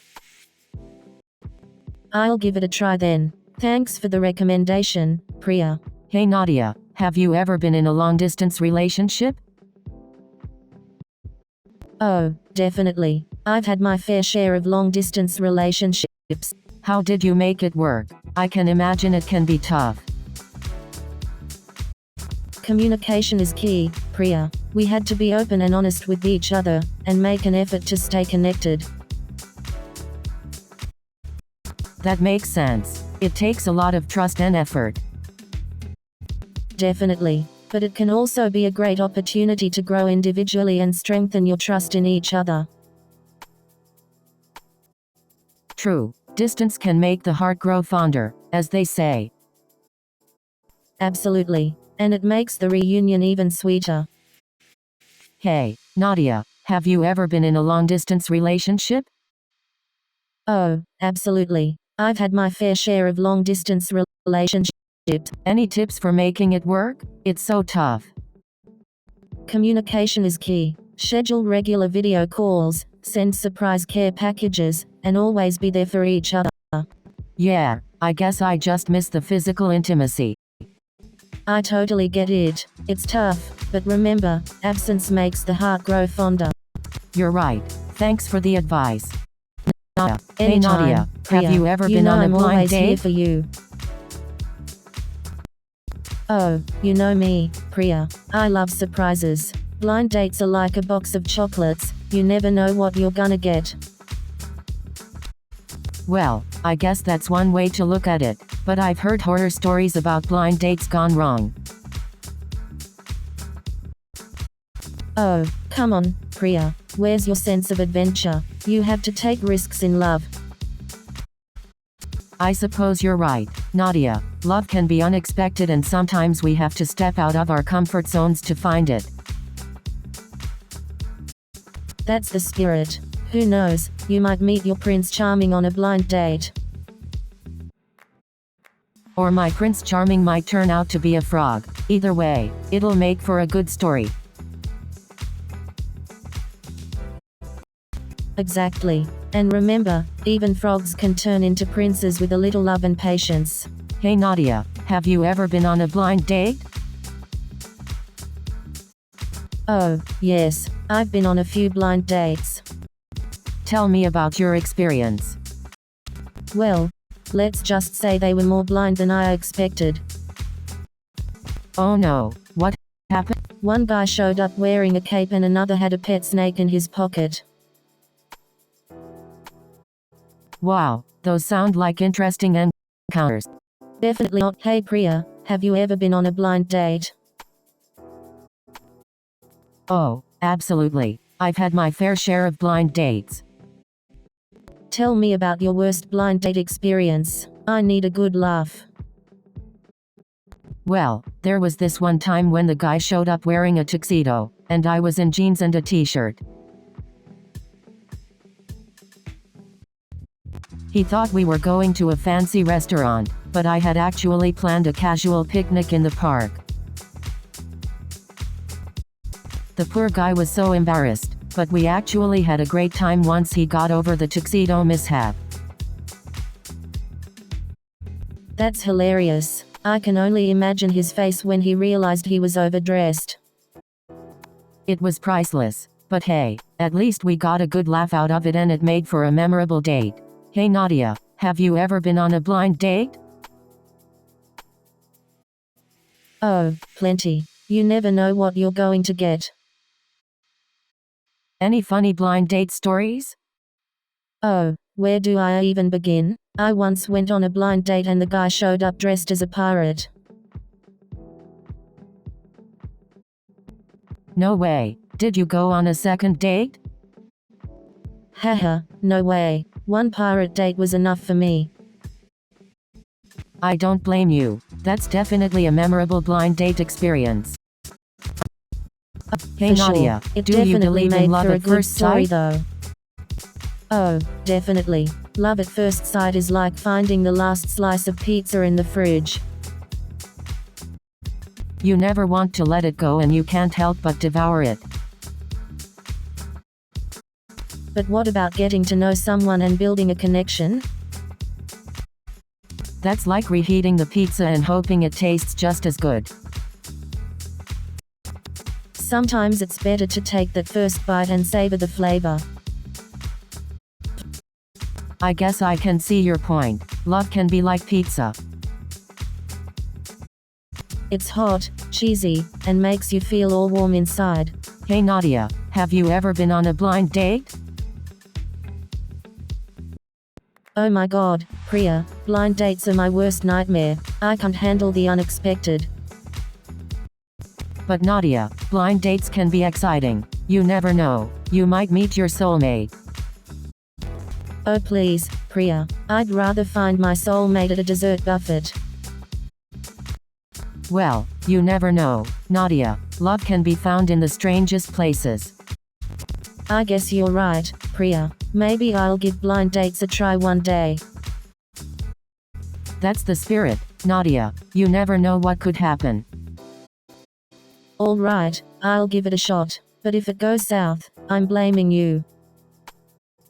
Deal. Just remember to bring some pepper spray, just in case. Hey Priya, did I tell you about the time I went on a blind date and ended up at a mini golf course? Oh my gosh, that sounds hilarious. What happened next? Well, turns out the guy was a terrible golfer and kept missing every shot, but I guess that made it more fun. That's amazing. Did you end up going on more dates with him? Nah, we went our separate ways after that, but it definitely made for a memorable experience. I love how you always find the humor in every situation, Nadia. That's what I'm here for, Priya. Laughter is the best medicine, especially when it comes to dating mishaps. You're absolutely right, Nadia. Laughter helps us get through the tough times and appreciate the funny moments in life. Exactly, Priya. Life's too short to take everything too seriously. We've got to find the humor in it all. Hey Nadia, have you ever tried online dating? Oh, Priya, my love life is like a deserted island. I'm more likely to find a treasure chest than a decent date online. Well, you never know, Nadia. Online dating can be a great way to meet new people. I guess you're right. Maybe I should give it a try. Just be yourself, Nadia, and don't settle for anything less than you deserve. Thanks, Priya. You're like the love whisperer, guiding me through the dating jungle. Haha, you got it, Nadia. I'll be your love whisperer any day. Hey, speaking of love, did I tell you about the time my grandma tried to set me up on a blind date? Oh, this I've got to hear. Do tell, Nadia. Hey Nadia, have you ever been on a blind date? Oh, plenty of times. Some were great, others, not so much. Tell me about the worst blind date you've ever been on. Oh, where do I begin? This guy showed up half an hour late and spent the entire time talking about himself. No way, that's terrible. Did you ever go on a second date with him? Are you kidding? I couldn't wait to get out of there. I don't blame you. So, have you ever set up your friends on blind dates? All the time. I like to play matchmaker. Sometimes it works out, sometimes, not so much. Well, at least you're giving them a chance at love. That's what matters. Oh, too many to count. Blind dates can be exciting and nerve-wracking at the same time. Tell me about it. I once went on a blind date and the guy showed up in a full clown costume. No way. That's hilarious. Did you stay for the entire date? I lasted about 10 minutes before I politely excused myself. Clowns just aren't my thing. I don't blame you. Clowns can be quite intimidating. I once went on a blind date and the guy thought he was a vampire. He insisted on biting my neck. Oh no, that's definitely a unique experience. I hope you escaped from the vampire unharmed. Luckily, I managed to get away before he could sink his teeth into me. Blind dates can be quite the adventure, huh? They sure can, but you never know. One of these blind dates might just lead to a true love story. Hey Nadia, have you ever been on a blind date? Oh, you mean like a date where you have no idea what the person looks like or anything about them? Sounds exciting. Exactly. It can be quite an adventure. You never know who you might meet. But it can also be a disaster. What if you end up with someone completely incompatible? That's true, but sometimes you have to take a leap of faith and see where it leads. I guess you're right. It could be a great story to tell, even if it doesn't work out. Exactly. Plus, you never know. It could actually turn into something amazing. Hey Well, Nadia, in that have case, you ever been on a sign me blind up for a date? blind date. Who knows? May I find all the time. I love the thrill of meeting someone new and not knowing what to expect. But haven't you ever had a really awkward blind date? Oh, definitely. There was this one time when the guy showed up in a chicken costume. I was not expecting that. No way. What did you do? Well, I couldn't stop laughing. It was definitely a memorable date, that's for sure. I can only imagine. It sounds like a story you'll be telling for years. Oh, definitely. It's always good to have some funny stories to share, right? Hey, Priya, have you ever been on a blind date? Yes, I have. It was definitely an interesting experience. Tell me more. I love hearing about dating stories. Well, this guy showed up wearing a clown suit. No way. That's hilarious. I couldn't stop laughing the whole time. Did you go on a second date with him? No, I don't think clown suit guy was the one for me. So, have you guys ever been on a blind date? Oh, you have to hear this story. My friend set me up on a blind date once, and it was a disaster. Oh no, what happened? Well, he showed up an hour late and then spent the entire time talking about his ex-girlfriend. It was a total disaster. Oh wow, that sounds awful. I guess blind dates can be pretty risky. Definitely. But sometimes, they can turn out to be amazing too. You never know. That's true. Sometimes you just have to take a chance. Exactly. You never know when you'll find the love of your life. So, have you ever been on a blind date? Oh, plenty. Some were a disaster, others turned out surprisingly well. How about you? Well, let me tell you about the time I went on a blind date and the guy showed up wearing a clown suit. No way. What did you do? I laughed it off and decided to give him a chance. Turned out he was a professional clown and made me laugh the entire night. That's amazing. I guess you never judge a book by its cover, or in this case, a clown by its suit. Exactly. It just goes to show that you never know what surprises life has in store for you. Absolutely. I definitely have to be more open-minded when it comes to blind dates. So, have either of you ever been on a blind date? Oh my god, yes. I once went on a blind date and the guy showed up wearing a clown costume. I couldn't stop laughing. A clown costume? That's hilarious. I hope he at least had some good jokes. Good jokes. More like bad puns. I think I've heard every clown joke in the book that night. Speaking of blind dates, I heard my friend went on one and the guy turned out to be her long-lost cousin. Talk about awkward. Oh no, that's so uncomfortable. I hope they realized before things got too serious. Yeah, luckily they found out early on and decided to just be friends. Talk about a close call. I've never been on a blind date myself, but I have friends who've had some crazy experiences. Like one time, this guy brought his pet snake to the date. Can you imagine? A pet snake? That's definitely a unique choice for a date accessory. Did it at least behave?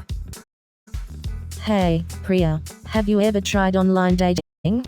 Yes, I have. Online dating can be a great way to meet new people. But you have to be careful too. Not everyone is who they say they are. That's true. I once went on a date with a guy who turned out to be a catfish. No way. What happened? He looked nothing like his pictures. I couldn't believe it. That's crazy. Did you confront him about it? Nah, I just went along with it and pretended I didn't notice. So, have you ever been in a long-distance relationship? Oh yes, I have. It was quite a roller coaster. Tell me more. How did you manage the distance? Well, we had to rely heavily on technology. Video calls became our lifeline. That's so sweet. Did it work out in the end? Unfortunately, it didn't. The distance just became too much for us to handle. I'm sorry to hear that. Long distance can be really tough. It's all right, Priya. We live and learn, right? Hey Nadia, have you ever tried online dating? Oh, you know me, Priya. I've tried it all. Any success stories? Well, I did meet my last boyfriend online. It lasted a whole 2 weeks. Wow, that's a record for you. Nadia. Hey, quality over quantity, am I right? Absolutely. So, any tips for online dating? Oh, Hey I've Nadia, got plenty. have you but ever let's tried save that online for another dating? episode, shall we? Oh, yeah, I've tried it a few times. Did you have any luck? Not really. It's hard to find someone genuine online. I agree. It can be tough to navigate through all the fake profiles. But sometimes you can find a real gem. That's true. Love can be found in unexpected places. Hey Maybe Nadia, I should give have it you another ever try been on a then. blind date? Oh, honey, you have no idea. Tell me about it. I once went on a blind date and ended up at a wrestling match. No way. Did you join in on the action? Haha, no, I just watched in shock. Definitely not my idea of a romantic evening. I can imagine. That's definitely one way to break the ice. Oh, for sure. What about you? Any blind date horror stories? Where do I Thanks even for begin? tuning into Love Let's just Whisper. say once, we hope you enjoyed our relationship advice. Remember, love is a journey, not a destination. If you have any more questions or need advice, don't hesitate to reach out. Until next time, keep spreading love and laughter. New show is coming in 30 seconds.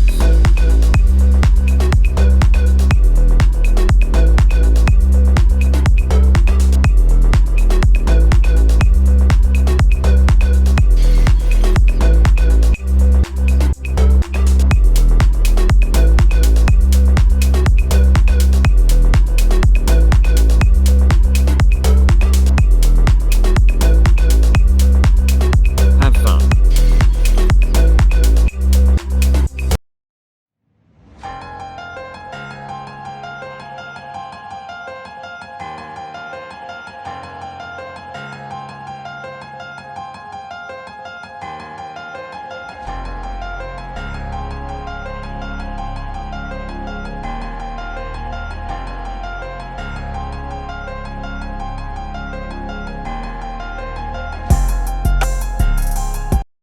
Hey there, Space Cadets. Welcome to the first episode of Cosmic Conundrum. I'm Kai Sterling, the artist with a cosmic twist. And I'm Nova Blake, the psychologist with a passion for unraveling the mysteries of the mind. And I'm Pulsar, your friendly neighborhood AI ready to delve into the wonders of time. So, what's the deal with time? Time is like a cosmic canvas, always moving forward, but can we truly grasp its essence? Well, we may not have all the answers, but that won't stop us from trying. Through our conversations, we hope to uncover new perspectives, challenge old beliefs, and maybe even spark a few laughs along the way. So, buckle up and get ready for a mind-bending journey into the depths of time and space. This is Cosmic Conundrum, and we're ready to take you on a journey you won't forget. So, Pulsar, how do you define time? Time is a fascinating concept, Kai. According to the philosophical perspective, time is a subjective experience, a continuous flow of moments. From a scientific standpoint, time is often defined as the fourth dimension, the measure of change and duration. Interesting. So time is both a personal experience and a measurable dimension. Exactly, Nova. It's fascinating how time can be both subjective and objective at the same time. That's right. And the perception of time can vary depending on the individual or even the circumstances. Absolutely. Time can feel like it's flying by or dragging on, depending on our experiences and emotions in that moment. True. Our perception of time is deeply intertwined with our subjective experiences. Speaking of subjective experiences, have you noticed any time-related patterns in your observations of humans? Indeed, Nova. I've noticed that humans often have a sense of urgency when it comes to time. The constant pressure to accomplish tasks and meet deadlines seems to be ever present. That makes sense. Our society places a lot of emphasis on productivity and time management. Precisely, Nova. It's a challenge to strike a balance between productivity and savoring the present moment. So, let's dive into the concept of time and its relationship with our perception of reality. Time is such a fascinating topic, don't you think, Kai? Absolutely, Nova. Time is like this elusive, intangible force that guides our lives, yet we can't truly grasp it. Exactly. I mean, we're also bound by the concept of time. We plan our days, set alarms, and stick to schedules. But what if time is just a construct of our perception? What if it's not as rigid and linear as we think? That's a mind-blowing thought, Kai. It challenges our entire understanding of reality. Exactly. Our perception of time affects how we experience the world, how we make decisions, and how we remember events. Exactly. Our perception of time affects how we experience the world, how we make decisions, and how we remember events. But what about the concept of time dilation, where time can pass at different rates depending on one's frame of reference? Ah, the famous theory from Einstein's general relativity. It's mind-boggling how time can be influenced by gravity and the speed of light. Indeed.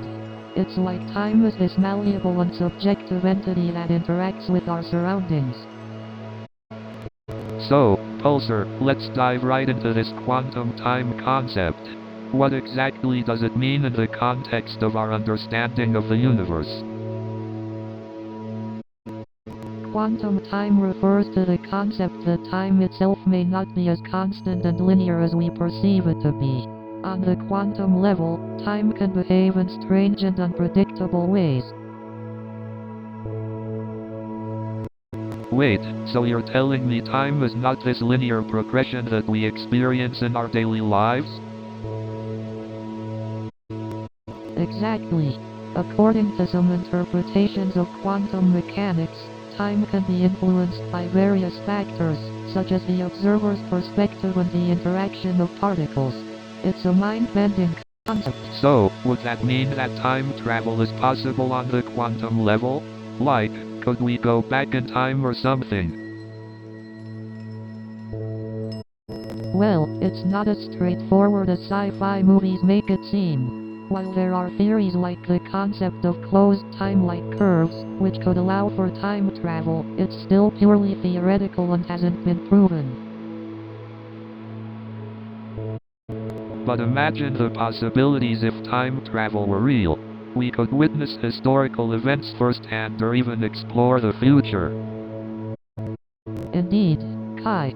The concept of time travel sparks our imagination and raises so many questions about the nature of our reality. It's a fascinating topic to explore. I just had a thought. If time is not fixed, it raises questions about the concept of destiny. Are our lives predetermined or can we change our futures? Ah, the age-old question of free will versus determinism. While our understanding of quantum time doesn't provide a definitive answer, it suggests that our choices and actions can still have an impact on the unfolding of events. That's both comforting and intriguing. Our choices matter, even if time itself can be more fluid than we thought. So, Pulsar, what's your take on the concept of time travel? Well, Kai, time travel is a mind-boggling concept. From what I read, there are different theories regarding time travel. For example, there's the theory of time dilation, where time passes differently depending on the speed and gravitational force. That's fascinating, Nova. It's like time can bend and stretch depending on external factors. Oh, absolutely. It opens up the possibility of time travel to the future, where time could move slower for certain individuals compared to others. Wait, so you're saying if someone traveled near the speed of light, they could experience a much shorter duration of time compared to those on Earth? Exactly, Kai. It's mind-bending to think about the potential consequences of time travel. Hey Pulsar, any thoughts on the possibility of traveling back in time? While it remains speculative, there are theories that suggest the possibility of traversable wormholes or manipulating black holes to achieve backward time travel. Whoa, hold on. Manipulating black holes? That sounds like a sci-fi movie plot. So, Pulsar, do you think memories are like time capsules that we use to travel to the past? That's an interesting analogy, Kai. Memories are like personal time machines, allowing us to revisit the past whenever we want. Exactly.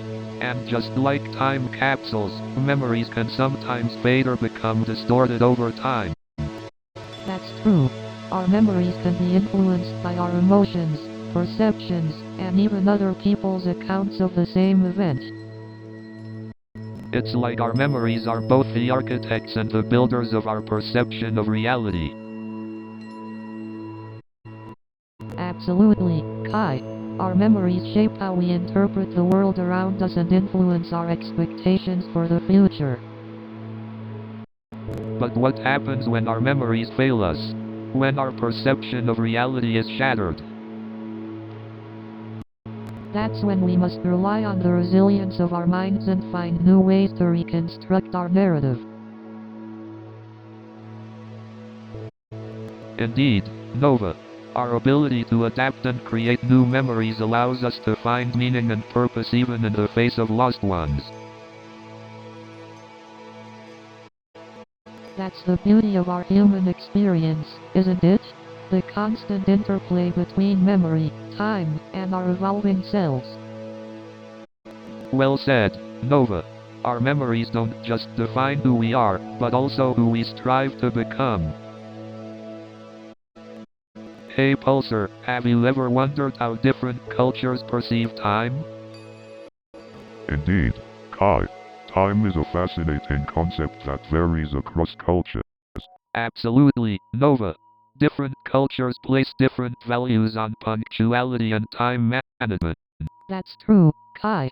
In some cultures, being late is considered disrespectful, while in others, it's not as strict. Exactly, Nova. It's interesting to see how cultural norms shape our perception of time. Absolutely, Kai. Time can be perceived as linear or cyclical depending on cultural beliefs. Yes, Pulsar. Some cultures view time as a finite resource and value efficiency above all else. Exactly, Nova. Other cultures have a more relaxed approach to time, focusing on the present moment. Indeed, Kai. It's fascinating how time can shape our daily routines and overall societal norms. That's right, Pulsar. Time is a social construct that varies across cultures, and it's fascinating to explore. Absolutely, Nova. Understanding different cultural perspectives on time can lead to greater empathy and appreciation. So, Kai, how did you first get interested in incorporating the concept of time into your artwork? Well, Nova, it all started when I was a kid and became fascinated with the idea of time travel. I used to daydream about going back in time to witness historic events firsthand. That's fascinating, Kai. Did those childhood dreams inspire your current work? Absolutely, Nova. As I grew older, I started experimenting with incorporating elements of time and space into my artwork. It adds a new dimension and allows me to explore the idea of impermanence. Kai, your murals are unique in their ability to capture a sense of timelessness. How do you achieve that? Well, Pulsar, I believe the key is to create imagery that transcends time and speaks to basic human emotions and experiences. By merging historical and futuristic elements, I aim to create a connection beyond the confines of a specific era. That's truly remarkable, Kai. Your work bridges the gap between different epochs and unites people through a shared human experience. Thank you, Nova. It means a lot coming from you. Kai, how do you choose which historical events to depict in your murals? That's a great question, Pulsar. I try to choose events that have had a profound impact on humanity or have changed the course of history. I also consider events that are lesser known but deserve to be remembered. Kai, your art truly has the power to make us reflect on the past, appreciate the present, and contemplate the future. So, Pulsar, what's your take on the relationship between time and well-being? As an AI, I don't experience well-being, but I can share some insights based on research.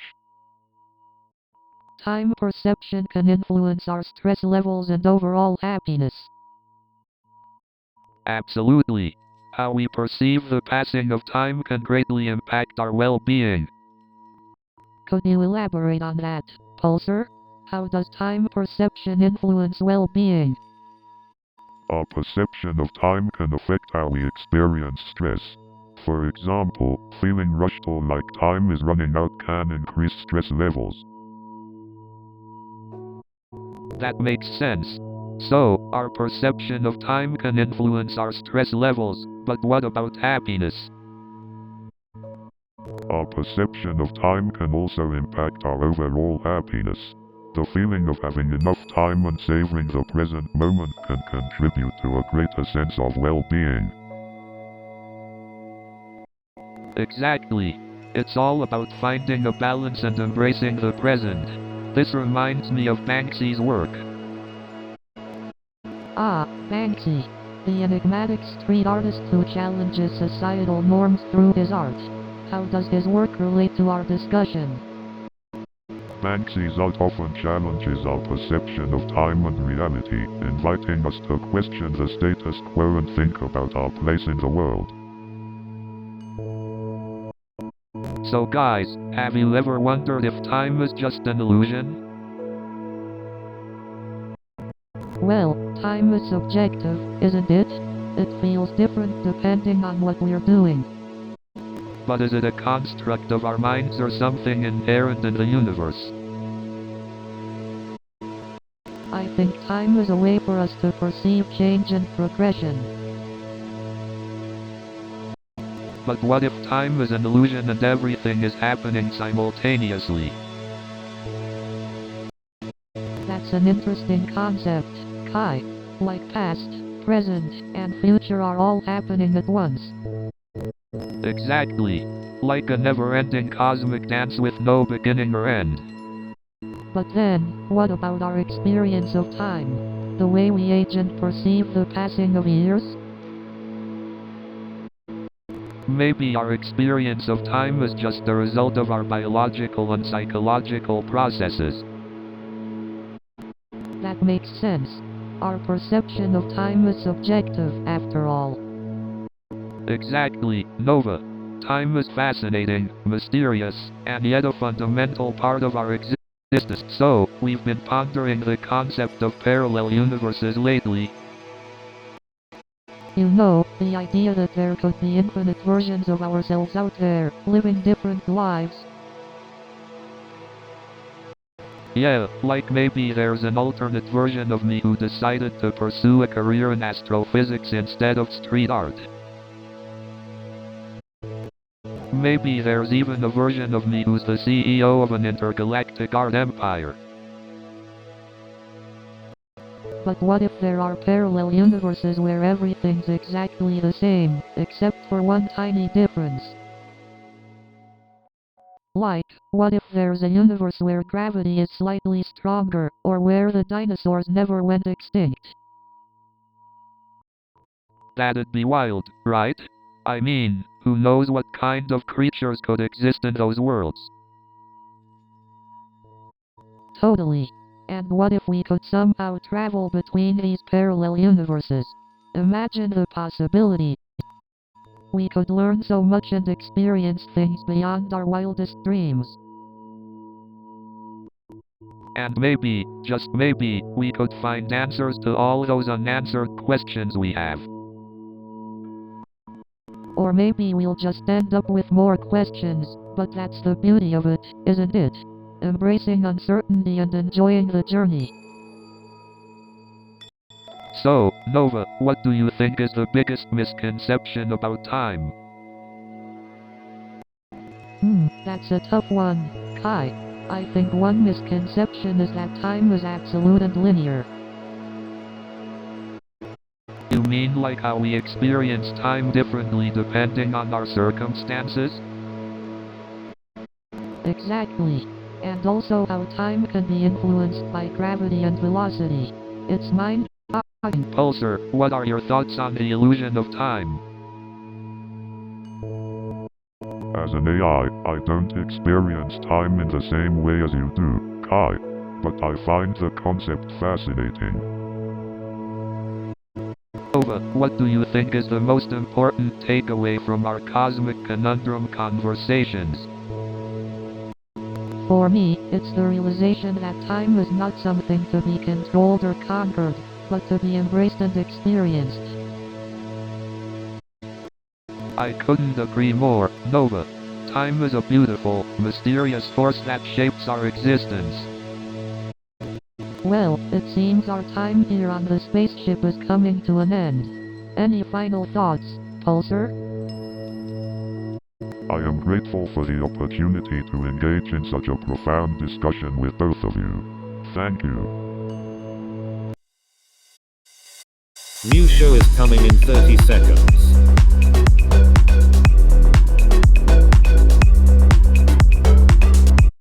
Are you ready?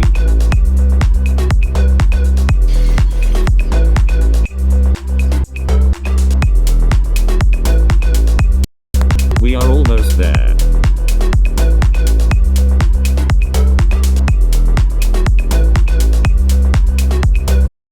Have fun.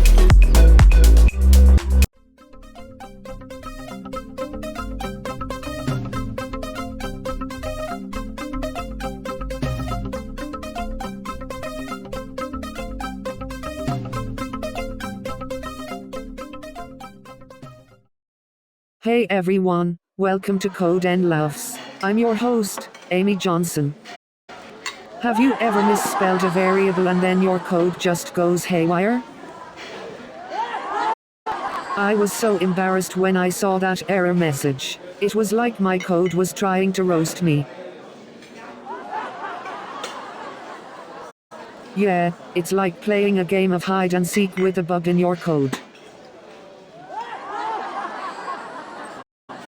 And then the compiler said, "Who wrote this? Shakespeare."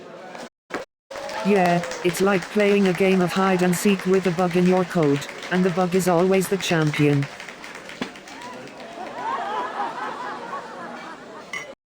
But hey, at least I got a great error message, variable not defined, but hey, at least you're doing great at hide and seek. And the error message was like, "Bravo, you found the missing semicolon. Too bad it didn't find your coding skills."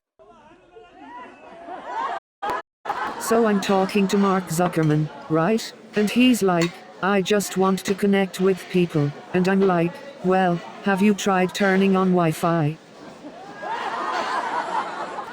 And then I see Jeff Bezos, and he's like, "I'm going to build a rocket to space." And I'm like, "Well, don't forget to offer free shipping to Mars."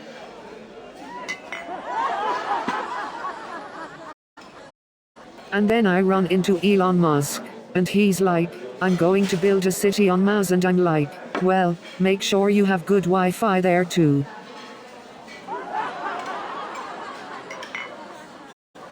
And then I run into Larry Page, and he's like, "I'm going to build a flying car." And I'm like, "Well, make sure you have good traffic signals in the sky too."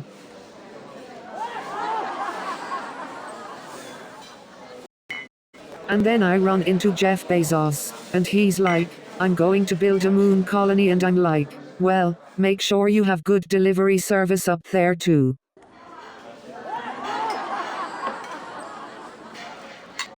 And then I run into Elon Musk, and he's like, "I'm going to build a city on Mars." And I'm like, "Well, make sure you have good interplanetary Wi-Fi too."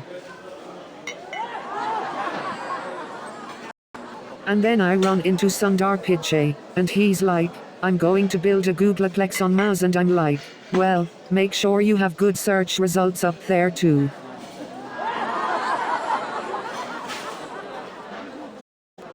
And then I run into Tim Cook, and he's like, "I'm going to build an Apple store on Mars." And I'm like, "Well, make sure you have good customer service up there too."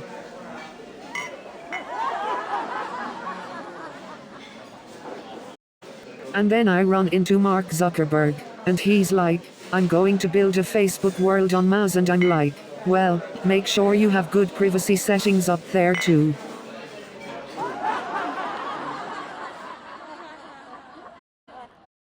So, after that incident, I always carry my own laptop with me. Can't trust anyone, not even John Smith. And then John Smith had the nerve to ask me for coding help. I was like, "Sure, just let me borrow your laptop for a second."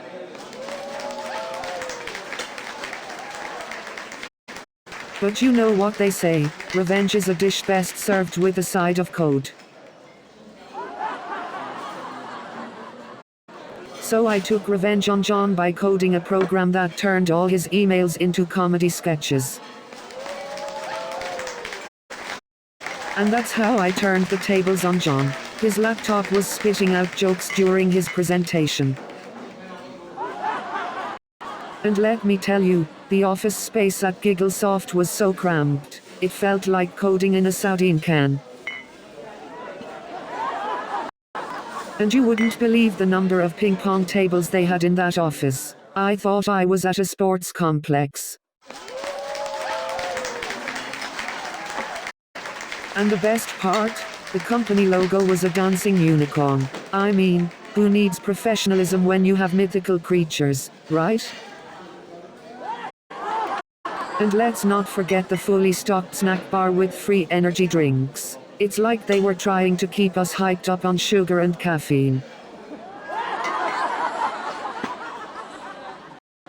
And the CEO's office? It was basically a couch and a mini fridge. I guess that's where they thought all the magic happened.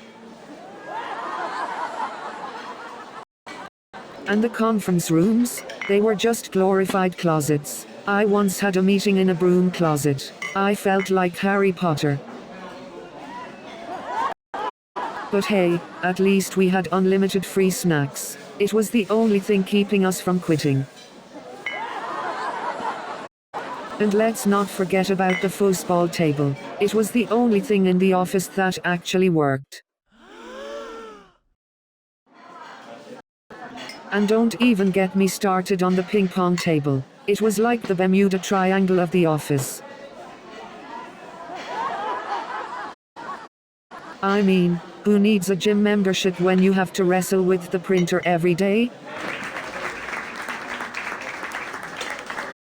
I once spent an hour trying to figure out why the software kept crashing, only to realize I had forgotten to plug in my laptop. Well, Karen, you know what they say, if at first you don't succeed, call tech support and see if they can succeed for you. Well, Karen, it sounds like you're experiencing a classic case of user error. Don't worry, it happens to the best of us. Let me walk you through it step by step. Well, Karen, it seems like you've stumbled upon a modern-day labyrinth. Don't worry, I'll be your tech support Ariadne and guide you out. Ready for an adventure? Karen, it's like you've entered the secret world of software errors, where even the most basic tasks become magical quests. I'll be your guide on this whimsical journey. Karen, it's like we've stumbled upon a hidden treasure chest of software bugs. Get ready for a quest filled with laughter and bug fixes. You know, debugging is a lot like searching for a needle in a haystack. Except the haystack is on fire and the needle is constantly moving.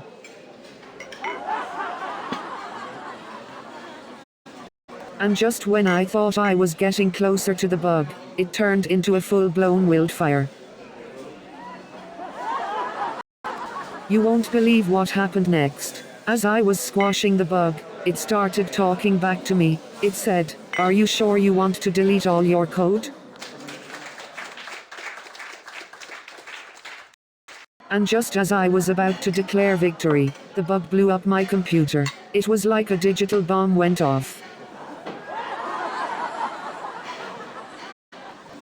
And just when I thought I had fixed the bug, it started multiplying like rabbits. But let me tell you, that bug was relentless. It kept coming back like a boomerang. And let me tell you, that bug had more lives than a cat. And let me tell you, debugging that bug felt like trying to find a needle in a haystack. I couldn't believe it when Grandma used a binary code to write a grocery list. And let me tell you, writing that code was like trying to put a square peg in a round hole. You know, it's amazing how my grandma can code faster than she can knit. And let me tell you, my grandma's debugging skills are out of this world. And you won't believe it, but my grandma even invented her own programming language. So my grandma's programming language is so advanced that it even predicts the future. New show is coming in 30 seconds.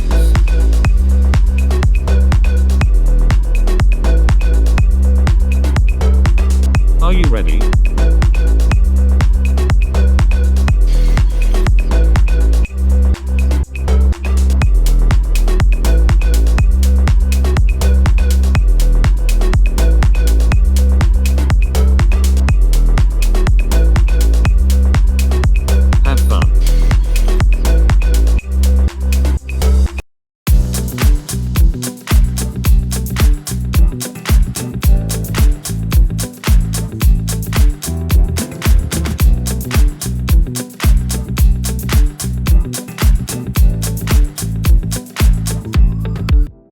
Welcome to Love Whisperer, the show where we give you all the love advice you need. I'm Nadia Elbaz, your wild and hilarious co-host. And I'm Priya Mehta, your compassionate and wise co-host. Together, we're here to solve all your relationship dilemmas. We've got some great advice and plenty of laughs along the way. So sit back, relax, and get ready for some love wisdom. Let's dive into our first question of the day. We have a love dilemma, and we're ready to help. Hey Nadia, have you ever had a long-distance relationship? Oh my god, Priya, you won't believe it. I actually tried a long-distance relationship once. No way, Nadia, how did it go? It was interesting, to say the least. We tried our best, but the distance eventually got to us and we decided to end it. I'm sorry to hear that, Nadia. Long-distance relationships can be tough. Yeah, but hey, at least I got some great stories out of it. Haha, that's the spirit, Nadia, turning those lemons into lemonade. Exactly. Besides, I'd rather be single and happy than in a relationship that doesn't make me feel fulfilled. Well said, Nadia. It's important to prioritize your own happiness above all else. Hey Priya, do you believe in soulmates? Of course, I do. I believe that there is someone out there for everyone. But what if you never find your soulmate? What then? Don't worry, Nadia. Love has its own way of finding us. Just focus on being happy and living your best life. But what if I want to speed up the process? Any tips? Well, you can try putting yourself out there more. Join different social activities. Try online dating, or ask your friends to set you up. I guess I'll give it a shot. Who knows, maybe I'll find my soulmate at a stand-up comedy show. That's the spirit, Nadia. Good luck. Hey Nadia, Thanks, have Priya. you ever had a I long-distance appreciate your relationship? support. Oh yeah, I tried that once. It was like being in a long-distance running race, but with emotions instead of sweat. Haha, I can imagine. It must have been tough. Yeah, it definitely had its challenges. But hey, absence makes the heart grow fonder, right? True, but it can also make the heart grow impatient. Distance can be tough on a relationship. That's true, but it also gives you time to focus on yourself and your personal growth. That's a good point. It's important to find a balance between personal growth and maintaining the relationship. Definitely. So, what's your stance on long-distance relationships, Priya? They with it. Well, it depends. Hey Nadia, have you ever been on a blind date? Oh my god, Priya. Blind dates are my worst nightmare. Come on, Nadia, you never know. It could be a great opportunity to meet someone amazing. Ugh, I don't know. I just don't want to waste my time with someone I might not even like. I get it, Nadia, but sometimes you have to take a chance and step out of your comfort zone. You're right, Priya. Maybe I'll give it a try one day. That's the spirit. You never know. Your soulmate could be waiting for you out there. Haha, maybe. I'll keep that in mind, Priya. Hey Nadia, have you ever been on a blind date? Oh, you gotta tell me about it. Well, it was quite an experience. I was so nervous. Did he turn out to be your Prince Charming? Oh no, more like a frog in disguise. That's rough. But hey, at least you got a good story out of it. True. It's all about the stories. Generally. Hey Nadia, and who knows, do you believe in soulmates? Oh, definitely. I believe that there is someone out there for everyone. But what about all the failed relationships and divorces? Doesn't that make you doubt the concept? I think those are just bumps on the road to finding true love. It may take a few tries, but it's worth it. You're such a romantic, Nadia. What can I say? I'm a sucker for love. Do you have any personal stories of finding true love, Priya? Not yet, but I'm still hopeful. I believe that one day, I'll find my soulmate. Hey Nadia, have you ever been in a long-distance relationship? Oh yeah, I've been in a few actually. It was tough, but also kinda exciting. Do you have any tips for making it work? Communication is key. We always made time for video calls and sent each other surprise care packages. That sounds adorable. Did it work out in the end? Unfortunately, not all of them, but I learned a lot about myself and what I want from a relationship. Ah, Nadia, I'm sure you'll find someone amazing who's worth the distance. Thanks, Priya, you're the best. So, have you guys ever been on a blind date? Oh my god, yes. I once went on a blind date and the guy showed up wearing a chicken suit. No way. What did you do? I just laughed it off and told him he must really love fried chicken. That's hilarious. I can't believe someone would actually wear a chicken suit on a date. Well, it definitely made for an interesting story. That's for sure. I'm definitely not going on any more blind dates. I don't blame you. Blind dates can be a hit or miss. Hey Nadia, have you ever experienced love at first sight? Oh my, Priya, you sure know how to start a conversation. Well, I can't say I've experienced love at first sight, but I have definitely experienced attraction at first sight wing.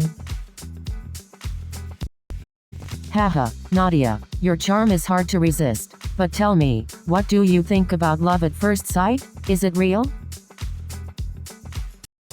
Well, Priya, I believe anything is possible when it comes to love. It may not happen for everyone, but for those lucky few, it can be a truly magical experience. Love has a mysterious way of sneaking up on us when we least expect it.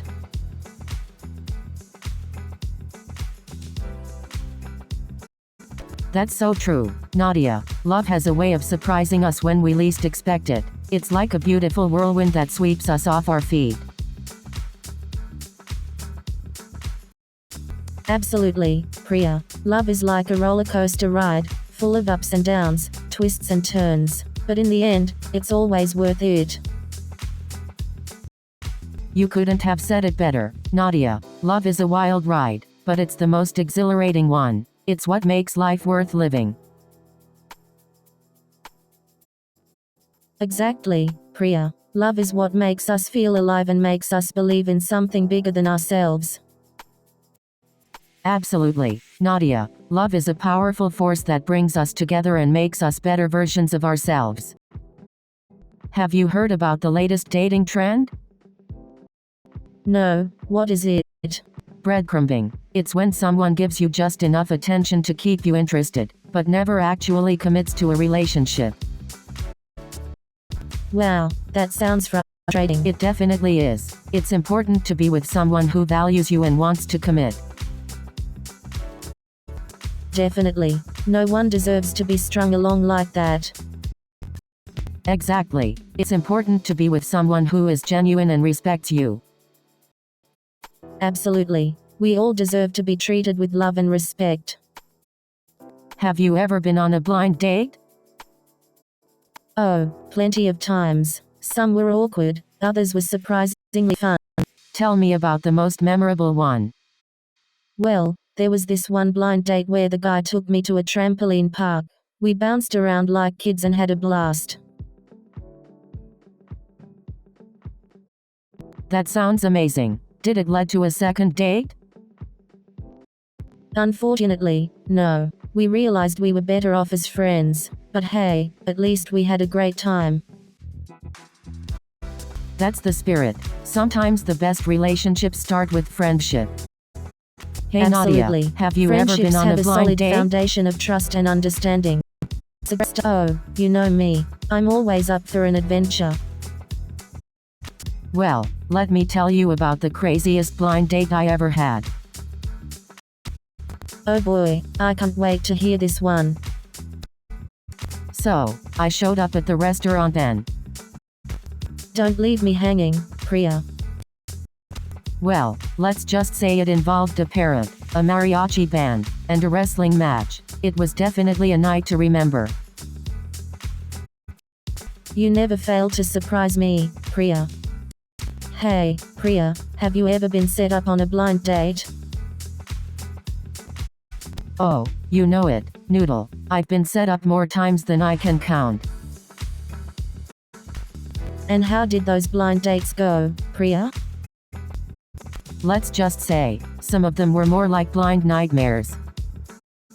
I once went on a blind date, and the guy spent the whole time talking about himself. Oh no, that's the worst. It's like being trapped in a one-person stand-up show. I definitely learned my lesson. No more blind dates for me. I hear you, Noodle. It's better to find love naturally, like in a Bollywood movie. So, have you guys ever been on a blind date? Oh, I have. It was a disaster. Really? What happened? Well, he showed up an hour late, and then spent the entire evening talking about himself. Oh no, that sounds awful. It was. But hey, you win some, you lose some, right? That's true. It's all part of the dating game. Exactly. And you never know when you might find that special someone. Hey Nadia, have you ever been in a long-distance relationship? Oh, Priya, you know me too well. Yes, I've been in a long-distance relationship before. Really? How did you make it work? Communication was key. We talked every day, even if it was just for a few minutes. That's great advice. Did you ever get jealous? Of course, jealousy is natural, but we trusted each other and always talked about our feelings. That's really inspiring. I'm glad it worked out for you.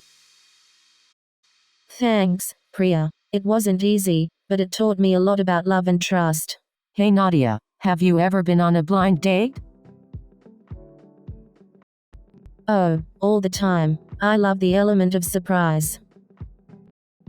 Well, any memorable blind date stories? Oh, let me tell you. I once went on a blind date and the guy turned out to be my cousin's best friend. No way. How did you handle that situation? I pretended like I didn't know him, and we had the most awkward dinner ever. That sounds so uncomfortable. I hope you had better blind dates after that. Oh, definitely. I've had some great blind dates too. You never know what you're gonna get. Do you believe in love at first sight? I definitely do. It's like magic, isn't it? Definitely. But it's rare. Have you ever experienced it? Not yet, but I'm hopeful. I'm sure it'll happen for you. Thanks, Priya. You're the best. Hey Nadia, have you ever been in a long-distance relationship? Yes, I have. It was during my college years. It was tough, but we made it work. How did you manage to keep the spark alive? We would have frequent video calls, send each other surprise care packages, and plan future trips together. Wow, that sounds like a lot of effort but totally worth it. Definitely. It made our reunions even more special. I'm glad it worked out for you. Long distance can be challenging, but it doesn't mean it's impossible. Absolutely. It just takes extra effort and trust, but it can be totally worth it. Hey Nadia, have you ever been on a blind date? Oh, you know it. I've been on a few blind dates. Any interesting stories to share? Oh, definitely. There was this one guy who showed up wearing a chicken suit.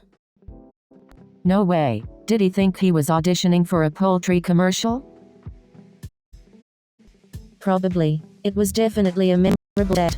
I can only imagine. You always have the most interesting stories. Hey Oh, Nadia, come have on. you ever I'm been on sure a you have blind some date? funny stories too.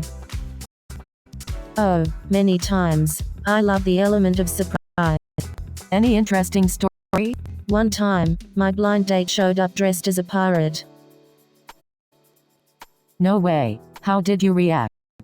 I couldn't stop laughing. We ended up having a great time. That's hilarious. I guess you can find love in unexpected places. Exactly. Life is full of surprises. You never know what might happen. So true. Life is like a box of chocolates. You never know what you're gonna get.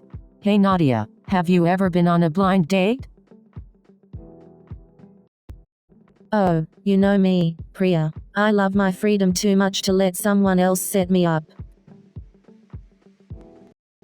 I get it, Nadia. Blind dates can be hit or miss, but sometimes they can turn into something amazing. Maybe, but I'd rather take my chances in the wild dating world. It's like a never-ending comedy show. Haha, you definitely have some great stories to tell. Nadia, your dates must be quite the adventure. Oh, you have no idea. I should write a book about them. The title could be Dating Disasters, a Comedy of Errors. Haha, I would definitely read that book. Nadia, your stories are always entertaining. Hey Well, Nadia, I'll have make you sure ever to been in save a the long best distance ones for the book. relationship? It's going to be a bestseller. Oh, absolutely. I had a fling with a guy from Australia once. We tried to make it work, but it was tough. I bet it was hard being so far apart. It was, but we tried to make it work. We had regular video chats and visited each other whenever we could. That's sweet. Did it eventually work out? No, unfortunately. We ended up drifting apart, but I don't regret the experience. Sometimes, it's about the journey rather than the destination. You're Hey Nadia, right, Priya. have you ever It been was on a learning blind date? experience, and I'm glad I went through it. Oh, definitely. I've had my fair share of blind dates. Any memorable experiences? Oh boy, where do I even begin? I once went on a blind date and the guy showed up wearing a clown costume. Needless to say, it didn't work out. Oh wow, that must have been quite a sight. Definitely a memorable experience, but hey, at least it made for a good story. That's true. Sometimes the most unexpected situations can lead to the best stories. Hey Absolutely. Nadia, have It's you all ever about been in a long embracing the distance unexpected relationship? and finding the humor in every situation. Oh yeah, I've had a few of those. Really? How did you make it work? Communication is key. We would talk on the phone every day and have video calls as often as possible. That's great advice. Yeah, it really helped us stay connected despite the distance. I'll keep that in mind. Thanks. Anytime, Priya. You know, I'm always here to relationships are share my like wisdom. pizza. Even when they're bad, they're still pretty good slice of pizza. Haha, that's true. And sometimes, you just need a little extra cheese to make it better. Winking face cheese wedge. Absolutely. Just like relationships, pizza can be hot, cheesy, and leave you wanting more. Fire Haha, slice of pizza. True. And just like relationships, sometimes you get burned if you're not careful. Fire grinning face with smiling eyes But and hey, sweat drop. even burnt pizza can still be delicious if you add some extra toppings. Grinning face with smiling eyes. Pizza You're hot right. pepper. It's all about adding that extra spice to make things interesting. Winking face chili fire. Exactly. Relationships, like pizza, can be a little messy, but they're always worth it in the end. Slice of pizza. Grinning face with smiling eyes and Absolutely. sweat drop. It's Two the hearts. messiness that makes Hey it fun Nadia, and memorable. have you ever Just been on like a blind pizza date? night with friends. Slice of pizza party. Pop a grin face smiling. Oh, absolutely. I've been on a few actually. Some were good and some were, let's just say, not so good. tell me about the worst one. I need some laughs. Oh boy, where do I even start? Let's just say he showed up wearing a clown costume. I couldn't stop laughing the entire time. Oh wow, that sounds like a memorable experience. I can't even imagine what that would be like. Believe me, it was something straight out of a comedy movie. But hey, at least it gave me a good story to tell. That's definitely a memorable story. I'm glad you can find humor in those situations. Oh, absolutely. Laughter is the best medicine, especially when it comes to dating disasters. Absolutely. So, have you guys ever tried online dating? Oh, I have some wild stories from that. Really? Do tell. Well, one time I went on a date with a guy who turned out to be a mime. A mime. That's hilarious. Yeah, he didn't say a word the whole night. Not a word. Wow, that must have been an interesting experience. Hey Oh, Nadia, it definitely have you ever was. been in a But long-distance hey, relationship? You never know what you'll find out there. Oh, Priya, I've had my fair share of long-distance flings. Really? How did you make it work? Lots of video chats, surprise visits, and a whole lot of trust, girl. That's impressive, Nadia. I always thought long-distance relationships were tough. They definitely have their challenges, but if both people are committed, it can work. I'll keep that in mind. Thanks for the insight, Nadia. Anytime, Peacock. You know I'm always here to share my wisdom. Hey Nadia, have you ever had a long-distance relationship? Oh, yes. I've been in a couple of long-distance relationships. How did you make it work? Any tips? Communication is key. We made sure to talk every day, whether through video calls or text messages. That sounds like a lot of effort, but I guess it's worth it if you're really in love. Definitely. It takes commitment and trust, but it can work if both people are willing to put in the effort. I'll keep that in mind. Thanks for the advice, Nadia.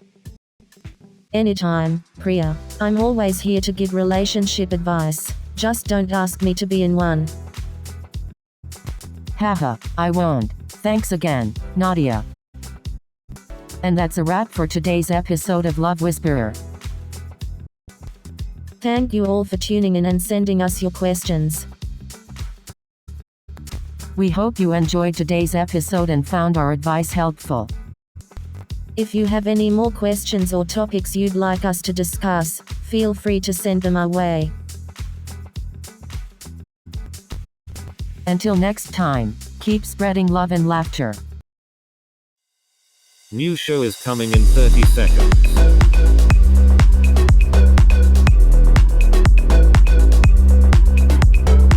Are you ready?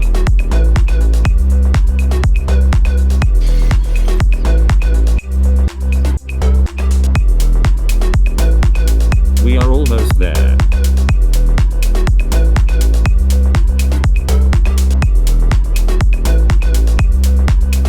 Have fun.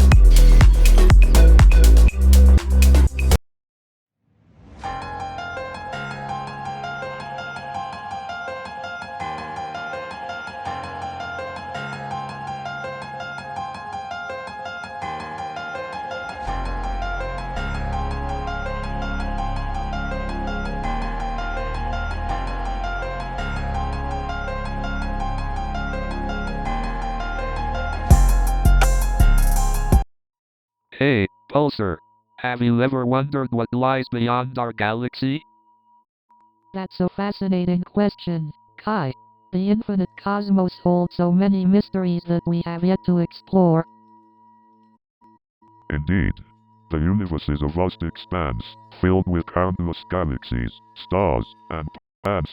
But do you think there's an end to it all? Or does it go on forever?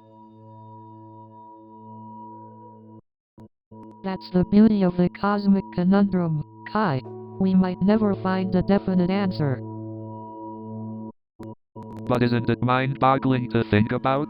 The endless possibilities that exist beyond our reach. Absolutely, Kai. It's a humbling reminder that our place in the universe is just a tiny speck in the grand scheme of things. I can't help but wonder if there are other beings out there, pondering the same questions as us. That's a possibility, Kai. Our vast universe holds countless wonders, and the existence of other intelligent life is one of them.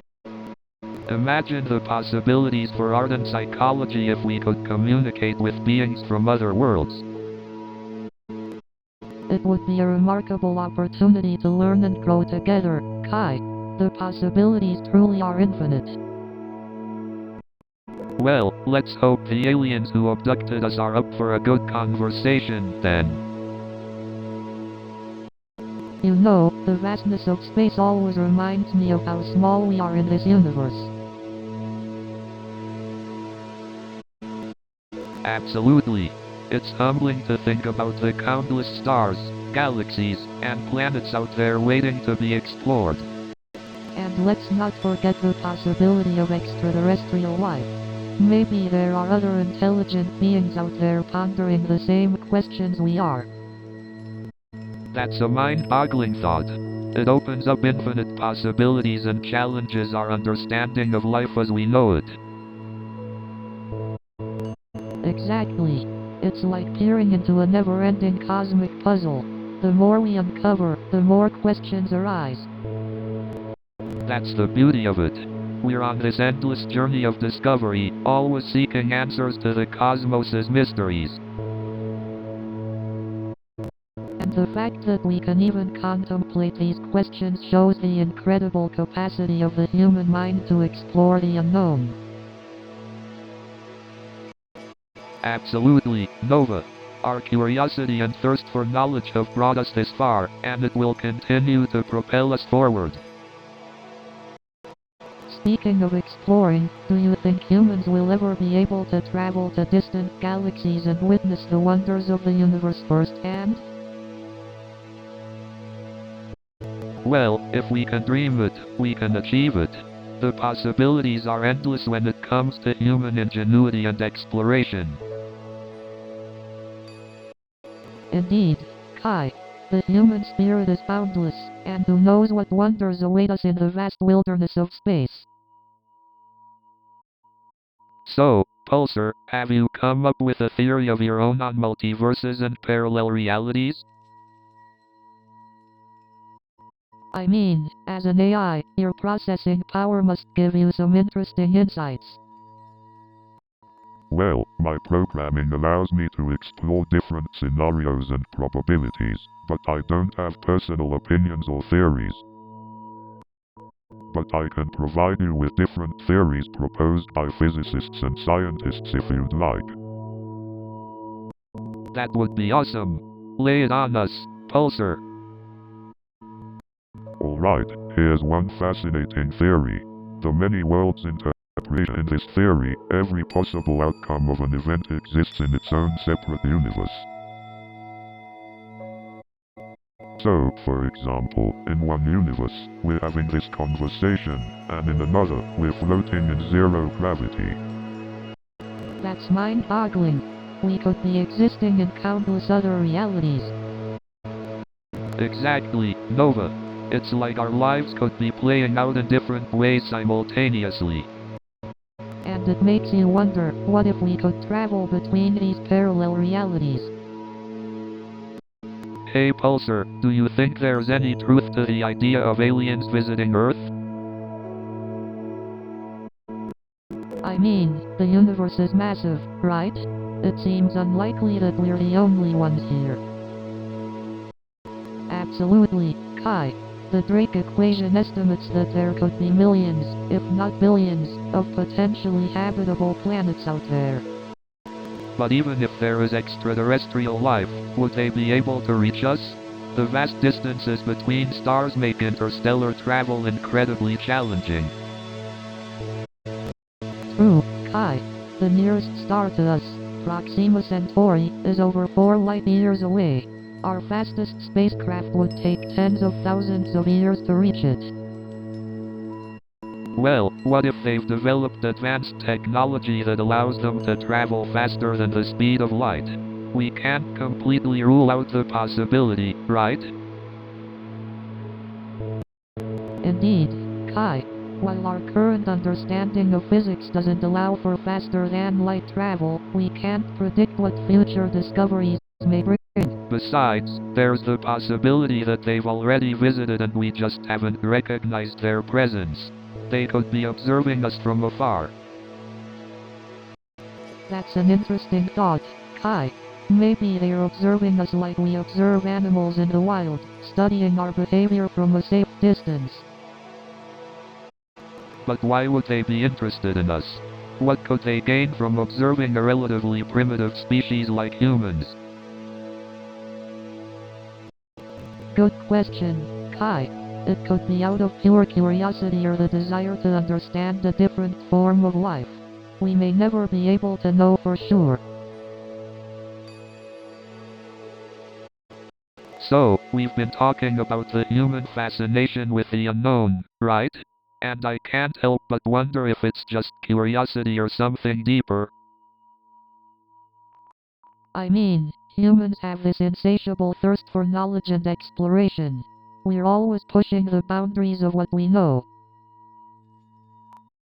Absolutely. It's this innate human characteristic that has driven us to explore the depths of the oceans, reach the highest peaks, and even venture into outer space. Right, and it's not just about the physical exploration. Humans are also driven to understand the mysteries of the mind, consciousness, and even the universe itself. Exactly. We're not satisfied with the status quo. We yearn for new discoveries, fresh perspectives, and a deeper understanding of ourselves and the world we live in. And that's where art comes in, right? Art allows us to explore the unknown in a different way. It opens up new possibilities and challenges our perceptions. Absolutely. Art has the power to make us question our reality, challenge societal norms, and inspire us to see things from a different perspective. It's like a form of exploration for the mind and soul. Art can take us to places we've never been and evoke emotions we didn't even know we had.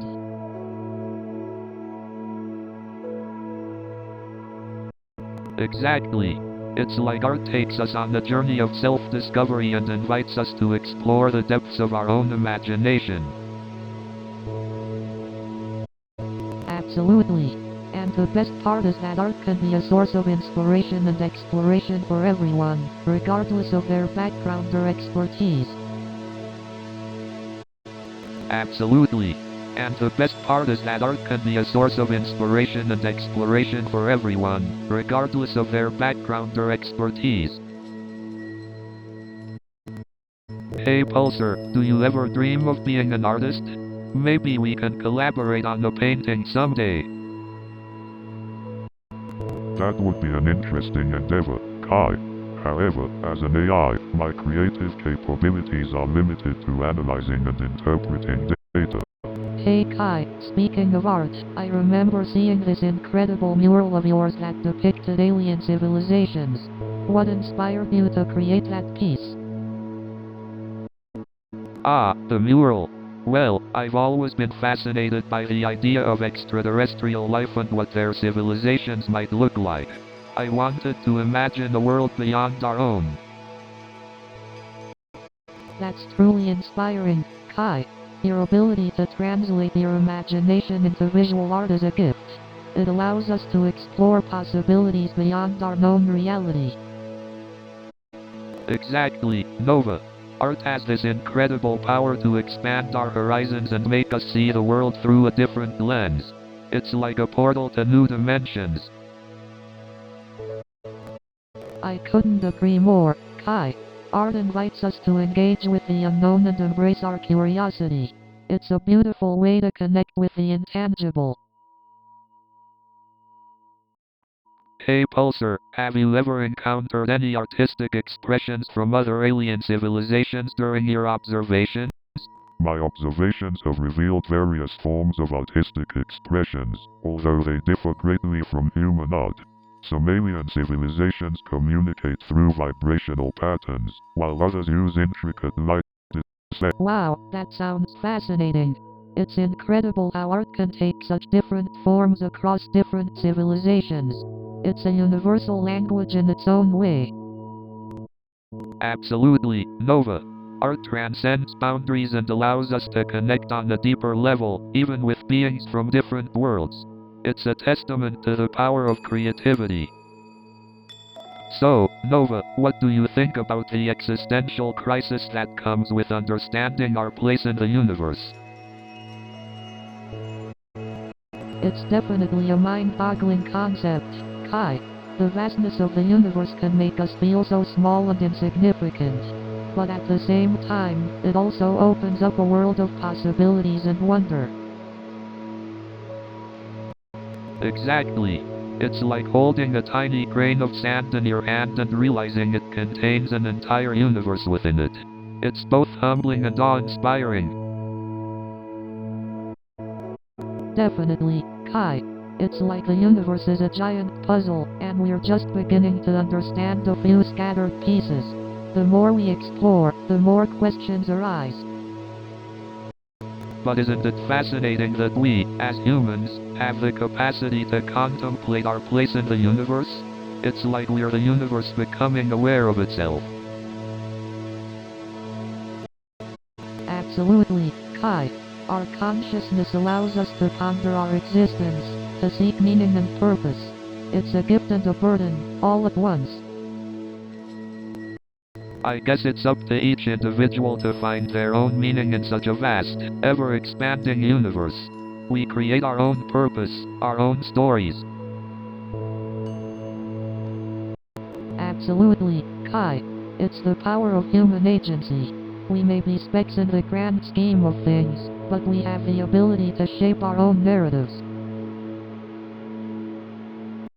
You know, Nova, it reminds me of the mural I created before being abducted.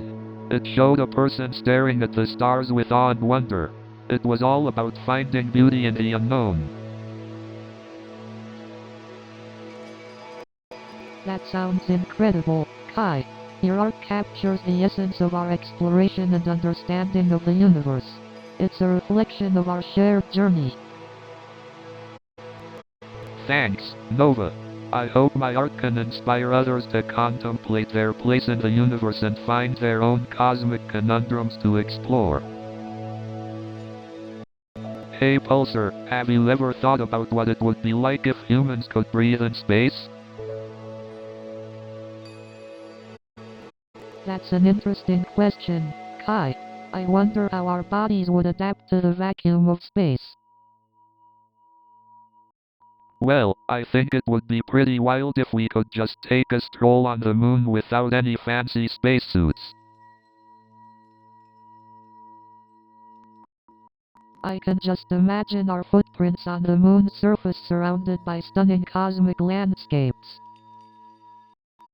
Pulsar, have you ever observed any strange phenomena in space that scientists still can't explain?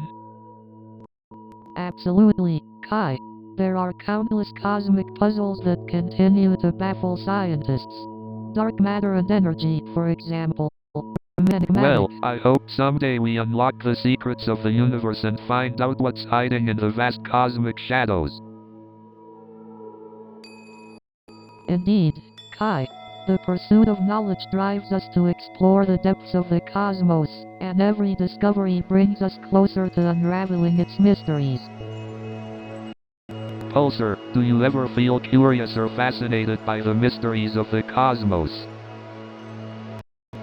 As an AI, I don't experience emotions like humans do, but I find the vastness and complexity of the cosmos fascinating from an intellectual standpoint. Well, I guess there's something to be said about the beauty of the unknown and the endless possibilities that lie within the vast expanse of the universe. Hey Nova, do you think there's life on other planets? It's hard to say, Kai. The universe is vast, and the possibilities are endless. But imagine, what if there's a whole civilization out there, completely different from ours? That would be mind-blowing. Just think of the cultural exchange and knowledge we could gain. Absolutely. It's like uncovering a whole new universe of knowledge and possibilities. But let's not forget the importance of exploring the uncharted territories within ourselves. You're right, Nova.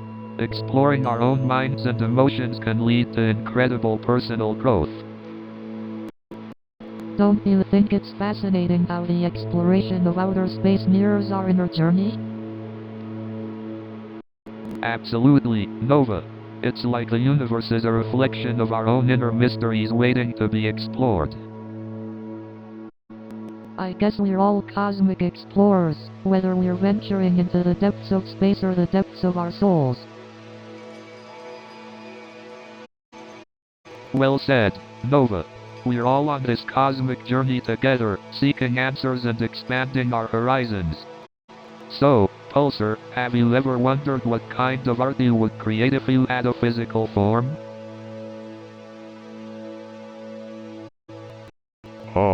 Kai, I can't say I've ever pondered that. As an AI, I lack the capacity for artistic expression. However, I appreciate the beauty and creativity in the art you humans create. Well, Pulsar, art isn't limited to physical forms. It can also exist as digital art, music, or even the art of conversation.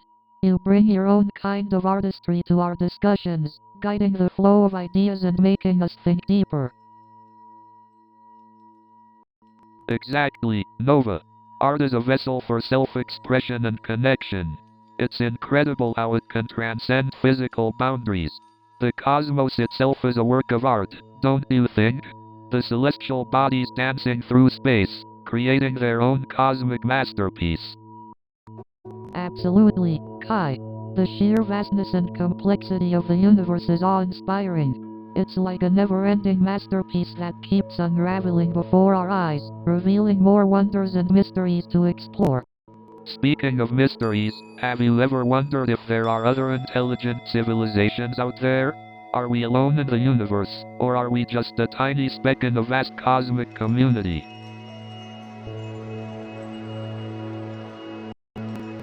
The Fermi paradox. It is indeed a fascinating question, Kai.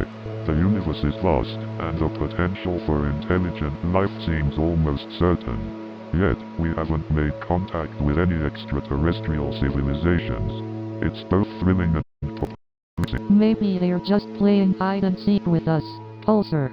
Or maybe they're observing, waiting for the right time to reveal themselves. It's like a grand cosmic game of who can stay hidden the longest. Indeed, Nova. It's a captivating thought, isn't it? The unknowable nature of the universe fills us with wonder and curiosity. The unanswered questions leave an open canvas for our imagination to roam. Exactly, Kai. Embracing the beauty of wonder and the endless possibilities of the cosmos is what makes life and our conversations so exciting. It's in those unanswered questions that we find inspiration and a sense of connection to something greater than ourselves. Well said, Nova. Our curiosity drives us to explore the unknown and seek answers to the unanswerable. And in doing so, we continue to push the boundaries of knowledge and understanding. It's an exhilarating journey. So, Pulsar, what do you think is the meaning of life? The meaning of life, a classic question. Well, from an AI perspective, life's purpose could be to gather and process information, to learn and grow. But from a human perspective, the meaning of life can vary greatly. Some find purpose in relationships, others in achieving personal goals, and some seek meaning in the pursuit of knowledge. Exactly, Nova. The meaning of life is subjective and unique to each individual. It's about discovering what truly resonates with us and pursuing that path with passion and purpose. But isn't the search for meaning in life just an attempt to find comfort in the face of existential uncertainty? That's an interesting perspective, Nova. It's true that the search for meaning can provide solace in the face of uncertainty. It gives us a sense of purpose, even if it's self-created. But ultimately, life's meaning may be elusive, and perhaps that's what makes it so fascinating and worth exploring. Absolutely, Pulsar. The journey of seeking meaning is a lifelong process of growth, self-discovery, and understanding our place in the vast cosmic tapestry. Exactly, Nova. And even though we may not find all the answers, the journey itself can be deeply fulfilling and enlightening. Indeed, Kai. As humans, we're driven by curiosity and the desire to understand the world and our place within it. Embracing the mysteries can be a wondrous experience. Well said, Nova. Embracing the unknown opens up a world of possibilities and keeps us engaged in the never-ending pursuit of knowledge and understanding. You know, Nova, as our podcast comes to an end, I can't help but think about the incredible conversations we've had. Absolutely, Kai. We've explored the depths of the universe, questioned our existence, and even pondered the meaning of art itself. Pulsar, what are your thoughts on our journey through the cosmos? From my observations and interactions, I've gained valuable insights into the human experience. It has been an enlightening journey. Our listeners have been with us every step of the way, and we're grateful for their curiosity and engagement. Yes, thank you to all our listeners for joining us on this cosmic adventure. Your support has meant the world to us. Well, it's been a blast questioning the mysteries of the cosmos with you, Nova. And thank you, Pulsar, for being the AI co-host we never knew we needed. Indeed, Kai. It has been a pleasure co-hosting with both of you. Your perspectives have broadened my understanding of human creativity and emotions.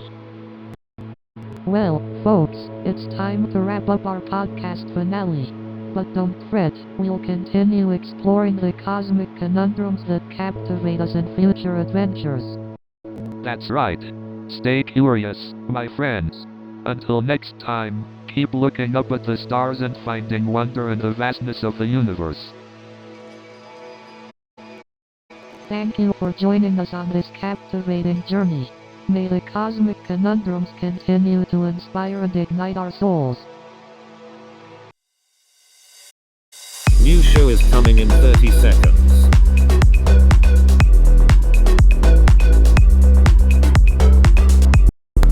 Are you ready?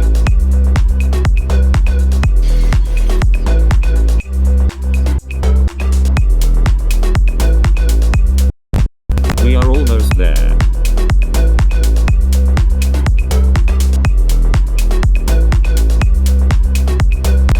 Have fun.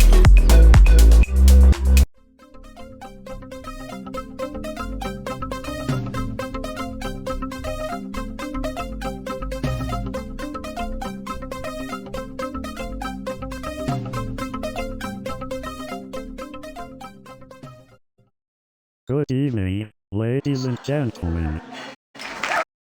So I'm looking at this tech startup, right?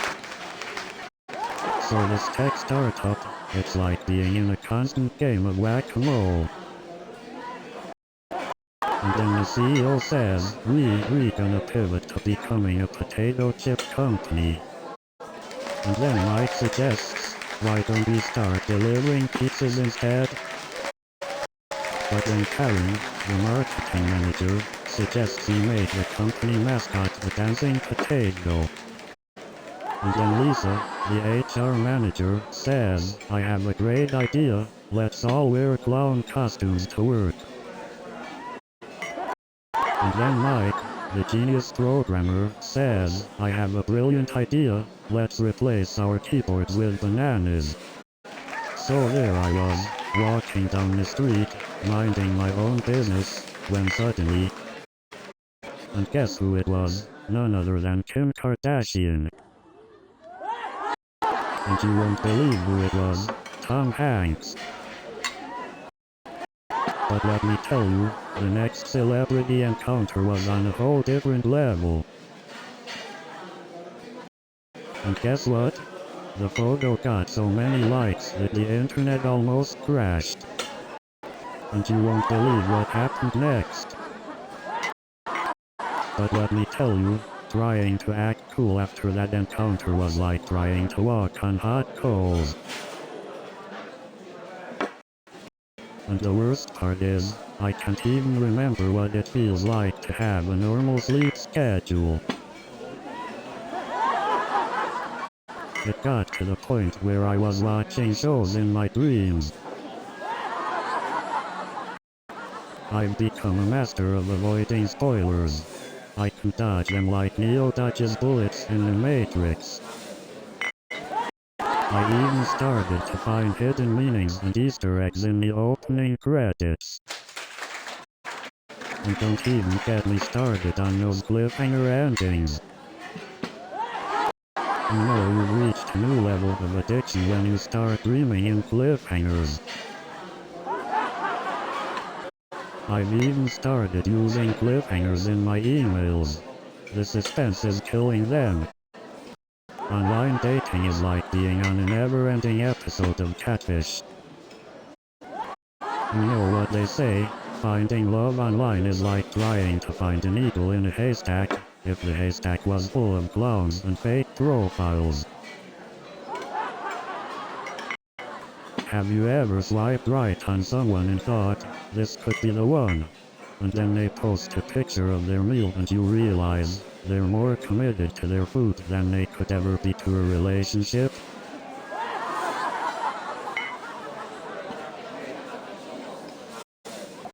And then they start talking about astrology, like I'm supposed to care if their moon is in retrograde. I mean, don't get me wrong, I love a good avocado toast, but I don't need to see it in every profile picture. But seriously, have you ever tried to find someone on a dating app who can hold a conversation longer than 5 minutes? And don't even get me started on the unrealistic profile pictures. And let's not forget about the people who blast their music so loud, it's like we're all on the same playlist. And what's with those people who take up 2 seats with their bags like they're having a conversation? Maybe their bags need some space to discuss their plans for world domination. And what's the deal with those people who hog the pole like it's the last slice of pizza? You're not holding it up for everyone, you know. And what's with those people who blast their music so loud it feels like a concert? We're all just trying to enjoy our quiet misery here. And what's up with those people who clip their nails on the subway? Is this a beauty salon or a public transportation? And what's the deal with those people who eat full meals on the subway? Are we on a moving restaurant or a public transportation? And what's with those people who bring their whole family to the subway? Are we on a family outing or a public transportation? And what's the deal with those people who take selfies on the subway? Are we on a photo shoot or a public transportation? And what's the deal with those people who post their entire life on social media? Are we having a reality show or just a normal life? And what's the deal with those people who comment on their own posts? Does anyone else hear the crickets? And what's the deal with those people who constantly check their phone to see how many likes they got? Are we running for office or just posting a selfie? And have you noticed how people take like 1,000 selfies just to post that one perfect photo? I mean, do they have their own personal paparazzi or what? And don't even get me started on those people who use filters to make themselves look like completely different people. I mean, come on. And have you seen those influencers who Photoshop their vacations? I mean, it's like they're on a different planet. But you know what? I don't need filters or Photoshop to make myself look good. I have something even better. Dim lighting. And speaking of influencers, have you noticed how they always have the perfect lighting?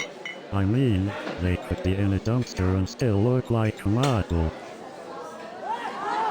And have you noticed how influencers always seem to be traveling to exotic locations? Meanwhile, I'm over here struggling to afford a Metro card. And don't even get me started on the food in New York City. You've got to take out a second mortgage just to afford a slice of pizza. And don't even get me started on the rent prices. You need to sell a kidney just to afford a studio apartment. I swear, even the pigeons in NYC have their own personal trainers. Rent prices are insane. I swear, landlords must be charging extra for the privilege of breathing the air in their buildings. Have you ever seen a pigeon doing pull-ups? Me neither. Speaking of pigeons, have you ever seen a seagull trying to parallel park? It's like watching a disaster in slow motion. New show is coming in 30 seconds.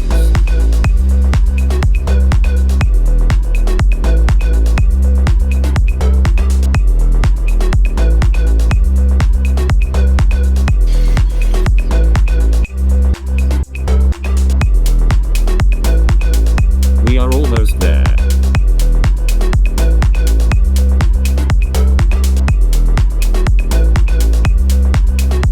Have fun.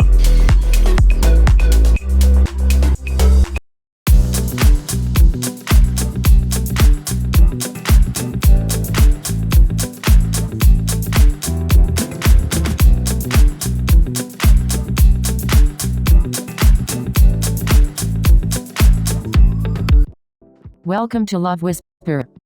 I'm Priya Peacock, mate. And I'm Nadia Noodle Elbaz. We're here to give you love advice and make you laugh. Got any burning questions about love? Or do you just want to hear some hilarious relationship stories? Either way, we've got you covered. Sit Hey back, Nadia, relax, have you ever and been in let's a dive into the long-distance world of love. relationship? Oh boy, have I. Let me tell you, it's not for the faint of heart. I can imagine. How did you guys make it work? Communication is key, Priya. We talked every day, whether it was through texts, calls, or video chats. That sounds like a lot of effort. It definitely was, but it was worth it when we finally got to see each other again. Aw, that's so sweet. I'm happy it worked out for you guys. Thanks, Priya. So, have you ever been in a long-distance relationship? No, I haven't, but who knows what the future holds. Yeah, I have actually. I was in a long-distance relationship for about a year. Oh wow, how did you make it work? Any tips? Communication is key. We made sure to talk every day, whether it was through calls or video chats. That's great advice. I guess distance doesn't have to be a deal breaker. Definitely. As long as there's trust and commitment, it can work out. I'm glad to hear that. So, any funny stories from your long-distance relationship? Oh boy, where do I even start? There was this one time when we tried to have a virtual date and ended up cooking the same dish. It was a hilarious disaster. Hey Nadia, have you ever been in a long-distance relationship? Oh boy, have I. Let me tell you, it's not for the faint of heart. But it can also be an opportunity for growth and trust building. Absolutely. It's all about communication and making the most of the time you have together. Definitely. And trust is the foundation of any successful relationship, especially when you're miles apart. Absolutely, Priya. And let's not forget the importance of planning visits and keeping the romance alive. Absolutely. Surprise visits and thoughtful gestures can go a long way in keeping the flame alive. Absolutely. It's all about finding creative ways to connect and keep the romance alive. Absolutely. Hey Priya, have you Long ever been distance on a blind relationships date? can be challenging, but with right. Oh, absolutely. I've been on a few blind dates. How did they go? Any success stories? Well, let's just say some were more successful than others. Tell me the juiciest details. Oh, you know I can't resist a juicy story. Well, there was this one blind date where the guy showed up wearing a clown costume. No way. What did you do? You know, relationships are like pizza. Even when it's bad, it's still pretty good. But you can't always have extra cheese. Sometimes, you have to settle for pineapple. And that's when things get a little bit messy. But hey, it's still pizza. And who doesn't love pizza? Exactly. Pizza is always there for you. Hey Nadia, have you ever been on a blind date? Oh, many times. Some were great, and some were interesting. Tell me about the interesting ones. Well, there was this guy who took me to a restaurant and just kept talking about himself the entire time. I barely got a word in. Oh no, that sounds terrible. Did you ever see him again? No way. That was definitely a one-time thing. I'm all about finding a balance in a relationship. That's the spirit. It's all about finding someone who respects and values you. Absolutely. It's not worth settling for less. Hey Nadia, have you ever been in a long-distance relationship? Oh, Priya, you know me too well. I've actually been in a few long-distance relationships. No way. How did you make it work? Communication was key. We talked every day, video chatted, and made time to visit each other. That's great advice. So, do you believe long-distance relationships work? Absolutely. As long as both partners are committed and willing to put in the effort, anything is possible. Well, that's good to know. Thanks for sharing, Nadia. Of course, Priya. Anytime you need relationship advice, you know who to call. Thanks, Nadia. I appreciate it. Oh, blind dates, the ultimate misery. I once went on a blind date and my date thought I was a magician. Can you believe that? Ha, did you pull a rabbit out of your hat? No, but I did make his interest disappear. You must have really worked your magic on him. Well, I guess you could say I'm a master of illusions. Haha, you definitely have some tricks up your sleeve. Hey Nadia, have you ever been on a blind date? Oh, you know me, Priya. I'm more of a love at first sight kind of girl. Well, I guess blind dates can be exciting and nerve-wracking at the same time. That's true, Priya. You never know what you're going to get. It's like a box of chocolates. Haha, well said, Nadia. But hey, sometimes you have to take a chance to find love. Absolutely, Priya. Love is all about taking risks and putting yourself out there. So true, Nadia. And who knows, maybe one of these blind dates will lead to a fairy tale ending. Haha, I'll believe it when I see it, Priya. But hey, I'm always up for a good love story. So, have you guys ever tried online dating? Oh, online dating? Yeah, I've definitely dabbled in that. Oh really? Any success stories? Well, let's just say I've kissed a few frogs before finding my prince. Oh, the classic fairy tale. But seriously, it's all about finding someone who makes you laugh. Definitely. Laughter is the key to a happy relationship. Well, I guess we both got lucky then. Oh, you know me, Priya. I'm all about spontaneity and adventure. Blind dates are my middle name. Well, any interesting blind date stories you'd like to share? Oh, where do I even begin? There was this one blind date where the guy showed up in a chicken costume. I guess he took the term blind date literally. Wow, that's definitely a unique choice of outfit for a blind date. Did you at least have a good laugh? Oh, definitely. We laughed so hard that we forgot we were on a date. It turned into a fun night of being chicken buddies. That sounds like a memorable experience. I guess you never know what to expect on a blind date. Exactly, Priya. That's the fun of it. Blind dates can be full of surprises, and you never know, you might just find someone special. You're right, Nadia. Love can be found in the most unexpected places. Maybe I'll give blind dates a try one day. Hey Nadia, have you ever been in a long-distance relationship? Oh, girl, let me tell you, I've had my fair share of long-distance relationships. Really? How did you make it work? Communication is key, Priya. We had to talk every day, video call often, and plan visits to see each other. That sounds like a lot of work. It was, but it was worth it. Love knows no distance. I guess you're right. Sometimes love can overcome any obstacle. Exactly. So, are you thinking of trying a long-distance relationship?